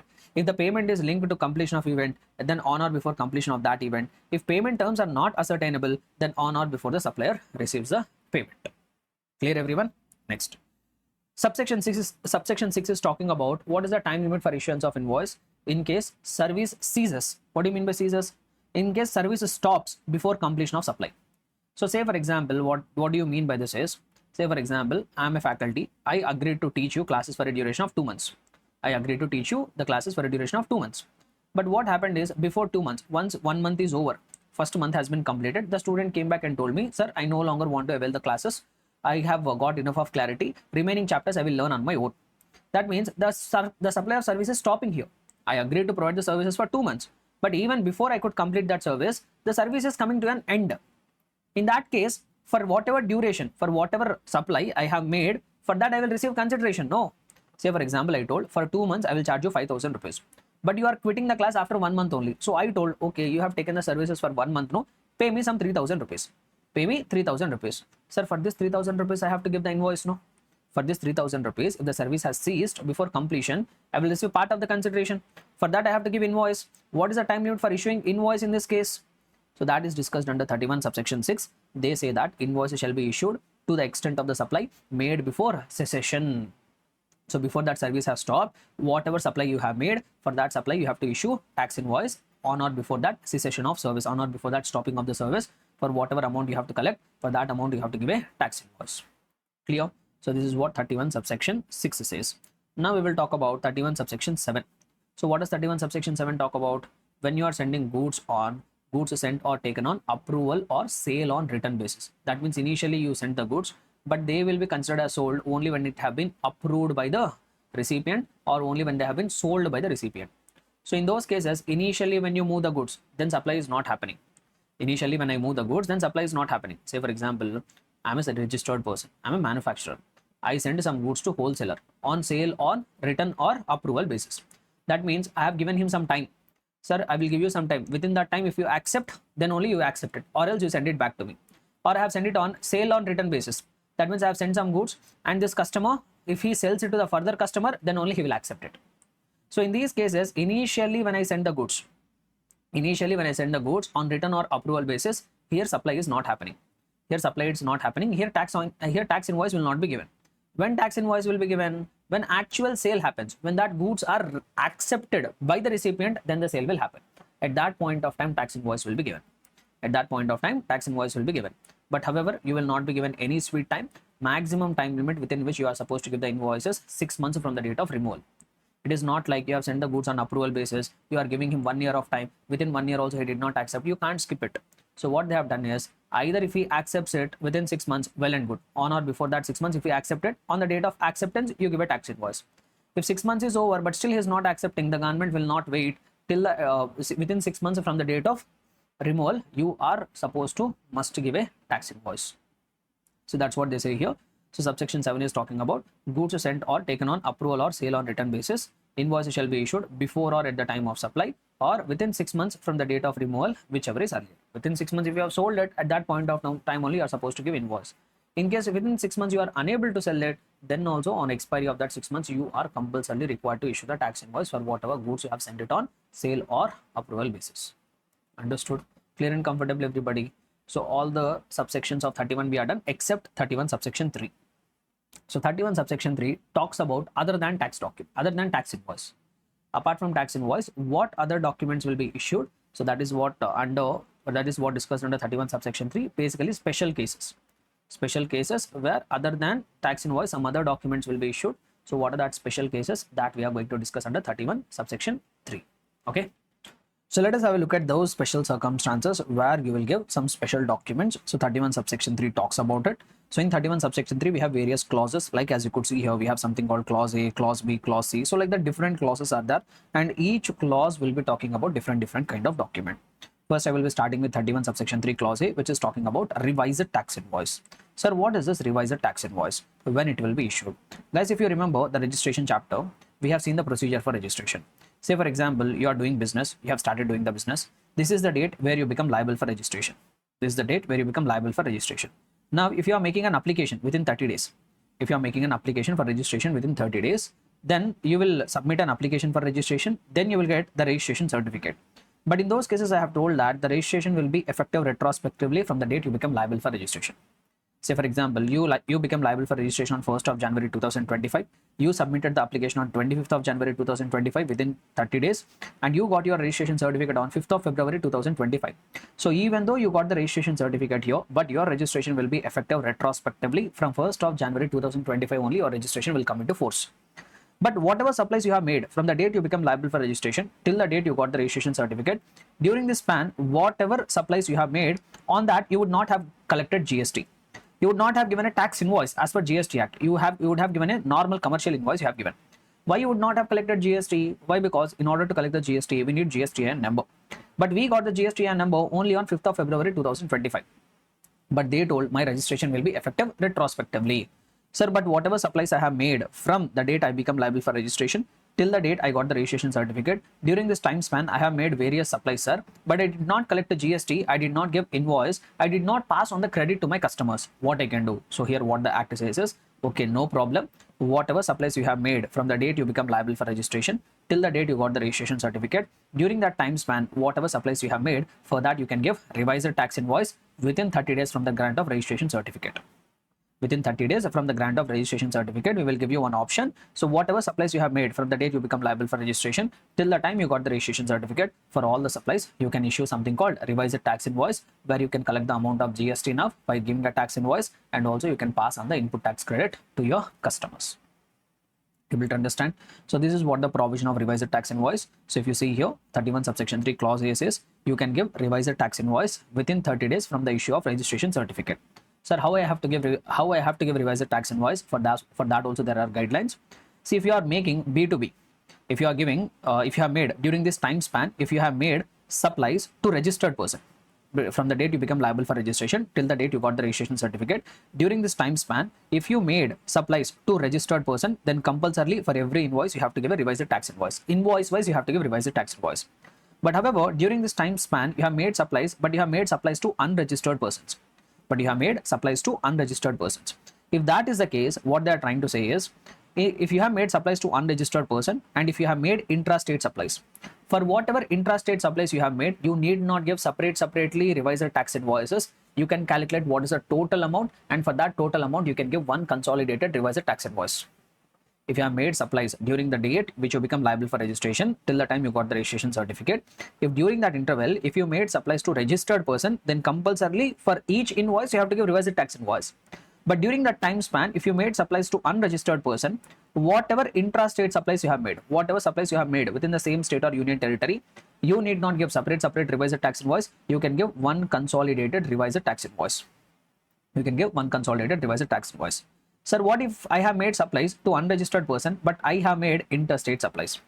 In that case, what they say is, those invoices, those transactions where you have done the supply, where the value of supply is less than 2,50,000, all that you can accumulate, and for all that transactions where the value of supply is less than 2,50,000, you can give one consolidated revised tax invoice. But whatever transactions are there where the value of supply has exceeded more than 2,50,000 rupees, there you have to give invoice wise revised tax invoice. So that is what here I have to summarize here. I have tried to summarize here. In case if you have made supplies during that time span to unregistered person, if it is intra-state, for all that supplies made within the same state or union territory, you can give one consolidated revised tax invoice. However, if during that time span, if you made interstate supplies, then you need to determine how many transactions are there where the value of supply is more than 2,50,000. In case if the value of supply is more than 2,50,000, for each such invoice you have to give separate revised tax invoice. But in case if the value of the supply is less than or equal to 2,50,000, you can give one single consolidated revised tax invoice. So this is what 31 subsection 3 clause A says. Now coming to 31 subsection 3 clause B, which says that generally if you are a registered person, whenever you make an outward supply, you are required to issue something called a tax invoice. Whenever you make outward supply, you will be required to issue something called tax invoice. But sometimes you will do small supplies. Say for example, I am running a stationery shop. Some customers are coming to me, students are coming to me. One student will come and buy one pencil. One student will come and buy a notebook, which will cost a very minimal amount, 20 rupees, 30 rupees. For them also, if I start giving invoices, my stationery expenses will be very high. So that's why the government has considered this, and what they have told is, you do one thing. If you are a registered person and if you are making supply to unregistered person, if your recipient is unregistered, and if your recipient does not require any invoice, if that customer who is an unregistered person, if he doesn't require any invoice, and if the value of supply is less than 200 rupees, you need not give a tax invoice for them. What you can do is, by the end of the day, determine what is the total such a transactions you have committed, and you can generate one consolidated tax invoice by the end of the day. That's where it says 31 subsection 3 clause B says. So what does that say? If you are a supplier who is a registered person, if you are making a taxable supply, but in case if the value of the supply is less than 200 rupees, and if the customer is unregistered person, and the customer does not ask for invoice specifically, so if these three conditions are satisfied, you need not give tax invoice for each such a small transaction. You can even make the supply without issuing tax invoice, but by the end of the day, determine the total amount of such supplies whatever you have made, which are less than 200 rupees. For all that transactions, you have to generate one consolidated tax invoice. But however, this provision will not become applicable to multiplex screens. The multiplex screens, even though they are making supply to unregistered person, even though the value of supply is less than 200 rupees, still they are required to issue tax invoice. Generally, for them, the ticket itself will be considered as tax invoice. The ticket they will give, that itself will be considered as tax invoice. So supplier who is a registered person, but other than multiplex screens, if they are making any supply where the value of supply is less than 200, customer is unregistered person and the customer does not want tax invoice specifically, then you need not issue tax invoice. What you can do, by the end of the day, you can give one consolidated tax invoice at the end of each day, where it has told 31 subsection 3 clause B, they have told. Now talking about 31 subsection 3 clause C, 31 subsection 3 clause C talks about a document called bill of supply. Sir, what is this bill of supply? When it will be issued? Say for example, you are a registered person, but you have opted for composition levy. You have opted for composition levy. You made outward supplies. See, say for example, you sold some goods to a customer amounting to 1 lakh rupees. As we all know, if the supplier is a registered person, but he has opted for composition levy, he will not have any right to collect the amount of GST from the customer.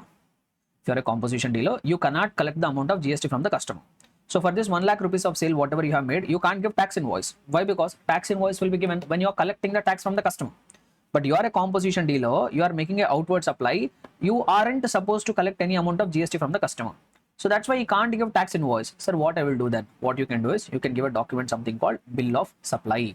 What you can do? You can give a document called bill of supply. You should not give tax invoice. You have to give something called bill of supply. Not just that, say for example, you are a registered person, you are a regular person only. You did not opt for composition levy, you are a regular person. But you are making an exempt supply. You are making what? Exempt supply. Say for example, you are supplying milk. Milk is exempt supply. On milk, tax is not required to be collected. Since you are making an exempt supply, you will not be required to collect any tax. So you can't give tax invoice there. Since I can't give tax invoice, then what I have to give, sir? Here also you are required to give bill of supply. Here also you are required to give bill of supply. So when bill of supply will be given is in two circumstances. When you are a registered person, but you have opted for composition levy on whatever outward supplies you have made, you will not be able to authorize to give tax invoice because you are not collecting any GST. In those circumstances, we will give a document called bill of supply. Similarly, you are a registered person, you did not opt for composition levy, you are a regular person only, but you are making outward supplies of exempt supplies, which are wholly exempted from tax. There also you can't collect a tax, so that's why there also you can't give tax invoice, but you can give something called bill of supply. Here there is one more thing. Say for example, you are a registered person. One day a customer came to you. To that customer, you are selling taxable supply also. Say for example, you supplied some goods which are taxable. You supplied some 10,000 worth of goods. To the same customer, you are also making exempt supply. Say for example, exempt supply amounting to 5,000 rupees. Say for example, a supermarket is there. To that supermarket, one day a customer came. That customer has picked up some ready-made items. Say for example, some Maggi and all he has picked up. Those are all taxable. 10,000 worth of such goods he has purchased. Essential items like fruits, vegetables, milk also he has purchased. Those are exempted. That amounted to 5,000 rupees. So this supplier, who is a registered person, he is making taxable supply. He is also making exempt supply. Now what they say here is, if the customer is an unregistered person, and if the supplier is making to that customer taxable supply as well as exempt supply, you need not give two separate documents of tax invoice and bill of supply separately. What you can do is you can give one single document called invoice cum bill of supply. You can give one single document called invoice cum bill of supply. In that document, you can mention what is the taxable amount, what is the taxable supply, what is the amount of GST, and what is the exempt supply, that too without GST. That everything you can contain in one document. But this option is available only when your customer is an unregistered person, and to that customer you are making taxable supply as well as exempt supply. Only for unregistered persons we can give one single document called invoice cum bill of supply. If you are making this supply to a registered person, for the taxable component you have to give tax invoice separately. For exempt supply you have to give bill of supply separately. But if the customer is unregistered person, you can give one single document called invoice cum bill of supply. Understood? Right. So that is what is there. Next one. Yeah, this is extra I have told from the material. Then receipt voucher on receipt of advance. So what do they say here is, say for example, you are a supplier. So you are into manufacturing or you are into dealing of laptops. You are actually into business of selling laptops. One day a customer came to me and this customer told he wants some high-end laptop, some high-end gaming laptop he want. The laptop whatever he has requested is amounting to 5 lakh rupees. That will cost 5 lakh rupees. Now what the supplier is telling is, sir, this is a very high-end laptop. This I generally won't maintain the stock. If you want, I can buy that for you and I can supply it for you. This we regularly don't keep it in stock. Why? Because it is a very high-end good, but you still want it, I can get it. But you have to pay me the entire money in advance. So what the recipient has done is, he paid advance. He is in very urgent requirement of this laptop. He paid that advance amount to the supplier. Now that what Act says is, along with the advance, you are also required to collect GST. Not just that, whenever you have received the advance, you have to issue to your customer a document called receipt voucher. A document called receipt voucher you have to issue, where you will say what advance you have collected, how much amount of advance you have to collected. And on this advance, they will say generally you are required to collect the GST also. Whatever rate of GST that is applicable, that rate of GST you have to collect it along with the advance, and you have to give something called receipt voucher to your customers. Able to understand? But here there is one more thing here. They try to say one more thing here. Say for example, I'm a manufacturer. Okay, I'm a manufacturer. So I manufacture different kinds of products. Say for example, I manufacture steel products also. I manufacture iron products also. I manufacture aluminum products also. So one day Reliance Industries Limited came to me. They liked my products very much. They gave me 10 lakh rupees of advance. They gave me 10 lakh rupees of advance. I asked them, sir, for what purpose you are giving advance? For what purpose you are giving me advance? Are you giving me advance for steel products? Are you giving me advance for iron products? Or are you giving advance for aluminum products?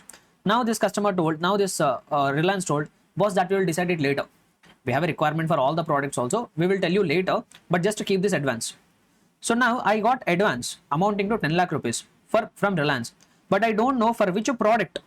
For which product they have given me this advance, I don't know. That means you have collected the advance, but you don't know for against this advance which product you will supply. But Act is saying whenever we have collected the advance, we are required to collect GST also. Sir, if I don't know the product for which I have received the advance, at what rate I will collect the GST, sir? If I know the product against which advance has been received, I can determine what is the rate of GST applicable for that product, and that GST rate I will collect.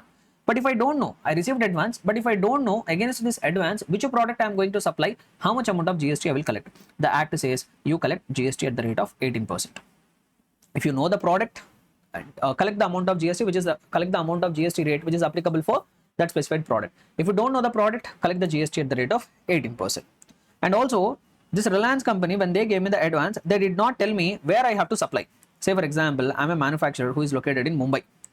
Now this Reliance did not tell me whatever advance I have given. For that advance, am I required to sell these goods in the state of Maharashtra, or am I required to sell their goods to Gujarat plant, or am I required to send the goods to Tamil Nadu? They did not say. That means I don't know against this advance what kind of supply I will make. Will I make intra-state supply? Will I make interstate supply? I don't know. If I know specifically against this advance, I know if I will make only intrastate supply, then I will collect CGST and SGST. If I know I am going to make interstate supply against this advance, I will collect IGST. But here Reliance told, we will decide it later. Where you will supply that goods, we will decide it later. Just keep this advance. Now, at what rate GST you have what GST you have to collect, CGST, SGST, or IGST? Act has clarified that in case if you don't know the nature of supply when you receive the advance, treat it as interstate supply. Treat it as an interstate supply and collect IGST at the rate of 18%. Clear and comfortable, everybody? So that's what I have added here. So receipt voucher you have to give on receipt of advance. Rate of tax, if it is not determinable, collect a GST at the rate of 18%. In case if you are unable to determine what will be the nature of supply, imagine it as interstate supply and collect IGST. So this is what clause D says. Then coming to clause E. Sir, what does that clause E? Say for example, this here. I received an advance of 5 lakh rupees. I received an advance of 5 lakh rupees from the customer so that I want to sell a laptop. Later what happened is I got that laptop, and this supplier sold that laptop to the customer. This supplier sold that laptop to the customer. Later when he sells that laptop to the customer, then he will give something called tax invoice. Initially he received advance, he gave a receipt voucher. Later against that advance, if he supplied the goods, he will give tax invoice. But say for example, because of some reason you collected the advance, but against that advance supply did not take place. Supply did not take place. Say for example, customer only cancelled the order. He told after giving me the advance, sir, I don't want this product. Or supplier is unable to fetch that product. Now what will happen? You received the advance, but you are unable to make the supply. If you are unable to make the supply, you will give a refund, no? Whatever advance you have collected, that refund you will give it. So in case if you have collected an advance and if you are unable to make a supply for that advance, what you should do, whenever you are refunding, you have to give something called refund voucher. You have to generate a document called refund voucher. So that is what 31 subsection 3 clause E talks about, refund voucher, if you are not making any supply against whatever advance you have received. Then we have clause F and clause G, which is going to talk about those people, those recipients who are required to pay the tax under reverse charge mechanism. Say for example, there is one recipient. Now there is one supplier. Now this supplier supplied some goods. This supplier supplied some goods or services. Now, say for example, this person is a registered person only. This person is a registered person. Supplier is a registered person. He supplied some goods or services to a recipient. Say for example, 1 lakh worth of goods he has supplied. But I'm telling whatever goods or services which are supplied here, those are actually covered under reverse charge mechanism. So when I say reverse charge mechanism, supplier will not collect any amount of GST from the customer. The recipient only is required to pay the amount of GST. Say for example, applicable rate of GST is 18%. So 18,000 will be the amount of GST. So here supplier will give even tax invoice also. Supplier will give tax invoice saying that the total value of the supply is 1 lakh and applicable rate of GST is 18%. That also he will mention. But since his service is getting covered under reverse charge mechanism, this recipient will pay only 1 lakh rupees. Only 1 lakh rupees to the supplier. Now, whatever amount of GST is there, that GST will be directly deposited by the recipient with the government. That GST amount which is required to be paid under reverse charge mechanism, that recipient will go and directly deposit that with the government. So whenever the recipient who is required to pay the tax under reverse charge mechanism on goods and services, whatever he has procured, whenever he pays that amount of GST to the government, he has to give something called payment voucher. He has to generate something called a payment voucher you have to generate, and that payment voucher should be given to the supplier. Able to understand? So very simple. If you are a recipient, if you purchased some goods or services from another person on which you are required to pay the GST under reverse charge mechanism, then whenever you have deposited that amount of GST with the government, then you have to generate something called a payment voucher. This is what told under 31 subsection 3 clause G. 31 subsection 3 clause G says it. So if you come to the summary, payment voucher, recipient under reverse charge mechanism will generate. But we have one more thing. We have something called self-invoicing, which means, see here, supplier is a registered person. Supplier gave the tax invoice to the recipient. Okay. But in some cases, what will happen is, say for example, there is a supplier. There is a supplier who is an unregistered person. And there is a recipient who is a registered person. And now this supplier has made some supply of goods or services to this recipient on which tax is required to be paid under reverse charge mechanism. Say for example, this supplier has supplied goods amounting to 1 lakh rupees. Applicable rate of GST is 18%.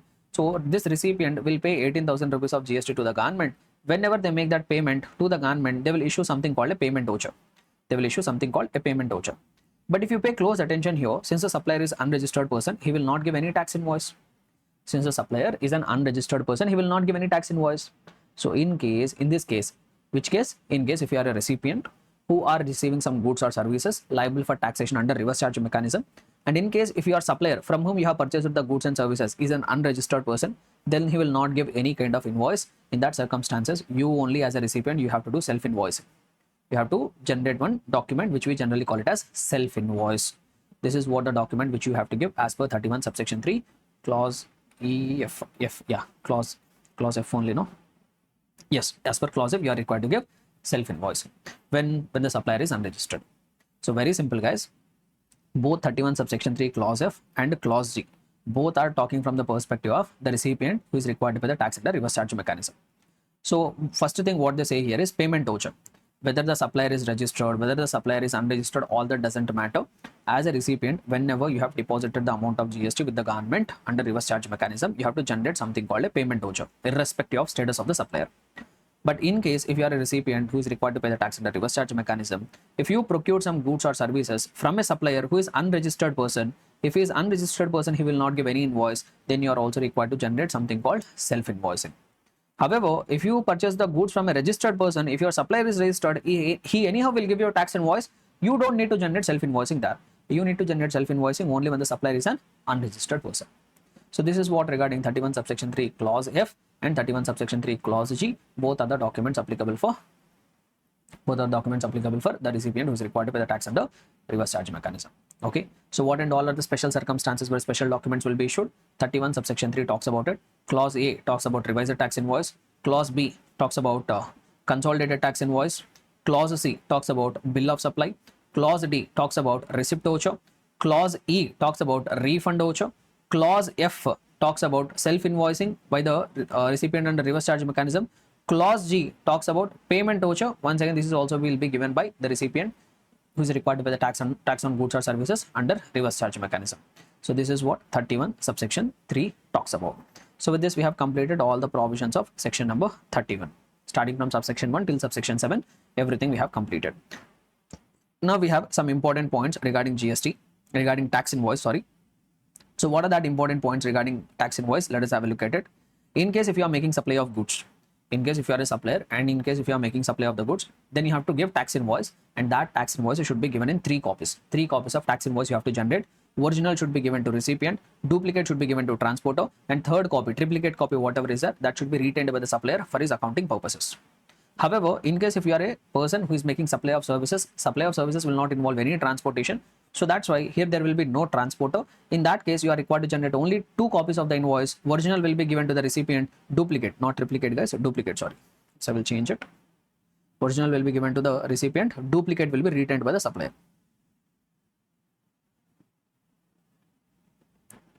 Okay, right. So this is what regarding how many copies of invoice is required to be generated, and in the invoice, whatever you give in the invoice or in the revised tax invoice, in the refund voucher, receipt voucher, in all the documents, some important contents should be there.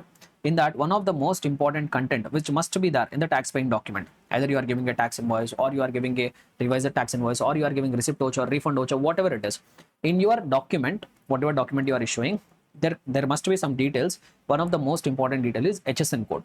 In the tax invoice or in any other document, you have to mention an HSN code. Now, how many digits of HSN code I have to mention? How many digits of HSN code I have to mention? That depends on your aggregate turnover. That depends on the supplier's aggregate turnover.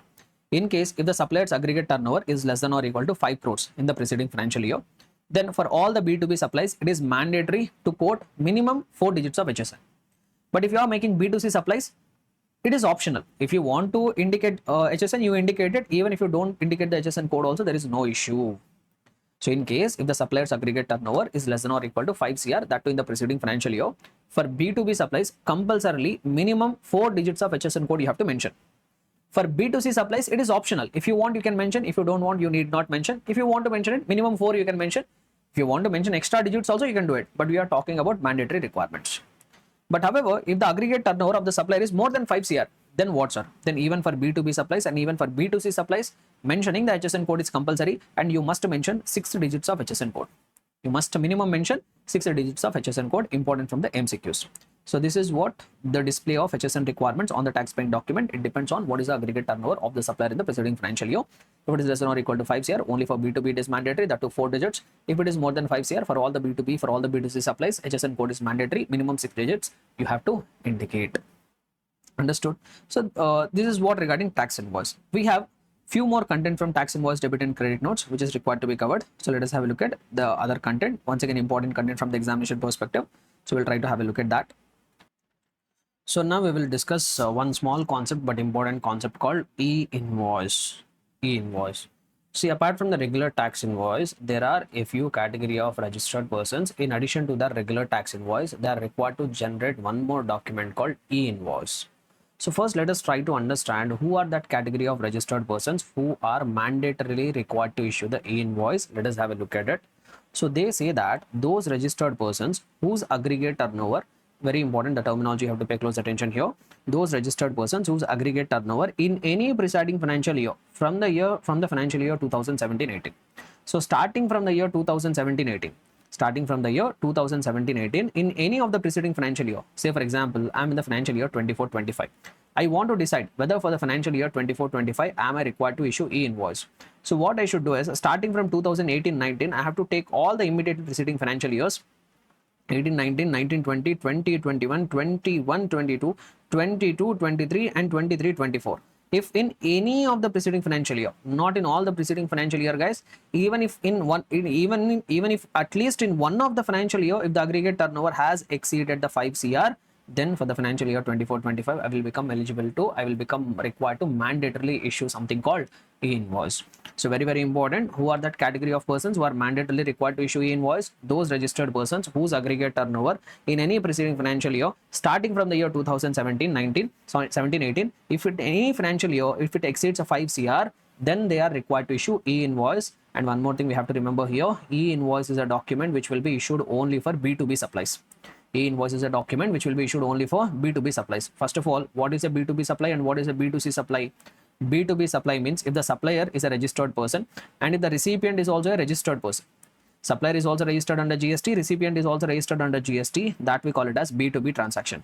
However, if the supplier is only registered person but the customer is an unregistered person, but the customer is an unregistered person. In case of a transaction or in case of a supply, where the supplier is registered, but if the recipient is unregistered, that we call it as B2C transaction.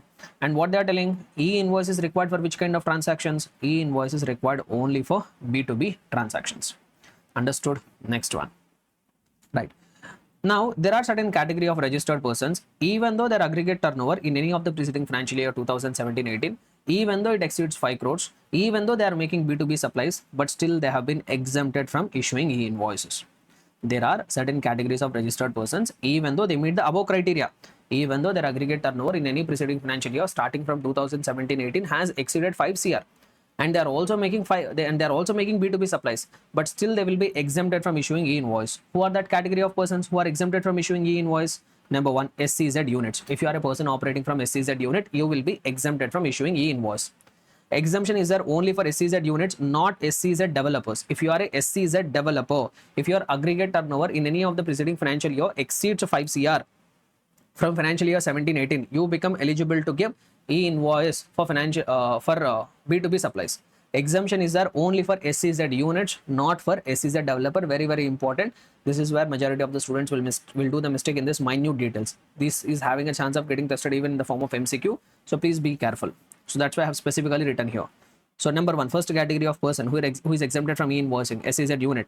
Not just that, insurance companies, banking companies, financial institutions or NBFCs. These are also exempted from e-invoicing. They need not do it. GTA, goods transport agency. Those goods transport agencies which are engaged into transportation of the goods, they are also exempted from issuing e-invoice. Those who are providing passenger transportation services, those suppliers who are providing passenger transportation services, even though their aggregate turnover has exceeded 5 CR rupees, still they are not required to give any e-invoicing.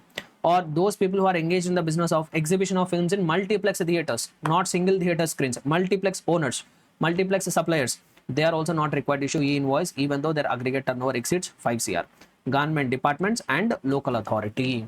This exemption list you have to remember, very, very important from the examination perspective. So tell me, who are the category of those registered persons exempted from e-invoicing? SCZ units, not SCZ developers, insurance companies, banking company, financial institution and NBFC, GTA service provider, passenger transportation services, those suppliers who are providing the services of exhibitions of films in multiplex, government departments or local authorities. These are the category of the suppliers who are exempted from e-invoicing, even though their aggregate turnover exceeds 5 CR. Now, what is the process for generating e-invoice? This is not that important from the examination perspective, but just I will give a complete overview. So what is the process of generating e-invoices? First, as a normal person, you will generate one tax invoice in your ERP, in your accounting software. Basically, if I am a registered person, if I am using Tally, first what I will do is, using the Tally software, I will generate tax invoice. But once I have generated the normal tax invoice, that I have to upload in a website that I generally call it as invoice registration portal, I call it. Sir, what are those websites which are falling under that invoice registration portal? So let me show you that websites. These are the websites. So as you could see here, these are all the websites which we generally call them as IRPs, invoice registration portals. So first what you will do is, normally like for any supply you do, in your accounting software you will generate one tax invoice. Once you have generated that tax invoice, whatever details of that tax invoice are there, that you have to visit any of this website. This we generally call it as invoice registration portal. You can visit any of this website, and the details of the invoice you have to upload it. You have to enter that details of the invoice in any of this website. So once you enter all the details in any of this invoice registration portal, then one e-invoice will be generated with one unique number, which we call it as invoice reference number. One unique number will be there, and along with that there will also be a QR code on that document. There will also be a what? QR code. QR code is not for payment, guys. That QR code will capture information. Which information they will capture? That in that QR code, if somebody scans that QR code, that will display information regarding who generated that e-invoice, who is the supplier, who is the recipient, what are the goods which are getting supplied, what is the rate, what is the GST, all details will be captured in the QR code. So that document which is generated, once you have uploaded all the information in the invoice registration portal, and that document which has been generated with an invoice reference number along with the QR code, that document we call it as e-invoice, and that you have to carry whenever you are moving the goods. That has to be carried. And even the act has given one relaxation. In case if you have generated e-invoice In case if you have generated e-invoice, you need not carry physical copy of the tax invoice. You need not carry tax invoice physically. Also, you need not carry. Just even if you carry the soft copy of the e-invoice, also it will be fine. No one will stop you. No officer will stop that movement. Clear? So this is what the concept regarding e-invoice. Similarly, we also have one more concept called dynamic QR code. There is also something called dynamic QR code. Dynamic QR code means basically you remember it as QR code for payment. QR code for payment. So what the act has told is certain categories of the suppliers, they are required to display on their invoice a QR code called a dynamic QR code, which can be used by the customer for making the payment, for making that UPI payments and all. So there are some categories of the suppliers who fulfill certain criteria. What they are supposed to do is on the invoice, whatever they give, they have to print dynamic QR code, which can be used by the recipient for making payment. So let us see who are that category of the suppliers who are required to follow the guidelines of QR code, dynamic QR code. Applicability, to whom it will become applicable? It will become applicable to those registered persons whose aggregate turnover, once again, in any preceding financial year starting from 2017-18 exceeds a 500 CR. Starting from the financial year 2017, in any financial year, not in all, even if at least one financial year also, if the aggregate turnover has exceeded the 500 CR, then that registered persons are required to display dynamic QR code, and that too for B2C supplies. Guys, do the comparison here. E-invoice is required for B2B supplies, whereas dynamic QR code is required to be presented only for B2C supplies. E-invoice is for B2B, whereas dynamic QR code will be for B2C. But here also there are some categories of registered persons who are exempted from the requirements of dynamic QR code. That means there are some suppliers, they have met the even above criteria. Their aggregate turnover in any of the preceding financial year has even exceeded 500 CR. But still they are not required to display the dynamic QR code for their B2C supplies. Sir, who are they? Who are exempted? They are insurance, banking company, financial institution and NBFC, goods transport agency, passenger transportation service provider, exhibition of films in multiplex, and online information and data access retrieval services like Netflix, Amazon and all. Even these entities are also not required to display a dynamic QR code. So these are the categories of the persons who are exempted from displaying QR code even though their aggregate turnover has exceeded the 500 CR. So this is what two important concepts, e-invoicing and dynamic QR code, that also we have completed. Now we will come to the next part, which is credit note and debit note. Credit note and debit note. This we will try to explain it in a very simple manner. Will not spend a lot of time. So what is a credit note? What is a debit note? Say for example, you initially made some supply to a customer. You are a supplier. You made some supply to a customer. Say for example, you charge it from that customer 1 lakh rupees. If you want to collect something extra, in addition, sorry, not extra guys, so sorry. Okay, once again, let us start afresh. So sorry. So say for example, you are a supplier. Initially, you made some supply to a customer. Say for example, 1 lakh worth of supply you have made. But because of some reason, you want to reduce the amount which is required to be paid. Basically, when you made a supply, this customer is required to pay you how much amount of money? He is required to pay 1 lakh. But whatever could be the reason, you want to reduce the amount which is required to be paid by the recipient. You want to reduce the amount which is required to be paid to the recipient. So what you have to do is, in that circumstances, you have to give a document called credit note. You have to give a document called credit note. Say for example, this person is required to pay 1 lakh. But you want to reduce that amount by 10,000 rupees. Might be you are required to give a discount. So if you are required to give a discount, you are reducing the amount required to be paid by that person, no? So then what you have to do is, you have to give a document called credit note. Give a document called credit note. Or say for example, you are making some supply, 10,000 quantity of goods you have sold. You sold that goods at 100 rupees each. You gave an invoice for 10 lakh rupees. But later you realized that whatever goods that you have sold, those are not actually 100 rupees, those are actually 90 rupees only. Should have billed it at 90 rupees only, but by mistake you have billed at 10 lakh rupees. So you should have given that invoice for 9 lakh rupees, but you gave invoice for 10 lakh. You want to reduce that amount for 1 lakh rupees. What you will do? You will give a credit note. So like that, whatever could be the reason, if you have initially billed a customer, but because of some reason, if you want to reduce the amount which is required to be recovered from that customer, for that reduction, we give a document called credit note. Exact opposite is debit note. So what is debit note? Say for example, you are a supplier, you made some supply to the customer. Say for example, some 1 lakh worth of supply you have made, but you want to collect something extra. You want to collect something extra from the supplier, extra from the recipient. Might be he did not make the payment within time. You want to collect interest from him. Or you want to collect late fee from him. You want to collect from penalty from him. Then what you will do? For that additional amount, Say for example, this customer is supposed to make a payment within 1 month, but he did not make the payment within 1 month. I have to collect from him 10,000 rupees of interest. Now for that 10,000 rupees, you are required to give a document called debit note. You are required to give a document called debit note. So when you want to reduce the amount, issue a document called credit note. When you want to increase the amount, issue a document called debit note. Now one more thing they say here. Say for example, if you have given a credit note, let me put it this way. Say for example, initially you made 1 lakh worth of supply. Okay. So for that 1 lakh worth of supply, you have given a tax invoice. And you paid GST. This 18,000 rupees of GST you have paid to the government. Later you are giving a credit note. For 10,000 rupees. Now, but you paid initially to the government 18,000 rupees of GST. When you are giving discount, when you are reducing the amount to be paid by the recipient, should also reduce that GST amount also. No, this 1800 rupees of GST also you have to reduce. Now what you should do is, in case this government will give it back. If you give the credit note, the government will give back. But what you are required to do is, whenever you have given that credit note you have to declare in your returns. That credit note you are required to declare in the returns. Say for example, in the month of April you made a supply. In the month of May you are giving a credit note. Now what you should do is, for the month of May you will declare the return. No, for the month of May, in June you will file return. On 10th June you will file the return. So whenever on 10th of June you are filing the return for May month, in that return you have to declare, sir, I have given a credit note amounting to 10,000 rupees. On that, applicable rate of GST is 1800. So if you declare that credit note in your return, government will give back the amount of GST. They will reduce your GST liability. Sir, I gave the credit note in the month of May, but when I am filing the return in the month of June, I did not declare it. No problem. For next month you will file the return. No. For June month you will file the return in July. No.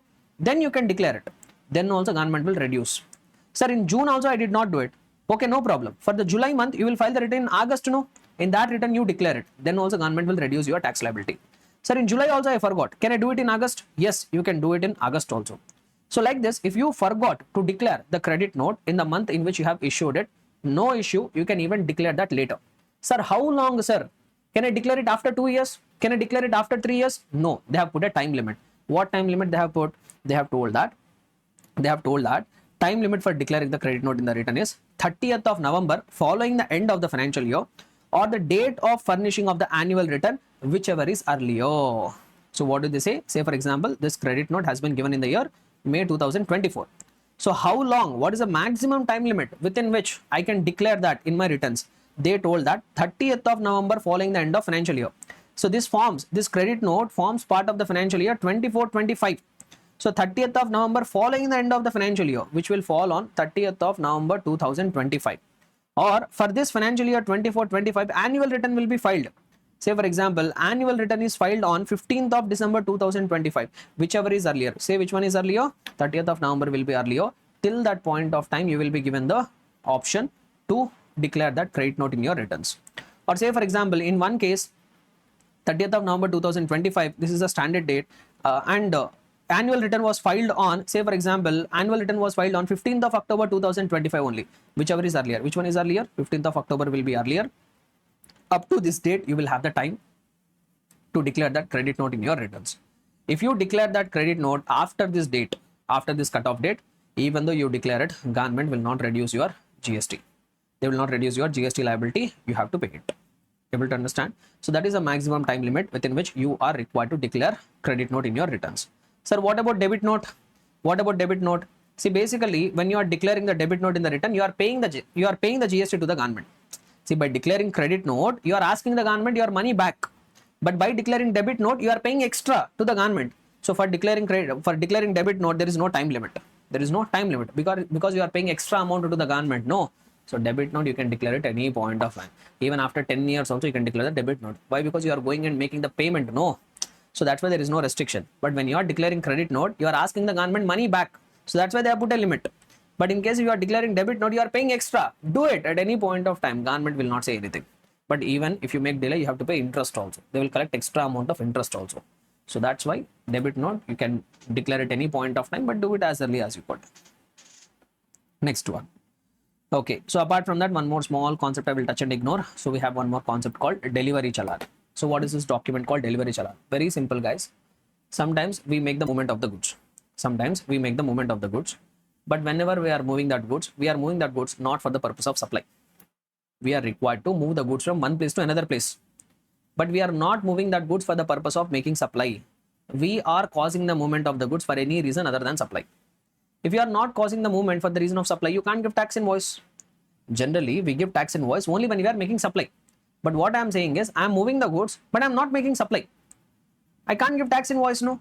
In those circumstances, what they are trying to say is, in those circumstances, give a document called delivery challan. Sir, when the movement will be, when the goods will be moved without knowing the, without any reason for supply. Say for example, job work. I want to send my goods for job work.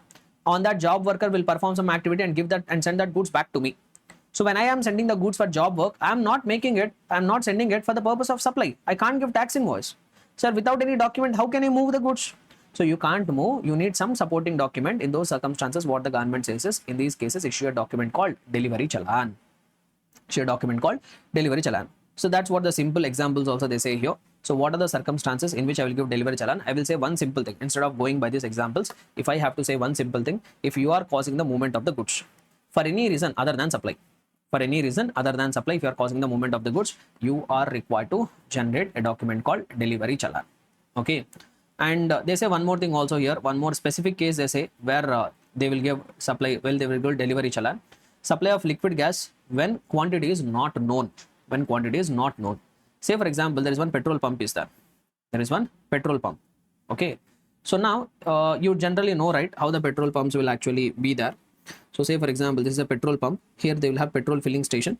Beneath that there will be one big tanker. So underground there will have a big canter, big container. In that container they will keep the stock. In this container they will contain the liquid gas. And if any person comes to the petrol filling station, through that petrol pump they will fill it. Now say for example, there is ONGC. From ONGC they are purchasing the liquid gas. This petrol pump is purchasing liquid gas from ONGC. Now what ONGC has done is, they ordered for petrol. They ordered for that liquid gas. So now what ONGC has done is, ONGC has loaded the truck. ONGC has loaded the truck. Total 1000 liters of 1000 liters they have loaded in this container. Now this 1000 liters they are sending it. But how much actually will be sold? What quantity will be sold? That will not be known. They have sent this container amounting to 1000 liters to this petrol pump. Now how much quantity will be actually supplied? That you will not know. Why? Because once this container reaches this petrol pump, now it will start unloading that container. It will start unloading that container, unloading that liquid gas in that container. Now in this container already some portion will be there. Already some portion will be there. Now this unloading will happen till the tanker gets full, till this container gets full. Now this container can get full with 900 liters also. Now this container can get filled with 850 liters also. Now this container might get filled with 700 liters also. You don't know. That you will know only when this container starts unloading that liquid gas at the petrol pump. So here ONGC is sending that 1000 liters. But for what quantity supply will take place, that we don't know. That ONGC will know only when they have started unloading that at the petrol pump. So here they are selling this 1000 liters, but they can't give tax invoice, no. Why they can't give tax invoice? Because they don't know what is the quantity for which a sale is going to take place. That could be 900 liters also, that could be 850 liters also, that could be 700 liters also. So when the ONGC is sending this container, they don't know for what quantity supply will happen. So they can't give tax invoice. So that's why in that circumstance also, the government has given the permission. Okay, you do one thing. In that case, you send the goods using delivery challan. You cause the movement using delivery challan. When this starts getting unloaded, you will get the clarity. Say for example, it was able to fill only 900 liters in the container.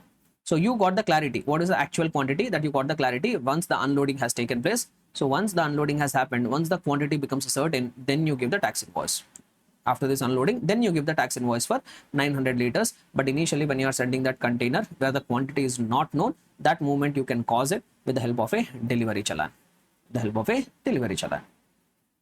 So that's what they say. That is the first point. Or you are causing the movement of the goods for purpose of job work, or you are causing the movement of goods for any reason other than supply, or any such other supplies which might be notified by the GST board. In all that circumstances, you are required to issue something called a delivery challan. Clear and comfortable, everybody? So these are all a summary of important provisions from the chapter tax invoice, debit and credit notes. Hope you guys are able to enjoy it, and hope you guys are able to enjoy it, and also you are able to learn and recollect the provisions. Clear? Right. Good. So the next chapter which we'll be taking up for revision is input tax credit, ITC, also we call it. One of the most important chapter from the examination perspective, one of the very conceptual chapter. So a lot of things we are going to cover in this chapter. Once again, I'm telling you, like the way I have told, few chapters are going to set the strong foundation for the GST as a subject. There are a few chapters, there are a few handful of chapters which are going to lay a very strong foundation for the entire subject of the GST. One of such a chapter is input tax credit. Like the way I have told, supply chapter is very, very important, right? Supply chapter, both conceptually, even from the examination perspective, from both perspectives, it is very important. Not just supply chapter, I told the same thing for value of supply. So value of supply is also, even from the conceptual perspective and also from the examination perspective, this is such a chapter which carries a high weightage. The next importance I will give it to ITC.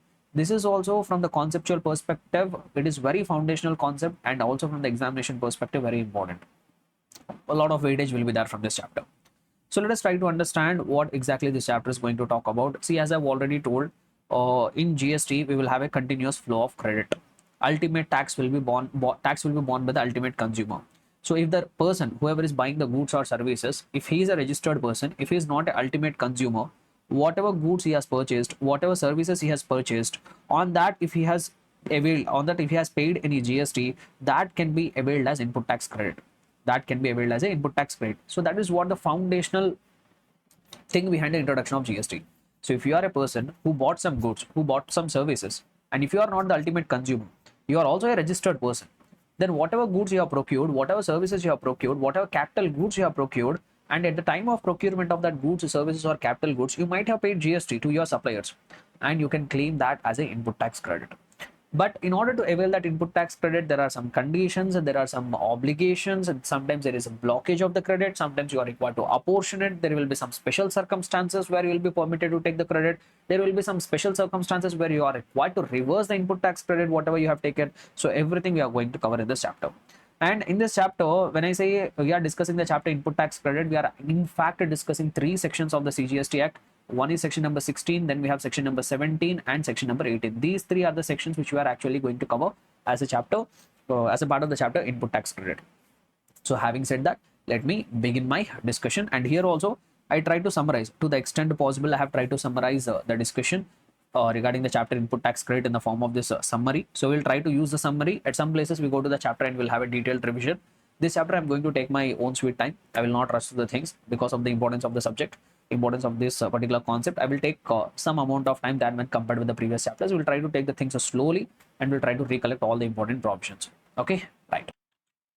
So first I will start my discussion with section number 16. Section number 16 of the CGST Act talks about two things.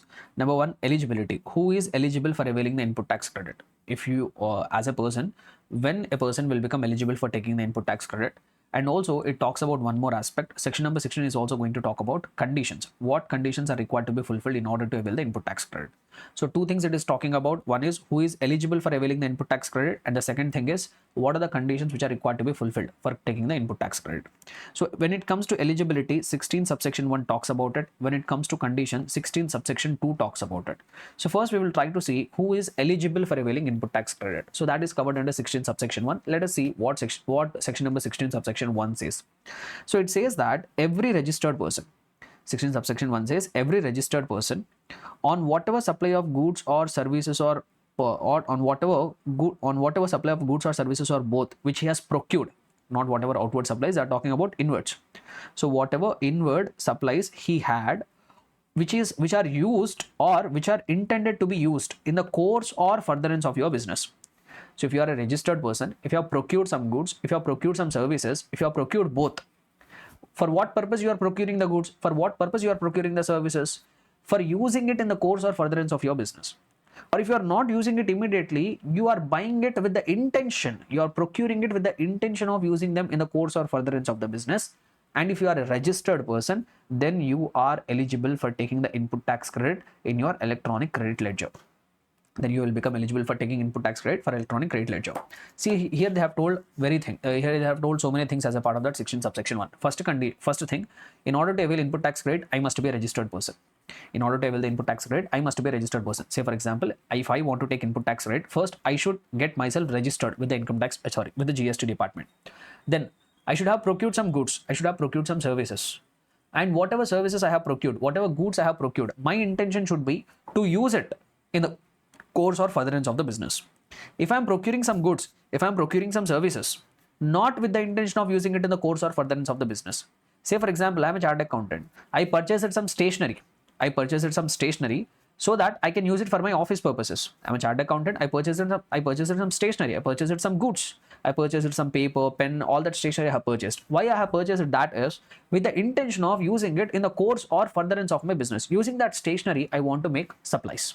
So for my business, I'm purchasing that goods. Will I become eligible to take the input tax credit on that stationery, whatever I have purchased? Yes, if I'm a registered person, I can take it. Say for example, I'm purchasing some stationery. I'm purchasing some notebooks. Why I'm purchasing that notebooks is my kid can read. So my kid is going to the school. So in order to provide education for my kid, in order to make her needs fulfilled, so what I have done is I have purchased some stationery. I have purchased some pens, pencils, or books I have purchased and gave it to my daughter so that she can use it for her education. So tell me, on that books, on that notebooks, on that pen, on that paper, whatever GST I have paid, can I avail that as input tax credit? No. I'm a registered person. I purchased notebooks. Can I take input tax credit? No. Why? Because when I procured that goods, my intention is not to use them in the course or furtherance of the business. My intention is to give it to my daughter so that she can use it for her educational purposes. So intention is very important. For what purpose you are procuring the goods, for what purpose you are procuring the services, that is going to be very, very important. So that's what 16 subsection 1 says. So who is eligible? A registered person on whatever goods, services, or both which he has procured, which are used or intended to be used in the course or furtherance of his business. On all that goods and services, he can take the input tax credit, and whatever input tax credit that he wants to avail, that will go and sit in his electronic credit ledger. That will go and sit in where? That will go and sit in the electronic credit ledger. So this is what 16 subsection 1 told. So say for example, if I am a registered person, if I am buying some goods or services, yes, my intention is to use it in the course or furtherance of the business. But still, to take that input tax credit, I need to follow some conditions. I need to fulfill some conditions. I'm a registered person. I'm procuring the goods. I'm procuring the services. My intention is also to use them in the course or furtherance of the business. But still, in order to claim that input tax credit, in order to enjoy that input tax credit, I need to fulfill some conditions. Sir, where that conditions are given? Those conditions are given under 16 subsection 2. So 16 subsection 2 talks about what are the various conditions which are required to be fulfilled for claiming the input tax credit. Now we have various clauses under 16 subsection 2. We have various clauses. Each clause will be talking about some condition. So like clause A will be talking about some condition, clause AA will be talking about some condition. So like that, so many conditions are there. Let us try to understand what are those conditions. And once again, I am telling you, all these conditions should be cumulatively fulfilled. Not just if one condition is fulfilled, you can enjoy the input tax credit. In order to enjoy the input tax credit, all conditions, whatever we are going to read now, every condition has to be cumulatively, everything has to be fulfilled in order to avail the input tax credit. So what are that conditions? First condition, 16 subsection 2 clause A, which says that if you want to avail input tax credit, you are a registered person, you procured goods or services which are used or intended to be used in your business. But number one condition which you are required to fulfill is you need to be in possession of some tax paying document. You need to have some supporting document which evidences that you have made the payment of the taxes. Sir, what could be the tax paying document? Simple, you could have a tax invoice. If you have purchased the goods, you can have the tax invoice. So on the basis of that tax invoice, you can claim the input tax credit. Or sir, you can have revised tax invoice. Say for example, your supplier was recently registered. He is giving a revised tax invoice. I told you in the tax invoice chapter when you can give revised tax invoice. So if you have a revised tax invoice, on that basis, you can take the input tax credit. Sir, initially my supplier gave me tax invoice, but he wants to collect something extra for me. Then he will give debit note. That on the basis of that debit note, you can avail the input tax credit. Not just that, if you are doing imports and all, there will be something called bill of entry. On that, you can take the input tax credit. Or say for example, you are a person who are required to pay the tax under reverse charge mechanism and your supplier is an unregistered person. In that case, you will do something called self-invoicing. This also we have discussed in the tax invoice chapter. And on the basis of that self-invoicing also, you can take the input tax credit. So if you want to enjoy, if you are a registered person, if you have procured some goods or services with the intention of using them in the course or furtherance of the business, but still you need to have some tax paying document. There should be evidence, there should be proof that you have paid the tax. And what could be that document, sir? So any of this can be a valid document for availing input tax credit. It could be a normal tax invoice, it could be a self invoice in the case of reverse charge mechanism, it could be a debit note, it could be a bill of entry, it could be revised tax invoice, or even it could be a document issued by input service distributor. See, this bill of entry and input service distributor, this is not at the CA inter level. This is something which will be discussed at the CA final level. Just these documents are accepted, that you wanted to keep it at the back of your mind. And one more thing also they say there, whatever document on the basis of which you are taking input tax credit. That means these documents on the basis of which you are taking the input tax credit, those documents should contain some minimum information. If these informations are missing from the tax paying document, then you will not be able to enjoy the input tax credit. So just having the document alone will not be enough. In that document, some minimum details are required to be contained. Sir, what should be the minimum details which should be there in my tax paying document to avail the input tax credit? So those minimum details are what should be the amount of tax, that should be clearly mentioned in the document, description of the goods or services whatever you have procured, what is the value of the supply, GSTN of the supplier and GSTIN of the recipient, and the place of supply in the case of intrastate, especially in the case of interstate supply. If you have a tax paying document, say for example you have a tax invoice, but in that tax invoice if any of this information is missing, still you can't enjoy the input tax credit. So once again, cumulative here, you need to have a tax paying document. At the same time, that tax paying document should contain some information. These minimum details are required to be there. If any of that has been violated, either you don't have a tax paying document at all, but you have a tax paying document but any of these details are missing, you will not be able to enjoy the input tax credit. So that is the first condition. Okay, successfully we have completed the first condition. Next, we have one more clause. We have something called clause AA. And one more thing before I proceed further, one more thing I forgot to mention. And there is some rule number 36 sub rule 3 which says that you can't take input tax credit of those taxes which are paid because of fraud. You can't avail input tax credit in case if you have paid the GST because of fraud. You have committed the fraud, you have been caught committing the fraud, and that's why you paid the amount of GST. That GST you can't take it as input tax credit. Sir, how that will happen? Just I will give you one simple example to make you understand. Say there is one supplier, there is one recipient. Imagine you are the recipient, smart recipient. Okay, so both are registered persons. Now you and supplier both have colluded with each other. So you needed some goods from the supplier. So what supplier told is, hey, I will send the goods. I will load all the goods on the truck and I will send it to you. I will not give any tax invoice. We will not disclose anywhere. You also don't tell it to anybody. I also don't tell it to anybody. I don't want to pay GST on this transaction. Say for example, 10 lakhs worth of supply is happening. If GST is attracted, 18% of GST, which will come to 1.8 lakh rupees. They want to do the tax evasion. So what the supplier has told is, don't worry, we will not generate any tax invoice or e-way bill, anything. I will load all the goods in the truck. I will send that goods to you. Because no proper officers are verifying these days, we will see if someone catches later.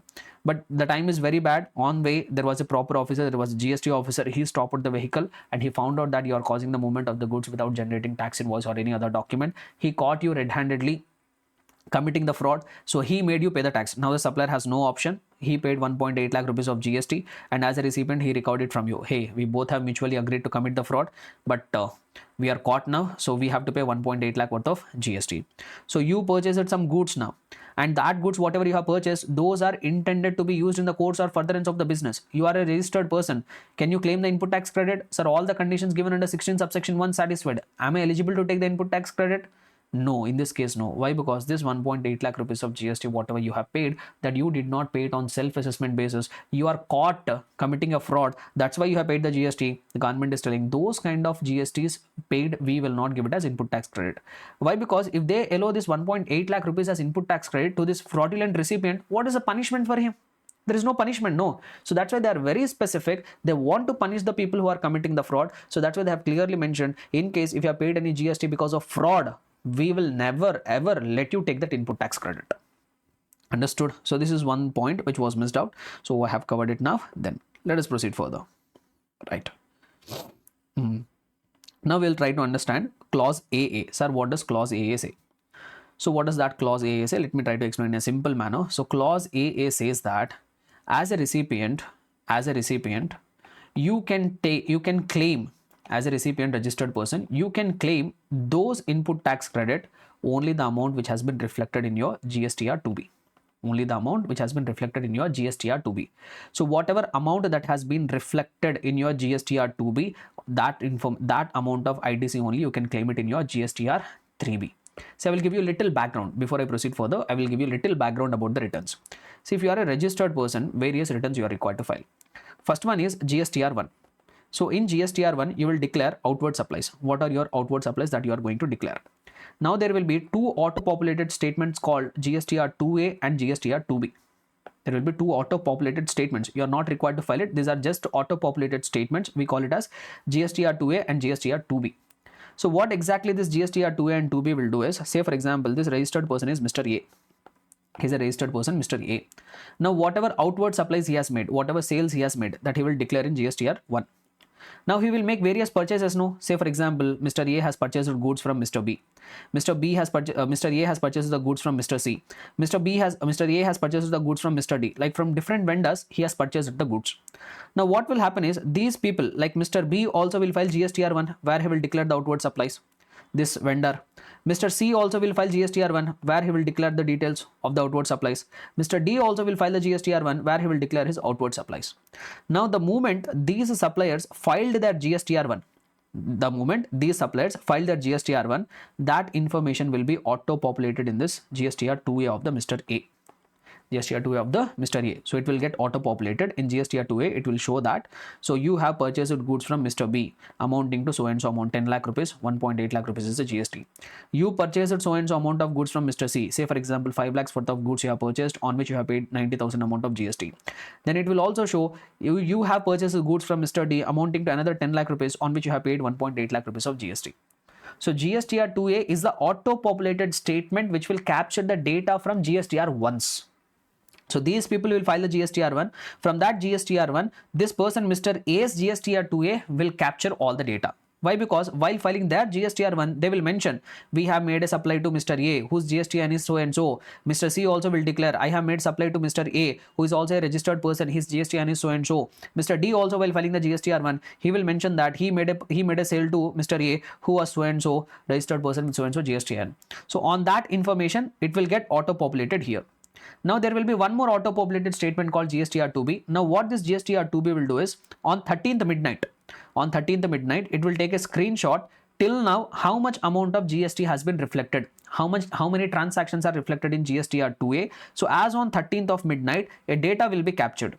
So by 13th of midnight here, say for example, by 13th of midnight, it has captured that for this month, they have total GST amounting to, say for example, some 3 lakh rupees of GST you are eligible for, that has been captured in the GSTR 2B. So whatever amount that has been reflected in the GSTR 2B, now you have to file one thing called GSTR 3B. In your GSTR 3B, you will say my output tax liability is so and so much, and my input tax credit is a 3 lakh rupees. That amount you will claim. So if you want to claim ITC, you have to file the GSTR 3B. But one condition what they have put here is, under 16 subsection 2 clause AA, what condition they have put is, if you want to avail input tax credit through your GSTR 3B, that amount which has been reflected in your GSTR 2B, only that amount you can claim it as input tax credit. You can't claim even a single rupee extra. Say for example, in my GSTR 2B, only 3 lakh rupees of input tax credit has been reflected. GSTR 2B is an auto-populated statement. In the GSTR 2B, it is showing that for this month, I am eligible for only 3 lakhs worth of input tax credit. Now, can this person declare in his GSTR 3B, can he claim 3.5 lakh rupees of input tax credit? No, he can't claim it. Even though if he is having a tax invoice, even though he got the invoices from the suppliers. Say for example, there is a person, Mr. E. Now from Mr. E also he purchased, from Mr. E also Mr. A has purchased. He's having tax invoice also. But this person, Mr. E, did not file the GSTR 1 on time. Say for example, he purchased some Mr. D. So from Mr. D he purchased, say for example, he purchased another 10 lakh rupees from Mr. D, on which amount is 1.8 lakh rupees. But this person, sorry, not Mr. D, Mr. E. But this person, Mr. E, did not file his GSTR 1 on time. Since he did not file the GSTR 1 on time, here, say for example, he filed GSTR 1 on 15th. That means after the system has captured the data, on 13th of midnight, system will capture, GSTR 2B will capture the data. By the time GSTR 2B has captured the data, the amount was only this 3 included. So how much it will come to? 1.8, I think 4.5 lakhs. Is it so? Yes, 4.5 lakhs is only captured. Sir, this 1.8 lakh rupees is not captured in GSTR 2B. Why? Because Mr. E has filed his GSTR 1 after the due date. This amount will get captured in the next month. But for this month, in the GSTR 2B, only 4.5 lakhs has been captured. Now, when you are filing the GSTR 3B for this month, you can claim only 4.5 lakh rupees. Sir, I have invoice given by Mr. E, 1.8 lakhs worth of GST I have paid. I have invoice also. Can I claim that in the GSTR 3B of the current month? You can't claim it. So whatever amount that has been reflected in the GSTR 2B, only that amount can be claimed as input tax credit in the GSTR 3B. That is the second most condition. Okay, if in my GSTR 2B nothing is showing, I can't claim even a single rupee of input tax credit in the GSTR 3B. Able to understand? So that is the second condition. So the amount of input tax credit which you want to avail it, that must have been reflected in your GSTR 2B. Then only you can take the input tax credit. So two conditions we have covered. Clause A, which says what? You must be in possession of some tax paying document. Clause AA, which says that the second important condition, whatever ITC which you want to avail, that should have been reflected in your GSTR 2B. Now, what is the third condition? So, third condition, 16 subsection 2, clause B, which says that just having an invoice alone will not be enough. Just a reflection of the amount in the GSTR 2B alone will not be enough. You should have received the goods. What you should have done? You should have received that goods or services. You have a tax invoice, you have the amount is getting reflected in your GSTR 2B also, but you have not yet received the goods, you have not yet received the services. Can you claim the input tax credit? No, you can't do it. So I will give you one simple example to make you understand. Say for example, you are a person, Mr. A, registered person. You procured some goods or services. You placed an order for goods or services. Say for example, this registered person, this supplier gave you tax invoice on 14th of April. He gave the tax invoice and he filed the return also. Say for example, amount of GST is 1.8 lakh rupees. He gave you tax invoice. He filed the GSTR 1. That amount is getting reflected in your GSTR 2B also. But you received the goods on 15th of May. When you received the goods on 15th of May, you have received. You tell me, for the month of April, when you are filing the return, can you claim the input tax credit of 1.8 lakh rupees? No, for the month of April, you can't claim it. Sir, I have a tax invoice. In GSTR 2B, it is getting reflected, but you are telling you can't claim. Yes, you can't claim. Why? Because you have not yet received the goods. So you will not become eligible to claim the input tax credit for the month of April. You can claim that input tax credit for the month of May. Why? Because in May, you have actually received it. In May, you have actually received it. So third essential condition to claim input tax credit, you can avail input tax credit only when you have received that goods or services. But here there is a problem. In some cases, especially in the case of bill to ship to transaction, there is one problem. Bill to ship to transaction, there is one problem. Sir, what is a bill to ship to transaction? Say for example, there is a person, Mr. A, who is a wholesaler. I will try to quickly summarize this discussion. Listen carefully.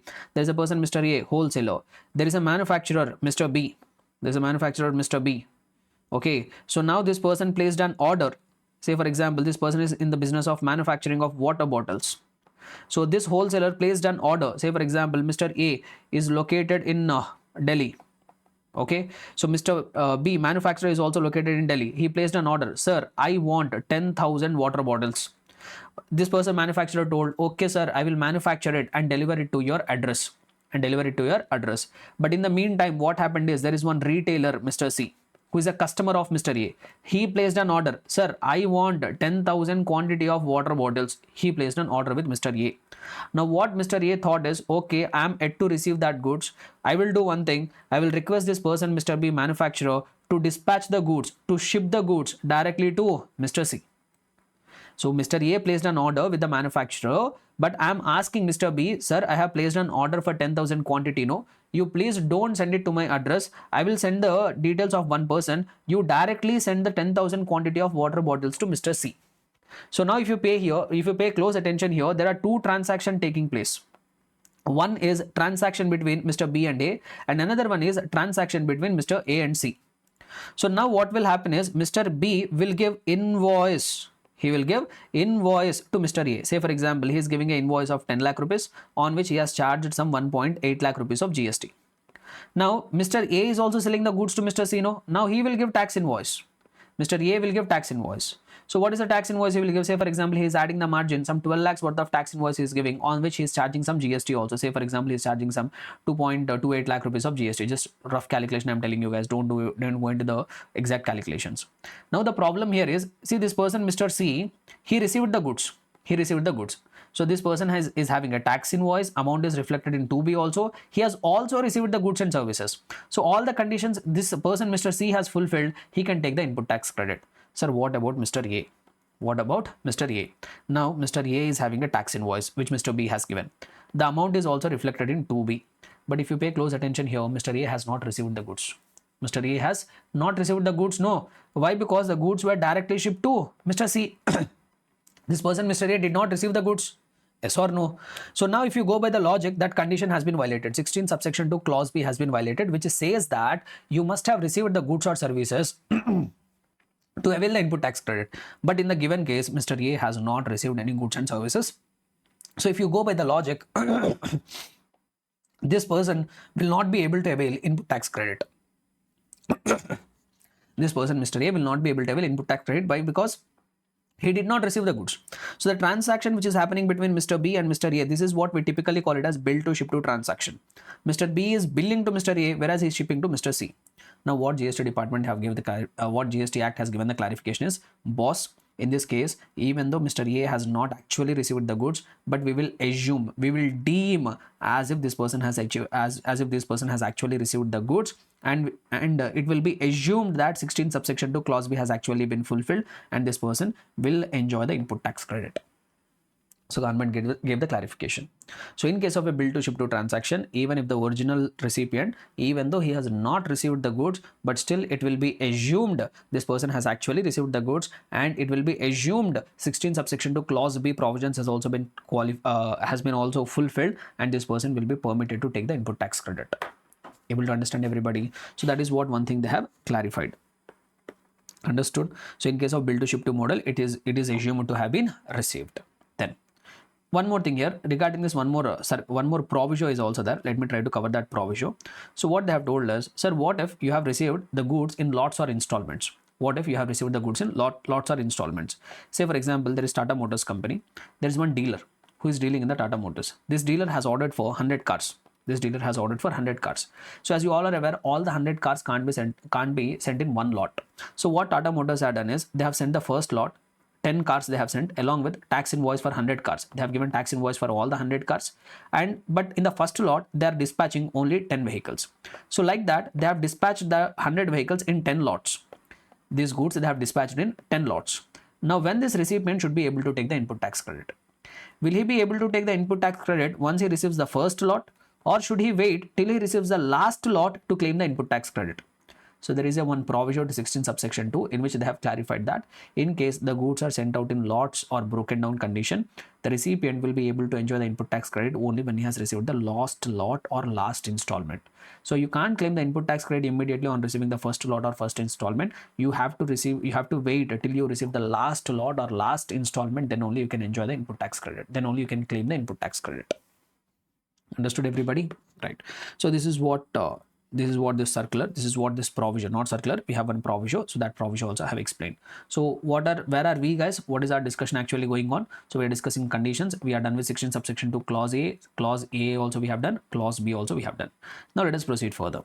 So what they are trying to say, next condition, clause B, which says that ITC should not have been restricted. Sometimes the commissioner or the proper officer will put a restriction on you if you commit some kind of violations.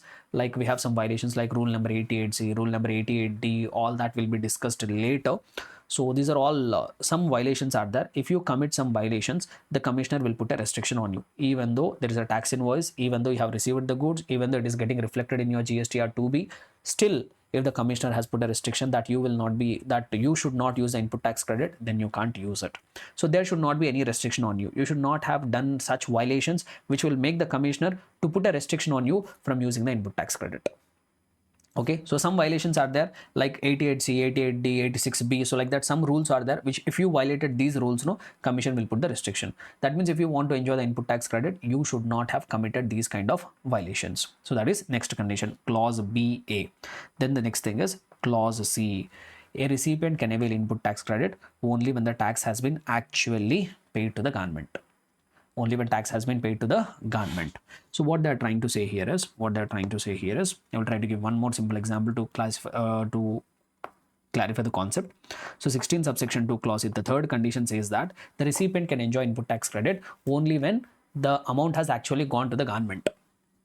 So what do we mean by this? So say for example, you are a recipient who is a registered person.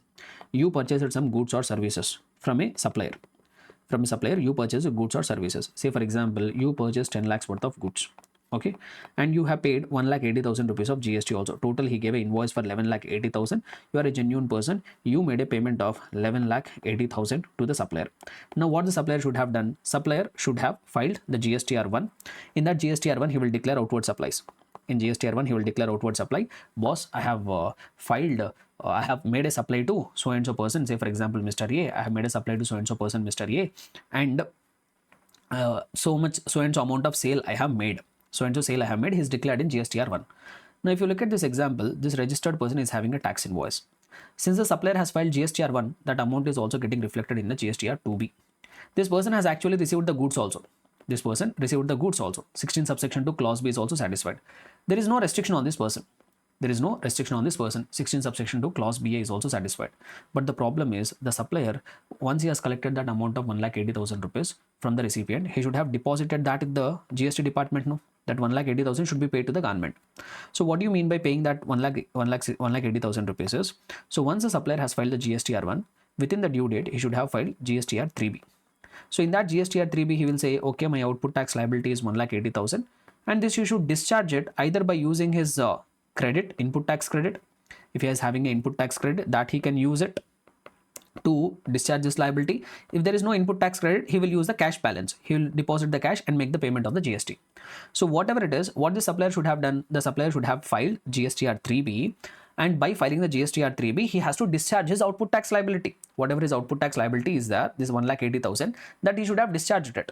Whether he will discharge it using his ITC balance, or he can also discharge using his cash balance. Whatever it is that he has to do, he should have filed the GST R2B. But this person is not filing his GST R2B. But this person is not filing his GST R2B. Sorry, GST R3B he is not filing. In that case, government told that we will not allow this recipient to take the input tax credit. We will not allow the recipient to take the input tax credit. Now you all will get frustrated at one fact. You will say, sir, genuine person, honest person, no mistake from his side. He paid the complete amount, 10 lakh rupees the value of the goods, 1,80,000 rupees value of GST, everything he has paid to the supplier. But this person is a useless fellow. He did not file the GST R3B. Still you will punish the recipient for that? Yes, government told, we will punish. So it is so why they are punishing it is because they have told that whenever you are doing the business, do the business with a genuine person. If we are not getting the GST, why we will give you input tax credit here? Why the government should give? So they have put the responsibility on the recipient. You have to find the genuine persons who will collect the GST from you, and they will file the GST R3B and deposit that amount with us. Then only we will give you input tax credit. So don't buy the goods or services from fake people like this who are not filing the GST R3Bs. Able to understand? But how practically things will work out is, but what actual provision they have told us, say for example, this transaction has taken place on 10th of April. 10th of April 2024, this transaction has taken place. Now initially what the mechanism government has suggested is, see when you file the GSTR return, when you are filing the GST returns, when this person Mr. A is filing the return for the month of April, so what he can do is, since he is having tax invoice, since the amount is reflected in GST R2B, since he has also received the goods, since there is no restriction, assuming all other conditions are satisfied, the government has told this person Mr. A, boss, no problem, for the month of April when you file the return, no, for the month of April when you file the return, no, you take the input tax credit. You take the input tax credit. You file the GST R3B and take the input tax credit of 1,80,000. 1,80,000, you take it. Now what the government has told is, we will wait. We will not ask you to immediately reverse the input tax credit. We will wait for this useless fellow supplier to file his GST R3B. How long we will wait? How long we will wait? We will not just wait for 1 or 2 months. What we will do is, we will wait till 30th of September following the end of the financial year.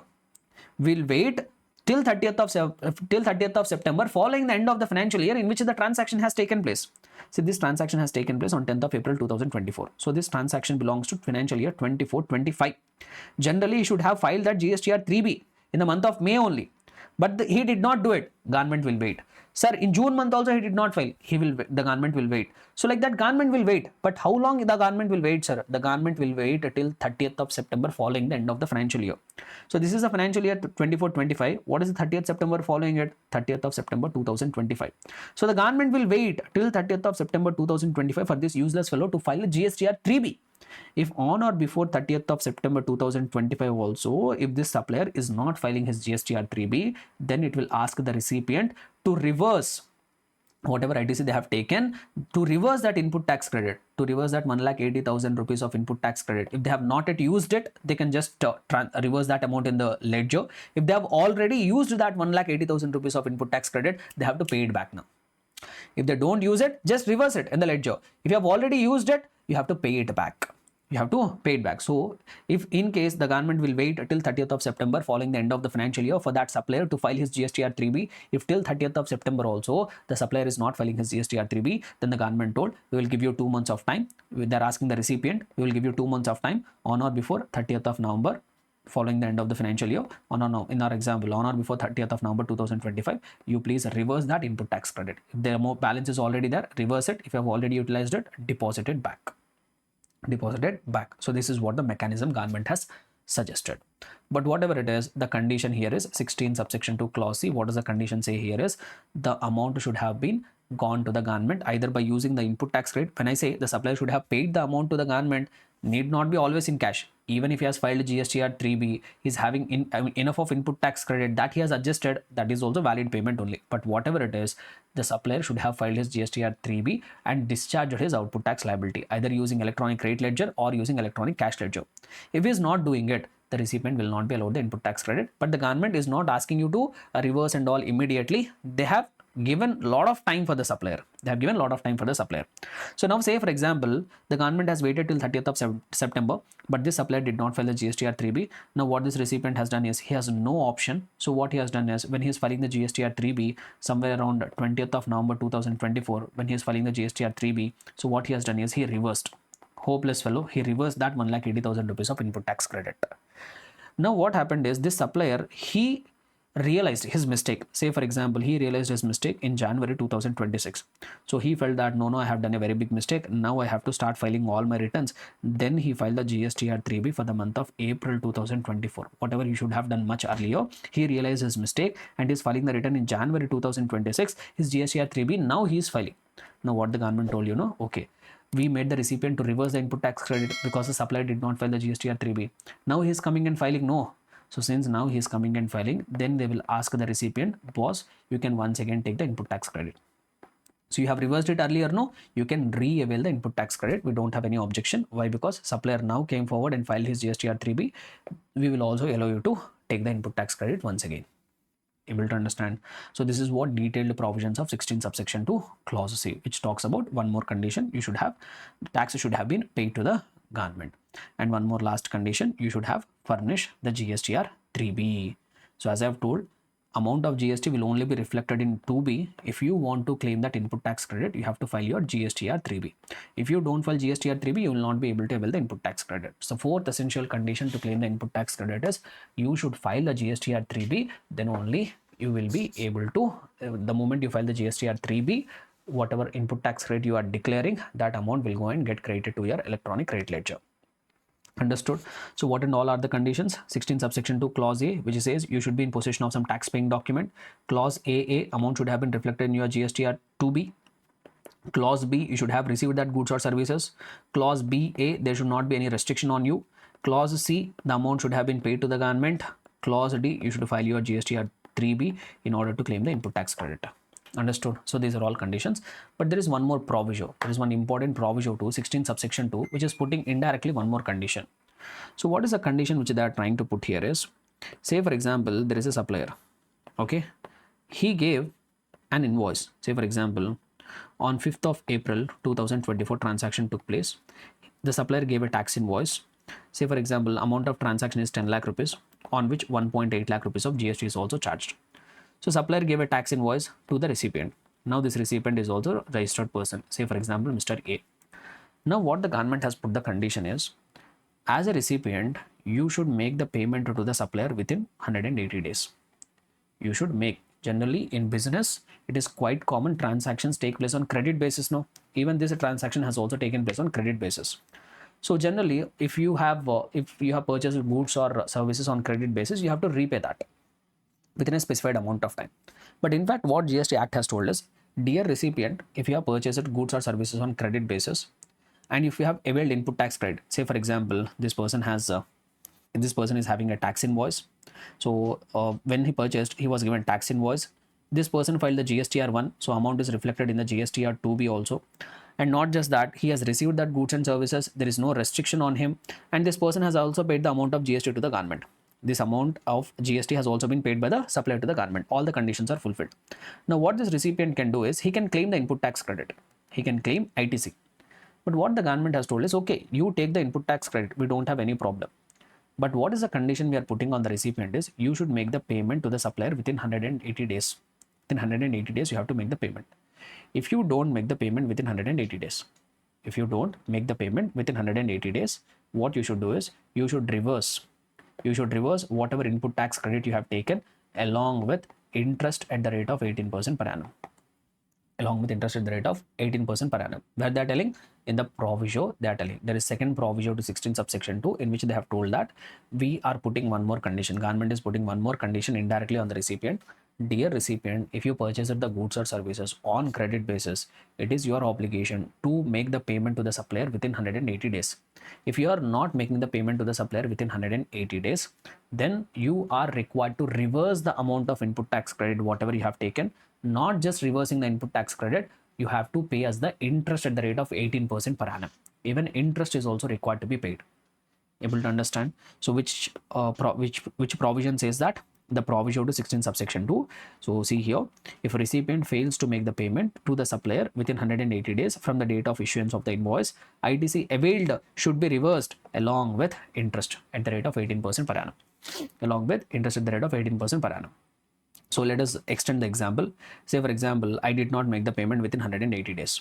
Now what will happen? I will reverse my input tax credit. Okay, within 180 days I did not make the payment. So what I have done is I have reversed the input tax credit. I have also paid the interest at the rate of 18% per annum to the government. But later, say for example, after 1 year, might be I have been going through bad phase. That's why I was not able to honor my payments. Say for example, after 1 year, my financial position become good. Then I went and made back the payment. So whatever that 11,80,000 rupees is there, that amount I have went and paid it back. That amount I have went ahead and paid it back. So now what the government is telling is, since you are paying it back now, you can re-avail the input tax credit. So first, within 180 days, if you don't make the payment, you have to reverse it along with interest. But later you realized your mistake and you went ahead and made the payment at any point of time in the future, even after 10 years, 20 years, also no problem. Whenever you are going and making the payment back to the supplier, then you can once again re-avail the input tax credit. And one more important thing you have to remember. See, sometimes what will happen is partial payment will be made. So let us take this example only. So transaction took place on 5th of April. Now within 180 days, the recipient, what he has done is within 180 days, he discharged half of the payment. So he made a payment of 5 lakh rupees. On that, whatever GST is there, that also he has paid. So out of 11,80,000, 5,90,000 he has paid within 180 days. But 180 days is over. The balance amount of 5,90,000 rupees he did not pay it. The balance 5,90,000 he did not pay within 180 days. Now also you are required to reverse it. How much you will reverse? Will you reverse the entire amount of input tax credit or proportionate amount you will reverse? You are required to reverse only proportionate amount. You are not required to reverse the full amount. If you reverse the proportionate amount, that will be enough. So in our example, since half of the payment has already been made within 180 days, only the other half of the payment was not made within 180 days. So 50% of the ITC will be reversed. Out of this 1.8 lakh rupees, 90,000 you can avail it, no need to reverse. The balance 90,000 only you have to reverse it along with interest at the rate of 18% per annum. Later, at any point of time in the future, if you go back and make the payment to the person, then you can re-avail the input tax credit. Able to understand? So that is what the proviso says. However, the condition of making the payment of 180 days is not becoming applicable. In some cases, even though if you did not make the payment within 180 days, still you are not required to reverse the input tax credit. So what are that exceptions, sir? See here, conditions of 180 days does not apply. In which cases? In case of reverse charge mechanism. In case if you are the person who are required to pay the tax under reverse charge mechanism. As a recipient, if you are only the person required to pay the tax under reverse charge mechanism, like if I extend the example, say for example, there is one supplier, he supplied some goods to you and you are a recipient. Say for example, this person is a recipient. Okay. So now this recipient, whatever goods he has procured, those are getting covered under reverse charge mechanism. Say for example, 10 lakhs worth of goods you have purchased. But this supply is getting covered under reverse charge mechanism. So what you have done is, as a recipient, you have only deposited 1,80,000 rupees of GST with the government. So whatever amount of GST that you have paid on reverse charge mechanism basis, that also you can take it as input tax credit. So you paid 1,80,000 rupees to the government on reverse charge mechanism basis, and this 1,80,000 you have taken it as input tax credit. But you are not making that payment of 10 lakh rupees to the supplier. You are not making that payment of 10 lakh rupees to the supplier. Within 180 days, you did not make the payment. 180 days is over, still you did not make the payment to the supplier. In those cases, you are not required to reverse. Generally, Under forward charge mechanism, if you have availed an input tax credit, that you have to make the payment within 180 days. But here, since you yourself have went and deposited the amount of GST to the government, the amount has already reached the government. So that's why this recipient, even though he did not make the payment to the supplier within 180 days, no need to reverse the input tax credit. So the condition of making the payment within 180 days will not become applicable in case of those supplies on which recipient has made the payment of tax on reverse charge mechanism. So there, even if you don't make the payment within 180 days to the supplier, still you are not required to reverse that component of input tax credit. Not just that, it is also not becoming applicable when there is a deemed supply without consideration. So if you remember, we have seen schedule 1 in supply chapter. There are 4 activities which if you have done even without consideration, still we will deem it as supply. Still we will deem it as supply. No, see, when there is no consideration only, there will be no payment only. If you are treating something as a supply, even if there is no consideration only flowing. No, then what is the purpose of having the condition to make the payment within 180 days? Like, say for example, if I have to give you one example, they told that supply between related persons is a supply even without consideration. That also will attract GST. If the supply is happening between related persons, even though there is no consideration, you are treating it as supply, then who will go and make the payment here if there is no transaction? So that's why if some activities are deemed as supply even without consideration, and in that case there is no condition of payment only, so we need not check that 180 days payment has happened or not. We need not check it. Similarly, payments made to third parties on behalf of the suppliers. Payments made to third parties on behalf of the supplier. So if you go back to the value of supply chapter, I have told that if you go back to the value of supply chapter, I have told you that sometimes what will happen is recipient will make the payment to the third party on behalf of the supplier. So if you remember the discussion, catering service example I have told. So there is a supplier who has agreed to provide the catering services. So one day at the event, wherever the event is happening, their cool drink person has come. He unloaded all the cool drinks. He is asking you to make the payment of 1 lakh rupees, which a supplier is required to pay. So you don't want a mess to happen. So what you have done is, as a recipient, you paid that 1 lakh rupees. Initially, you agreed for 10 lakh rupees of contract. But since on behalf of the supplier, you already made a payment of 1 lakh rupees, now you are required to pay only 9 lakh rupees. Now you are required to pay only 9 lakh rupees. But this supplier will give total invoice for 10 lakh rupees. The supplier will give total invoice for 10 lakh rupees. No. Why? Because he made a supply amounting to 10 lakh. Even if you go by value of supply chapter also, here what is the value of supply? 9 lakh rupees, which you are required to pay to the, which recipient is required to pay to the supplier. In addition to that, as per 15 subsection 2 clause B, this 1 lakh also we will add, no, amount which is paid by the recipient to the third party on behalf of the supplier. So that also we will add. So total value of supply will be 10 lakh rupees. This supplier will give invoice for 10 lakh rupees, on which he will collect GST amounting to 1,80,000. He will give a GST also amounting to 1,80,000. So now what this recipient will do? Recipient will claim input tax credit of how much? 1,80,000 he will claim on the basis of invoice. Now this recipient is required to make a payment of 9 lakh rupees within 180 days to the supplier or not? He will not pay 10 lakh. Even though in the invoice 10 lakh rupees is there, he is not required to pay 10 lakhs. How much is required to pay? Only 9 lakh rupees. But this recipient is not making the payment within 180 days. Since he is not making the payment within 180 days, now you are required to reverse the input tax credit. On what amount you will reverse the input tax credit? Will you reverse the full ITC of 1,80,000 rupees? No, you are not required to reverse the full input tax credit of 1,80,000. You are required to reverse only input tax credit which is allocated to this 9 lakh rupees. Why? Because this 1 lakh you have already paid it to the third party.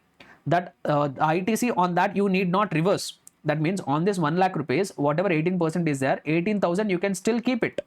Out of 1,80,000, since you did not make the payment of 9 lakh rupees, that 1,62,000 rupees is only required to be reversed. 18,000 rupees you are not required to reverse. Able to understand?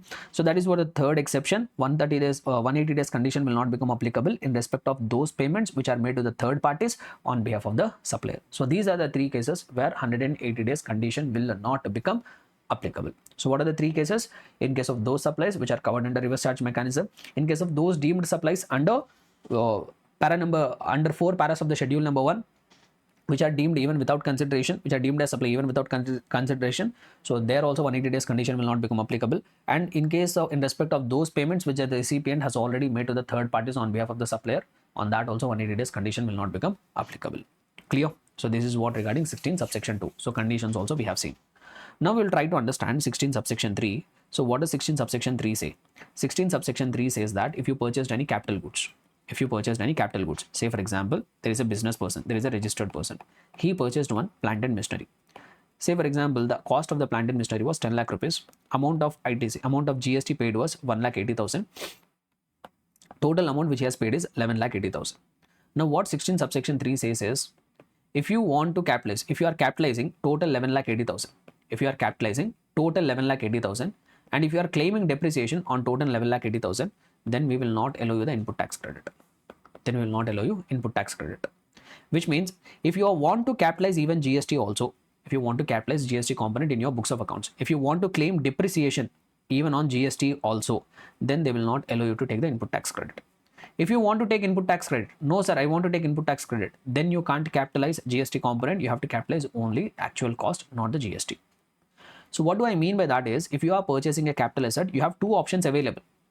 Whether you want a depreciation as per Income Tax Act on the tax component, or you want ITC as per the GST Act. Anyone. Both you can't say, sir, I will capitalize a tax component also in my books of accounts for income tax purposes so that I can enjoy the depreciation, and also I will take the tax component as an input tax credit. Both are not permitted. If you want to take input tax credit of that 1,80,000 tax component, don't capitalize it. If you want to enjoy the depreciation benefit under Income Tax Act on the tax component, then don't take the input tax credit. Only one benefit they will allow. So as a registered person, you have to choose whether you want input tax credit or you want depreciation under Income Tax Act. Any one they will allow. So the tax component on capital assets, either it can be capitalized in the books of accounts or input tax credit can be availed, but both cannot happen simultaneously. So that's what 16 subsection 3 has clarified. Then we have one more subsection, 16 subsection 4 also we have, which talks about what is the time limit for availing input tax credit. What is the time limit available for input tax credit? Very simple. Say for example,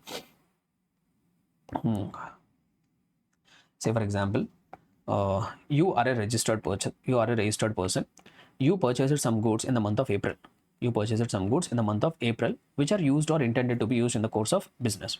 Now for the month of April, generally you will file the return by 15th of May. You will file the return on 15th of May, not on 15th of May. Generally you will file the return on or before 20th you are required to file. So on 20th of May you are supposed to file the return. So what you are doing is, on 20th of May for the month of April, you are filing the GSTR 3B, but you did not claim the input tax credit. Say for example, you purchased 1 lakh worth of goods. On that 18,000 amount of GST you have paid. So whenever you are filing the return for the month of April on 20th of May, you did not claim that input tax credit. You forgot. Whatever could be the reason, you forgot or intentionally didn't claim. So something has happened. When you are filing the return for the month of April, you did not claim the input tax credit. No worries. For the next month you will file the return, no. For the May month you will file the return, no. In that you can claim the input tax credit. Sir, May also I forgot. No issue. For the June month you will file the return, no. There you can claim the input tax credit. Sir, June also I forgot. No issue. July you will file the return, no. There also you can claim the input tax credit. Sir, I forgot. No issue. In the next month you can claim the input tax credit. Sir, like this, how long, sir? I have got an invoice. I forgot to claim the input tax credit. Can I claim it after 2 years? Can I claim it after 3 years when I realize it? No. They have put one maximum time limit. In case if you don't claim the input tax credit, okay, fine. We will allow you to claim the input tax credit in the subsequent months. But they are putting one maximum time limit. So what is the maximum time limit within which a person can claim the input tax credit is 30th of November following the end of the financial year, or date of furnishing of the annual return, whichever is earlier. So what they have told, so this transaction belongs to April 24, no? So this is forming part of the financial year 24-25. So the maximum time limit within which you can claim the input tax credit here is 30th of November following the end of the financial year. So what will be the 30th of November following the end of the financial year? This financial year will end on 31st of March 2025. So 30th of November following the end of financial year will be 30th of November 2025. Or date of filing of annual return. Not due date, guys. Date, actual date of filing of annual return. Say for example, annual return was filed on 15th of December 2025. Which one is earlier? 30th of November is earlier. So you will have a maximum time limit. If you want to claim the input tax rate on this invoice, maximum you can claim it on or before 30th of November 2025. After that, you can't claim it. Or say for example, in one case, say 30th of November 2025, annual return was filed on 15th of September only. 15th of September 2025 only annual return has been filed. Which one is earlier? 15th of September. So maximum you will have the time limit to claim ITC within this time. If you miss that date later, you can't be able to enjoy the input tax credit. So the maximum time limit within which input tax credit can be availed is 30th of November following the end of the financial year, or the actual date of furnishing of the annual return, whichever is earlier. But here there is one catch. This time limit will not become applicable. This time limit will not become applicable in those cases where you are re-availing your input tax credit which you have reversed previously. If you want to re-avail the input tax credit which you have reversed previously, then that condition of 180 days will not become applicable. Sorry, then that condition of 30th of November or date of annual return will not become applicable. Sir, what are those cases? Like if you remember, I have told 16 subsection 2 clause C that supplier is not filing his GSTR 3B. Supplier is not filing his GSTR 3B. I told you, no? So here, this one. Supplier did not file a GSTR 3B. So the government will wait till 30th of September 2025. Then it will give you 2 months of time to reverse it. By 30th of November, you have to reverse it. Now, say for example, this supplier has realized his mistake and he is filing his GSTR 3B after 2 years. Then can this recipient claim the input tax credit? Yes. Even after 2 years also they can claim it. Now the proper officer can't come and say, hey, 30th of November following the end of the financial year is over, you can't claim input tax credit. He can't say. Why? Because in the act they have told this time limit, this maximum time limit for availing input tax credit will not become available in case if you are re-availing the input tax credit which you have reversed earlier. So you have reversed this amount earlier. Now you want to re-avail it. If that is the case, that time limit will not become applicable. At any point of time, you can claim it.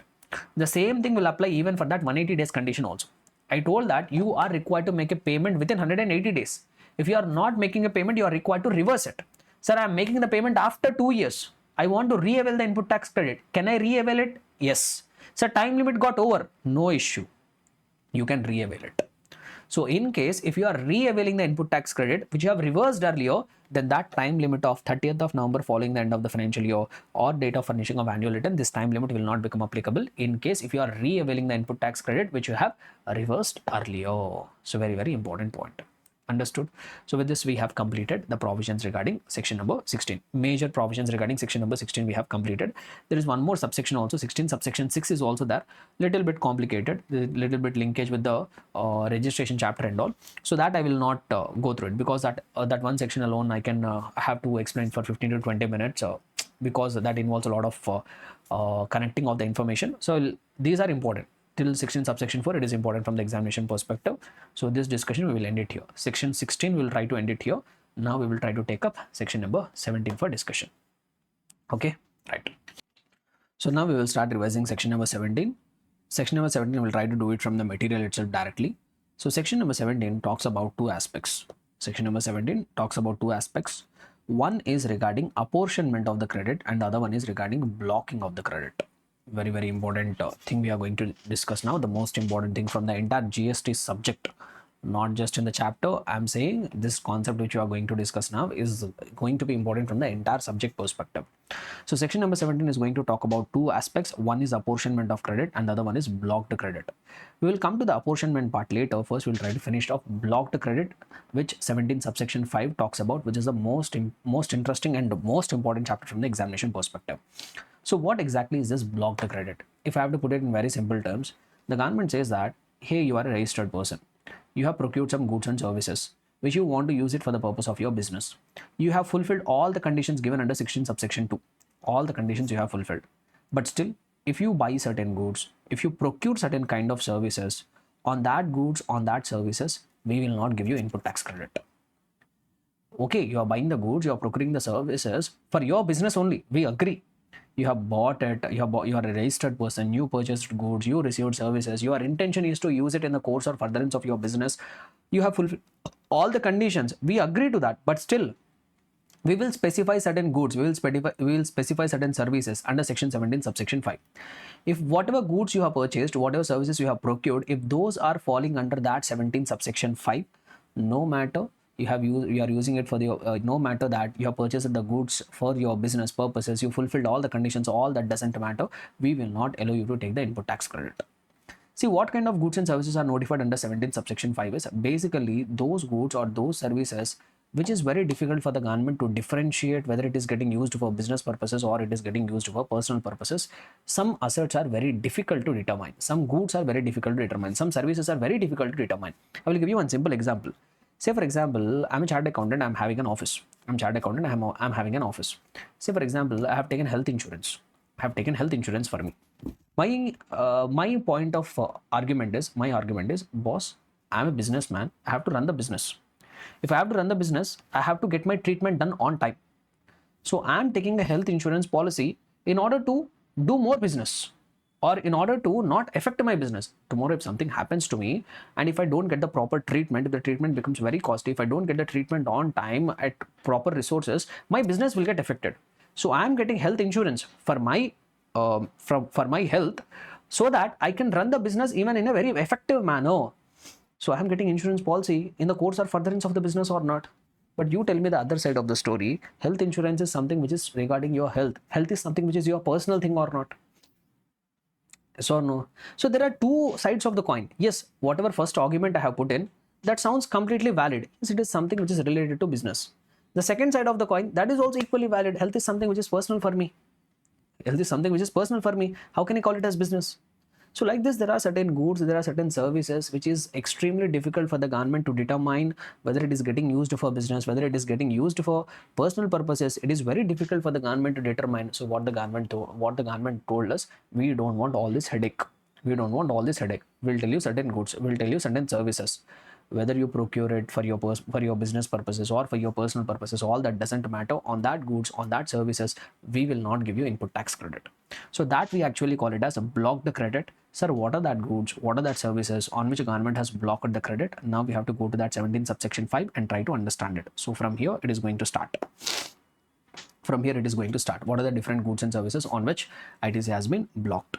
So first one, they say that motor vehicles for transportation of passengers with the seating capacity of less than or equal to 13, referred to as ineligible motor vehicles.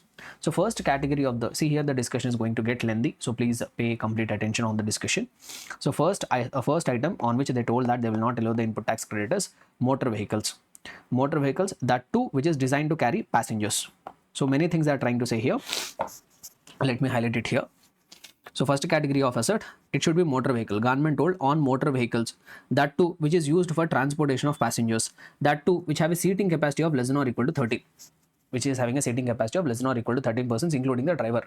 On that motor vehicles, we will not allow the input tax credit. So if you pay close attention, they are telling about only those motor vehicles which is designed to carry passengers, If I have purchased any motor vehicle which is designed to carry goods, say for example, I purchased one truck which is designed to carry goods, or if I have purchased some delivery van which I will use it for the purpose of transportation of goods, no restriction. Restriction is there only on such motor vehicle which is designed to carry persons, like a car or a bike. Even bike is also a bike or scooty, it is also a motor vehicle designed to carry passengers. Or I am purchasing a car, I am purchasing an Innova 7-seater vehicle. So if you are purchasing any motor vehicle which is designed for the purpose of transportation of passengers, that too having a seating capacity of less than or equal to 13.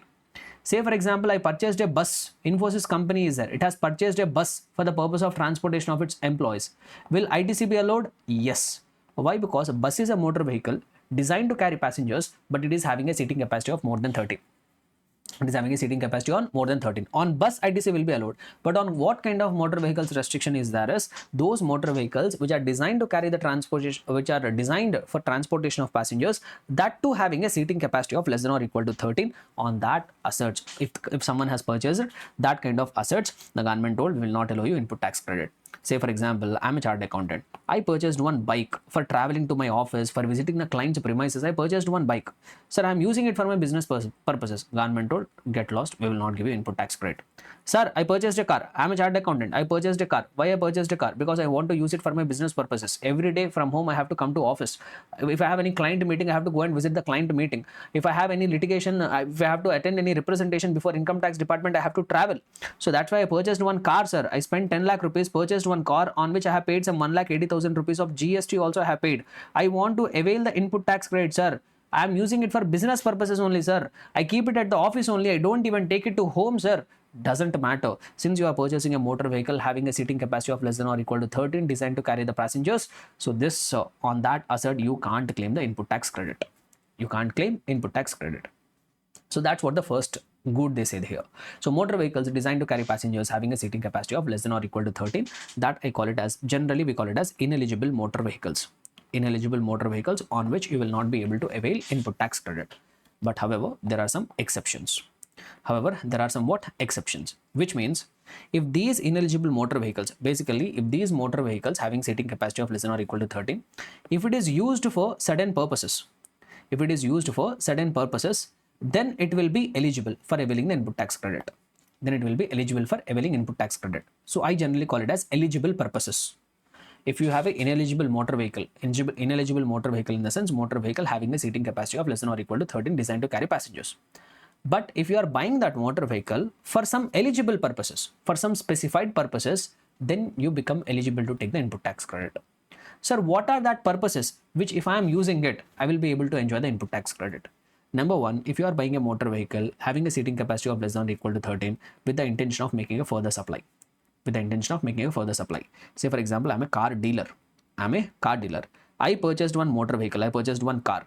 Why I am purchasing that car is I want to resell it. So if you are buying a motor vehicle having a seating capacity of less than or equal to 13, which is a design which with the intention of making it a further supply, then you can enjoy input tax credit. Then on this car I can enjoy input tax credit. Or no sir, I am buying a car with the intention of providing services of taxable supply of transportation of passengers. If I am buying any motor vehicle having a seating capacity of less than or equal to 13, but what is my objective is I want to use that motor vehicle for providing taxable supply of transportation of passengers. Sir, I purchased a car. With the help of that car, I want to provide cab services. With the help of that car, I want to provide cab services. I want to provide transportation of passengers with the motor vehicle, whatever I have purchased. Then the government told, okay, in that case also we will allow you input tax credit. One more eligible purpose in which the government will allow you the input tax credit is if you are a person who purchased a motor vehicle having a seating capacity of less than or equal to 13, but if you are using it for the purpose of imparting driving skills. For the purpose of what? Imparting driving schools. Sir, I purchased one car. Why I purchased a car is because I am running a driving school whereby I teach the people how to drive the car, bike, whatever it is. So if you are purchasing a motor vehicle having a seating capacity of less than or equal to 13 designed to carry passengers, generally ITC is blocked. You will not be able to enjoy it. But still, if you are using it for three eligible purposes, what are the three eligible purposes? Number one, if you are buying that motor vehicle with the intention of making a further supply, or if you are buying that motor vehicle with the intention of using it for providing the taxable supply of passenger transportation services, or you have purchased that motor vehicle with the intention of imparting the driving skills. If any of these three conditions, if you are using it for any of these three purposes, then you become eligible to take the input tax credit. Understood? Clear and comfortable, everybody? Say for example, Infosys company is there. I'll give you various scenarios, all the things in which all the different forms in which a question can be asked, and I will try to cover it. Say for example, Infosys company is there. Infosys company has purchased one car, a 4-wheeler car they have purchased. So why they have purchased this car is using that car they want to provide transportation to their employees. They want to provide transportation to the employees. So they will have the employees they have to pick the employees from their homes to the office, and they have to drop the employees to their respective homes. So for that purpose, Infosys company has purchased the 4-wheeler. Will they become eligible for input tax credit? No. So they are providing transportation of passengers. See, they are using it for the transportation of their employees. They are not making outward supply. They are not making a supply of taxable service of transportation of passengers. What do you mean by making taxable supply of transportation of passengers? I run cab services. I provide to the passengers transportation. I collect money from them. Infosys is using it for transportation of their employees. It is not making any taxable supply. So they can't enjoy the input tax credit. But however, if a person buys it, collects the money from the people for providing the transportation of passengers, then he can claim input tax credit. But here Infosys company can't avail the input tax credit. Say for example, Infosys company has purchased a bus for the purpose of transportation of employees. Can they claim input tax credit? Yes, they can claim it. Why? Because restriction is there only on those motor vehicles having a seating capacity of less than or equal to 13. In the case of a bus, the seating capacity will be more than 13. They can enjoy the input tax credit. Understood? So that is the first product on which ITC has been exempt. ITC has been blocked. Then coming to the next item. Okay, one item we are done. Coming to the next item. Vessels and aircrafts. So if you are a registered person, if you have purchased a vessel in the sense ship, or if you have purchased an aircraft, aeroplane or jets or whatever it is, then the government told on that we are not going to give you input tax credit. If you purchased any vessel, if you purchased any aircraft, and on that purchase of the vessel or aircraft, you have paid GST, that GST we will not allow you as an input tax credit. But however, here also they told some exceptions. So if you are purchasing a vessel or aircraft, but you are using it for eligible purposes, then you become eligible to claim the input tax credit. Sir, what are that eligible purposes? Same like the above three only. Number one, if you are buying that vessel or aircraft, if you are Right. So if you are buying a vessel or aircraft with the intention of making a further supply, like you are buying a vessel with the intention of reselling it. If you are buying an aircraft with the intention of reselling it, then the government will allow you input tax credit. Similarly, if you are using it for providing the services of transportation of passengers, if you are using it for the purpose of transportation of passengers, then also government will give you input tax credit. Or if you are buying that vessel or aircraft to impart that skills, like you purchased a vessel and why you are using that vessel is to provide the skills of navigating the vessel, how to drive that vessel. Or you have purchased an aircraft with the intention of imparting the skills of how to fly an airplane. So basically for car we say driving, for vessel we say navigating, for aircraft we say flying. So if you are buying any vessel or aircraft with the intention of using it for making for imparting the skills relating to navigation of a vessel or flying of an aircraft. And one more also they add it here. If you are buying a vessel or aircraft with the intention of providing taxable supply of transportation of goods, then also you can enjoy the input tax credit on that vessel or aircraft. For a motor vehicle which is designed to carry passengers, you can't transport the goods, no. So that's why in the first case we have only 3 eligible purposes: for making further supply, for providing taxable supply of transportation of passengers, for imparting the driving skills. So when it comes to vessel or aircraft, you can use it for 4 eligible purposes to claim the input tax credit. Number 1, if you are using it for making further supply, or if you are providing the taxable supply of transportation of passengers, or you are using it for imparting the skills relating to navigating or flying an aircraft, or you are using it for providing the supply of services relating to transportation of goods. So in all that cases, you can enjoy the input tax credit. Clear? So 2 items we have covered. Now coming to the next item. So they say that general insurance, servicing, repair and maintenance relating to ineligible motor vehicles, vessels or aircrafts. So what do they mean by here is, say for example, if you are a registered person, you purchased one motor vehicle or you purchased one vessel, you purchased one aircraft, and ITC will not be available. Say for example, I'm a chartered accountant here. I purchased one motor vehicle. So I'm not using it for any of the eligible purposes. I don't use it for making further supply. I don't use it for transportation of passengers. I even don't use it for imparting driving skills. So I purchased a motor vehicle. I purchased one car. On that car, ITC will not be available. They will not allow me to take the ITC. Now, say for example, for this car, I have taken one insurance. Say for example, I paid 10,000 rupees of insurance premium. On that, 1,800 rupees of GST also I have paid. For this car, I have undertaken service. Say for example, some 1 lakh worth of service I have undertaken, on which I have paid 18,000 rupees of GST. Or for this car, I have undergone some repairs and maintenance. Say for example, some 50,000 rupees of maintenance I have undergone, on that 9,000 rupees of GST I have paid. So now what this point says is, if on motor vehicle, if on vessel or if on aircraft, if you are not able to enjoy the input tax credit, you will not be able to enjoy ITC on even the general insurance, service, repairs and maintenance in respect of that motor vehicle, vessel or aircraft.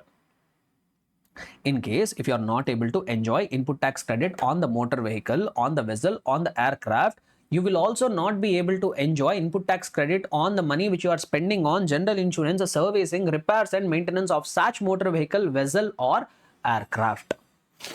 Able to understand? Which means if you are a registered person, if you are putting that motor vehicle, vessel or aircraft for eligible purposes, if you are able to enjoy the input tax credit on that motor vehicle, vessel or aircraft, then you will also be able to enjoy the input tax credit on general insurance, services, repairs and maintenance. Sir, what do I mean by this? Say for example, I am a registered person. I am into supplying of services of passenger transportation. I am making a taxable supply of passenger transportation. I am running cab services. I purchased one motor vehicle. Say for example, I purchased some 10 lakhs worth of motor vehicle, on which I have paid 1,80,000 rupees of GST. I purchased a motor vehicle, but since I am using it for eligible purposes, will I be able to take the input tax credit of that 1,80,000? Yes, you will be able to take that. ITC will be eligible on that motor vehicle. If that is the case, I spent on general insurance, I spent on servicing of that car, I spent on repairs and maintenance of the car, then the government told, since you are able to enjoy the input tax credit on that motor vehicle, you will also be able to enjoy the input tax credit on general insurance, servicing and repairs of that motor vehicle. Same thing will apply for vessel and aircraft also. So rule is very simple. If you are able to enjoy input tax credit on motor vehicle, vessel or aircraft, then you will be able to enjoy the input tax credit on services, repairs and maintenance or general insurance, and with regard to that motor vehicle insurance or with regard to that motor vehicle, vessel or aircraft. If you are not able to enjoy the input tax rate on the motor vehicle, vessel or aircraft, you will also not be able to enjoy the input tax credit on general insurance service repairs and maintenance with regard to that motor vehicle, vessel or aircraft. They have also given one more exception. They told that if there is a manufacturer, if there is a registered person who is a manufacturer of motor vehicle, vessel or aircraft, say for example Tata Motors is there. Tata Motors is a what? Manufacturer of the motor vehicles. If Tata Motors is receiving the services of general insurance or servicing or repairs and maintenance, then also this manufacturers also can enjoy the input tax credit. Or say for example there is a ABG Shipyard. There is a company called ABG Shipyard. So that company ABG Shipyard is in the business of manufacturing of the vessels. Now, if that company has taken the services of general insurance or services or repairs and maintenance, then also they can enjoy input tax credit. Or say, for example, there is a Boeing which is into manufacturing of the aircrafts. If that company is taking the services of general insurance, services, repairs and maintenance, then also they can enjoy input tax credit. So for manufacturers also they have given permission. And not just that, they have given one more permission who can avail input tax credit on these services. They have given one more option. Say for example, there is a registered person, okay? He purchased one car. I'm a chartered accountant. I purchased a car, okay? So this car I'm using it for my office purposes or whatever purposes. I will not be able to enjoy input tax credit. Say for example, on this car I have paid 1 lakh rupees and 18,000 rupees of GST. Will I be able to enjoy input tax credit? No. Now what happened is, from Tata Insurance, I purchased one insurance policy. To the Tata company. So Tata Insurance Company is providing me insurance services. They have charged me some 10,000 rupees of premium. On that 1800 rupees of GST they have collected. Will I be able to claim input tax credit on that 1800? No. Since on the motor vehicle I am not able to claim input tax credit, even on the insurance also I will not be able to claim input tax credit. Now what happened is, since I have taken an insurance, I was very reckless. One day I was over speed.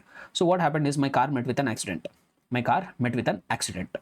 But I'm safe. Nothing happened to me. All my legs and hands are all fine.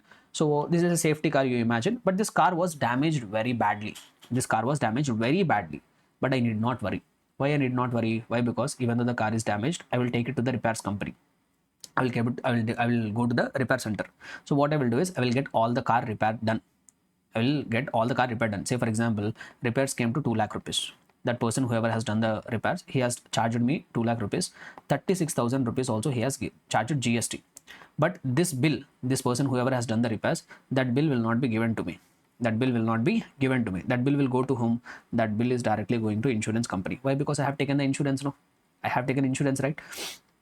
So that bill is directly going to insurance company. Now you tell me whether this insurance company can claim the input tax credit of 36,000 on that repairs and maintenance of the motor vehicle. The government told yes, even that insurance companies also can claim input tax credit on that general insurance, repairs and maintenance and services, on that whatever GST has been paid. Even this general insurance companies, like any insurance companies, also can claim the input tax credit. Clear? So I told two extra things. Number one, first general rule I have told, if on motor vehicle, vessel or aircraft, if you are able to take input tax credit, you can take input tax credit on general insurance. So general insurance, service and repairs and maintenance also. In addition to that, they told two more cases where I can take the input tax credit. Number one, manufacturers of the motor vehicles, vessels or aircraft. Number two, general insurance companies, they can also avail the input tax credit on the services, repairs and maintenance. Clear? So this is the third thing. Then we have one more thing regarding motor vehicles, vessels and aircraft only. So what is that is, say for example, I'm a registered person. I'm not buying a motor vehicle, but what I'm doing is, I'm taking a motor vehicle on rent, or I'm taking an vessel on rent, or I'm taking an aircraft on rent. I'm a chartered accountant, so I'm taking one car on rent, or I'm taking one vessel on rent, or I'm taking an aircraft on rent. The government told, if you have purchased that motor vehicle, vessel or aircraft, ITC so sorry guys, I caught up a little bit of cold. So if I would have purchased that motor vehicle, vessel or aircraft, will I be eligible to claim input tax credit? No. Since if you purchase that motor vehicle, vessel or aircraft, since you are not able to avail input tax credit, even if you have taken it on hire or rent, then also on that hiring or renting expenses also, whatever GST that you have paid, that in that case also ITC will not be allowed. Able to understand what I'm trying to say? So if you purchase a motor vehicle, vessel or aircraft, if you are not able to enjoy input tax credit, even when you take these kind of goods on rent, then also you will not be able to enjoy input tax credit. Say for example, if I am eligible person, if I'm into eligible purposes, like for example, I'm a registered person, I am into business of providing transportation of passengers. I'm into business of transportation of passengers. Or say for example, I'm running a driving school. That is eligible purpose. Now if I take a motor vehicle on rent, say for example, I have taken a car on rent on monthly basis. Per month I have to pay 30,000 rupees of rent. On that, some 3,000 rupees of GST also I am paying. But I am using it for eligible purposes. Either using that car, I am providing transportation of passengers, or using that car, I'm imparting driving skills. If that is the case, then the government, then what the act says is, see, if you would have purchased motor vehicle, vessel, or aircraft, you would have become eligible for input tax credit or not. So, in case if you are eligible to take the input tax credit on purchase of motor vehicle, vessel, or aircraft, in that case, you will also be eligible to take input tax credit even on renting or hiring of that motor vehicle, vessel, or aircraft also. Clear everyone? So whatever rule that is applicable for purchase of motor vehicle, vessel, or aircraft, the same rule will even become applicable for renting or hiring of motor vehicle, vessel, or aircraft. In addition to that, they have given one more relaxation also. In one more case also they have permitted where the recipient can avail input tax credit on hiring or renting of motor vehicles or vessel or aircraft, which says that what is that one more case where ITC will become available is if such services when provided by an employer to its employee under a statutory obligation. So what is one more exception they have given? What is one more exception they have given is, so in one more case, the hiring or renting or hiring of motor vehicles, vessels, or aircraft is allowed to a recipient. So what is that case is, say for example, there is Infosys company. Say for example, there is a company, Infosys. Okay. Now this Infosys company is taking one car on rent. This Infosys company is taking one car on rent. See, if they would have purchased a car, for the transportation of employees, will ITC be available? No, ITC will not be available. So what Infosys company is doing is they are taking a car on rent. Why they are taking a car on rent is to provide a transportation to their employees. From their homes to the office and all. To provide the transportation of employees, they are hiring one car on rent. They are taking one car on rent. And they say that they will allow the Infosys company, say for example, for taking that car on rent, they have paid 10,000 rupees and 1,000 rupees of GST they have paid. Here they are telling that they will allow the Infosys company to take the input tax credit of that GST, whatever they have paid on hiring or renting of that car, provided whatever transportation they are providing to their employees. Whatever this employer, Infosys, they are providing transportation services to their employees, no? If that is required under some statutory obligation. If there is a requirement under some law or regulation that this Infosys company should provide transportation of the employees, if there is such a rule under some law or regulation, that's why Infosys has taken that car on rent to provide the transportation of their employees, which is a mandatory requirement under law. If that is the case, then they will allow the input tax credit. Then that will be allowed as an input tax credit. See, this relaxation is not there in the case of purchase. That relaxation is not there in the case of purchase. If the Infosys company has purchased a motor vehicle for the transportation of their employees, they will not get input tax credit. But however, if they are renting out a car for providing transportation services to their employees, and the providing of such a transportation services is a statutory obligation under some law or regulation, there is a mandatory requirement on the Infosys company to provide the transportation services to their employees. If that is the case, then Infosys company can take the input tax credit on that renting or hiring of motor vehicle, vessel, or aircraft, whatever it is, if there is a mandatory requirement on the employer to provide these services to their employee. Understood? So we have covered 4 cases regarding motor vehicle, vessel, or aircraft. So concerning these items, we have covered 4 cases where ITC will be blocked. Let us now try to proceed further and understand various other items where ITC will be blocked. So second category of items where ITC is blocked is food and beverages, outdoor catering, health services, and other similar kind of services. So when you receive any food and beverages, when you have received any catering services, healthcare services, so on that, if you have paid any GST, the government is telling we will not allow the input tax credit. In that also, they have given various subcategories, like if you see food and beverages, outdoor catering services, beauty treatment services, health services, cosmetic and plastic surgery, life insurance, health insurance services. If these services you are availing, you will not be able to enjoy input tax credit. So what are they? Food and beverages, outdoor catering services, beauty services, health services, cosmetic surgery and plastic surgery. And then finally, one more thing, last thing, what they say, life insurance or health insurance services. Say for example, I'm a chartered accountant. I purchased one day food. I purchased food. I want to feed my employees. I want to feed my customers. I don't want to eat it. I want to feed it to my employees. I want to feed it to my customers. Sir, on that food and beverages, I have paid GST. Can I avail input tax credit? No. Sir, I received catering services. One event is happening. For my office, 5 years I have completed. I am doing one event. For that event, I received catering services. Will I be able to enjoy input tax credit? No. Sir, I received beauty treatment services. Let us ignore the chartered accountant. Let us take one popular actor. Say, for example, Alia Bhatt. Alia Bhatt has undergone beauty treatment so that she could look even more better and get more movie chances. Can she claim input tax credit? No. On beauty services, she can't claim input tax credit. Sir, I have availed some healthcare services. Can I take input tax credit? No. Sir, someone has undergone cosmetic or plastic surgery for their business purposes only. Still, you can't enjoy input tax credit. Or I have taken life insurance policy, health insurance policy. The government told on that also, you can't take input tax credit. But however, there are a few circumstances, there are some exceptions are there. In few cases, you can enjoy the input tax credit. When you can enjoy the input tax credit is if these services are getting provided by the employer. If someone is availing these services because they are an employer, they are required to provide these kind of services to the employee under some statutory obligation. Under some statutory obligation, if these services are required to be provided by the employer to the employee, that's why they are availing the services, then they can enjoy input tax credit. Say for example, Tata Motors company is there. This company is mandatorily required to run a factory in their factory as per the Factories Act. As per the Factories Act, Tata Motors is required to have a canteen in their factory. So in order to supply food at that canteen, they have purchased a food. They have purchased food and beverages to supply them at the canteen which is there in the factory, and maintaining that factory, maintaining that canteen is a mandatory requirement as per Factories Act.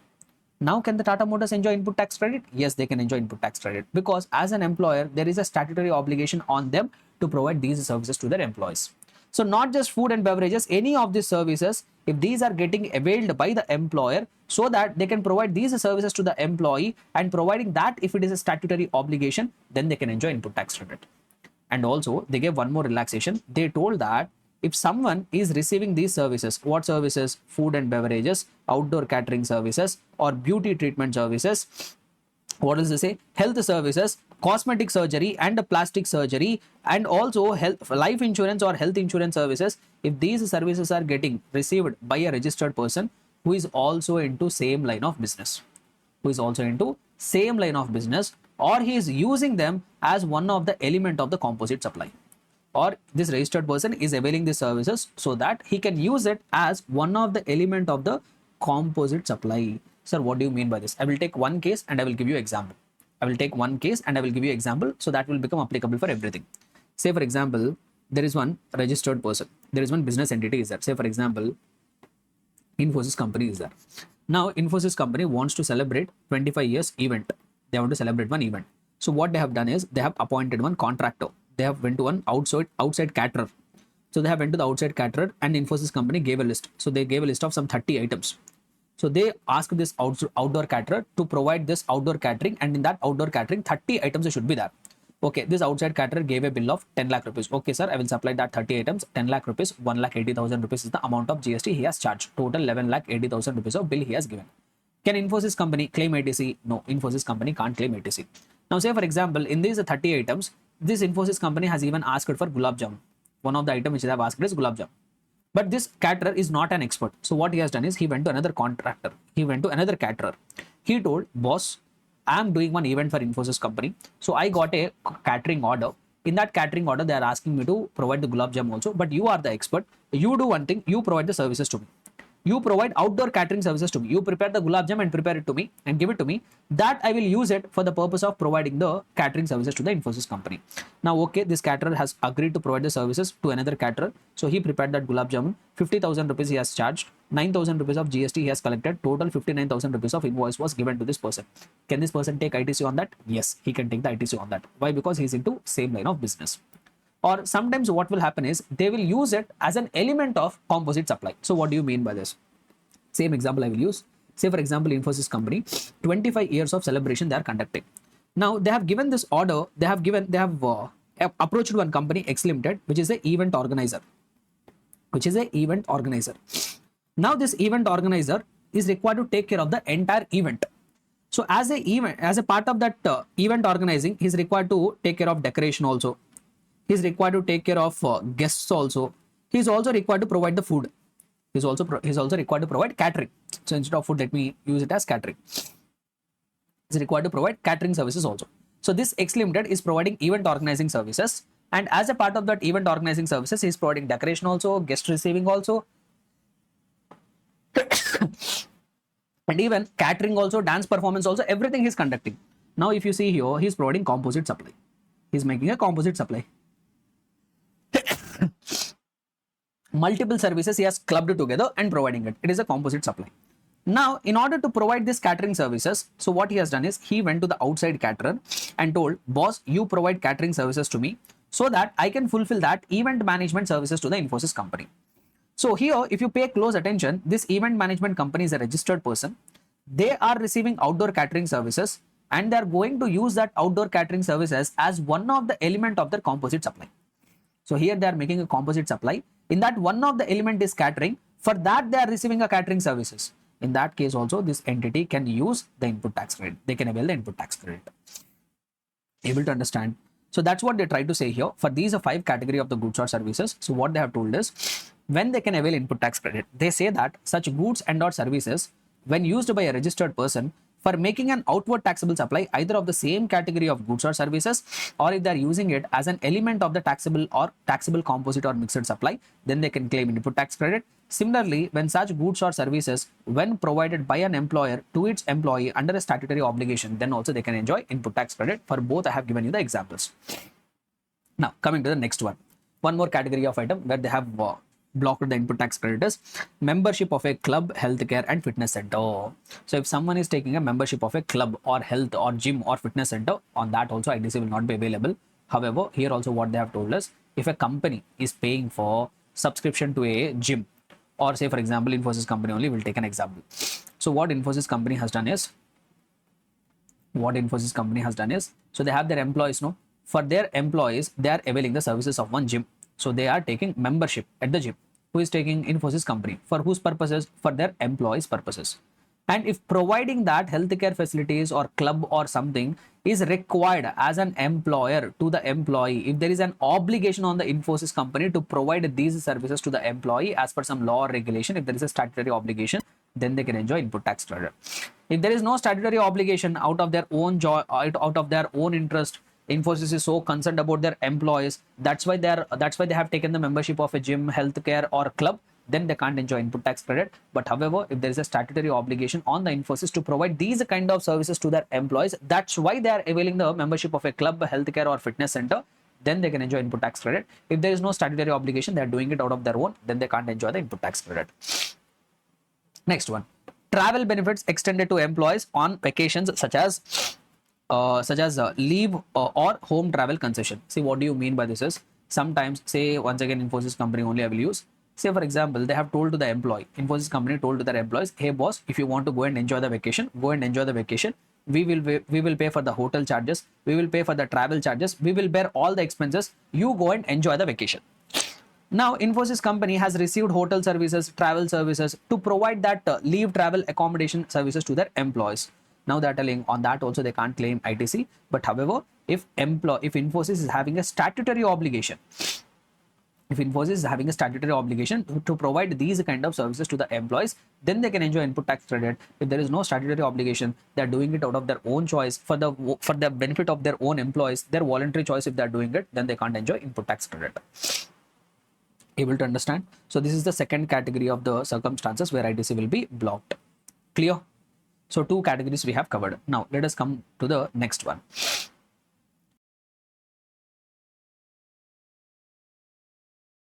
This on which ITC has been blocked. See, this is very interesting one, little bit complicated also. If I start explaining it in a detailed manner, it will take hours and hours of time. So what I will try to do is, I will try to give you I will try to cover all scenarios with the help of one simple example. I will give you one example. I will give you multiple examples actually. With that examples, I will try to make the concept clear.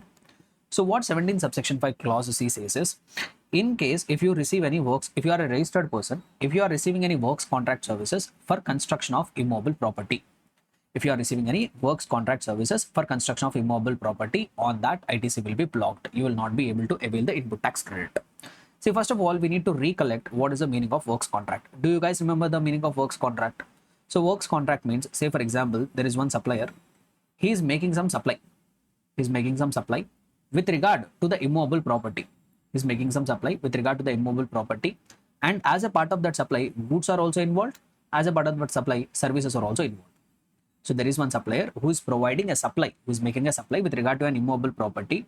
And as a part of that supply, goods are also involved, services are also involved. That kind of contracts, we call them as works contract.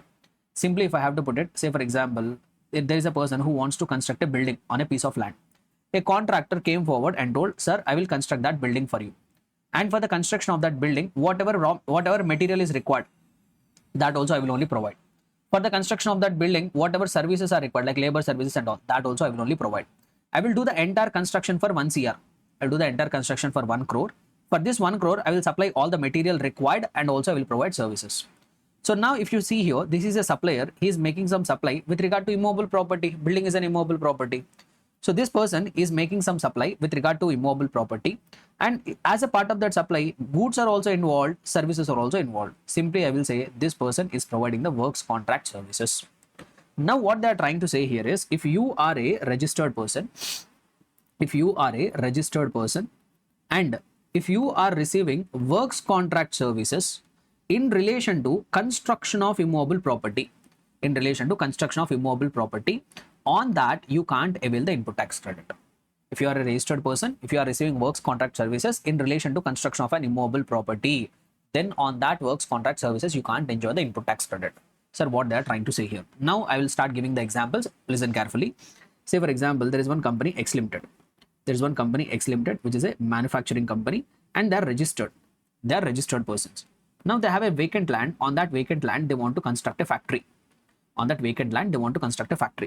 So they went to one contractor. This contractor told, okay, sir, I will do the construction of that factory for you.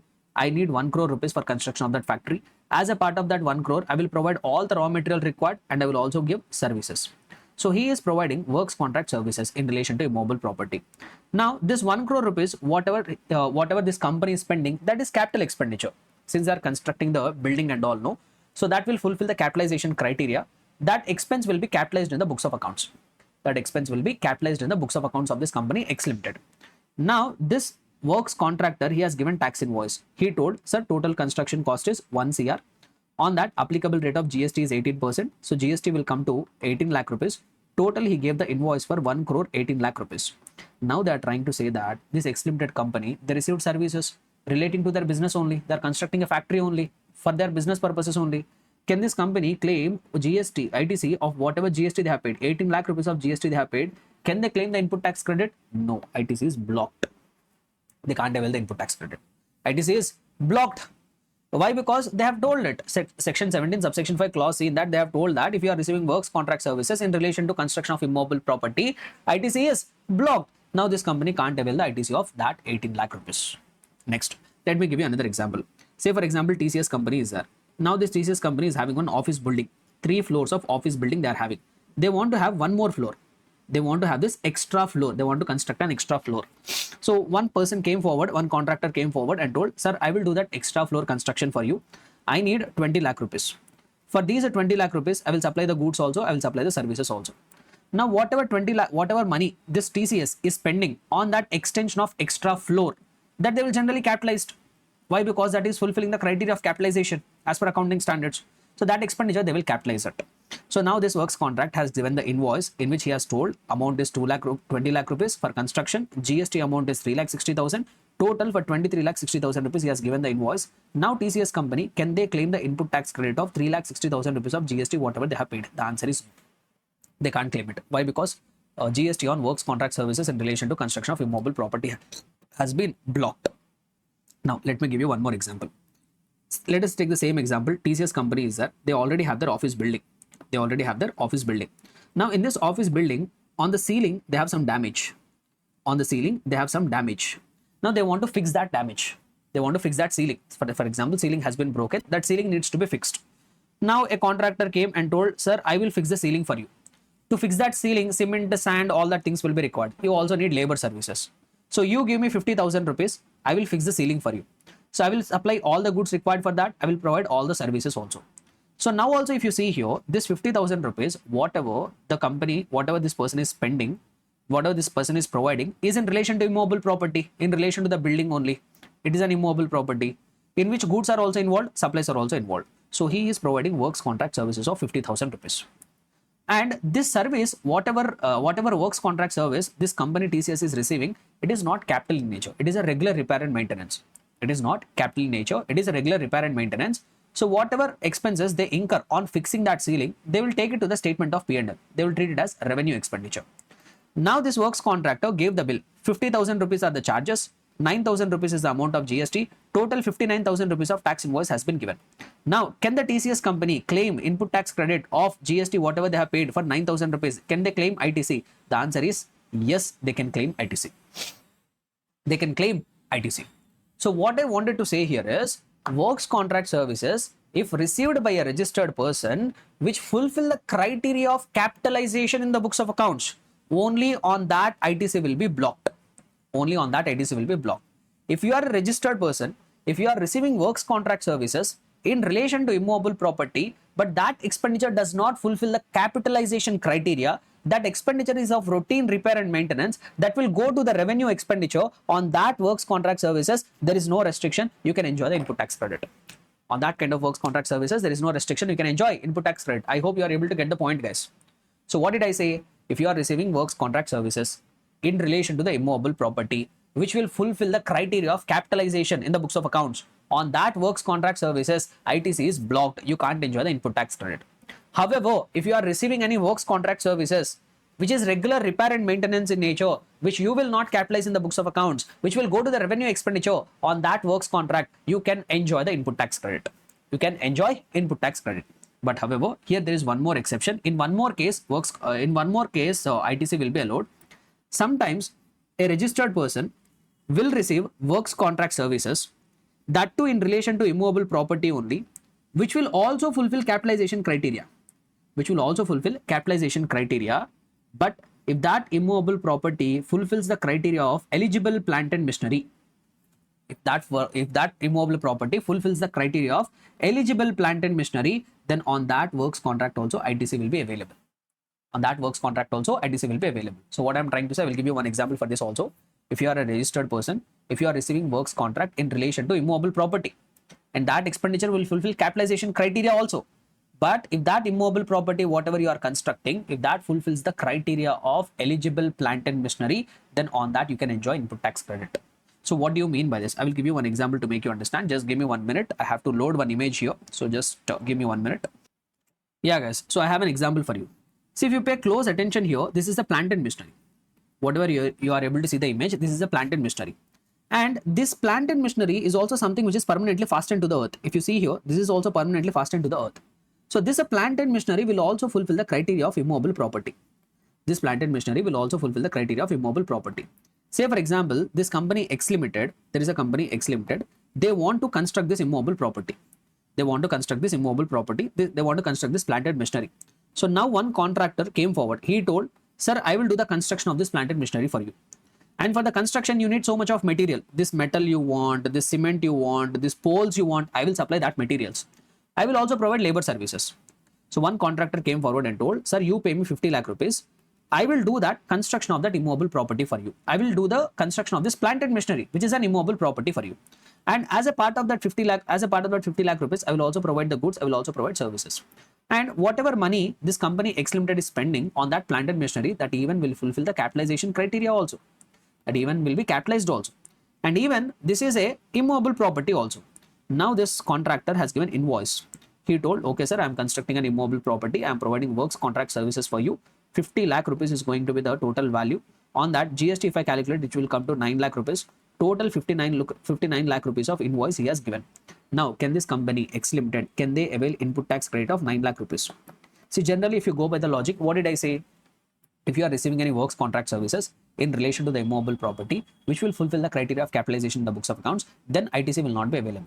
But however, now I am telling you exception. What is that exception is? That means in one case, ITC will be available. Whatever immobile property you are constructing, that if it falls under the plant and machinery, that if it falls under plant and machinery definition. What is that plant and machinery definition? We'll talk about it in a while. So whatever immovable property you are constructing, even though that fulfills the capitalization criteria, but if that plant and machinery, if that immovable property fulfills the criteria of eligible plant and machinery, then also the recipient can enjoy the input tax credit. Then also the recipient can enjoy input tax credit. Able to understand? Clear and comfortable? Sir, but what is the meaning of that plant and machinery? What you told that if immovable property falls under plant and machinery definition, you can enjoy input tax credit. But what is the meaning of plant and machinery? What will fall under plant and machinery? They told that plant and machinery means apparatus, equipment, machinery fixed to the earth by foundations, structural supports for outward supply of goods or services. Nothing but whatever apparatus, whatever equipments, whatever machinery you are using, which is attached to the earth, which you are using for making outward supply of goods or services, that I call it as plant and machinery. However, what will not come under plant and machinery is land will not come under plant and machinery definition, building will not come under plant and machinery definition, civil structure also will not be considered as plant and machinery, telecommunication towers also will not be considered as plant and machinery, pipelines laid outside the factory premises also will not be considered as plant and machinery. So which means that, say for example, this is plant and machinery. If I am constructing one shed, say for example, I am constructing one shed in the factory. So inside the premises, I am constructing one shed. So walls I have constructed. So and also roof I have kept. Roof I have kept. This I call it as civil structure. That I call it as generally civil structure. So this I call it as civil structure. Hey, come on, man. So this is a civil structure actually. See, this assert, this will qualify as plant and machinery definition, but this structure I will create now, that walls and roof if I am creating, that will not fulfill the criteria of plant and machinery. That will not fulfill the criteria of plant and machinery. Building construction will not be considered as plant and machinery. Telecommunication towers will not be considered as plant and machinery. Pipeline laid outside of the factory premises will not be constituted as plant and machinery. What do I mean by this is, if something is not coming under plant and machinery definition, on that ITC will not be available. If something is falling under plant and machinery definition, on that works contract if you have received, on that ITC will be available. So you have to be very careful about the definition of plant and machinery, especially what is excluded from the plant and machinery definition. That is very, very important. Land is excluded from plant and machinery definition. Building is excluded from plant and machinery definition. Civil structures are excluded from plant and machinery definition. Telecommunication towers are excluded from plant and machinery definition. Pipelines laid outside of the factory premises is excluded from plant and machinery definition. So that means if you are receiving works contract services with regard to these excluded items, on that you can't enjoy the input tax credit. But whatever is included in the plant and machinery definition, for that if you are receiving the works contract services, on that you can enjoy the input tax credit. Clear, everybody? So this is what, and one more thing is also there. One more exception is also provided. One more person can avail the input tax credit on works contract services. Say for example, there is one TCS company is there. They want to construct one office building. So what happened is, one works contractor came forward and told, sir, I will do the construction for you. I will provide the works contract services for you. He gave me a quotation of 1 CR. He told 1 CR will be the quotation, on which 18 lakh rupees is the amount of GST. Now you tell me, can the TCS company avail input tax credit of 18 lakh rupees? No, they can't avail. Why? Because they are receiving works contract services in relation to immovable property, and even that immovable property will not qualify as plant and machinery definition. That will fulfill the capitalization criteria, so they can't enjoy input tax credit. Now, in order to perform that construction contract, this works contractor is not having enough of resources. He don't have enough of team. So what he has done is, he went to another works contractor. He told that, boss, I have taken a contract for a TCS company to do the construction of an office building for them, but I don't have enough of resources. You do one thing, you provide services to me. You provide works contract services to me. I don't have enough of I don't have enough of capacity. Say for example, this TCS company wants me to construct 3 floors of building. I can construct only 2 floors of building. That extra 1 floor, I am outsourcing it to you. I am subcontracting it to you. So you do service for me. By constructing an extra floor. Material also is yours, service is also yours. So here, this works contractor, say for example, he is charging some 20 lakh rupees for that construction of 1 floor. And on that, he collected a GST of 3,60,000 rupees. So now this works contractor is having a tax invoice. On this input services, he paid GST of 3,60,000 rupees. Can this works contractor enjoy the input tax credit? Yes, this works contractor can enjoy the input tax credit. Which means that if you are a person receiving works contract services in relation to immovable property to make further supply of works contract services, then also you can enjoy the input tax credit. Clear? So this is what the summary of 17 subsection 5 clause C. So simply if I have to put it, when generally works contract ITC on works contract in relation to construction of immobile properties not allowed. But there are some exceptions. In some cases, it is allowed. What are the circumstances when it will be allowed? When availed for providing further works contract services, which is the example which I have told now. If you are availing works contract services to provide further works contract services, then it is exempt. Then ITC can be availed. And also for construction of eligible plant and machinery. Similarly, if you are receiving works contract services for constructing eligible plant and machinery, then also you can enjoy input tax credit. Not just that, when the value of the works contract service is not capitalized irrespective of the recipient's line of business. If you are receiving works contract services, but that doesn't fulfill the criteria of capitalization, then also you can take the input tax credit. So these are the three exceptions where you can take works contract, where you can take input tax credit on works contract services in relation to an immobile property. Everybody able to understand? Now we will try to understand the next item also. See what one person thought is, say for example, TCS company, they want to construct one building. So what they thought is, if they receive the works contract, if they gave the contract of construction of building to somebody else, they can't avail input tax credit. So what TCS thought is, they thought innovatively. Let us do the construction on our own. We will not give to any contractor. We'll do the construction on our own. How we will do the construction? Whatever goods we require, we will purchase all the goods separately. Like what cement we want, what steel we want, that all we will purchase. Similarly, we will take labor contract services. We will go to one person, we will ask them to provide the labor contract.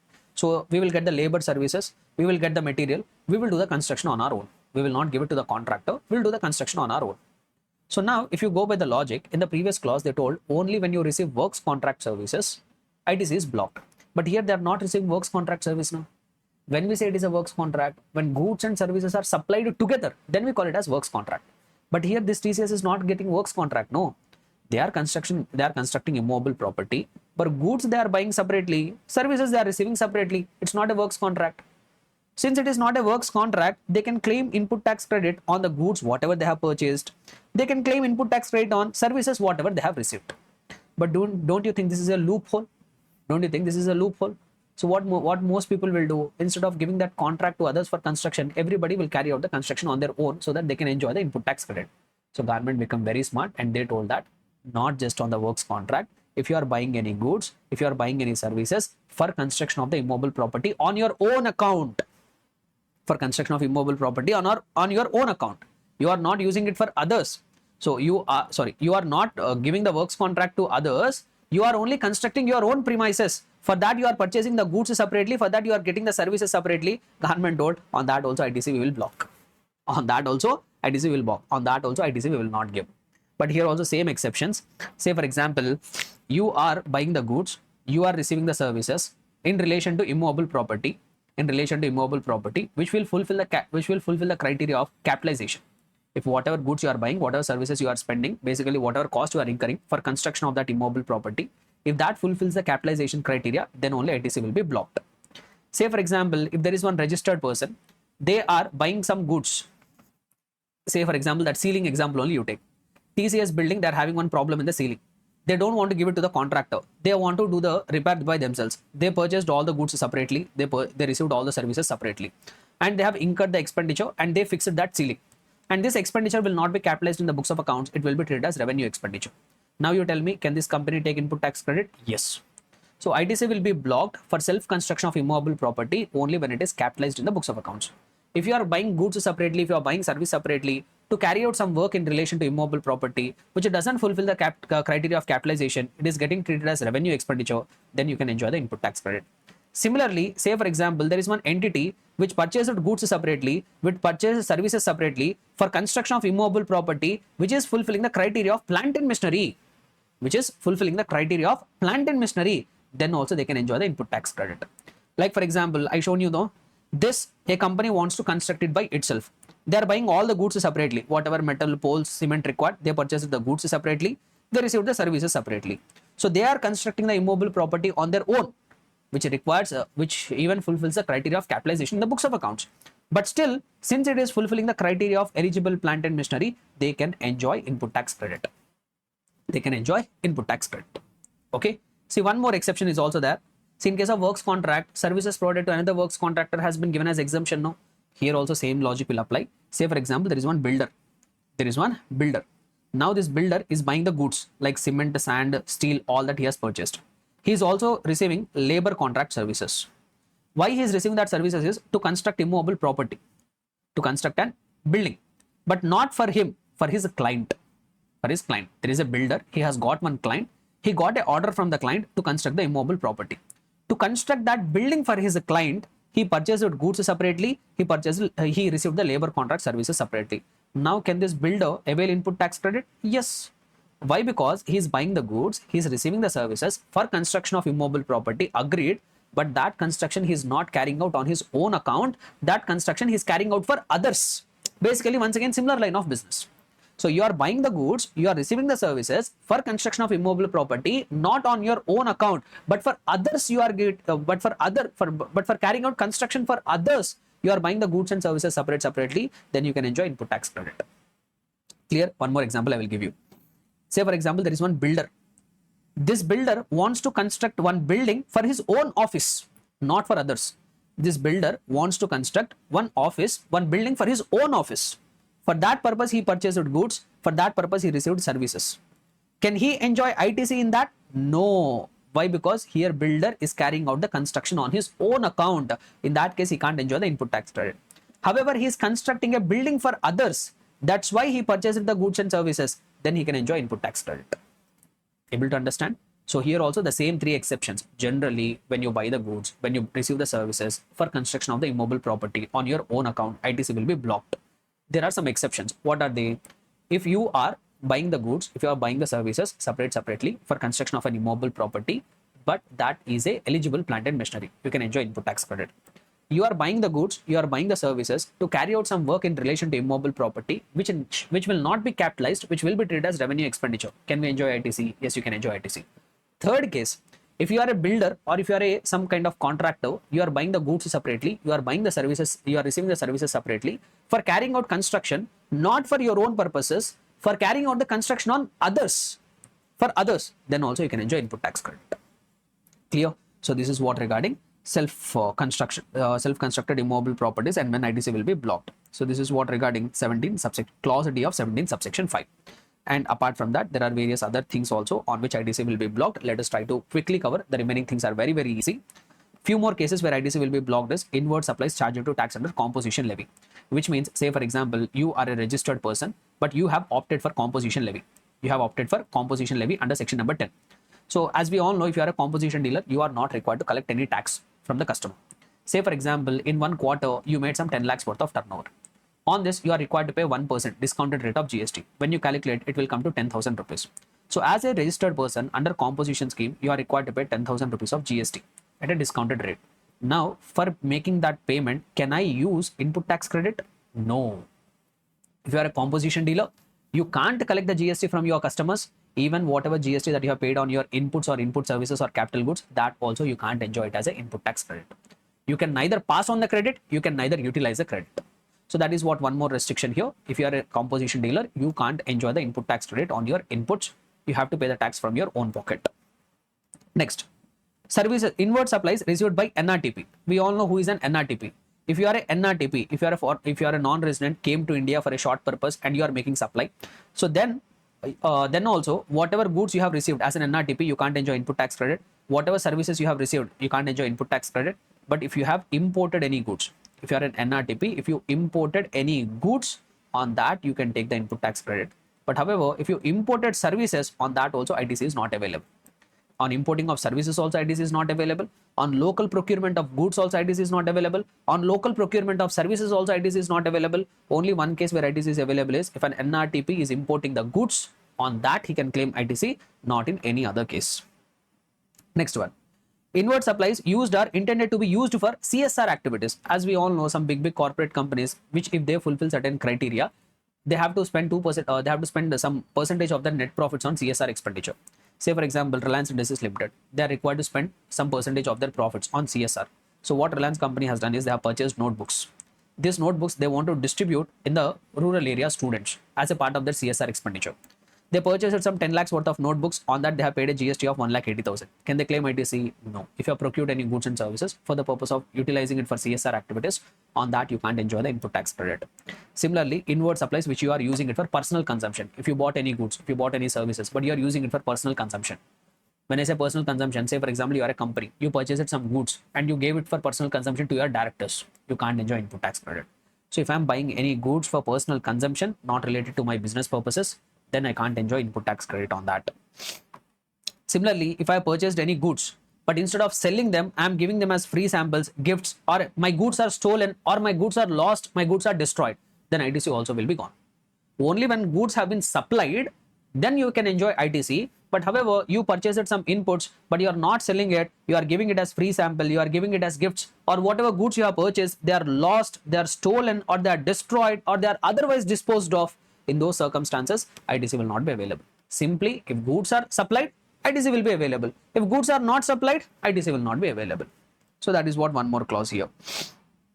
Anything else? Yeah. This point I have already covered. In case if you have paid any GST because of any fraud, detention or confiscation, you are caught committing some fraud and you have paid the GST because of that. Can you take the ITC? No, we can't take the ITC. This point we have already covered in the 16 subsection 2 itself. Yes or no? Same point has been repeated here. So these are the various circumstances on which ITC is blocked. See, I told section number 17 talks about two things. One is apportionment, other one is blocking of credit. Blocked credit we are done. But there is one more small concept called apportionment. So what do you mean by apportionment of credit? So apportionment means, say for example, you are a registered person. You are a registered person. You purchased some goods or you received some services or you received some capital goods. Now you are using them partly for business purposes. You are using them partly for non-business purposes. You purchased some goods, services or capital goods that you are using partly for business purposes, partly for non-business purposes. In that case, you can't claim complete input tax credit. You have to determine what percentage of that goods, services or capital goods have been used for business purposes, what percentage has been used for non-business purposes, that you have to determine. Sir, how to determine that? You need not worry about it, that you will learn at the CA final level.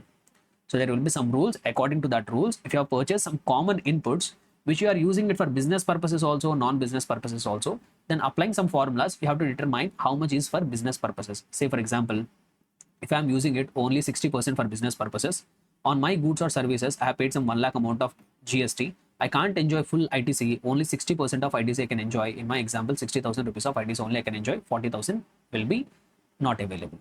Similarly, say for example, you are a registered person. I will try to summarize here. You are a registered person. You purchased some goods or services or capital goods, and you are using that goods for the purpose of making taxable supplies. For the purpose of making taxable supplies. You are using that goods for the purpose of making zero rated supplies. Zero rated means on which you are not required to pay any GST. Zero rated means basically exports and supplies made to SEZ units. If you have made any exports, if you have made any supply to SEZ units, you will not be required to pay any GST. And also you are using it for making exempt supplies.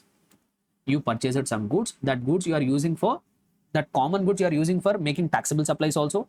The goods you are using it for making zero rated supplies also. The goods you are using it for making exempt supplies also. In that case, what you should do is you have to determine the percentage out of that goods, how much percentage was used for taxable, how much percentage was used for zero rated, how much percentage was used for exempted. Say for example, out of my common inputs, some 50% I have used it for taxable, 10% I have used it for zero rated, and balance 40% I have used it for exempted.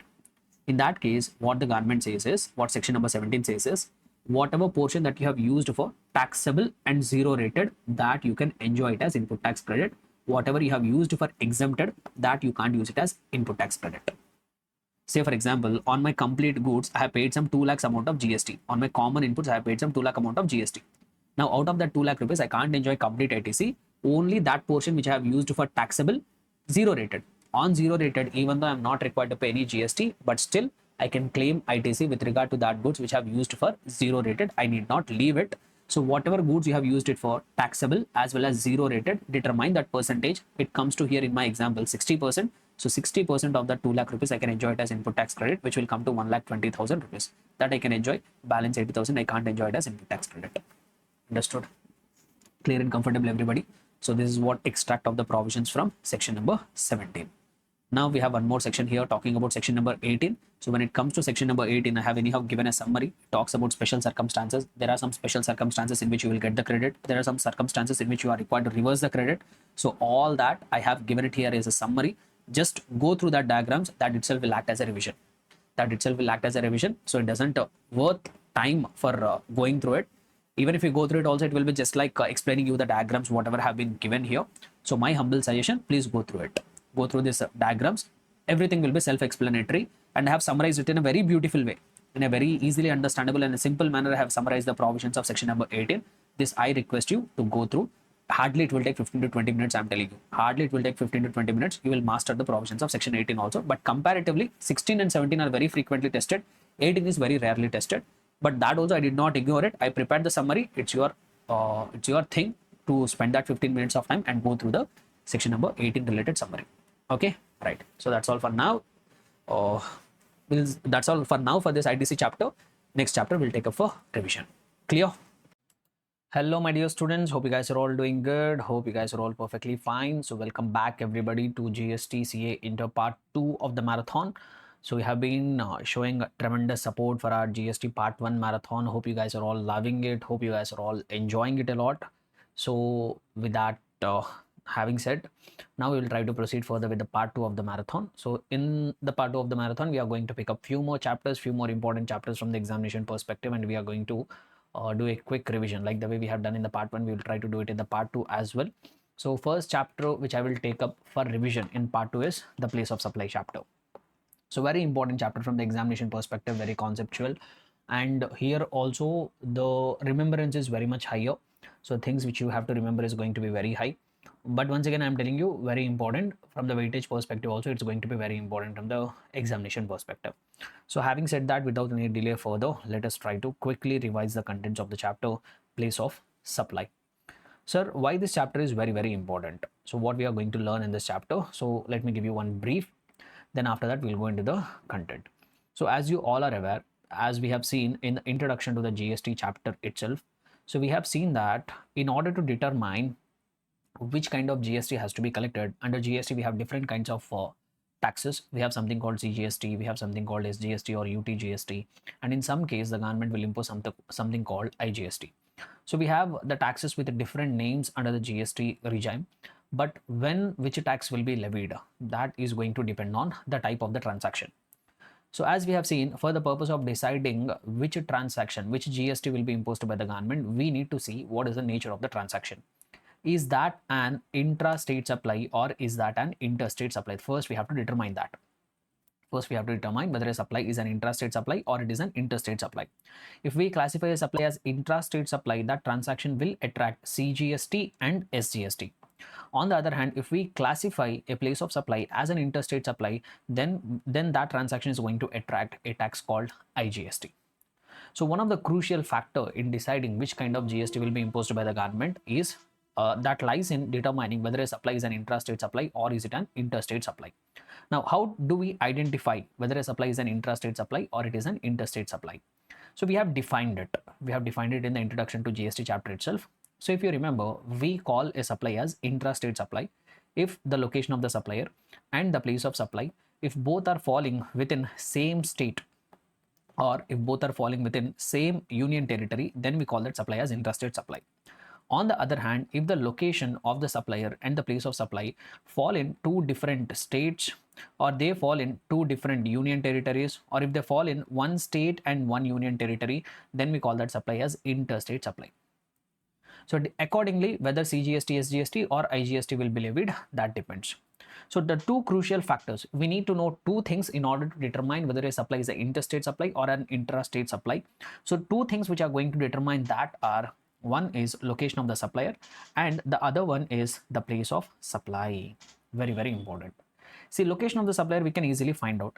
Basically, wherever the supplier is registered, that we can simply, if I have to put it in very simple terms, that we can easily identify. So location of the supplier is pretty much easier to identify. But where the difficulty comes is determining place of supply. What will be the place of supply? That we have to determine, which is going to be very, very difficult.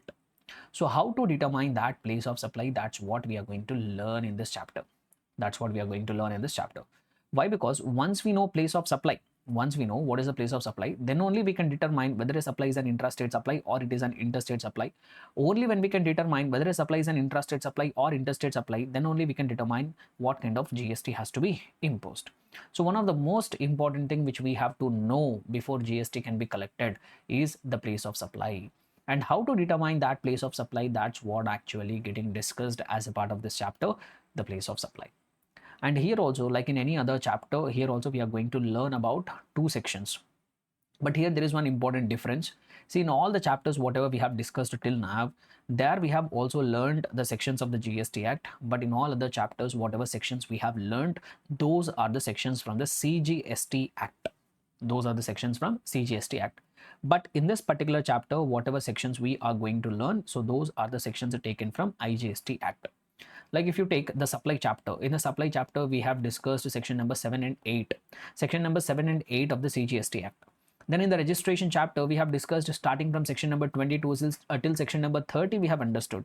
So these are also the sections of the CGST Act only. So like that, in till now, whatever chapters we have seen, even in the immediate previous chapter, input tax credit, there also whatever we have discussed, that has also been taken from, like section 16 we have discussed, 17 we have discussed, 18 we have discussed. Those are also forming part of CGST Act. But in this particular chapter alone, whatever we are going to learn as a part of this place of supply chapter, here also we are going to learn a few sections, but those are actually the sections taken from IGST Act. This is one important thing which I want you all to remain attentive. So in this chapter we are going to learn two sections. Those two sections are taken from IGST Act. So which two sections? Actually, which sections of the IGST Act will talk about the place of supply rules? So we have many sections. Like if you go through the provisions of the IGST Act, we have from section 10 till section number 14. That means there are 5 sections which are talking about how to determine place of supply. But all of it we are not going to learn at the CA inter level. At the CA inter level, we are only going to talk about two sections. One is section number 10, how to determine place of supply in case of goods, that too other than imports and exports. Similarly, we are going to discuss section number 12, which is also going to talk about how to determine place of supply in the case of services, that too also other than exports and imports. So we have other sections also which are talking about place of supply rules, like section 11 we have, section 13 we have, section 14 we have. This we are not going to discuss at the CA inter level. This we will be discussing at the CA final level. So 5 sections are there under IGST Act which are going to talk about place of supply, but all that we are not going to discuss. Only 2 out of 5, only 2 we are going to discuss, section number 10 and section number 12. Section number 10 talks about how to determine place of supply in the case of goods, that too other than imports and exports. Basically for domestic transactions, how to determine place of supply in case of supply of the goods. Whereas section number 12 talks about how to determine place of supply for services, and that too this is also relating to domestic transactions. Only section number 10 and 12 we are going to learn. In that also, first we are going to pick up section number 10. First, we will try to pick up section number 10, which is talking about how to determine place of supply in the case of supply of the goods, that too other than imports and exports. That we will try to cover it now. So in that also, we are having two subsections. One is section number 10 subsection 1, and then we have section number 10 subsection 2. So 10 subsection 2, you need not worry. So 10 subsection 2, simply you can ignore it. Basically, what they try to say, we'll talk about it later. 10 subsection 2, you can ignore. We are required to learn only section number 10 subsection 1. In that also various clauses we have. Like we have section 10 subsection 1 clause A, which is talking about how to determine place of supply in case of those supplies which involves the movement of the goods. Like we have section 10 subsection 1 clause B, which is going to talk about how to determine place of supply in case of bill to ship to transaction. So like that, we have various clauses under 10 subsection 1. Each clause is going to talk about a specific case and how to determine place of supply in respect of that case. And entire section number 10 is going to talk only about supply of the goods. Here I am not talking about supply of services. Sir, what about supply of services? That we will discuss in the section number 12.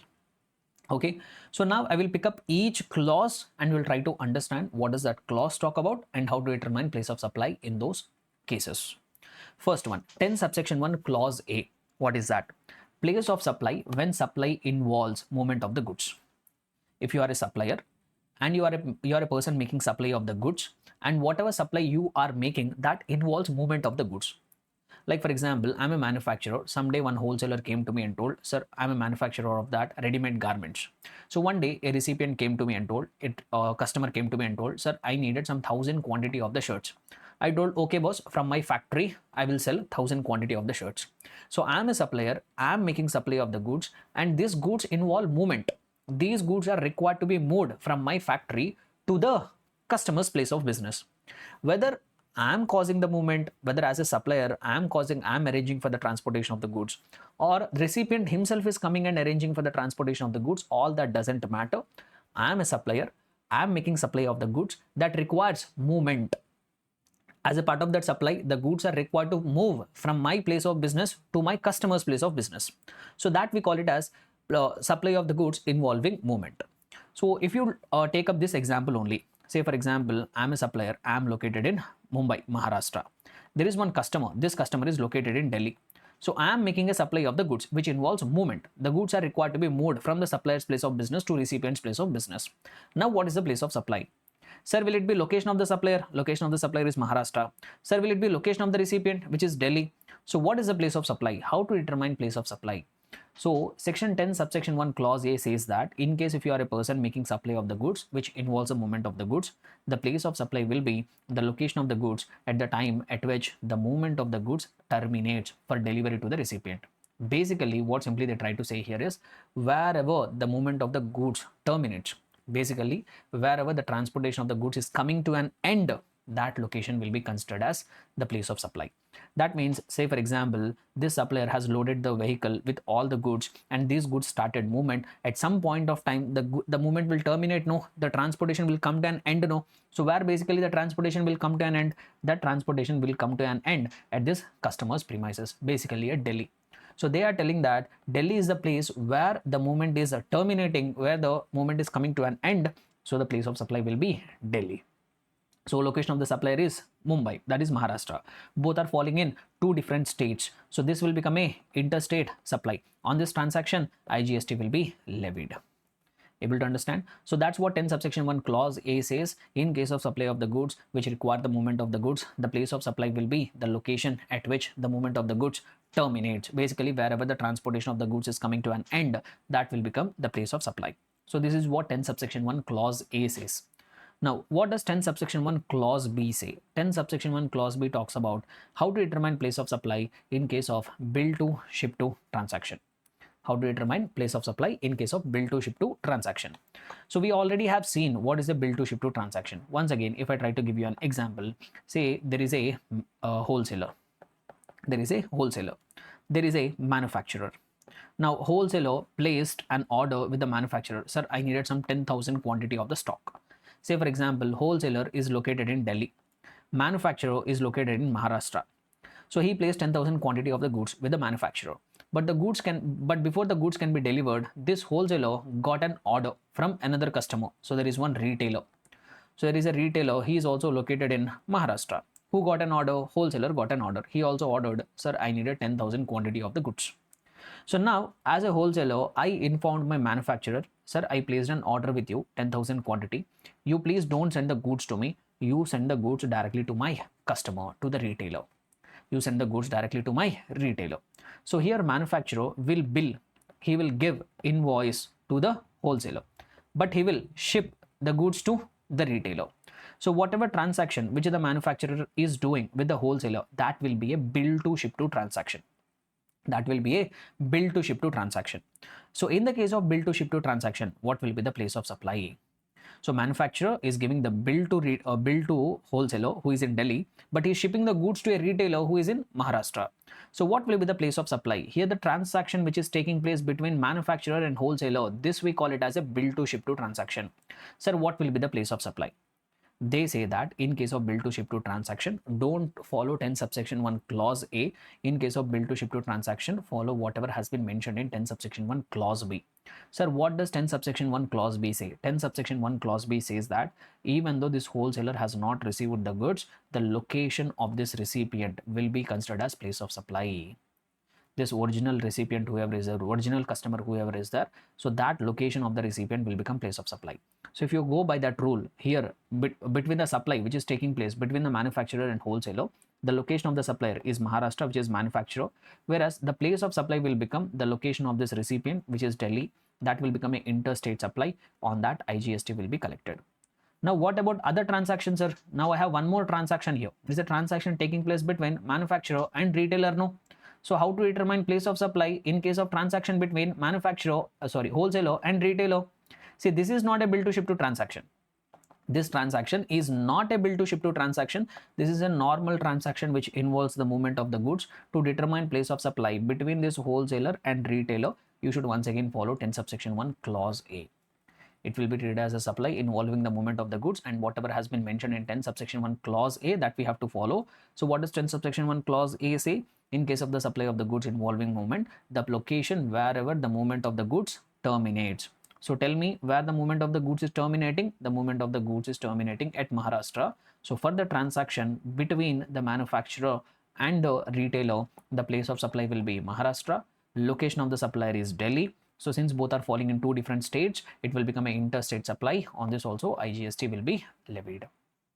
Okay, hope you guys are able to understand it here. So only the transaction, only this transaction will be a bill to ship to transaction. Why? Because manufacturer is billing to wholesaler, but he is delivering directly to the retailer. So only this wing of the transaction will become bill to ship to.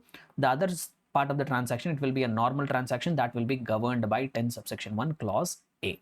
Okay, so this is what 10 subsection 1 clause B says. So we have covered two cases. 10 subsection 1 clause A, which says the place where the location of the goods wherever the movement of the goods terminates. 10 subsection 1 clause B, which is talking about bill to ship to transaction, which says the location of the original recipient itself will become the place of supply. Now we have to see 10 subsection 1 clause C, which is talking about how to determine place of supply in case of supply of the goods which does not involve any movement. In case if you are making a supply of the goods which does not involve any movement, then how to determine the place of supply. Then they say that in those cases, the location of the goods, at the time of delivery to the recipient. That basically whenever the ownership is getting transferred to the recipient, wherever the goods are located, that itself will become place of supply. So first I need to give you an example. What do you mean by, what are the examples of the cases where you are making supply of the goods but it does not involve any movement? It does not involve any movement. Sir, can you give me any example? I will give you one example. So same example I think I have given in the tax invoice. We will take the same example. There is one supplier. Okay, this person is giving the cars on rent. So one day there came a customer. So this customer has taken initially a car on rent. This customer has initially taken a car on rent. So now he liked that car very much. This recipient liked the car very much and he told, boss, I no longer want this car on rent. I want to buy it. I want to buy it. This car is already there in the possession of the recipient. He liked it very much, but he don't want to have it on rent. He want to buy it. He quoted a very good price. Supplier is also happy. He told, okay, boss, pay me some 10 lakh rupees of money and consider the car as yours. So now this supplier is making a supply of the car for a consideration, but it does not involve any movement. This car doesn't require any movement. Why? Because the car is already there at the possession of the recipient only. Are you required to do any movement? No. Why? Because that car is already there with the recipient.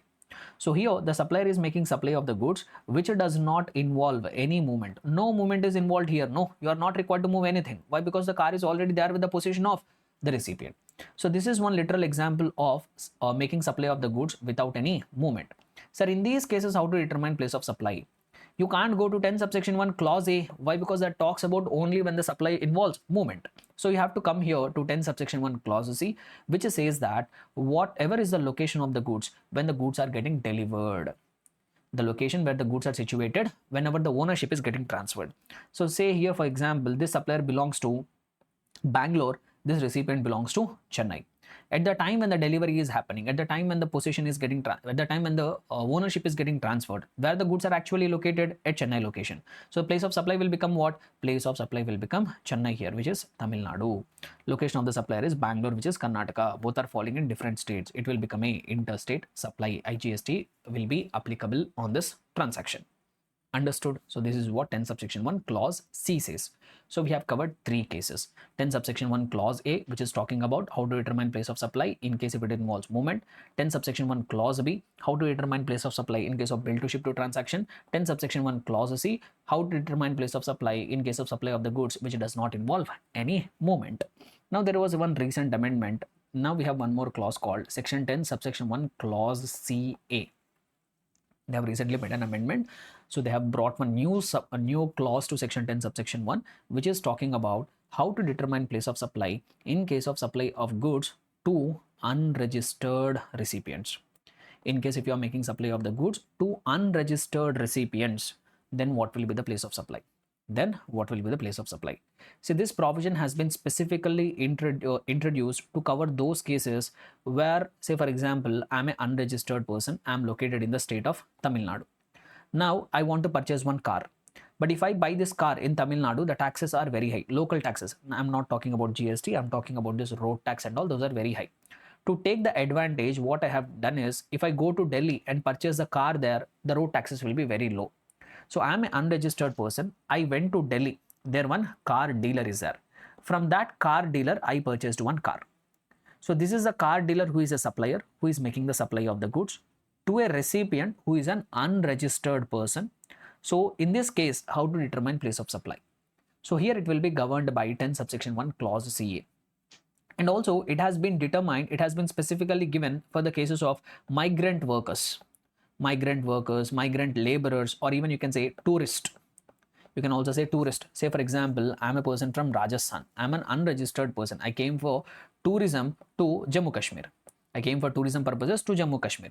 So I came to Jammu Kashmir. There I purchased one good. There is one supplier. I went to his shop. I purchased one goods and brought it back to my state. Now what will be the place of supply? See, this is also a transaction where the supplier is making the supply of the goods to the recipient who is an unregistered person. How to determine place of supply? This will also be covered by 10 subsection 1 clause CA. And also migrant workers. You belong to some other state. You came to another state. You purchased the goods there locally and brought it back to your respective state. How to determine place of supply? So like this, in case if the recipient is an unregistered person, how to determine place of supply? That will be governed under 10 subsection 1 clause CA. And especially this has been given for the purpose of people who are traveling to other state to purchase the motor vehicles and all, and also migrant workers, tourists, etc. So how to determine place of supply in those cases?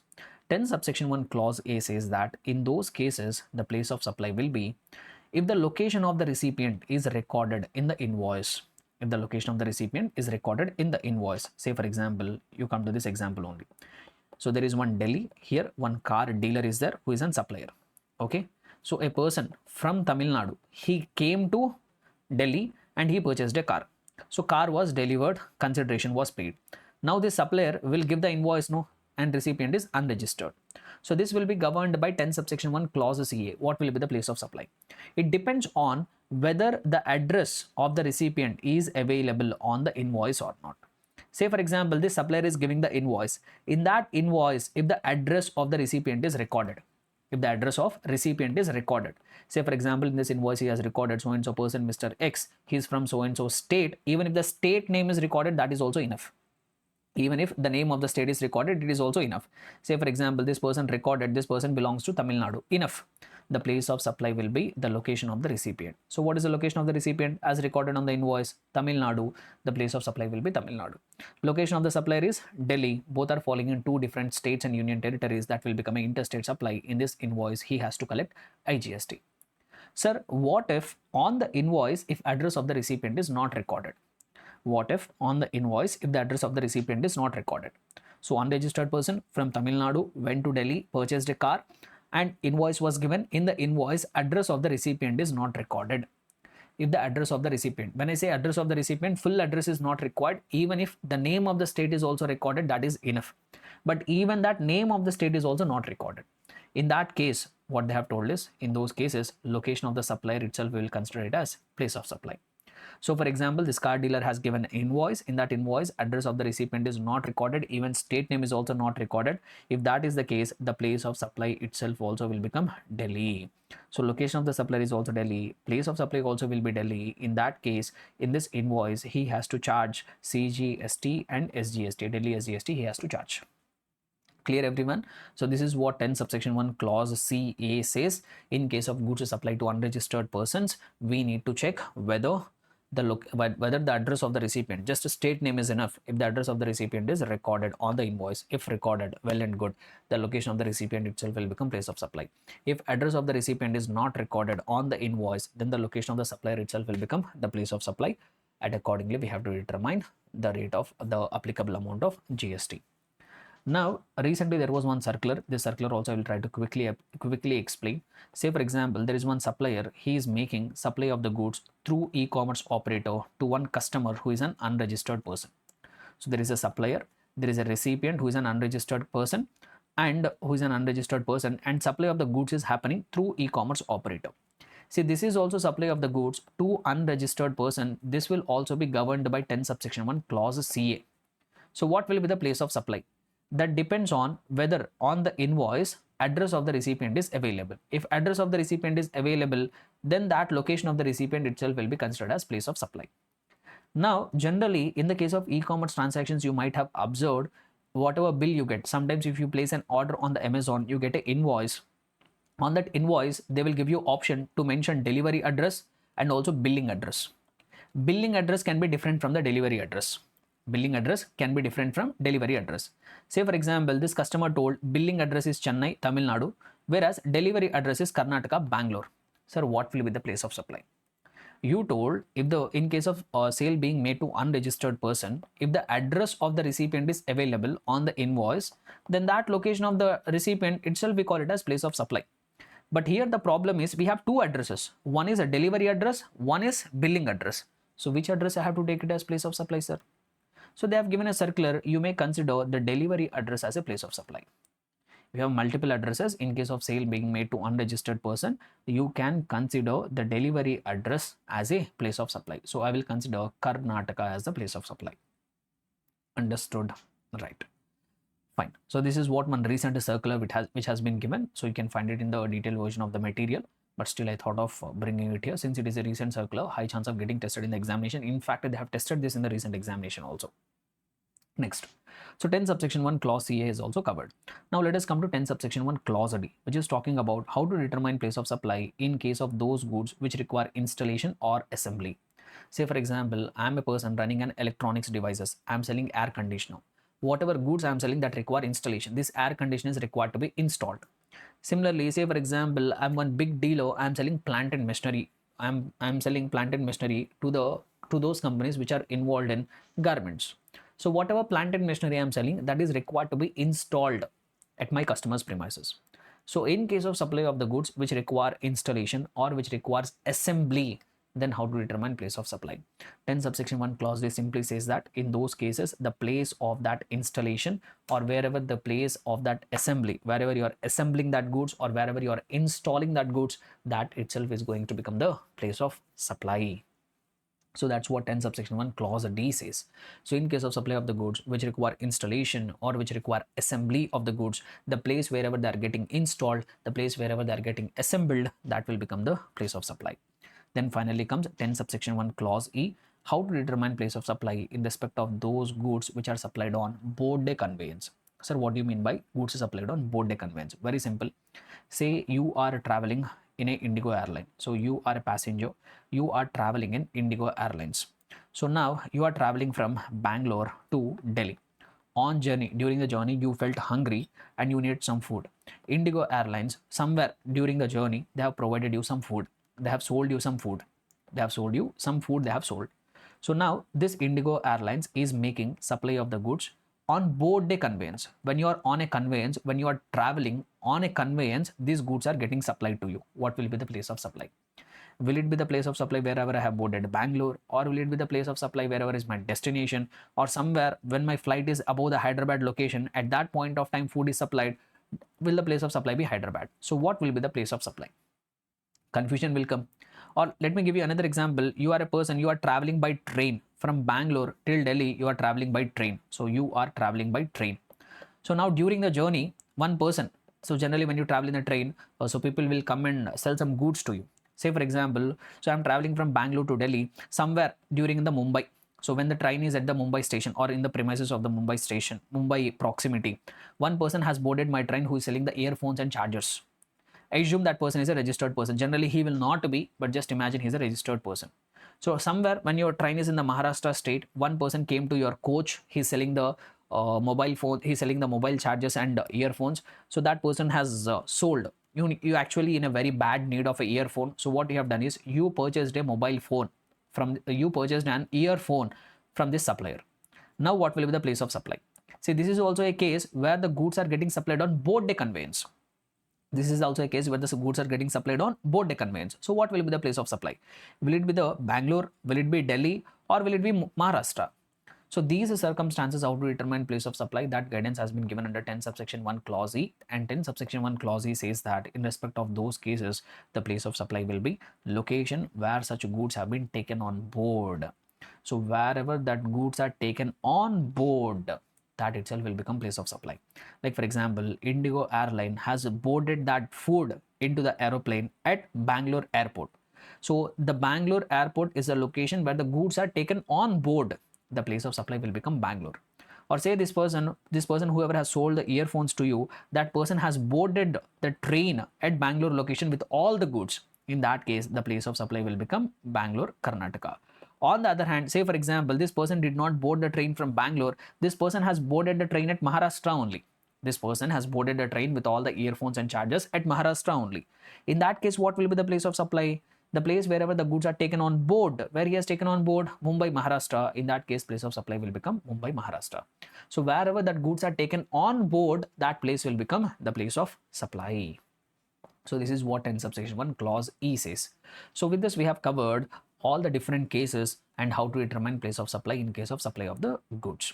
So quickly, if we have to give a summary, 10 subsection 1 clause A talking about how to determine place of supply in the case of in the case of supply of the goods involving movement. Clause B, bill to ship to transaction. Clause C, which does not involve any movement. Clause D is going to talk, clause CA also we have in between. Clause CA is talking about how to determine place of supply in case of supply of the goods to unregistered person. Clause D talks about supply of the goods which require installation or assembly. Clause E talks about how to determine place of supply in case of supply of goods on board day conveyance. All the different cases we have covered. Then I told we had 10 subsection 2 also, no? So what 10 subsection 2 says is, in case if you are unable to determine place of supply by following any of the above rules, 5 cases they have given. In case if you are making any supply of the goods, which, and for that case you can't determine place of supply according to any of the above provisions, then there will be some prescribed rules. As per that prescribed rules, you have to determine place of supply. Sir, what are that prescribed rules? What do they say? That is not relevant for you at the CA inter level. That we will discuss at the CA final level. You can ignore this for the time being now.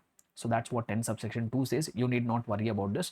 You can ignore it. So what you need to remember is these are 5 cases and how to determine place of supply in each of the 5 cases. That is going to be damn important. Clear? So section 10 we are done. So since we have understood how to determine place of supply in the case of supply of the goods, now we will try to understand how to determine the place of supply in the case of supply of the services. So that is actually covered under section number 12 as I have told. So let us try to understand section number 12 now. See, determining the place of supply in the case of services is a bit more complicated than when compared with determining place of supply in the case of supply of the goods. The logic is very simple. See, when I say goods, goods are very tangible. So goods we know, we can trace it, we can trace them, where they are starting, where they are ending, how they are moving. So we can trace the movement of the goods. But when we talk about the services, services are something which are completely intangible in nature. So say for example, I'm a chartered accountant, I'm registered in Bangalore. Say for example, I'm having my place of business in Bangalore. Now one day a client from Mumbai has called me, boss, I'm a employee of a company or I'm a business person. I want you to file my IT return. So I'm a person sitting in Bangalore. I got a call from my client who is in Mumbai and I'm sitting there and filing the IT return. What is the place of supply? So here there is no tangible thing, right? So I'm offering services which are intangible. So in these cases, determining the place of supply becomes very complicated. And also let us just take an example of advertisement services. Advertisement services. Say for example, one TV, one channel is providing advertising services to some entity. Say for example, Reliance Industries Limited has asked Sony group of companies to display their advertisement on the television channels. And this advertisement will be displayed all over India. People sitting all over India will watch this advertisement. Now what will be the place of supply? Why? Because it is not just restricted, the viewers are not just restricted to one state, the viewers all over India are watching this advertisement. So what will be the place of supply? So like this, in the case of services, than when compared with the goods, the complications are very high. So determining the place of supply in the case of services is pretty much difficult than when compared with the other cases, than when compared with the goods. So here is where section number 12 of the IGST Act is going to help us out, which is talking about how to determine place of supply in the case of supply of services. So in the section number 12 also we have various subsections. So let us try to understand each and every subsection. Let us try to understand the entire structure of the section number 12 once. Then we will try to understand the provisions of each of the subsection. First, starting with section number 12 subsection 1. So section number 12 subsection 1 says that you apply section number 12. Whatever we are going to learn from section number 12 subsection 2 till subsection 12 subsection till section number 12 and subsection 14. So whatever the provisions are there, so starting from 12 subsection 2 till 12 subsection 14, all these things are going to talk about place of supply. So 12 subsection 1 says follow whatever we have given from 12 subsection 2 to 12 subsection 14 when the location of the supplier is also in India and the location of the recipient is also in India. So whatever provisions that we are going to learn in section number 12, they will become applicable in case of supply of those services where the supplier, the location of the supplier is also in India, the location of the recipient is also in India. Might be the place where you are providing the services could be outside India, but still it will be governed by section number 12 only. So section number 12 will become applicable when the location of the supplier and when the location of the recipient both are in India. If either the supplier or the location of the recipient falls outside India, then section number 12 will not become applicable. That will be governed by section number 13 and all, which will be discussed at the CA final level. So at the CA inter level, we are talking only section number 12, and section number 12 becomes applicable when the location of the supplier is in India and when also the location of the recipient is in India. When both are in India, then section number 12 will become applicable. That's what section number 12 subsection 1 says. Now, starting from 12 subsection 2. See, 12 subsection 2, something I call it as default provision. Default provision, I will say. So why I call it as default provision, I will come back to that later. Please keep 12 subsection 2 aside. Now coming to 12 subsection 3. From 12 subsection 3 till 12 subsection 14, each subsection is going to talk about a specific service and how to determine place of supply. Starting from 12 subsection 3 till 12 subsection 14, each subsection will be talking about a specific service and how to determine the place of supply for that specific service. Like if you take 12 subsection 4, 12 subsection 4 talks about how to determine the place of supply in respect of the services in relation to immovable property. So whatever services which are related to immovable property, how to determine place of supply. 12 subsection 3 talks about only services in relation to immovable property. 12 subsection 4 talks about how to determine, like if I show you the structure here, 12 subsection 3 only talks about immovable property related services. 12 subsection 4 talks about how to determine place of supply in the case of restaurant and catering services, personal grooming, fitness, beauty and healthcare services. 12 subsection 5 talks about how to determine place of supply in the case of training and performance appraisal services. 12 subsection 6 will talk about how to determine place of supply in the case of admission to events, amusement parks or other places. So like that, if you take from 12 subsection 3 till 12 subsection 14, each subsection will talk about a specific service and how to determine place of supply. So like that, from 12 subsection 3, 12 subsection 14, we have some 12 subsections. Each subsection will talk about a specific, service and how to determine place of supply. So that's what 12 subsection 3 to 12 subsection 14 says. So what you have to do is, what is the order which you have to follow is, in case if you are a supplier of service, first we have to go and check from 12 subsection 3 till 12 subsection 14 under which category your service is falling. If you are a service provider, first thing, in order to determine place of supply, what you should do is you should go and check whatever service you are offering, where it is falling, under which subsection it is falling, from 12 subsection 3 till 12 subsection 14, where it is falling. In case whatever service you are providing, if it doesn't fall under any of these clauses, any of the subsections, starting from 12 subsection 3 till 12 subsection 14, if you are providing any service that is not falling under anywhere, then you have to come to 12 subsection 2 default provision, and whatever has been mentioned in 12 subsection 2, that you have to follow. Able to understand? Say for example, I am providing immobile property services. I am renting a immobile property. First I will go and check under from 12 subsection 3 till 12 subsection 14 where my service is falling. I came to know that immobile property services are getting covered under 12 subsection 3. I have to follow whatever has been mentioned in 12 subsection 3. I am a restaurant service provider. Now I have to come and check under which subsection it is falling. Restaurant services are getting covered under 12 subsection 4. So now I have to determine place of supply as per 12 subsection 4 only. I am providing telecommunication services. I have to come and check from 12 subsection 3 till 12 subsection 14 where it is falling. Telecommunication services are getting covered under 12 subsection 11. I have to determine place of supply as per 12 subsection 11 only. I am a chartered accountant. I am providing audit services. When I started checking from 12 subsection 3 till 12 subsection 14, my service does not fall anywhere. From 12 subsection 3 till 12 subsection 14, my audit services is not getting covered anywhere. Then what you should do? then you have to come to 12 subsection 2, which is a default provision. Whatever has been mentioned in 12 subsection 2, that default rule I have to follow for determining the place of supply.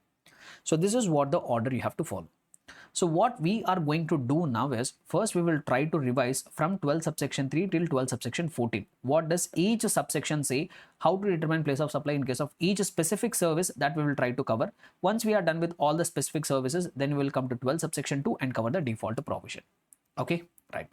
So first I am starting with 12 subsection 12 subsection 3, which is going to talk about how to determine place of supply in case of services which are related to immovable property or lodging services or accommodation services. Sir, what and all services will get covered under 12 subsection 3? So first we should become clear what services will be covered here. Then we will see how to determine place of supply. But we have to be very careful which services will fall under 12 subsection 3. We will try to see. So 12 subsection 3, under this, various services will fall here. So it involves all the services which are in relation to immovable property. Sir, what are the examples of the services related to immovable property? They say architect services, interior decorative services, surveyors, engineers, real estate agents or real estate experts, or any other services by way of grant of rights to use immovable property, basically renting and leasing services, or for carrying out or coordination of construction work or construction services. So these are all the services which are related to immovable property. See, once again, this is not an exhaustive list. This is just an illustrative list. Basically, every service which is in relation to immovable property. Like examples of architect services, what architect will do? He will do the designs of the building. That building is an immovable property. So whatever design he is giving, that is a service in relation to immovable property. Interior decorator, he or she is also providing services in relation to an immovable property. Real estate agent, that person is also providing the services in relation to immovable property. So like that, all the services which are related to immovable property, that will get covered under 12 subsection 3. Not just that, under 12 subsection 3, even lodging or accommodation services. And that lodging or accommodation services can be in a hotel, in guest house, homestay, club or campsite, by whatever name you call it, or even that could be in a houseboat or any other vessel. So basically, all kind of lodging and accommodation services, be it in a hotel, in guest house, homestay, campsite, houseboat, everything will get covered here. Lodging and accommodation services. What else will get covered here? It also covers services by way of accommodation in any immovable property for the purpose of any marriage, reception, or so official, social, cultural, religious, or business functions. Basically here, convention halls. If you have a convention hall, so there is one convention hall owner. What services he will provide? He will give that convention hall for the purpose of conducting any marriage, for the purpose of conducting any event. So even that services also will get covered here. Services by way of accommodation in any immovable property for conducting any event. That could be marriage, regional, religious, cultural, social, any event. Basically convention hall services and all will get covered here. And any services which are ancillary to the services referred in A, B and C. Any ancillary, any supporting services which are related to A, B and C. Like for example, you are going and staying in a hotel. That is an accommodation. And when you stay in the hotel, you also get laundry services. So laundry is an ancillary supply to the main supply.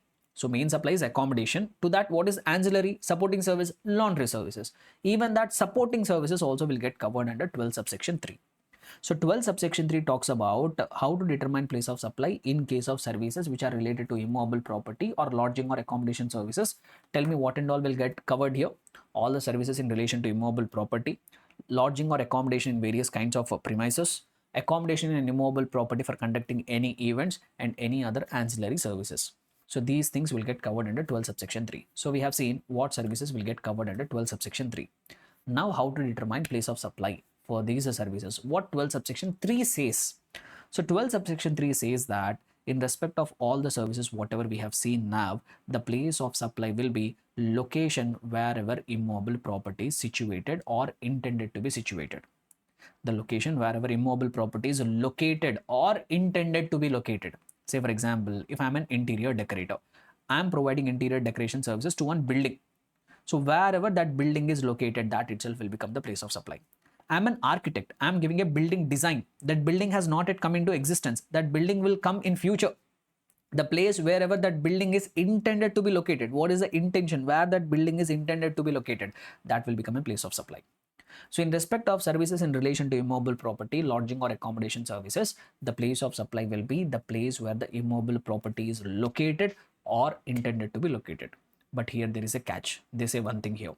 In case if you are a supplier providing the services in relation to immobile property where the recipient is also located in India, but that immobile property is located outside of India. Immobile property is located outside of India. Then what is the place of supply? Then they say in those cases the place of supply will be location of recipient. So what do you mean by that? Say for example, there is a supplier, there is an architect who is in Bangalore. There is a recipient who wants to construct a house who is in Chennai, but he wants to construct that house in US. So immobile property is intended to be located outside of India.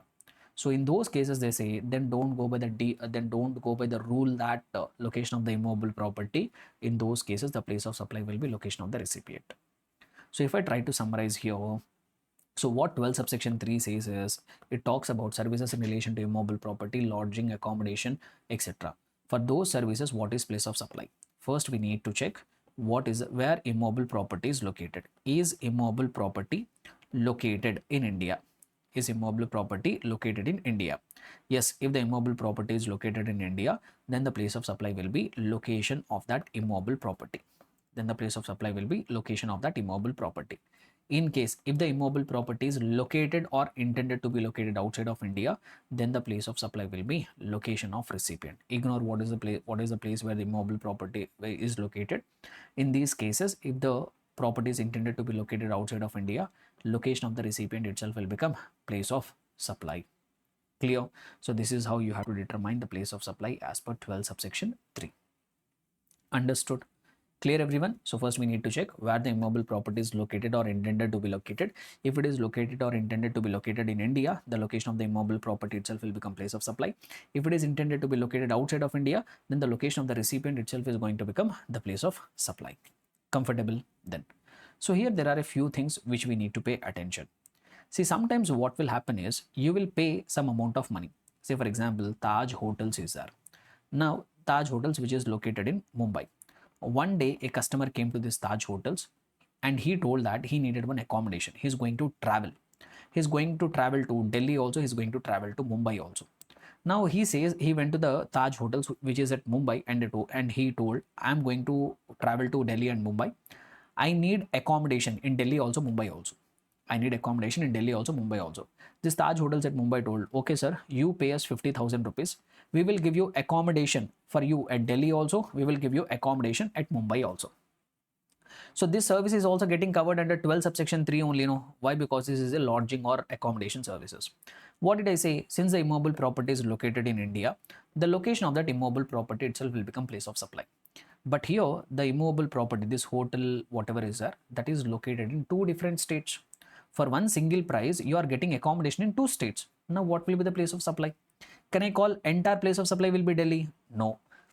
Can I call entire place of supply as Mumbai? No. Why? Because these accommodation services I am getting in an hotel which is located in Delhi also. I am getting accommodation services for a hotel which is located in Mumbai also. For a single price, I am getting accommodation at 2 places. Now how to determine place of supply? So in these cases, what the GST Act says is go to the contract or agreement. Generally between the supplier and the recipient, there will be a contract or agreement. Go and read the contract or agreement. If in the contract or agreement, if something was written, in the contract, say for example, they have written 25,000 rupees is for Delhi, 25,000 rupees is for Mumbai. If they have written clearly in the agreement, follow whatever has been given in the agreement. In case if the contract or agreement is silent on bifurcation, in the contract, they did not say out of this 50,000, how much is for Delhi, how much is for Mumbai. They did not bifurcate. Just in the contract, they have written the total price is 50,000. For this, he is going to get accommodation at 2 states, but they did not mention bifurcation. In those cases, how you will determine place of supply? So in those cases, they have given one rule. That rule says that you have to apportion that value in the basis of number of nights of stay. You have to bifurcate on the basis of number of nights of stay. You have to divide. Say for example, I'm going to get 5 days of accommodation. Out of that, 3 nights I'm going to stay in Delhi, 2 nights I'm going to stay in Mumbai. So this entire consideration I have to divide it in the ratio of 3:2. If I do that division, it will come to 30,000 and 20,000. So out of this 50,000, for 30,000, the place of supply will be considered as Delhi. For the balance 20,000, the place of supply will be considered as Mumbai, which is Maharashtra. Able to understand? So for a single price, if you are getting accommodation in multiple states, you need to divide it on the basis of number of nights of stay. See, sometimes what will happen is you will get accommodation services in a single immovable property which is spread across two states. You are getting accommodation in a single immovable property which is spread across multiple states. Say, for example, there is one recipient, there is one customer. He wants to undergo one wedding, he wants to undergo one destination wedding. So now he need to lease out one land. There is one hill station. In the hill station, one land is there. So that land he wants to take it on rent. Say, for example, some 800 square acres of land is there. So in that land, he wants to do some decoration and he want to have his wedding performed there. So now this landowner is there. This landowner has provided accommodation services in this land for 2 days. And for that 2 days, he will come and conduct wedding here. So this land is getting, this supplier is providing accommodation services on this piece of land for the purpose of conducting of any event, which is marriage here. So will this also get covered under 12 subsection 3? Yes, 100%. This also will get covered under 12 subsection 3. Now, what is the place of supply? Wherever this immobile property is located. But here the problem is this land is spread across two states. This 800 square yards of land is spread across 200 states. So, say for example, some part of the land is there in Tamil Nadu, some part of the land is there in Karnataka. Now, what is the place of supply? This immobile property is located in spread across two states. A single immobile property spread across two states. What is the place of supply? How you will bifurcate? So here also we'll go and check what does the contract or agreement say. If the contract or agreement is silent, then we have to bifurcate. How to bifurcate? They say on the basis of area of the immobile property, you have to bifurcate. So I have told 800 square yards of land row.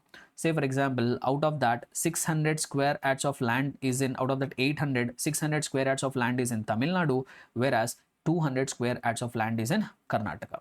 So now whatever consideration is there, say for example, I'm getting 80,000. 80,000 is the value. So now this 80,000 should be divided in the ratio of area of that immobile property, which is in the ratio of 6:2. If you divide that, 60,000 and 20,000 will be the resulting figures. For this 60,000, place of supply will be considered as Tamil Nadu. For this 20,000, the place of supply will be considered as Karnataka. Understood? Now, there could be one more case. Say for example, there is one houseboat. There is one houseboat, or there is an accommodation which is in a vessel. So now, say for example, you are going and staying it in a houseboat accommodation for 2 days you are going to stay. So now this houseboat will not stay at one place. So inland waterways will be there, no? So this inland, through this inland waterways, this houseboat will keep on traveling. They will give you accommodation in this houseboat for 2 days, but this houseboat will not remain constant. It will keep on moving. So say for example, what this houseboat has done is, this is actually located in Kerala. So now this Kerala, this houseboat will go from Kerala to Karnataka inland waterways, and once again for some days this journey will continue. Once again it will come back to Kerala.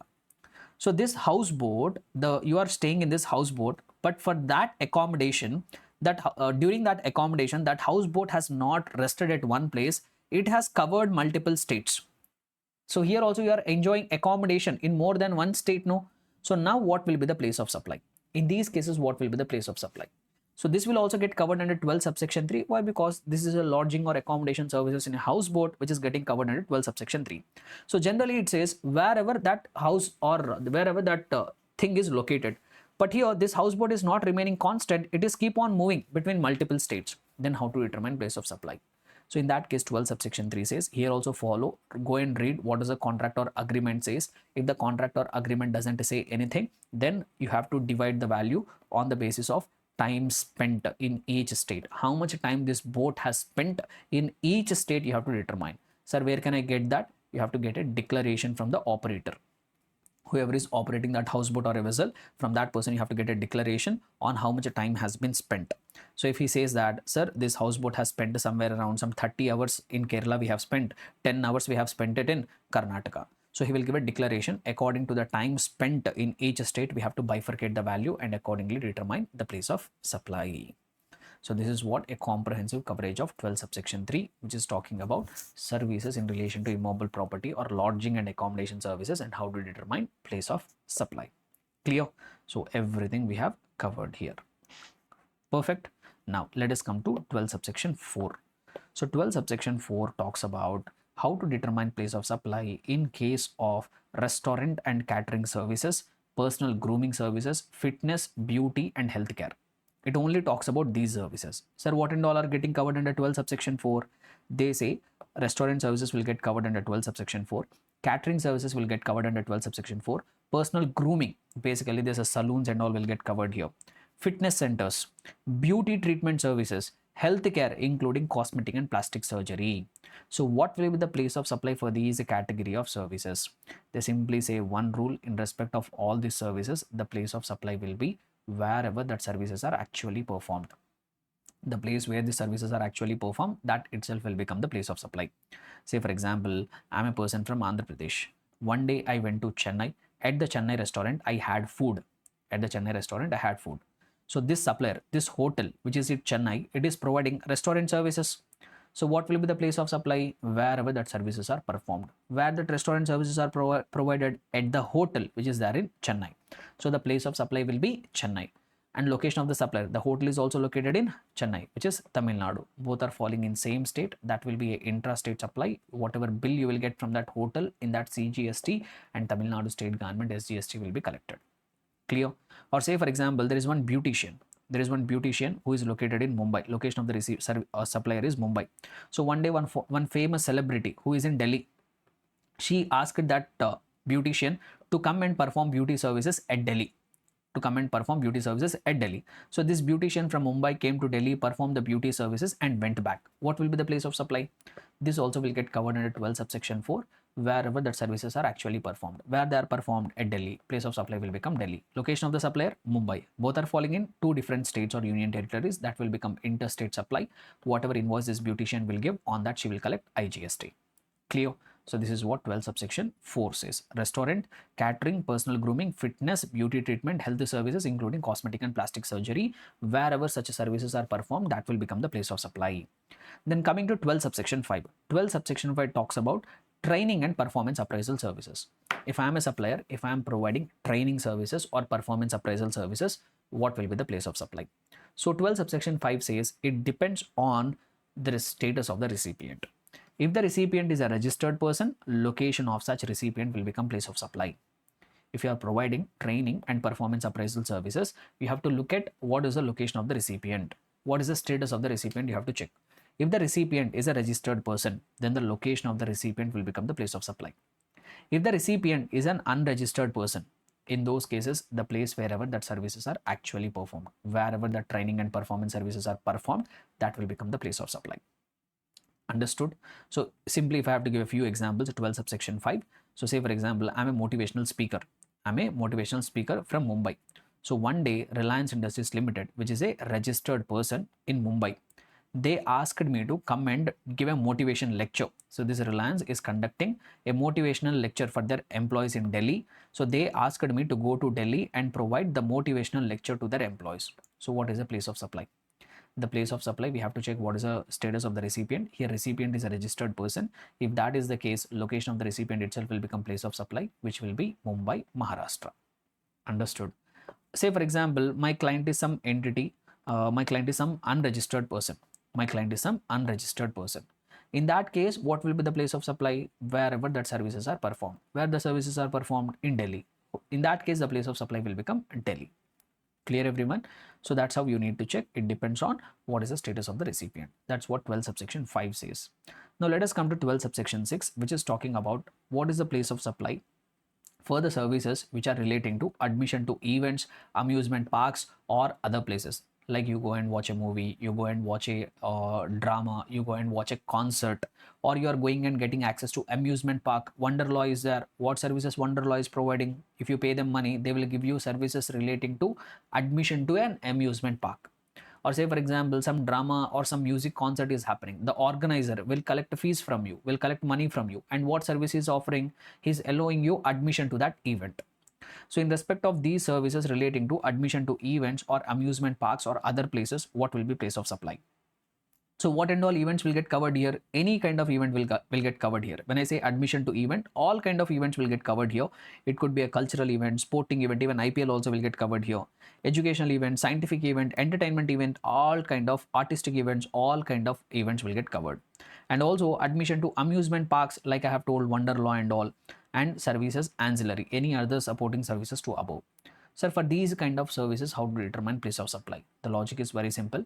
Wherever that event is actually held, or wherever that park or such other places located. So basically, say for example, I'm a person from Chennai. I want to go and enjoy in the Wonderlaw, which is located in Bangalore. So I go to Bangalore, I buy a ticket, and they allow me to enter the amusement park, which is located where? Bangalore. The place of supply will be what? Bangalore. So like this, wherever that park or such place is located, or wherever that event is getting performed, that itself is going to become the place of supply. Clear? So what and all we have covered till now? 12 subsection 3, which is talking about services in relation to immobile property or lodging or accommodation services. 12 subsection 4, restaurant, catering, beauty treatment, healthcare services, etc.